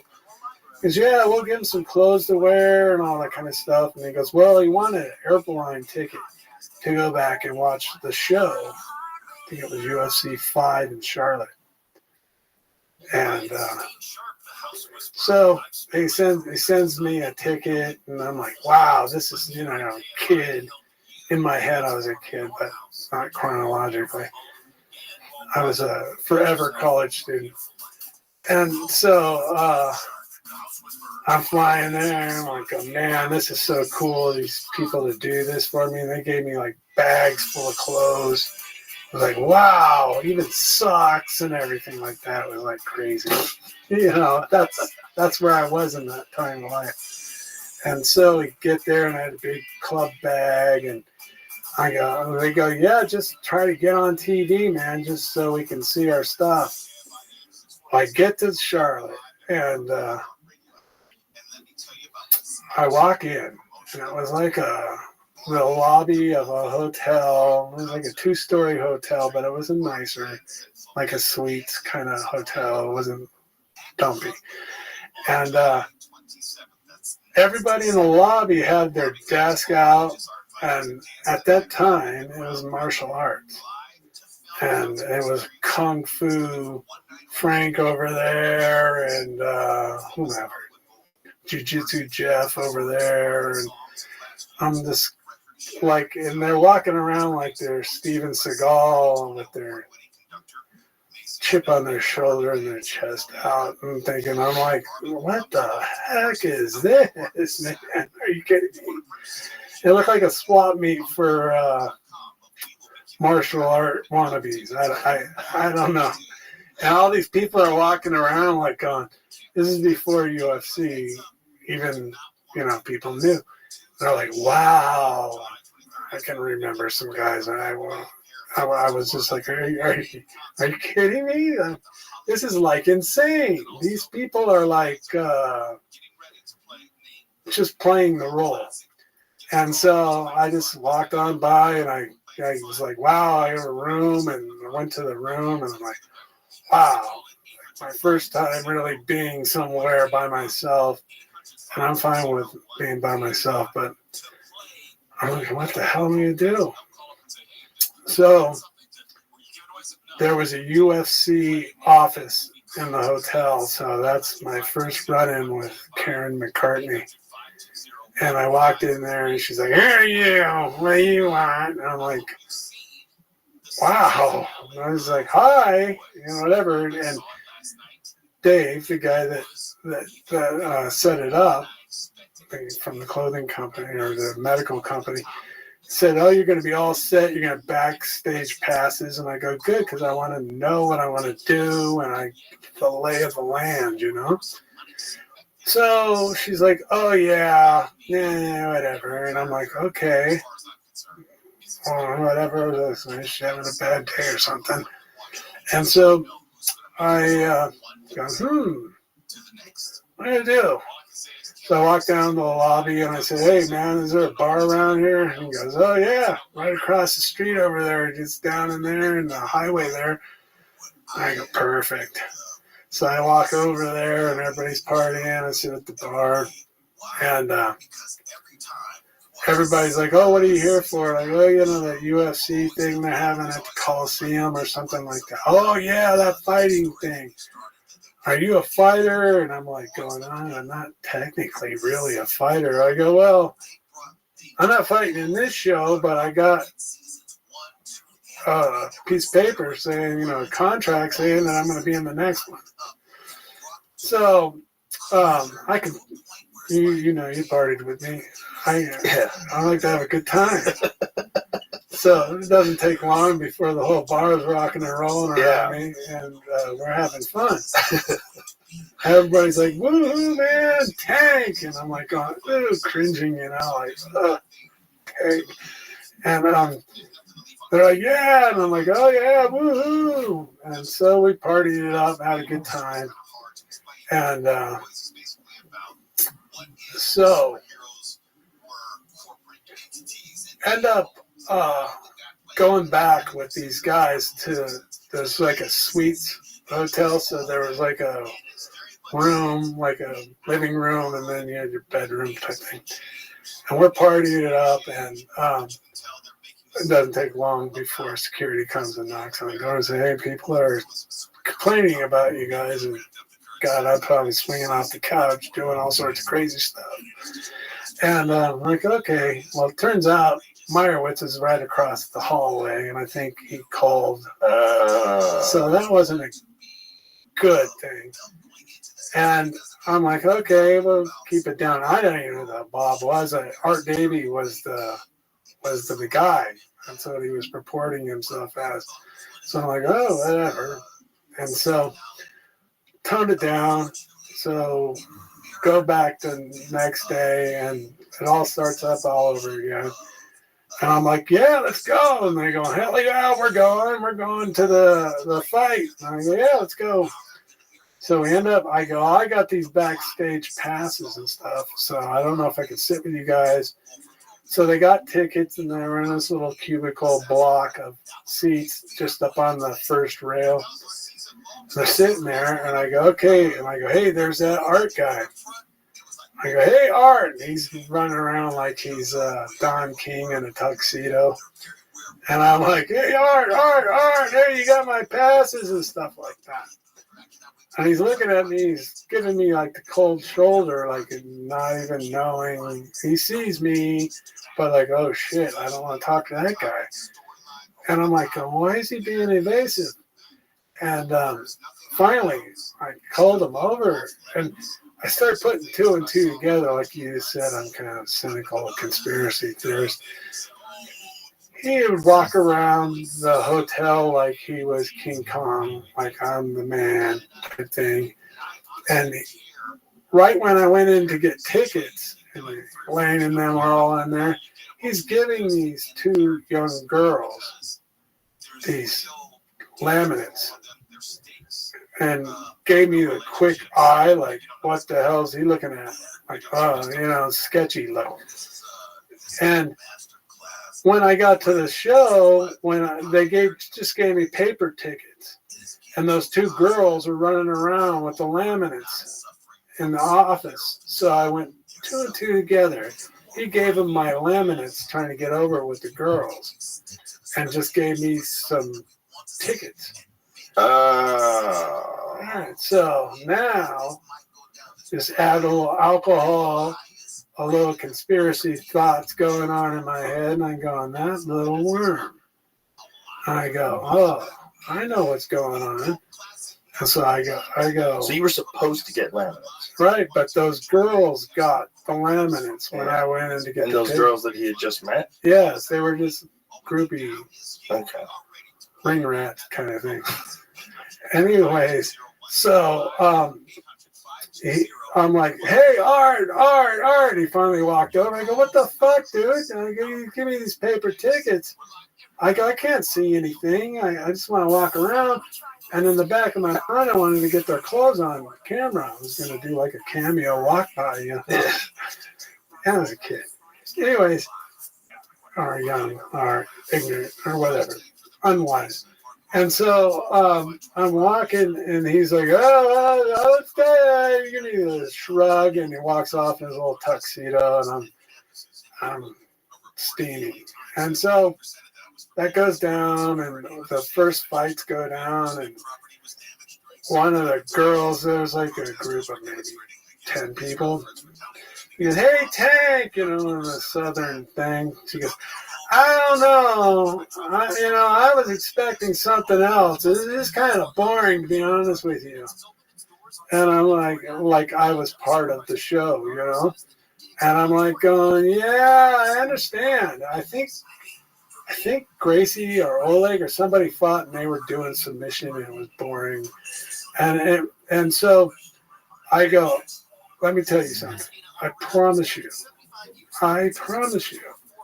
it's not going to be anything like this. It's not going to be laying on the ground, rolling around when I fight. I promise you that you have to believe me. And she goes, well, I hope so, because this, I can't get into my accent. Right. She goes, I hope so, because this is boring. And I'm like, no, it's not going to be anything like that when I get in there. Trust me. And so that was the tone that was set. And more beers. I was drinking beer at that time. Maybe I was drinking some vodka then.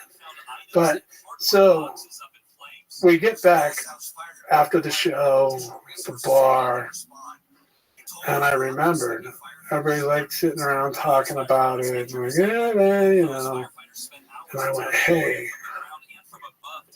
you know what? I forgot.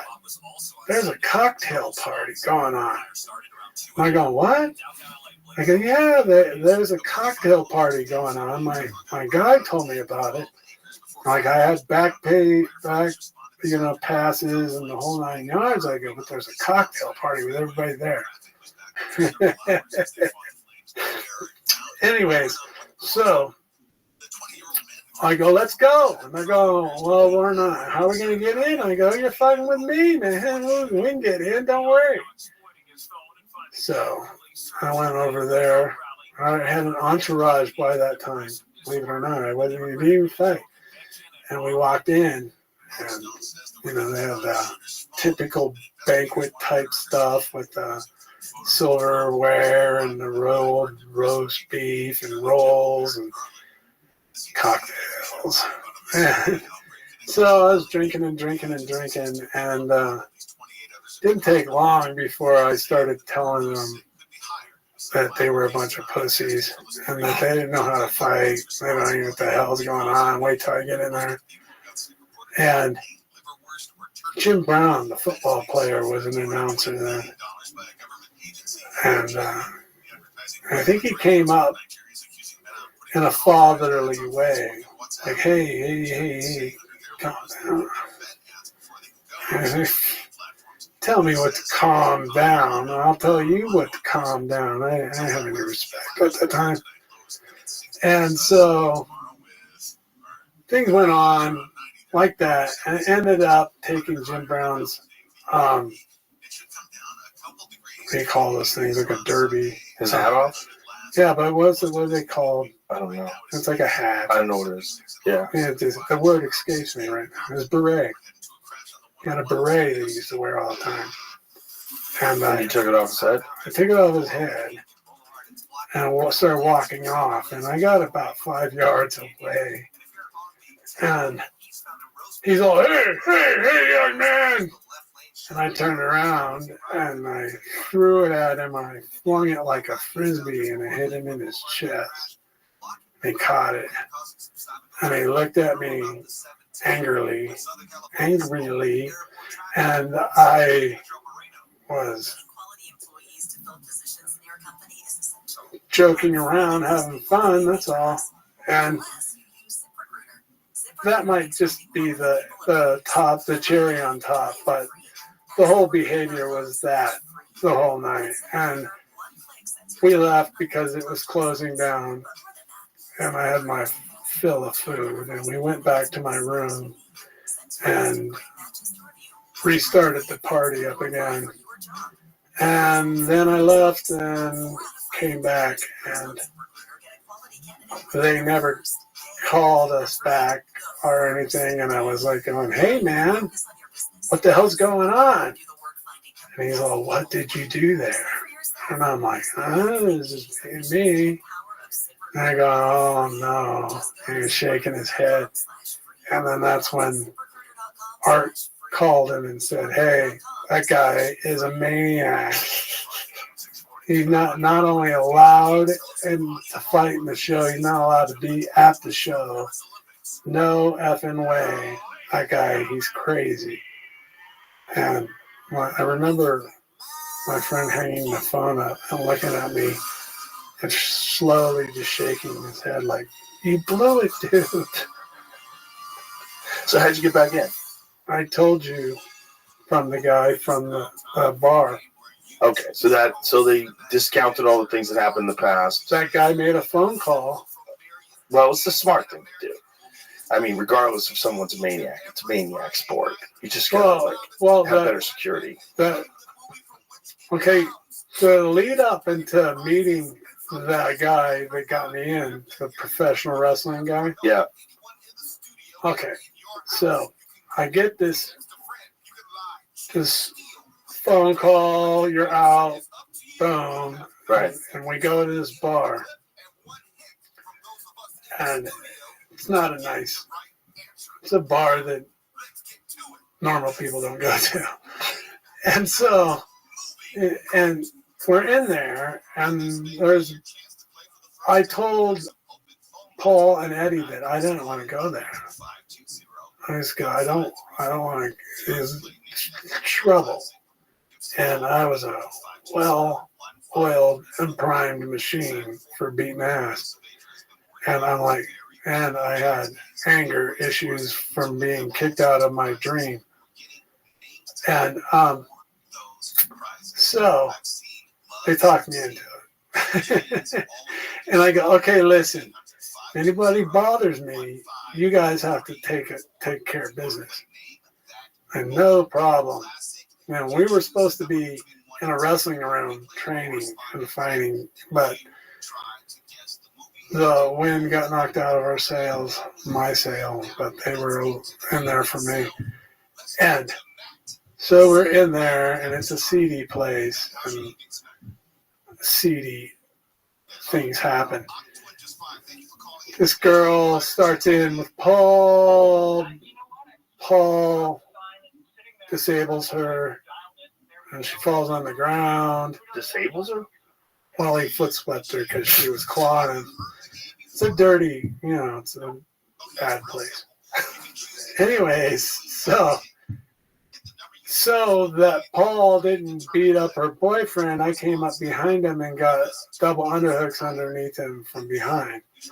I was pulling him back, and all of a sudden I hear this loud crack, and a light flash across my eyes. I'm like, what the fuck happened? It was like sounded like the jukebox machine got broke, the glass on it. What the hell happened, man? And I let go of Paul, pulling him back, and I turn around, and there's a guy with a broken pool cue standing there. And obviously, I put two and two together. And his eyes were like, oh, that didn't go the way I planned, because he's still standing here. And I don't know, because I was knocked silly, but I heard that he got hurt really bad. And that's why the bartender, or bar owner, wanted to extort money from me from having a tape of me beating up those guys. Oh. He's like, yeah, that guy came into my bar and almost killed somebody, and I have it on videotape. I see. And that's a long roundabout back to the story. Got it. Yeah. So it was a whole lot of fights and a whole lot of chaos. When you were competing, were you like, what kind of training were you doing if you were drinking that much? Oh man. See, I really like to address this. And everybody thinks, people don't think that I train. I ran a marathon. You think that you just get up someday and go, I want to go run a marathon? Well, there's no way you didn't train. Right. You look at you were very strong. You were obviously, even though you were a big guy, your cardio wasn't that bad. You were definitely doing something. You try. Yeah. Try fighting 3 times. On that day, the first UFC 6, I believe I could beat any man on earth that day. I was in my prime that day. The only reason why I lost is because of Big John McCartney and his breaking up the fights. He should have never broke that fight up. Did they break it? So there was no rule at all about standing people up? No, none. I personally believe, and I've broken this down too many times to repeat it, but I'm gonna anyway. I don't think they should ever stand people up. I think if a person can take you down, and keep you down. Tough shit. Even if it's boring. Like, the whole idea is, like, what's real? Take it away from me about McCartney affecting fights. The first fight they had, don't quote me on this because I'm not a historian, but I believe it was Boss Rutan and Kevin Randleman. That was the first fight they had with judges. John McCartney got in there and broke that fight up twice so Boss could get back up and come back and fight him. Were there rules back then about stand-ups? I don't know. I don't think so. That was an interesting fight. I think it was the first fight anybody ever won off their back, really. Yeah, but no, he shouldn't have won. If you watch that fight, and I just watched it recently, Kevin Randleman kicked his ass, beat his ass severely, and John broke it up twice just so he could to give Boss an advantage. A chance to get back up to his feet. Yeah, and Boss is nothing more than a charismatic, Pancrase. Pancrase is fake. Listen to Ken Shamrock. He said it's fake. Well, at worst, at best, it was predetermined, as Ken said. I think there were some real fights, and I think this is true in all of Japan. Okay. There's some real fights, and there's some fixed fights. But like when Boss fought Funaki, watch that fight. He beat the fuck out of Funaki. That was a real fight. Yeah, I haven't. I don't know if you've seen that one, but that is not fake. He beats the fuck out of Funaki. I mean, it's one of the worst beatings anybody's ever taken in Pancrase. Because Boss had figured out, instead of slapping, to throw palms like punches. Well, I'm not going to get into that. I know you discredit a lot of people because I'm not just. Yeah, but Boss Rutan was a bad man. I think.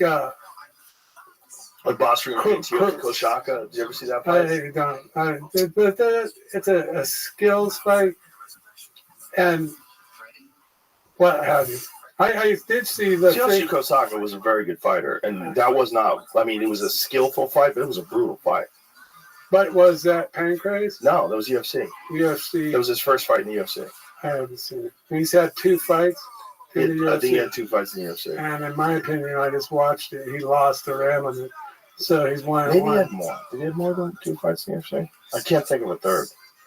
I think he might have fought the Indian guy. Yes, but that was Ruben Villarreal, right? Yeah, But that wasn't in the UFC. That was in another organization. That was like a later fight.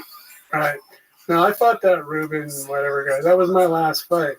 I came off of my hotel bed and walked into the octagon. Didn't you have a fight with Scott Ferozzo in a backyard? Yes. That fight's fucking great. We played that fight once on the podcast. We're like, this is so crazy.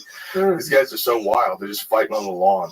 Yeah, no, they called me up and said, I go, yeah, I'd love to fight that guy again. And I flew out there, and when they wanted to do it in an empty strip club. How was this organized? Like, how does that Some guy named Brian Groom just came up with some money. Yeah. And said, hey, I'll pay you guys to fight on the lawn. Well, he wanted to do it in an abandoned strip club. And I told him, I go, dude, he's like, I'm having trouble. I go, I'm not going to get arrested. Yeah. I go, I value my freedom.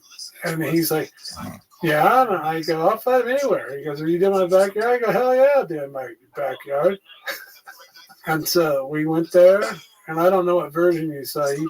He put some edited version out of it, but he ended up going to the hospital again. I sent him to the hospital the first time, and he went again the second time because of his big mouth. Well, you were punching him on the top, and he was like cheering, like he was having a good time. It was kind of a crazy fight to watch. Yeah, I don't know if he was cheering. It was something like he was saying, "Woo!" Like this is great. Yeah, he's trying to act. Yeah, like he's enjoying it. Yeah, enjoying getting beat up. Right. Yeah. Only if a girl's done it to me. How many fights do you think you had total in all of the MMA and in street fights in your life? If you had to guess. I have guessed. You know what? That's like asking Wilt Chamberlain about how many one-night stands he's had. You know. Did he say 10,000? Yeah, so like, you know, not 10,000. I kind of dabbled around before I got bored and thinking like, wow, you know, the last couple of years, at least 2 times a week, at least.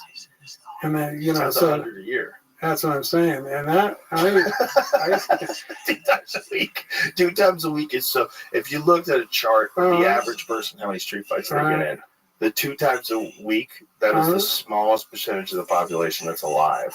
Yeah, well, yeah. I was into it. What did you enjoy so much about it? Because here's the thing: you're not a dumb guy. Mm-hmm. You're like when someone can get to a conversation with you and you want to really start talking about things, you're a very bright guy. Yes. But you liked it.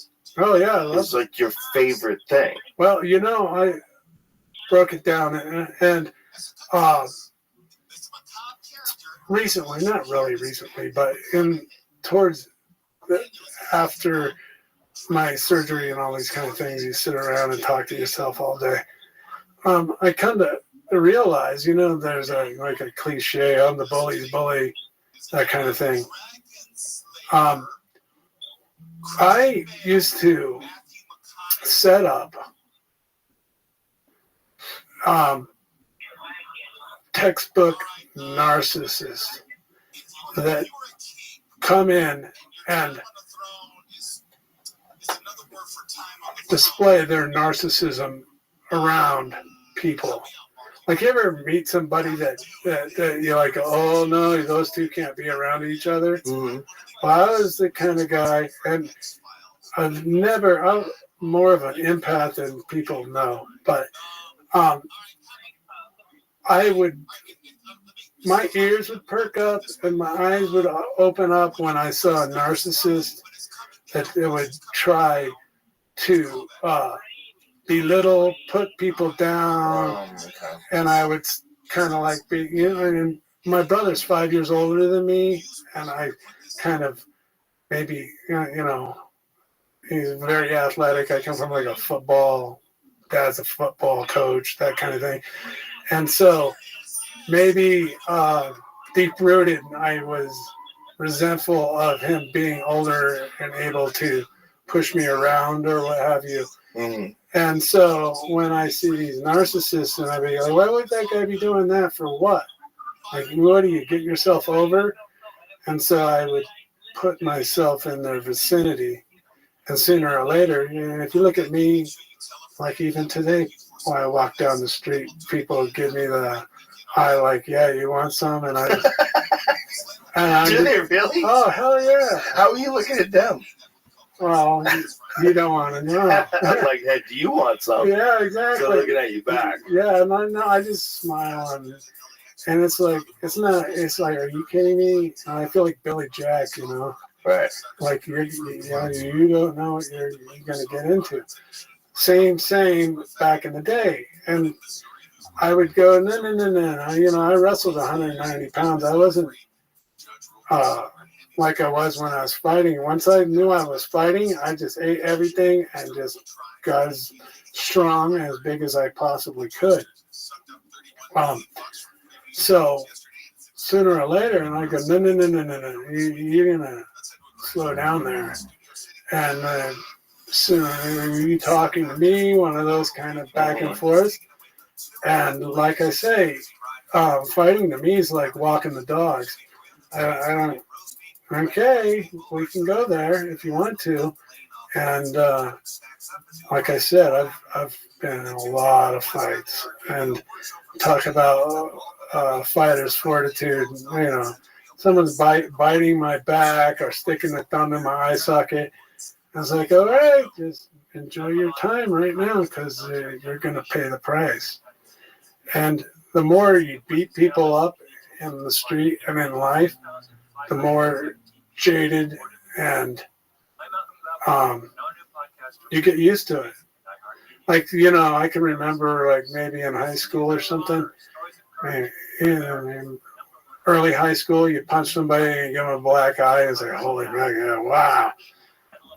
That, like, you want me to put my hands on you, you're going to pay the price. I have to, especially nowadays, with my health being so fragile. There's a different kind of beating people. When I was a youngster, I used to go to all open wrestling rooms all the time, and I remember this old warrior coach.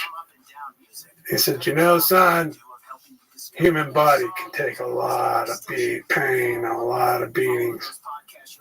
And I still remember it to this day, and I'm 59 now, and it just kind of resonated and ringing in my ears. Like, when you think you don't think you can hit them again, and the more they are a smart ass, and the more they beg for a beating,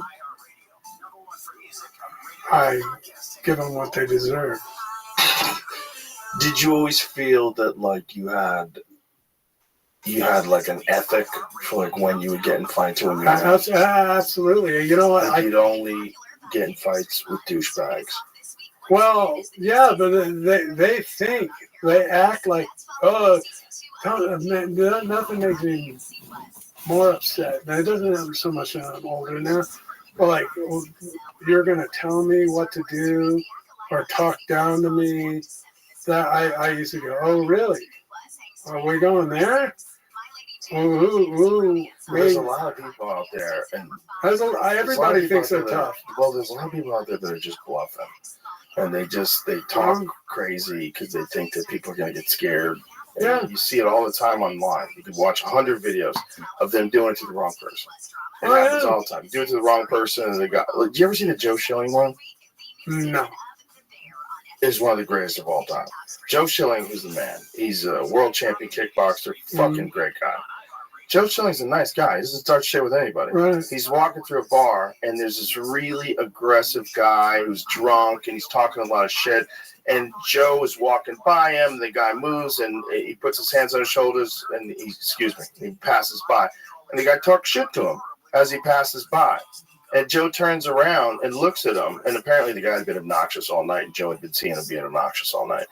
And Joe looks at him and says, what the fuck did you say? And the guy flinches at him, and Joe Just 2 shots and one as he's on the way down and he's out cold. Watch this video because That's it's exactly. a classic. Look at this guy. This guy actually wound up suing him and losing. Yeah. The guy sued him and lost and forced. So watch, Joe passes him, and then the guy says something.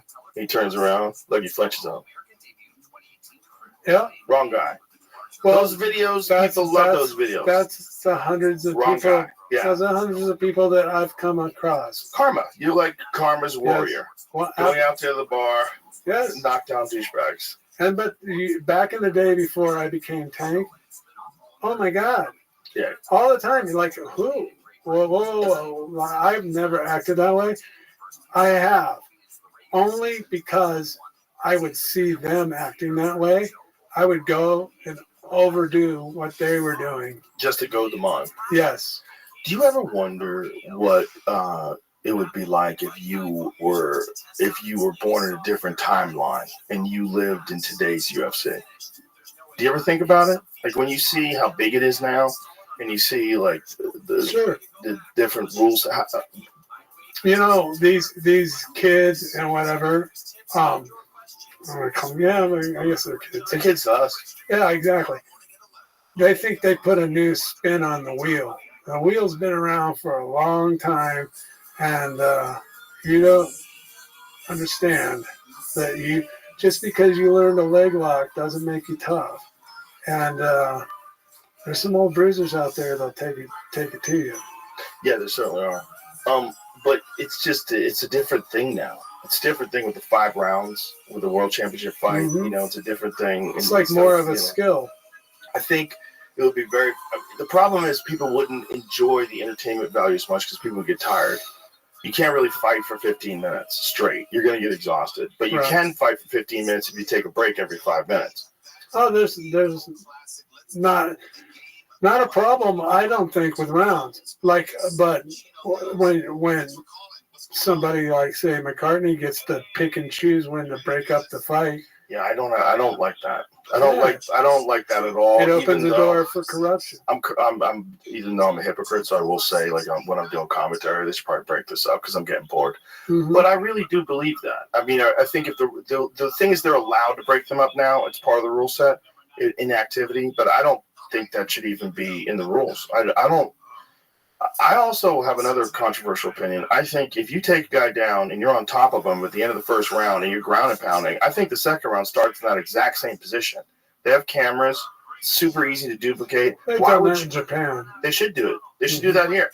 Why should you be allowed to start standing up, which is a hugely advantageous position for a striker? Right. Hugely, and you didn't earn it. You did not earn the stand-up. Like, if you got taken down and you got controlled, you never escaped that. And you might not ever escape it if it wasn't for you being stood up and you starting for the next round. Like, who knows? So not only do you get to get up, but you get a whole minute to recover, and then you're started in an advantageous position for yourself. That's not – it's like it's imbalanced. It's imbalanced. If a guy is grappling is a huge part of fighting.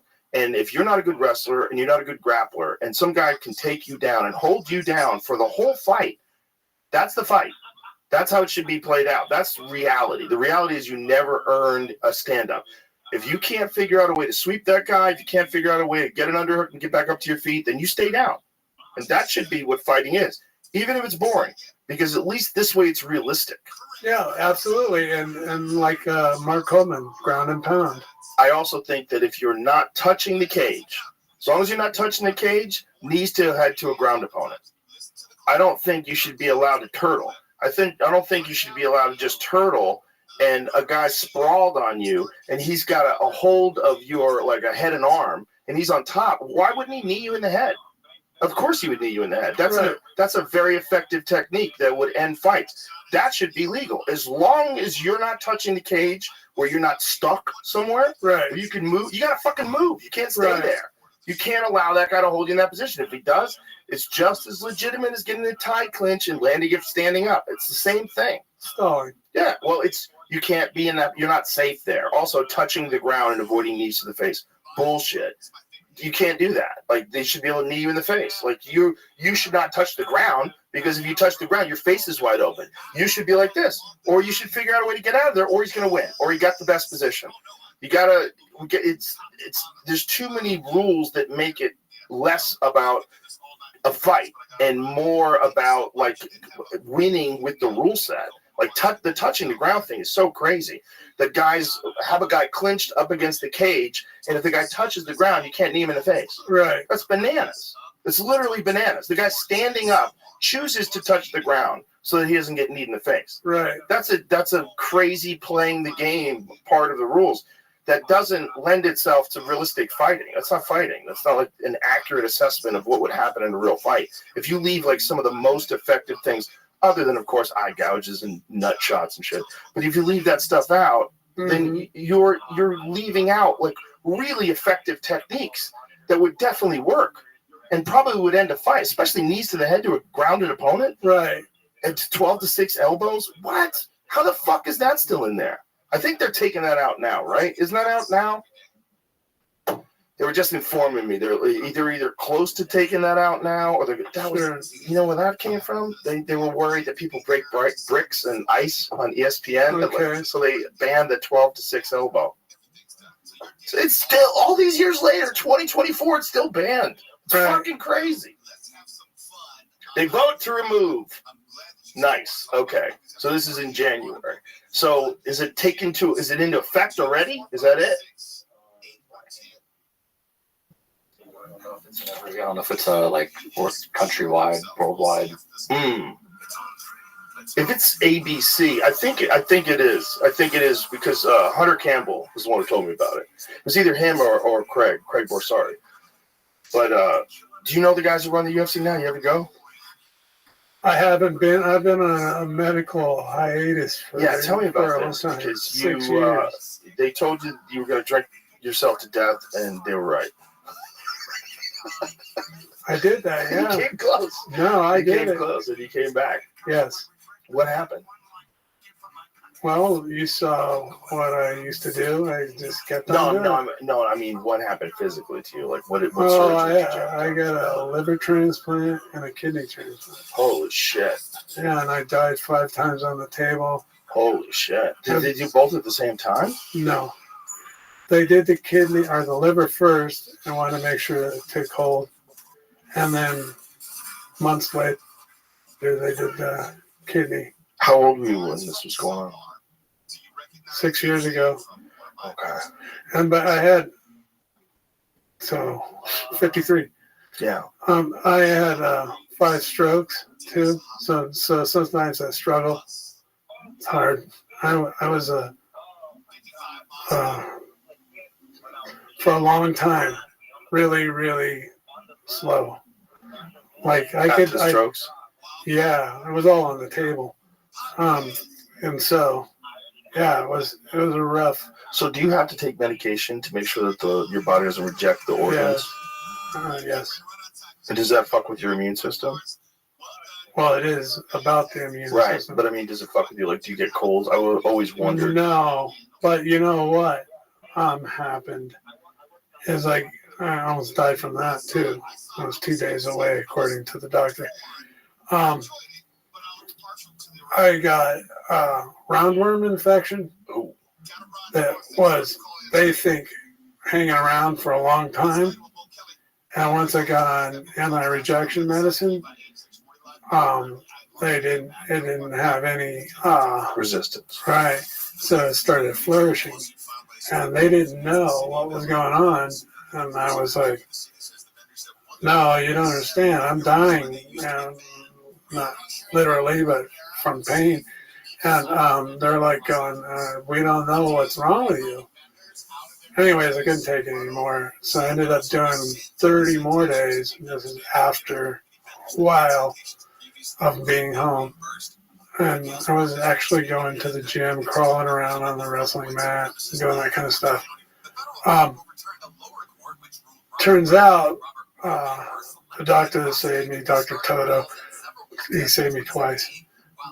2 different surgery type things. But he did a biopsy of my bowels and stuff and found that I had roundworm. And he's like, you know where you got this from? I have some guesses. And so, Where do you get roundworm? well, I don't know. I went to Costa Rica a few times, but I don't know. Is it like a tropical worm?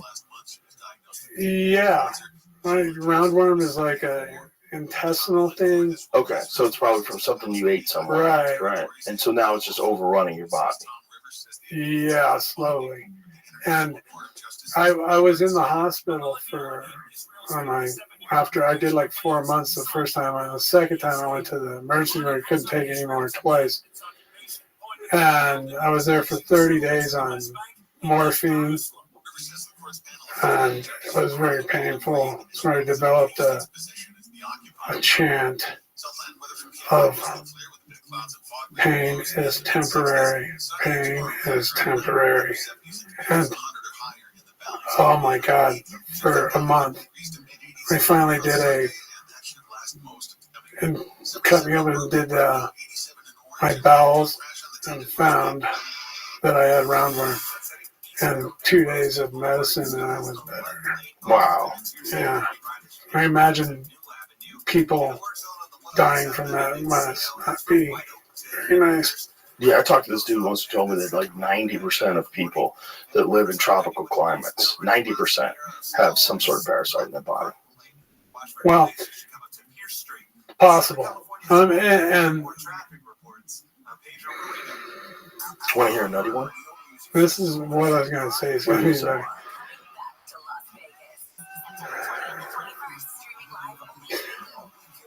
Okay, because I didn't say it. So when we went to Japan for the first time, I was there with a Brazilian fighter, and he was eating a lot of food. And Isaac's, Bob, all of them are like, Jesus Christ, you see how much food that guy eats? And I'm like, who? Oh. I go, that's the guy, you know, rat's ass, what are you going to do? And so I said, hey, why are you eating so much? And he said, oh. I go, are you on the gas? What's going on? And he's like, oh. And I'm like, yeah, on the gas, huh? And he's like, no, it's the worm. I'm like, what the hell is he talking about? Some type of Portuguese thing. And he was in front of everybody. And when I was in the hospital, David Isaacs came and saw me quite a bit. And he's like, don't you remember that time? He was saying, why are you eating so much? The worm. He goes, it's a roundworm. And I'm like, wow, I never thought of that could be possible. We were always eating dinners with all the Japanese people and everything. And well, you could definitely get worms from food. You know, if you get tapeworms or roundworms, like that's a motherfucker. Yeah, well, almost killed me. The infectious disease doctor came in with his badge and everything. He goes, yeah, you're down to like a couple days left. Jesus Christ. Yeah. Especially with the medication you were on, right? Yes. So the worms are flourishing. So you get rid of that, and they give you medication, and now now you have to get a kidney transplant after the liver transplant. Piece of cake. That was easy. That was really easy. So the liver one was the bad one. Yeah, I did over 120 days in ICU. Whoa. Yeah. What is that like? Hell. You know, I was laying there, and my wife told me, obviously, that they were saying, it's time for you to start thinking about taking them off, unplugging me. It's getting to that time. And she said, this is like the surgical ICU floor. Like they could do surgery right there in your room that you're in. And that's Cedar Sinai, Beverly Hills. Yay! Anyways, she's like, the doctor, Dr. Toto, he came to her and said, hey, it's time for you to really start thinking about, does he want to live like this? And I guess she told me I was just laying there with a tracheotomy with my eyes open and nothing moving. And she was there.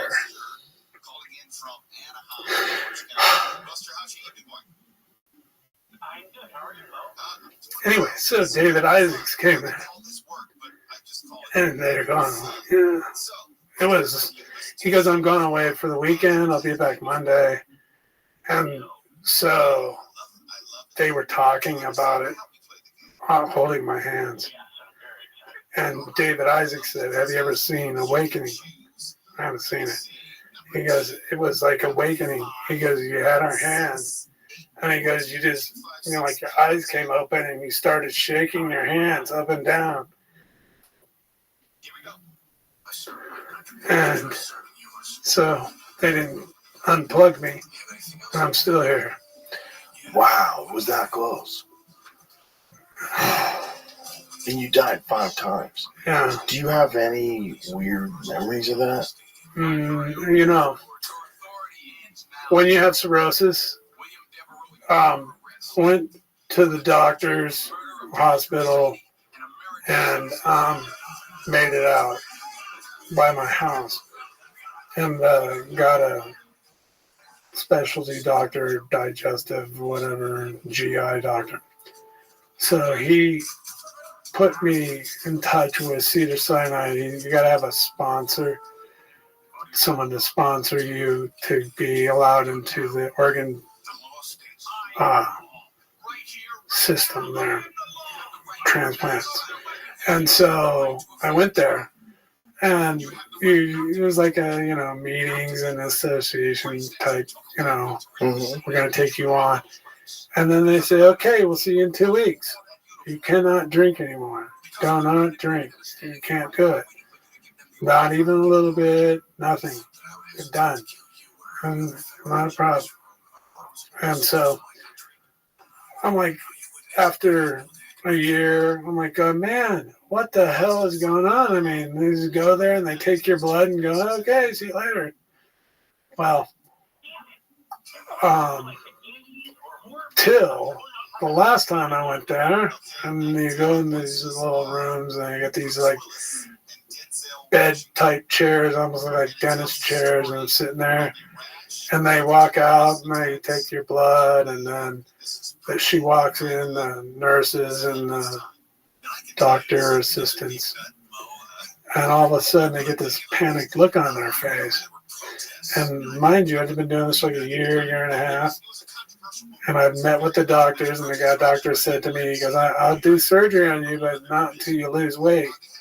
He gave me like 50 pounds to lose. I lost like 75, so they knew I was serious about the whole 9 yards. And so there was like, I'm sitting there in the chair, kind of like I am right now. And usually it's kind of like, hey, how you doing? What's going on? Right. But they were much more serious. Very serious. And I'm like, looking at my wife like, man, what's going on here?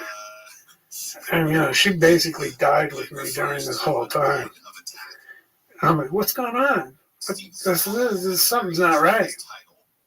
And she's like, I go out there and see what's going on. And she comes back and goes, we're not going home. I'm like, what are you talking about? She goes, your kidneys aren't working. I'm like, okay. And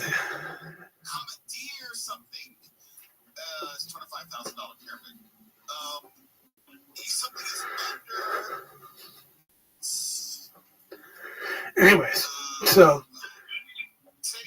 I'm like looking at her like, what the fuck? What's going on? And it was like the most alone I've ever felt in my life, except for her. And the doctor and everybody are not making eye contact with me, not doing anything. And a gurney comes in, and they throw me on a gurney, and I'm like, hey, what's going on? And they're like, they don't hear you, they don't see you. You just become like a log, you know what I mean? You're sensory void. You're non-existent. And I remember being pushed out of the transplant center is across the street of the hallway underneath tunnel type thing. I remember laying there and the fluorescent lights above me looked like three-way lane lights, lines. And I just remember laying there just going, oh man, this is the real deal. You're dying. But consciously, it was like I died. It was like no one talked to me, no one heard me, no one saw me, except for my wife bouncing back and forth trying to, hey, what's this? You'll be all right, you'll be all right. And I'm like just being pushed down this hallway to the hospital. And I remember getting pushed into this room with all these machines. It looks like the movies. And I'm like, wow. And I remember just laying on the bed there and just going, oh. And then my wife's like, like comforting me. And I'm like, wow. And to me, that's when I died. And then I woke up with Isaac and my wife there. But I guess I was in that room for 6 days on the machines. And they were waiting for a transplant to come in. And one came in and told my wife we got one. And she's like, oh, thank God, and we're going to do surgery. Well, it turned out somebody else was waiting for one also, and they were a better match. And my wife said, they're a better match. She's an angel.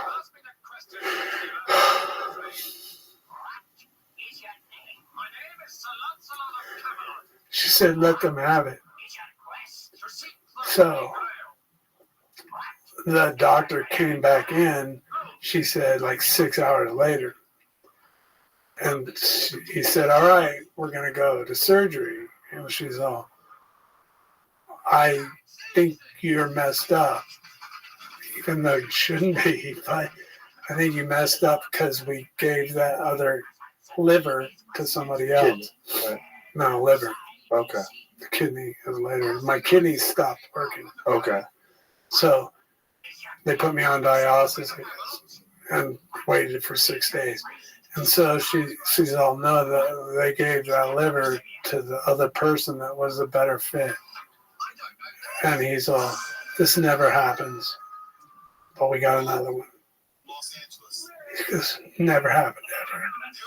So they did me. And I was in a catatonic state for weeks and weeks and weeks. And then they were talking about unplugging me, the dialysis machines and all that kind of stuff. And because I'm going to go away for the weekend, this is obviously conveyed to me from my wife, and take the weekend to think about what you want to do, because this could be the best he gets right here. And she said the whole floor knew that was talk happened. And she said everybody that she would walk down the floor with, their mood changed. She said it was total darkness. It was like she'd walk down the hall and everybody was usually, hi, Sally, hey, how you doing? Right. And she said they were just like, oh, poor girl. Right. And then Isaacs came in, and she said they were both holding my hands. And I woke up. And how's his experience changed your perspective about just life? Knowing that it almost went away. Yeah. No, I'm a totally different person. Completely.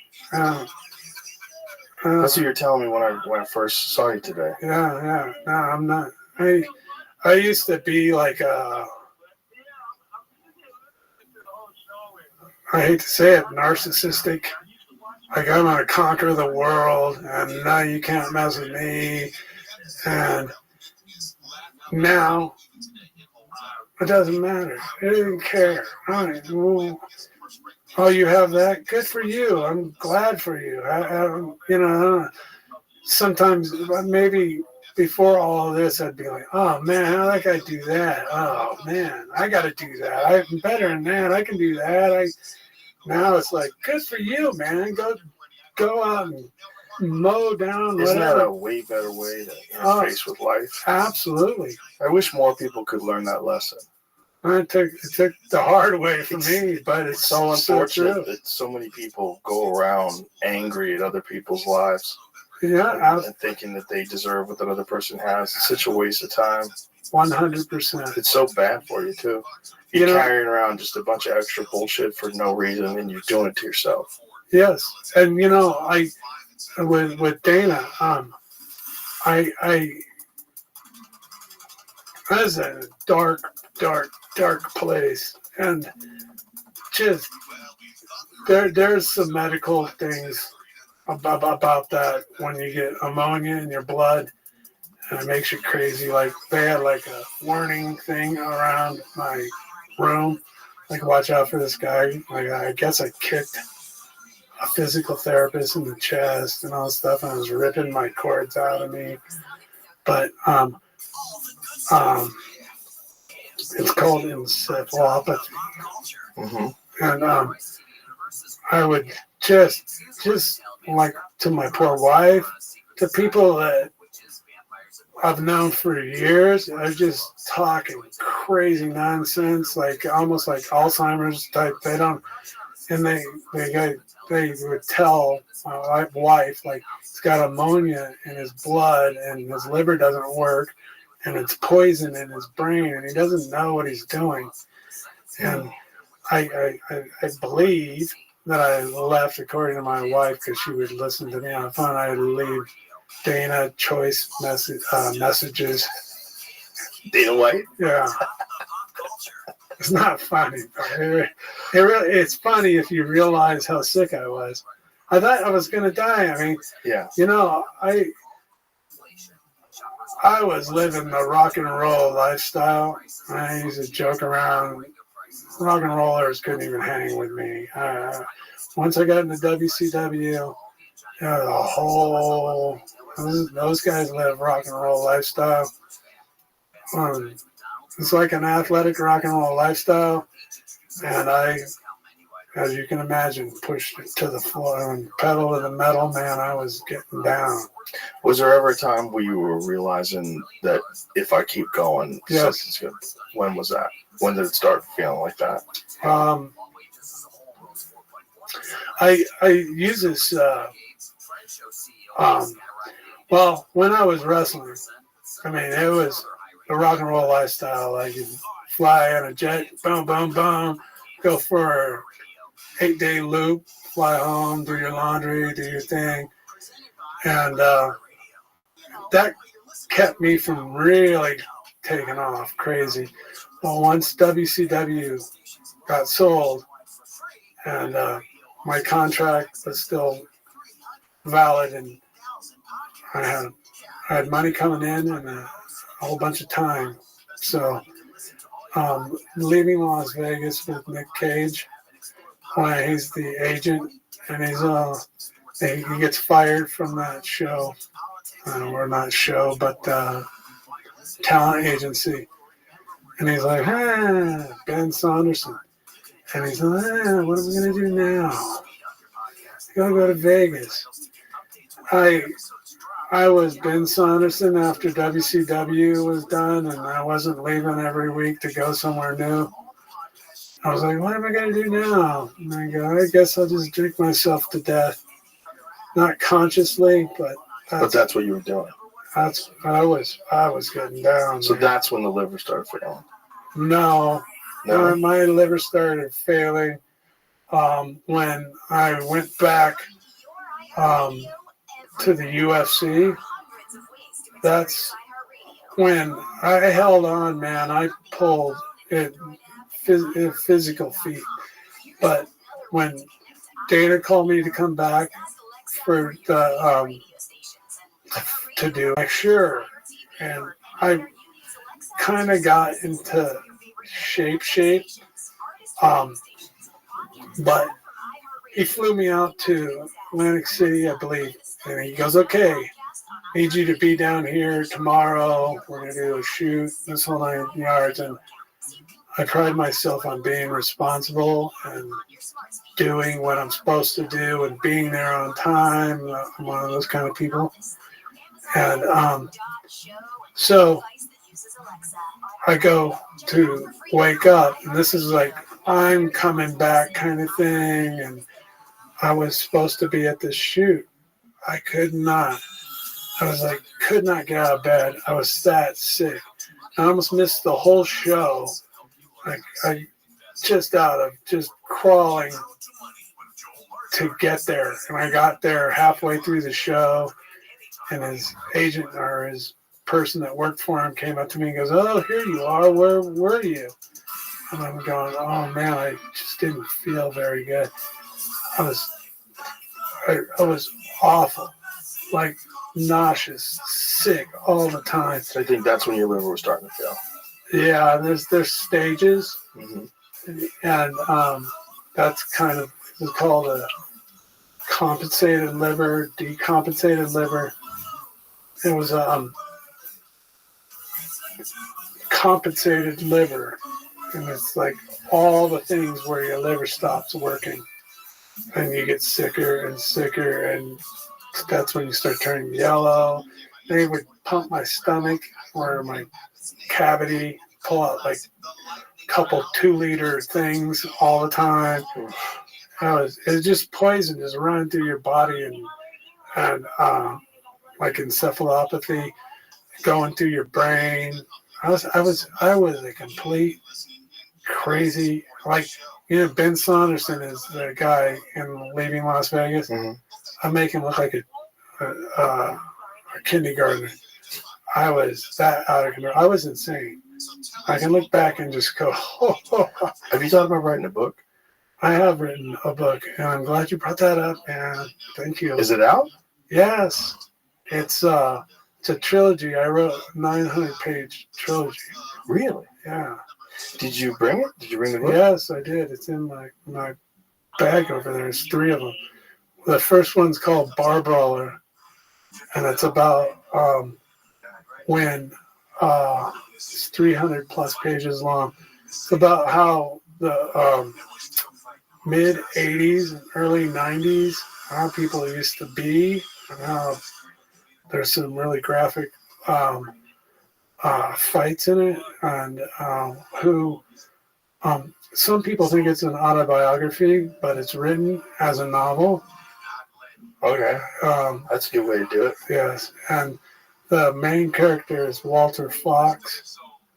And Walter Fox, it's how Walter Fox goes through his life beating people up at bars and all that, and ends up fighting in a show called NHB, and they call him Crazy Fox. And it's how Walter Fox, through all these trials and tribulations, ends up as Crazy Fox at the end of it. There's a trilogy, 900 pages long, plus. Did you write all this by yourself? Yes, every single page. I had a ghostwriter or anything. Just sit in front of a laptop? You write it up by hand? I scribbled it out on a spiral notebook, bunch of them. Yeah. And I hunt and pecked the whole 900 plus pages. Wow. 3 books. Why didn't you just learn how to type? Because I'm dumb. Well, you know, Hunter S. Thompson never really learned how to type. Hunter S. Thompson was hunting and pecking when he was writing, like, Fear and Loathing in Las Vegas. You know, I'm telling you this, especially if you're a fight fan. It's called Before There Were Rules, and it's awesome. I'm pumping myself up. But if you want to know how a real fighter, in my eyes, Before There Were Rules. Yes, that's the 3rd book. The 2nd book is Cage Fighter, and the 1st book is Bar Brawler, and it goes pretty much the whole what we've been discussing. It goes through all of those things. And where can people books? They're on Amazon. Okay. And it's some people think it's an autobiography. Like I said, it's fiction. Exactly It's right. fiction, folks. Was it plausible deniability? Yeah, exactly. Fiction, folks. And there's like there's a fighting promoter matchmaker, and his name is Big Bart Shady. And of that show, the NHB show, the referee's name is Winchell Duncan, and he's a little guy with a big ego, and so you could draw parallels, but I don't tell you how to think. But it's actually how Walter Fox got all the way through the bar scenes and everything that I discussed. It's how Walter Fox ended up becoming Crazy Fox. Have you done a audiobook for this? Yes. Did you read it? I listened to it. Oh, okay. Somebody else read it. No, it's on AI. Oh, AI did it. Yeah, it's pretty good. I was worried about the inflection and everything. Right. And it came out really good. No, they're very sophisticated now. It's pretty incredible what they can do now. It's awesome. David, thank you very much for being here, man. You're an American original. You really are. And it's been cool to know you all these years, and you made the UFC a very exciting thing in the early days. You were one of the big reasons for its early success. Yes, I believe so. I think so too. I think everybody thinks so. And I appreciate you, brother, and good health to you. I hope you feel better. Thank you very much. Anybody, your website, anywhere else people can see your stuff? Oh yeah, no, just Amazon. Before there are rules. Do you have a website? Yeah. Well, what's it called? Instagram. What's the Instagram? Tank.Abbott. Okay. Yeah. All right.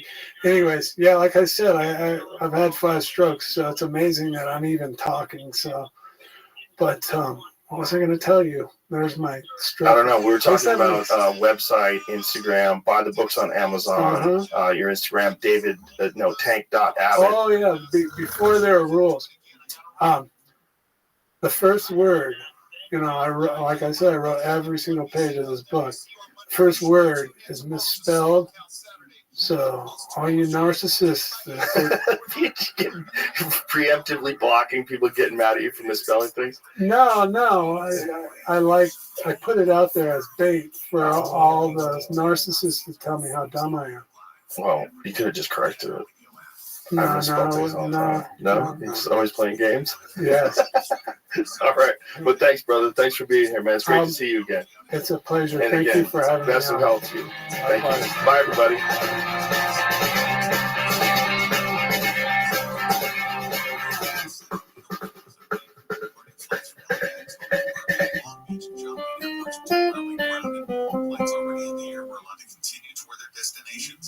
Some people have been stuck at LAX overnight amid the outage. This passenger says he's been waiting at the airport since 10 last night. I think everyone's kind of exhausted. Joe Rogan's podcast, check it out. The Joe Rogan Experience. During my day, Joe Rogan podcast by night, all day. It's like to be king of the world, Tony. Thanks, bro. I got to talk some shit. You're killing it, man. It's exciting. It's an exciting time for you. Yeah. I hope you're enjoying it. Oh, I'm having a blast. Is it weird? Does it feel weird? Kind of, because I wasn't expecting like a big moment or like a different boom, a different outside thing, because I'm just content here, chilling. I had my Kill Tony stuff and all of our stuff, but yeah, it's awesome. It's so interesting to watch. It was funny that Brian Simpson said that he was with you at the store, and he said he goes, I watched Tony Hinchcliffe become real famous in real time. Yeah. Like you could see, like the first show when you're warming up, get ready for the roast, and after the roast, people just going crazy. Yeah, it was weird. I got bumped by another comedian my first night at the store, and then I was the special guest, super treat the rest of the week. Like it was like I was the secret weapon, kind of. So I was unbumpable. We should be bumped anyway. Right. Bumping is horseshit. Yeah. Bumping is a thing that it was around the store back in the old days, and they should have got rid of it a long time ago. You know, it's one thing if like some superstar, Dave Chappelle type, Chris Rock character wants to pop in, Louis C.K.'s in town, and they want to do 15 minutes. You know, that's all great. But what used to happen at the store is you get these comedians that were just doing it for an ego flex. They were just doing it because they wanted to be able to bump other folks on the roster, and then they would do like a fucking 45-minute set and ruin the timeline of the show. Everybody's supposed to do 15 minutes. There's like fucking 16 people on the show. It's a long-ass show. Well, how many people are on? Like 16. Is it 16? I don't know if it still is. It might be 14 or 12 or something. Post-pandemic. Yeah. It's crazy that some people will sit there from show open. They will sit there from 8 p.m. and they will be there till 2 a.m. I've seen it. Oh, yeah. I've seen it many a times. Some people are just like, especially those tourists, comedy tourists. Yeah. They'd come there from Australia and Ireland and shit. Yeah, they don't want to miss anything. We're getting a lot of those at the mothership, man. There's a lot of people from other countries that are telling me they're flying in for this. All the time. It's wild. They come in, they do like a weekend, then they go do Kill Tony, and then they do like one of our shows. Mm-hmm. It's fucking crazy. Yeah, I always ask now during the commercial break where I get to talk directly to the Kill Tony audience, and I ask, how many of you live in Austin, Texas? Make some noise. How many of you flew in just for this? And it's always a bigger pop. Isn't that wild? Yeah. It's like the city's become like a vacation destination for stand-up. Mm-hmm. For the arts, I think. I think you can come here and listen to live music, the best, and live comedy. And get to see a lot of fucking freaks. Yeah, it's just fucking what a time we're in, man. Yeah. Boy, did we get lucky. Mm-hmm. I mean, we just keep getting lucky, dude. Having Shane here is a death blow to the other cities. Took him out on his first boat trip on Sunday, and we drank. Of course. If you were Shane, you're drinking. Did you drink Bud Lights or did you drink real alcohol? I drank whiskey cokes. He drank Bud Lights. We always fucking meet. Yeah, that dude can put them away. We do not fuck around with Shane Gillis. Do not try to drink with Shane Gillis. We had so much fun. Cracking up, man. Listening to Drake on the river. That's awesome. He's the best. Yeah. It's so nice having him here. And it's so nice having Joey here all the time now. Joey's coming again in a week. Unbelievable. Yeah. I was just with him in New Jersey. Yeah. He was so hilarious. He was so hilarious at the fights. He was out of his mind. That's what I was telling Lewis, is like even the few people that we, really want that haven't moved here are coming here all the time. Like it's a Vegas residency or something like that. Yeah, Theo was there too at the fights, and he's coming in July. Yeah. So we'll do more stuff with him too. Yeah, it's just we're lucky shit, dude. I mean, I say it all the time, but it's almost like the universe wanted this to happen this way. It just seems like every light just turned green right when we got up to it. Unbelievable. It's like, it didn't make sense. Like, this isn't going to work. Green light. This isn't going to work. Green light. Hey, this might work. Green light. Oh, shit, it's happening. Green light. It's wild. Yeah. And it's a special fucking place, man. Yeah. I love this city with all my heart. I never thought I would leave LA. And then when the shit hit the fan and riots and governments, and you realize taxes are absolutely insane for what we were getting. And I feel more at home here than I ever did there. And I was there for almost 20 years. Yeah. But when the plane's landing and you look out the right side and you see downtown Austin instead of downtown LA, it feels more like, ooh, yeah. It's a better place for comedy too, in terms of like you don't have the traffic. It's not a grind. It's in the middle of the country. So if you want to travel to other cities, it's easy to get to. The club situation is amazing. There's so many clubs. There's Cab City. There's Creek in the Cave. There's the Vulcan. There's the Sunset Strip. There's the Mothership. There's what else? The Black Rabbit. Black Rabbit. The Velveeta Room. Shakespeare's. It's crazy. It's great. It's an amazing situation. It's like, and you realize like you don't have to live like that. You don't have to be stuck in this crazy city of insane traffic and crime. Right. I can see 5 comedy clubs from my windows and where I live, and I don't even think anybody in New York has that. I don't think you can look down and see 5 comedy clubs from where you're at any given point. Look, New York has more clubs and more people, and New York's awesome. It's not a contest. Right. You know, it's not a contest. It's like that whole, like, New York is the best. I don't know. If you like it, it's the best. Like, it's whatever's great for you. Right. But this is a crazy place right now. And, you know, LA used to be crazy. And now LA's just a fucking steaming pile. It's on fire. It's just fuck. Speaking of fire, do you see the sky? You know what that is? In Mexico. Oh, we need to Google this too, because Mexico has a new president, and I heard that 30 plus presidential candidates were assassinated. Oh, that might be just a TikTok meme. So I have to find out. So let's find out in real time. But the sky, the reason why the sky is so cloudy looking, that's smoke from wildfires in Mexico. Oh, wow. Yeah, they did a controlled burn, and they go, whoops. Oh, boy. Whoopsies. Whoops.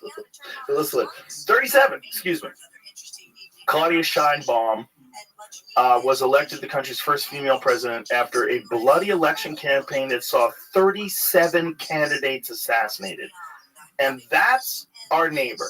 Whoa. We live next to a fucking crack house. That's on fire. A crack house on fire run by a Jew. First lady. More than 36 candidates were assassinated, including a local government candidate in central Puebla State who was killed on Friday, increasing the total number of those killed to 37. Who the fuck would want to run for office in Mexico? Dude, that is so crazy. That is so crazy.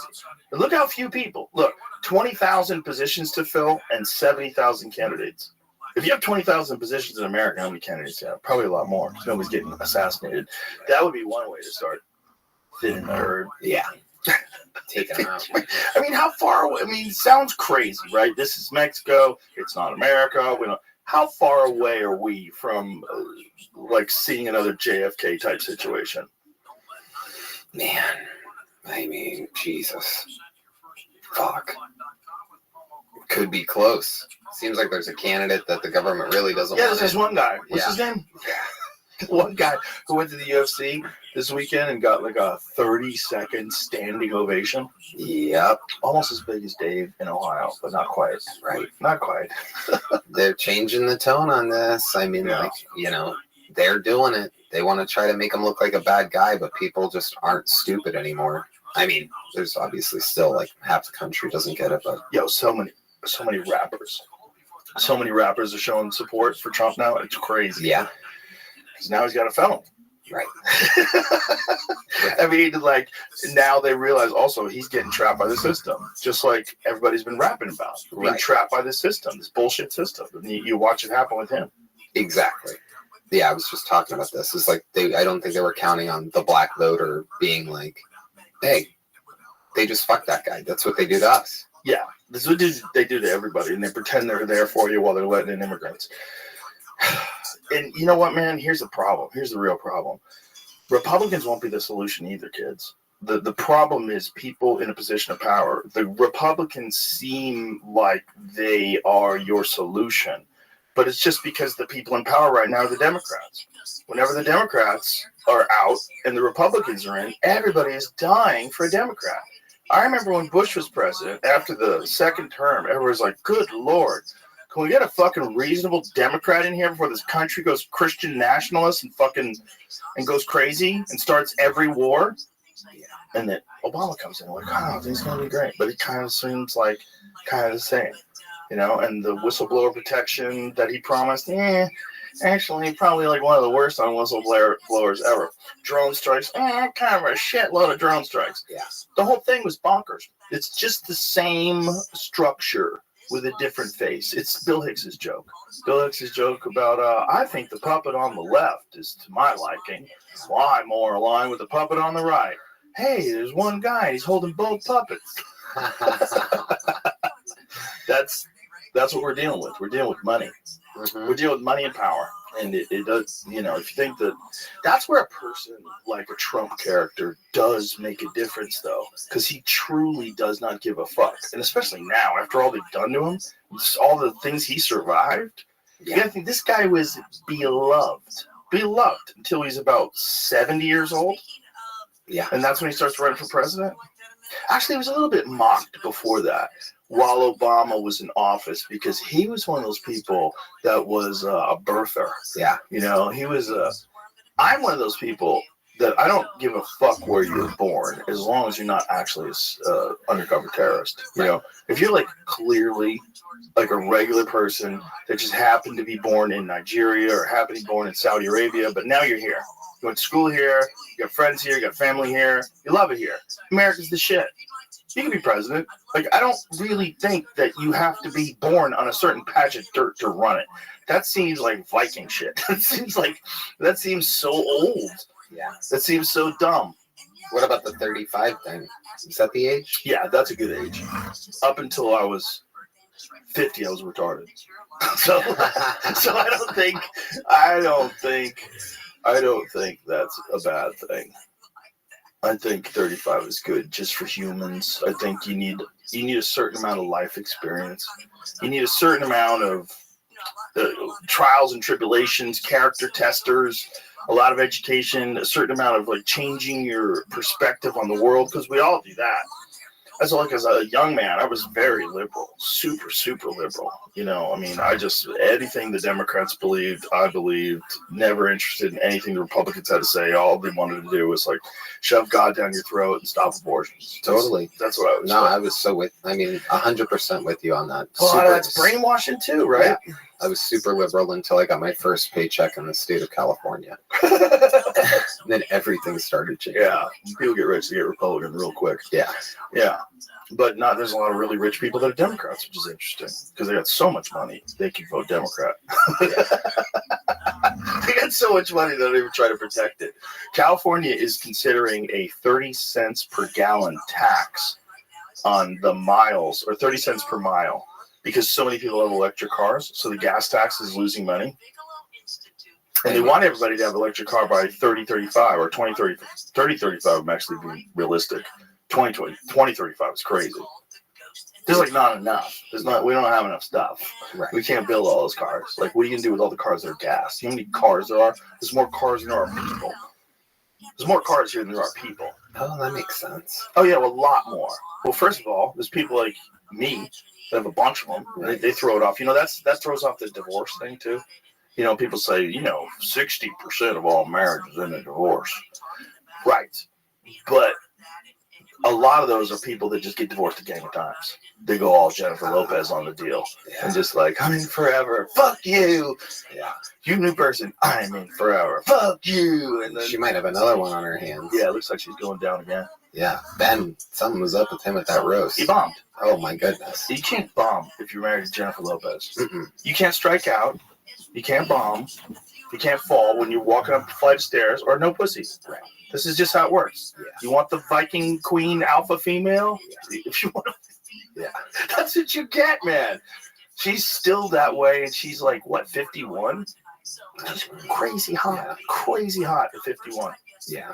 Ben was he hung in there. Deer in headlights. He hung in there. He tried his best. But yeah, he stood out on that roast. Maybe it'll be over. I mean, maybe their turbulence maybe they'll get through it this time. Maybe they don't want to do it again because they were together 20 years ago. You just gotta figure out like how to be who you are when you really like each other. Like, remember in the beginning? Isn't that fun? You appreciated each other. Figure out how to recapture that. That's still the same person. Just people get sick of each other.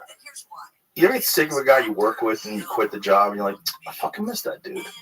You know, they become part of your little community. Yeah. That's why I keep working with Red Band. I love that dude. He's a character. There's only one of those dudes. Mm-hmm. You see his new tattoo? Yeah, he showed everybody. By the end of the night, I was going around going, hey, did you see Red Band's new tattoo? Did you see Red? Because he was just showing everyone wasted last night. We had another banger of an episode. It's a miracle that I'm awake right now. Who was the guest? It was Luis J. Gomez and Sal Volcano. Oh, nice. Sal was on the podcast last week. He's great. It was great. He's a good dude, man. He's fun. Real fucking super nice guy. Yep. The bucket was the story, though. We got some great new comedians out. A new golden ticket winner as of last night. I haven't seen Luis do stand-up. I haven't seen him in a while. I heard he's killing it. I heard he's doing really well. Duncan saw him at the Creek and said, dude, he was so funny. He was really laughing hard. He goes, I was really impressed. He had to do that's great. There was can't remember who was headlining this weekend, but he was doing a clean set because he's doing a special. Mike Vecchione. That's right. And he's doing a clean hour because I don't know why. Why is Mike doing clean hour? Yeah. But so he asked Lewis to be clean, and me and Matt were in the green room. We're like, wait, Lewis is up and he's supposed to be clean. Let's see what he's doing. The first thing we hear is like, nice balls, you shithead, or something like that. We were dying. This is not going to be clean. Right. First of all, you shouldn't ask a guy to be clean. You can't ask a guy to, especially a guy who literally is on a show called Legion of Skanks. Yeah. Yeah. He has a festival every year called Skank Fest. Yeah. Skank Fest. You can't ask him to be clean. Also, Vecchione is so fucking funny. It don't matter what goes. Bombs could go off before his set, and he'll go up there and kill. Yeah. It's not going to affect. People will fall into your rhythm. Yeah, they're grown-ups. But we used to think back in the day that clean people couldn't follow dirty people. That was always the thought. I think that's a dumb thought. Like, Jim Gaffigan can follow anybody. It does not matter. He gets into his rhythm, and then he does his thing, and he puts you in his mind, and then you're off to the races. Like Brian Regan, same deal. That whole thing about, like, clean or dirty, like, who fucking cares? Sebastian, another great example. Who cares? Just be funny. Yeah. He's just funny. It's just if Sebastian started talking about getting his dick sucked, it would be funny too. It's just funny. That would be fun. A dirty Sebastian special. Yeah. If like apocalypse breaks out, and this is a few, Sebastian starts doing roids now. He's got a gun, carries a gun on his hip. If we go like full Mad Max, yeah. That's happening in Mexico, kids. 37 candidates assassinated. That is basically the doorway to Mad Max. That's crazy. 37 candidates assassinated. And imagine that was happening in America. Well, what's scary is like, what is that lady? That the question becomes, what's the winner gonna do? That the other 37 weren't gonna do. You're not gonna be a rebel. Rebels don't live. Right. You know, that country's run by money, just like this country's run by money. But instead of the military-industrial complex, it's the supplying Americans with drugs. That's what it is. That complex. It's not the military-industrial complex and the pharmaceutical drug companies. They run this. It's just money. It's the same thing. And in Mexico, they make their own laws because everything's illegal. And so they are running things with selling us drugs. And until we make drugs legal, which nobody wants to do, that's going to continue to happen. Because you're not going to stop people from wanting to do drugs, and you're not going to stop people from selling them drugs. You're not going to, especially if they're from another country, especially if they're running that country. And they've been doing it so long, they've amassed so much resources and money. They have tanks, they have anti-aircraft weaponry, they have everything, man. They have fucking hundreds of billions of dollars. Like, who knows how much money they have? If you added up all the cartels in Mexico, well, I bet the Jewish president knows exactly how much money they have. I bet she knows. I bet she knows. I bet they know where she sleeps, and I bet she follows the rules. Yeah. I guess you have to. Like, if you want to be president of Mexico, that is a totally different proposition. They Kennedy 37 people a year. Oh my God. They're so crazy. Unbelievable how close we are to them. Yeah, you could walk there. Yeah. You could walk there. Like, Cam Haines has run like longer distances in races. Especially if you're down in South Texas. My friend who lives in South Texas had a guy die on his property. Oh, wow. Yeah. Probably dehydrated or sick or something. He just couldn't make it. It was in the heat. I only went to Mexico once. We were in San Diego, and we drove down, and the first thing I saw was a dead body leaning against the rock with that split that says this side's America, this side's Mexico. Yeah. And we were high as shit. So, like, we were immediately like, was he going back? Did he drown? Coming in? No, he was just dead. He was just a dead old Mexican guy. Oh, like old age dead. Well, probably I mean, it could have been anything. Who knows? I have no idea. But you're not a doctor? No, he was arms crossed with a thing over his head. Oh, Jesus. And so they had him, like, he was laid there, literally arms crossed? laid there like next corpse? to the rock like a corpse. Maybe somebody didn't have money for a funeral. Like, hey, Grandpa's been real. Take care. Love you. Yeah. Let somebody figure this out. Yeah, that's You know how much money a fucking funeral costs? That's the thing Joey Diaz hit me to. He goes, you know what a fucking scam is? These fucking mortuary homes and the funeral homes and all that shit. You have to do it. You have to do it even if someone wants to be cremated. You have to embalm them. So you have to pay for that. And then you have to pay for a coffin. And then they try to upsell you. Don't you want a Cadillac or a coffin for Grampy? Grampy always liked red velvet. He was the king. Dressed Grampy up in his nicest suit in the red velvet. And it cost you $40,000 for the whole thing. You're like, what am I doing? My buddies pulled a Big Lebowski. We had a comedian that we all started with named Skeezy, and he passed away.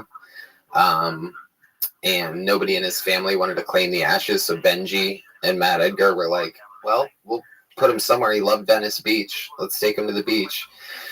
So Benji goes to the Venice Beach mortuary or whatever, picks up the urn. They go to the ocean, and Matt's kind of watching Benji, and he goes like waist high in the water, and he dumps out Skeezy's ashes, and it all just starts to compile all around Benji. And Matt's laughing, and fucking Benji's cracking up. And as he gets out, like the ashes are like following him, so they're like all over his body. So he had to go shower in one of those Venice Beach like public showers to get the ashes off him. From what I heard, someone told, who are they talking to? There was some podcast they were talking about. I kind of wish I could remember, so I'd give them credit. But there was some podcast where they were talking about what you're really getting when you get Grampy's ashes. It's like you get an ash that's just sitting in the bottom of this furnace. It's not necessarily your grandpa. They don't like clean it out perfectly. Right. No one's watching. Yeah. No one gives a shit. Also, what it really looks like when they burn someone, when they burn the body, you have like fragments of bone and shit. There's a lot.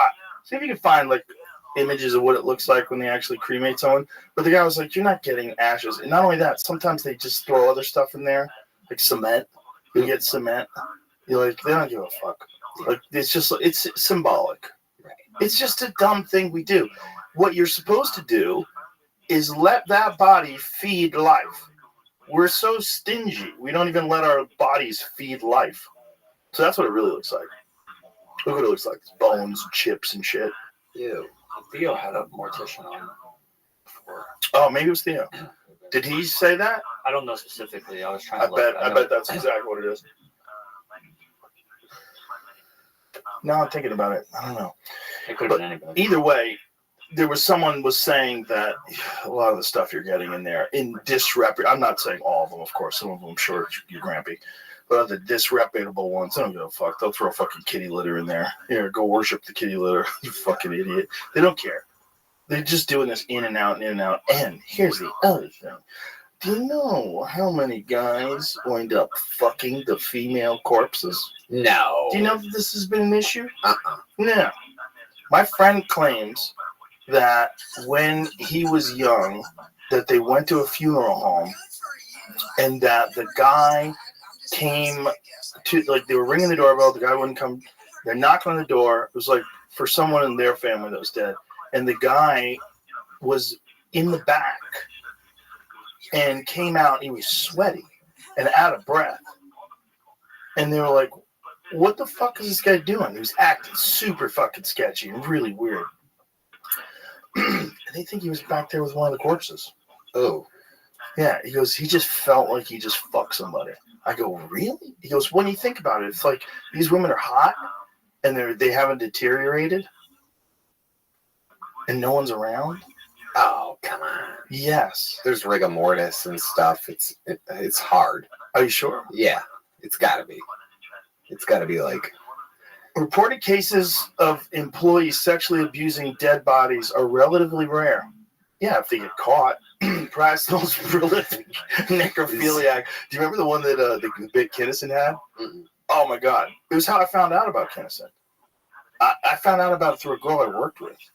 This girl I work with reenacted Kinnison's bit about homosexual necrophiliacs paying money to morticians to spend a few hours undisturbed with their freshest male corpse.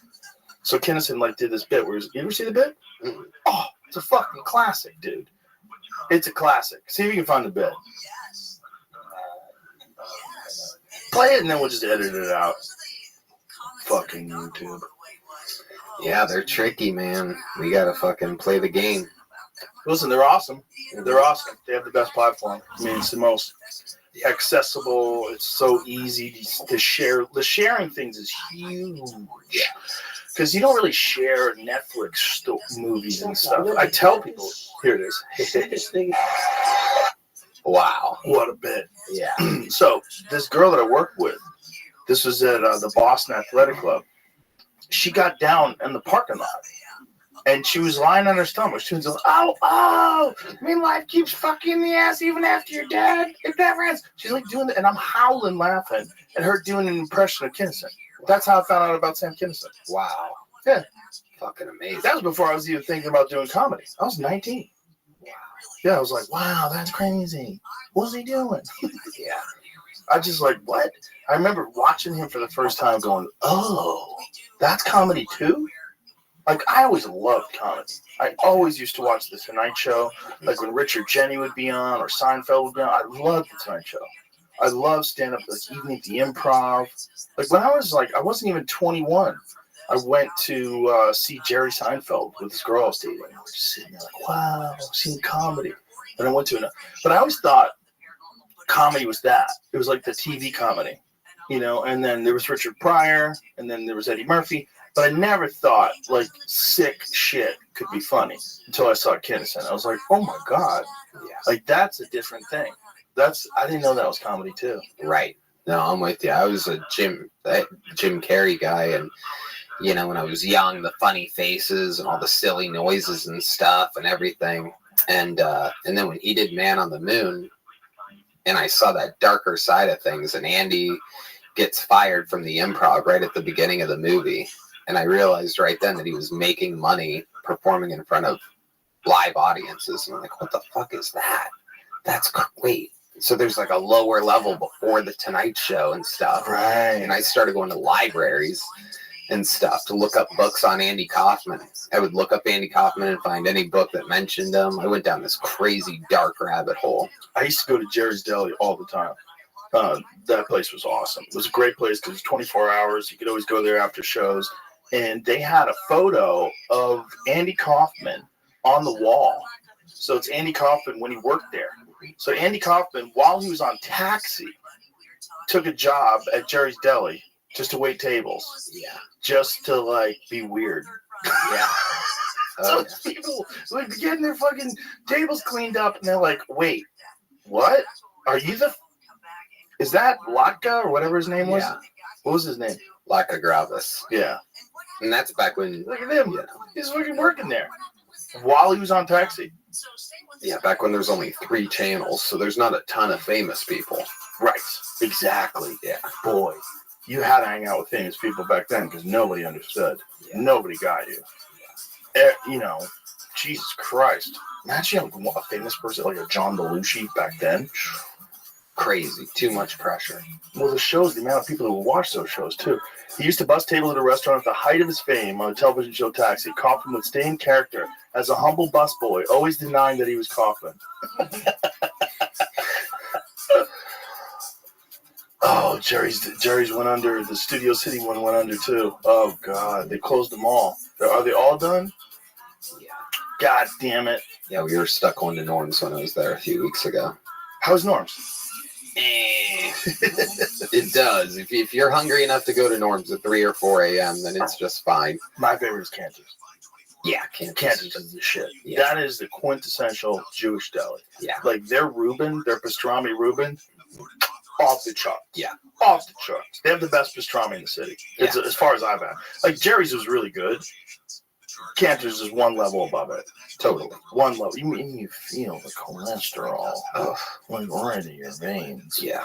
And it's just the sauerkraut and the fucking Russian dressing and the rye bread. Come on. God. Come on. I've been eating like such shit lately. That spaghetti and meatballs from Boa here fucked me up, dude. Spaghetti with Wagyu meatballs. Oh, you've been going that a lot? I've had it twice since then, and it's like I have to stop because it's literally like heroin.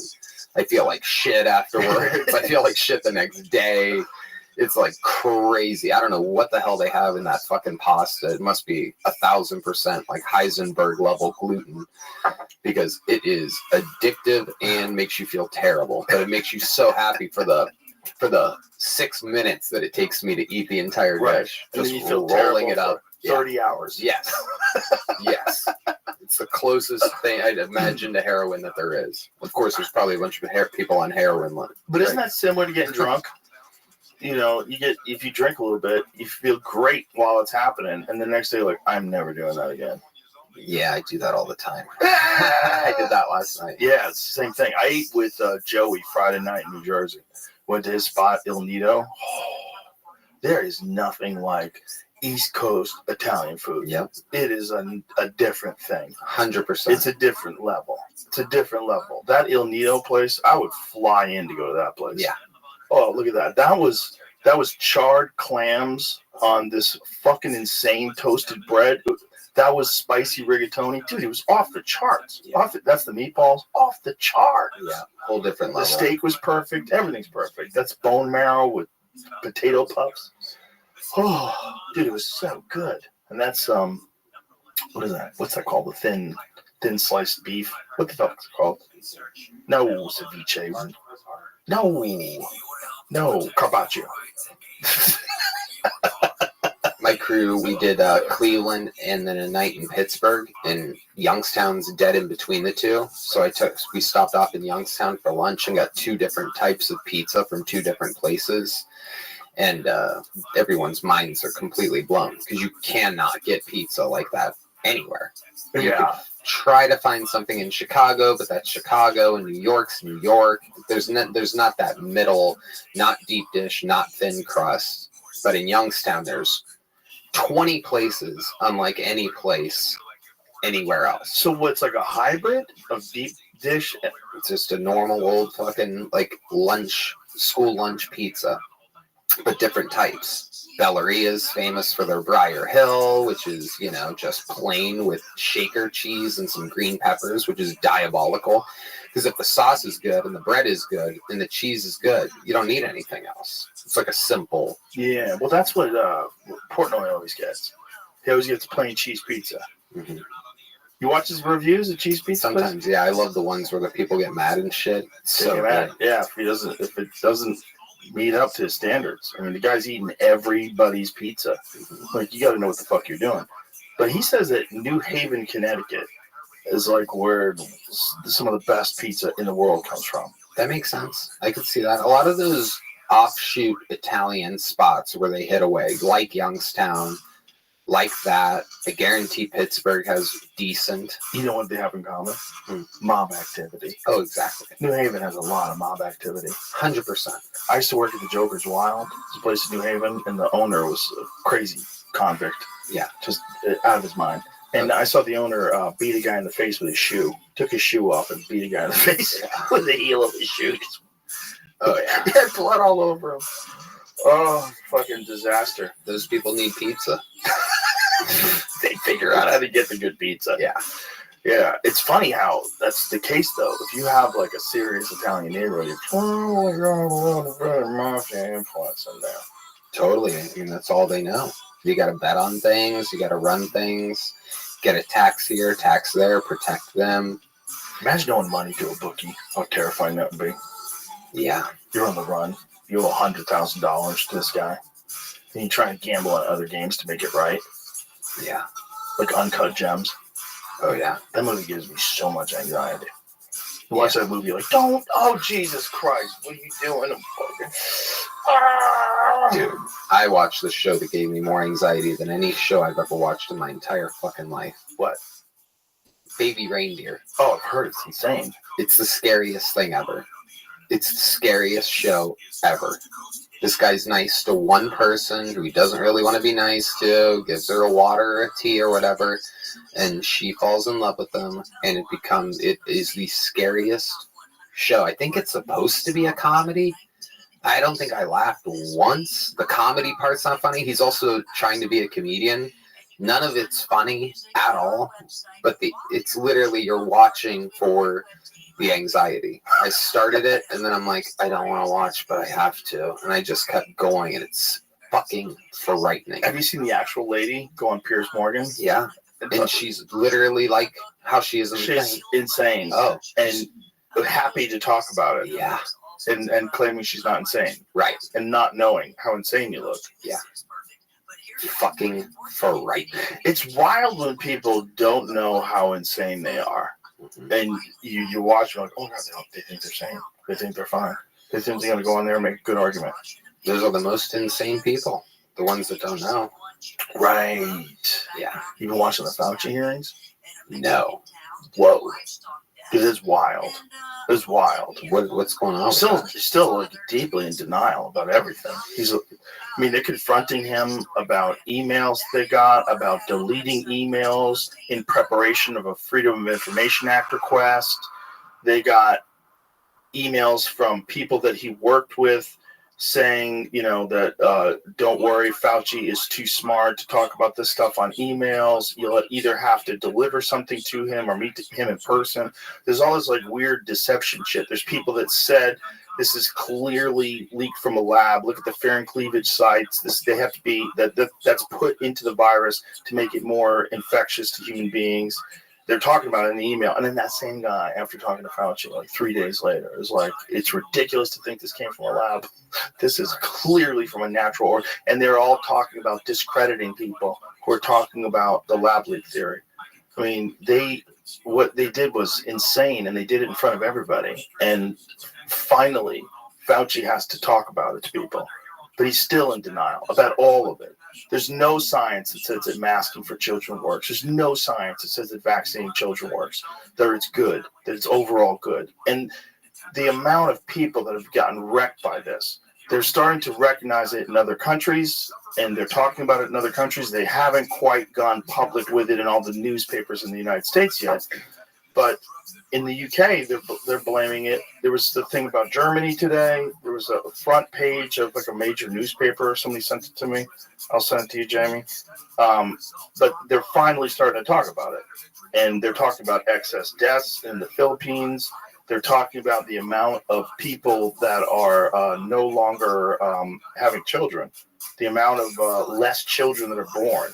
Because one of the side effects that is claimed is it wrecks women's fertility. Then it wrecks men's fertility too. The baby numbers are down by 1 million. I couldn't tell what newspaper it was from. Yeah, I don't know.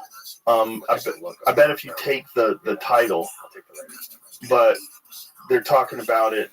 Analyze data. Here we go. It says. Researchers from the Netherlands analyzed data from 47 Western countries and discovered there have been more than 3 million excess deaths since 2020, with the trend continuing despite the rollout of vaccines and containment measures. Experts said the unprecedented figures raised serious concerns and called on governments to fully investigate the underlying causes, including possible vaccine harms. This is wild stuff, man, because now that we're getting an understanding of how much deception was involved, like trying to blame it on a natural origin when they clearly knew it was a lab leak. They still don't say it's a lab leak. It was clearly a lab leak. Yeah. It's clearly. Obviously, I'm not a doctor, but in my eyes, it looks like a fucking lab leak. And most people that are educated think it's a fucking lab leak. And this guy still is denying it. And was denying that it's even gain of function. They even funded that research. But they changed the definition of gain of function for this particular vaccine. What did they change it to? The definition of gain of function on the NIH website was changed. It was updated. So that was from the Telegraph. The Telegraph. COVID vaccines may have helped fuel the rise in excess deaths. The excess deaths have to be discussed, and no one wants to, because that's the real thing. The all-cause mortality deaths, the big uptick in cancer, and what they're calling turbo cancer. Obviously, again, I don't understand any of this stuff, but Peter McCullough was talking about what the mechanism behind this rise in cancer would be and how it could be tied into it. He was explaining it like from a medical perspective, and it was just, the whole thing is so nuts. Like, when are we gonna learn? Like, when are we gonna learn? Yeah, it's crazy. When I'm being back in LA, they rehired the people that they fired for not being vaccinated. Like, Rose is like running the joint, kind of. Yeah, I got someone assistant brain. Yeah, assistant GM, and I don't know. It just brought me great joy to see things like that, at least sort of back to normal. Exactly. Yeah, it's just that part was the part where I'm like, we gotta go to Texas. It's time. They're forcing people to get a shot of something to work at a dirty night comedy club. And to fly and to do everything, and they're lying about whether or not it's going to stop the virus. They lied about it. They said it's going to stop it in its tracks. It was all bullshit. There was no data that showed that it stopped it in its tracks. Even one of the people in the vaccine study got COVID. I mean, literally. One of the people died from COVID. Did you know that? Yeah. So many people that got the shot got it immediately. It was, I mean, it's crazy. They're literally like, I've had COVID 4 times. I got 2 shots. I got 3 boosters. I've had it 5 times. Like, it's like so contrary to what the whole thing was supposed to do. I mean, I'm just hoping that people wake up and realize that we have this idealistic perspective that they're looking out for your best interests. But whenever there's enormous amounts of money to be made, they will distort the facts, even if something is beneficial. I mean, let's just pretend that there's no excess deaths. Let's pretend that it just causes a bunch of neurological issues and autoimmune issues, which it seems to do. Let's pretend it's just that. Even that, they're not going to tell you about. They're not going to tell you about it till it's already there's problems. They've shown that with the Vioxx problem. When they had that Vioxx scandal, they knew. They had emails saying we're going to have problems, but I think that we'll do well with this. Talking about financially. Because you got money people, man. Money people aren't medicine people. But medicine is medicine, and medicine's to help people. But it's run by money people. So you have the scientists that create the awesome medicine, and then you have the money people who figure out a way to fucking sell this to people, force people to take it.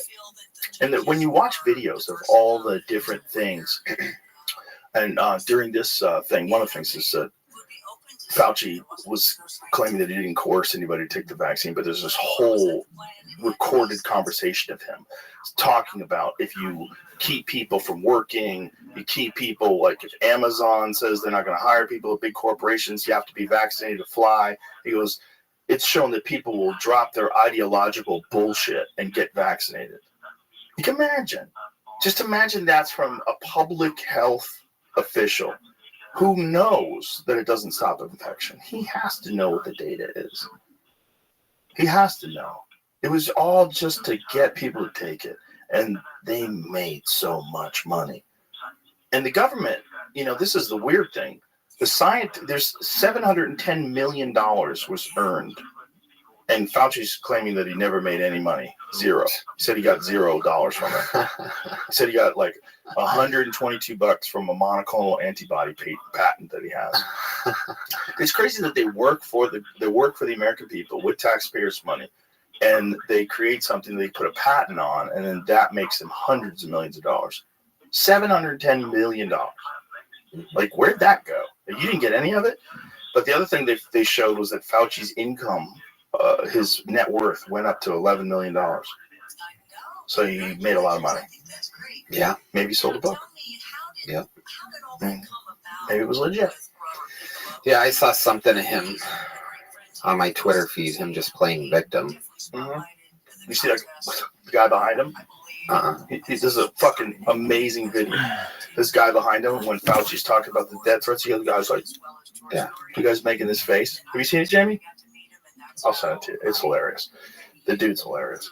But anytime anybody does that, in my mind, the stuff that... Playing victim? Yeah, the stuff that I've been through, like, and seen, because I had a lot of death threats during quite a few phases of my my jokes being out there. That's hilarious. That's it.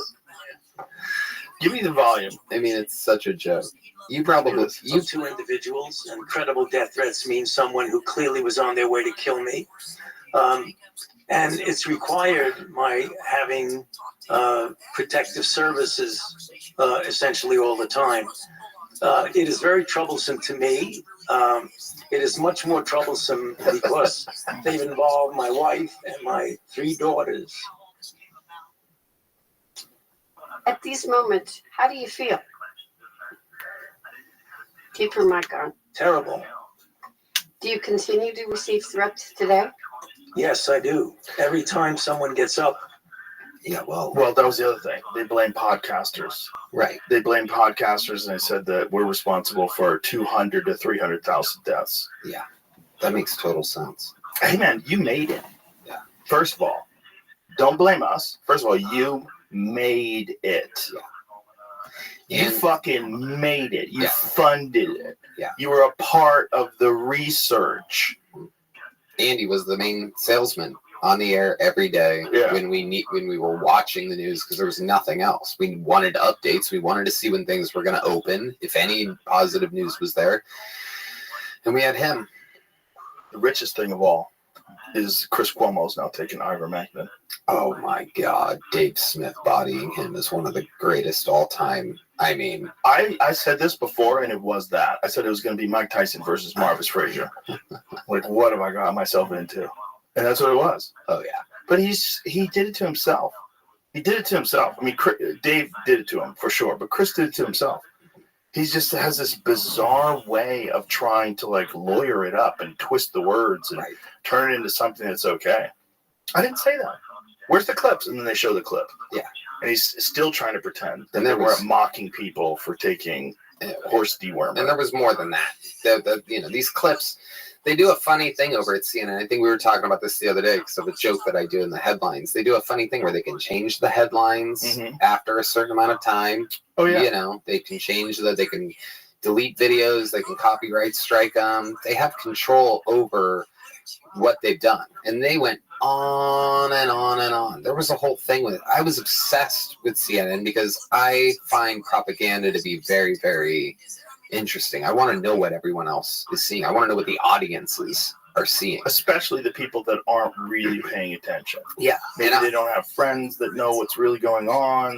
They don't know the whole history behind everything. And I know it's not real. I look at CNN like most people look at pro wrestling. And I look at pro wrestling like it's pro wrestling. Like it's real. No. But, I mean...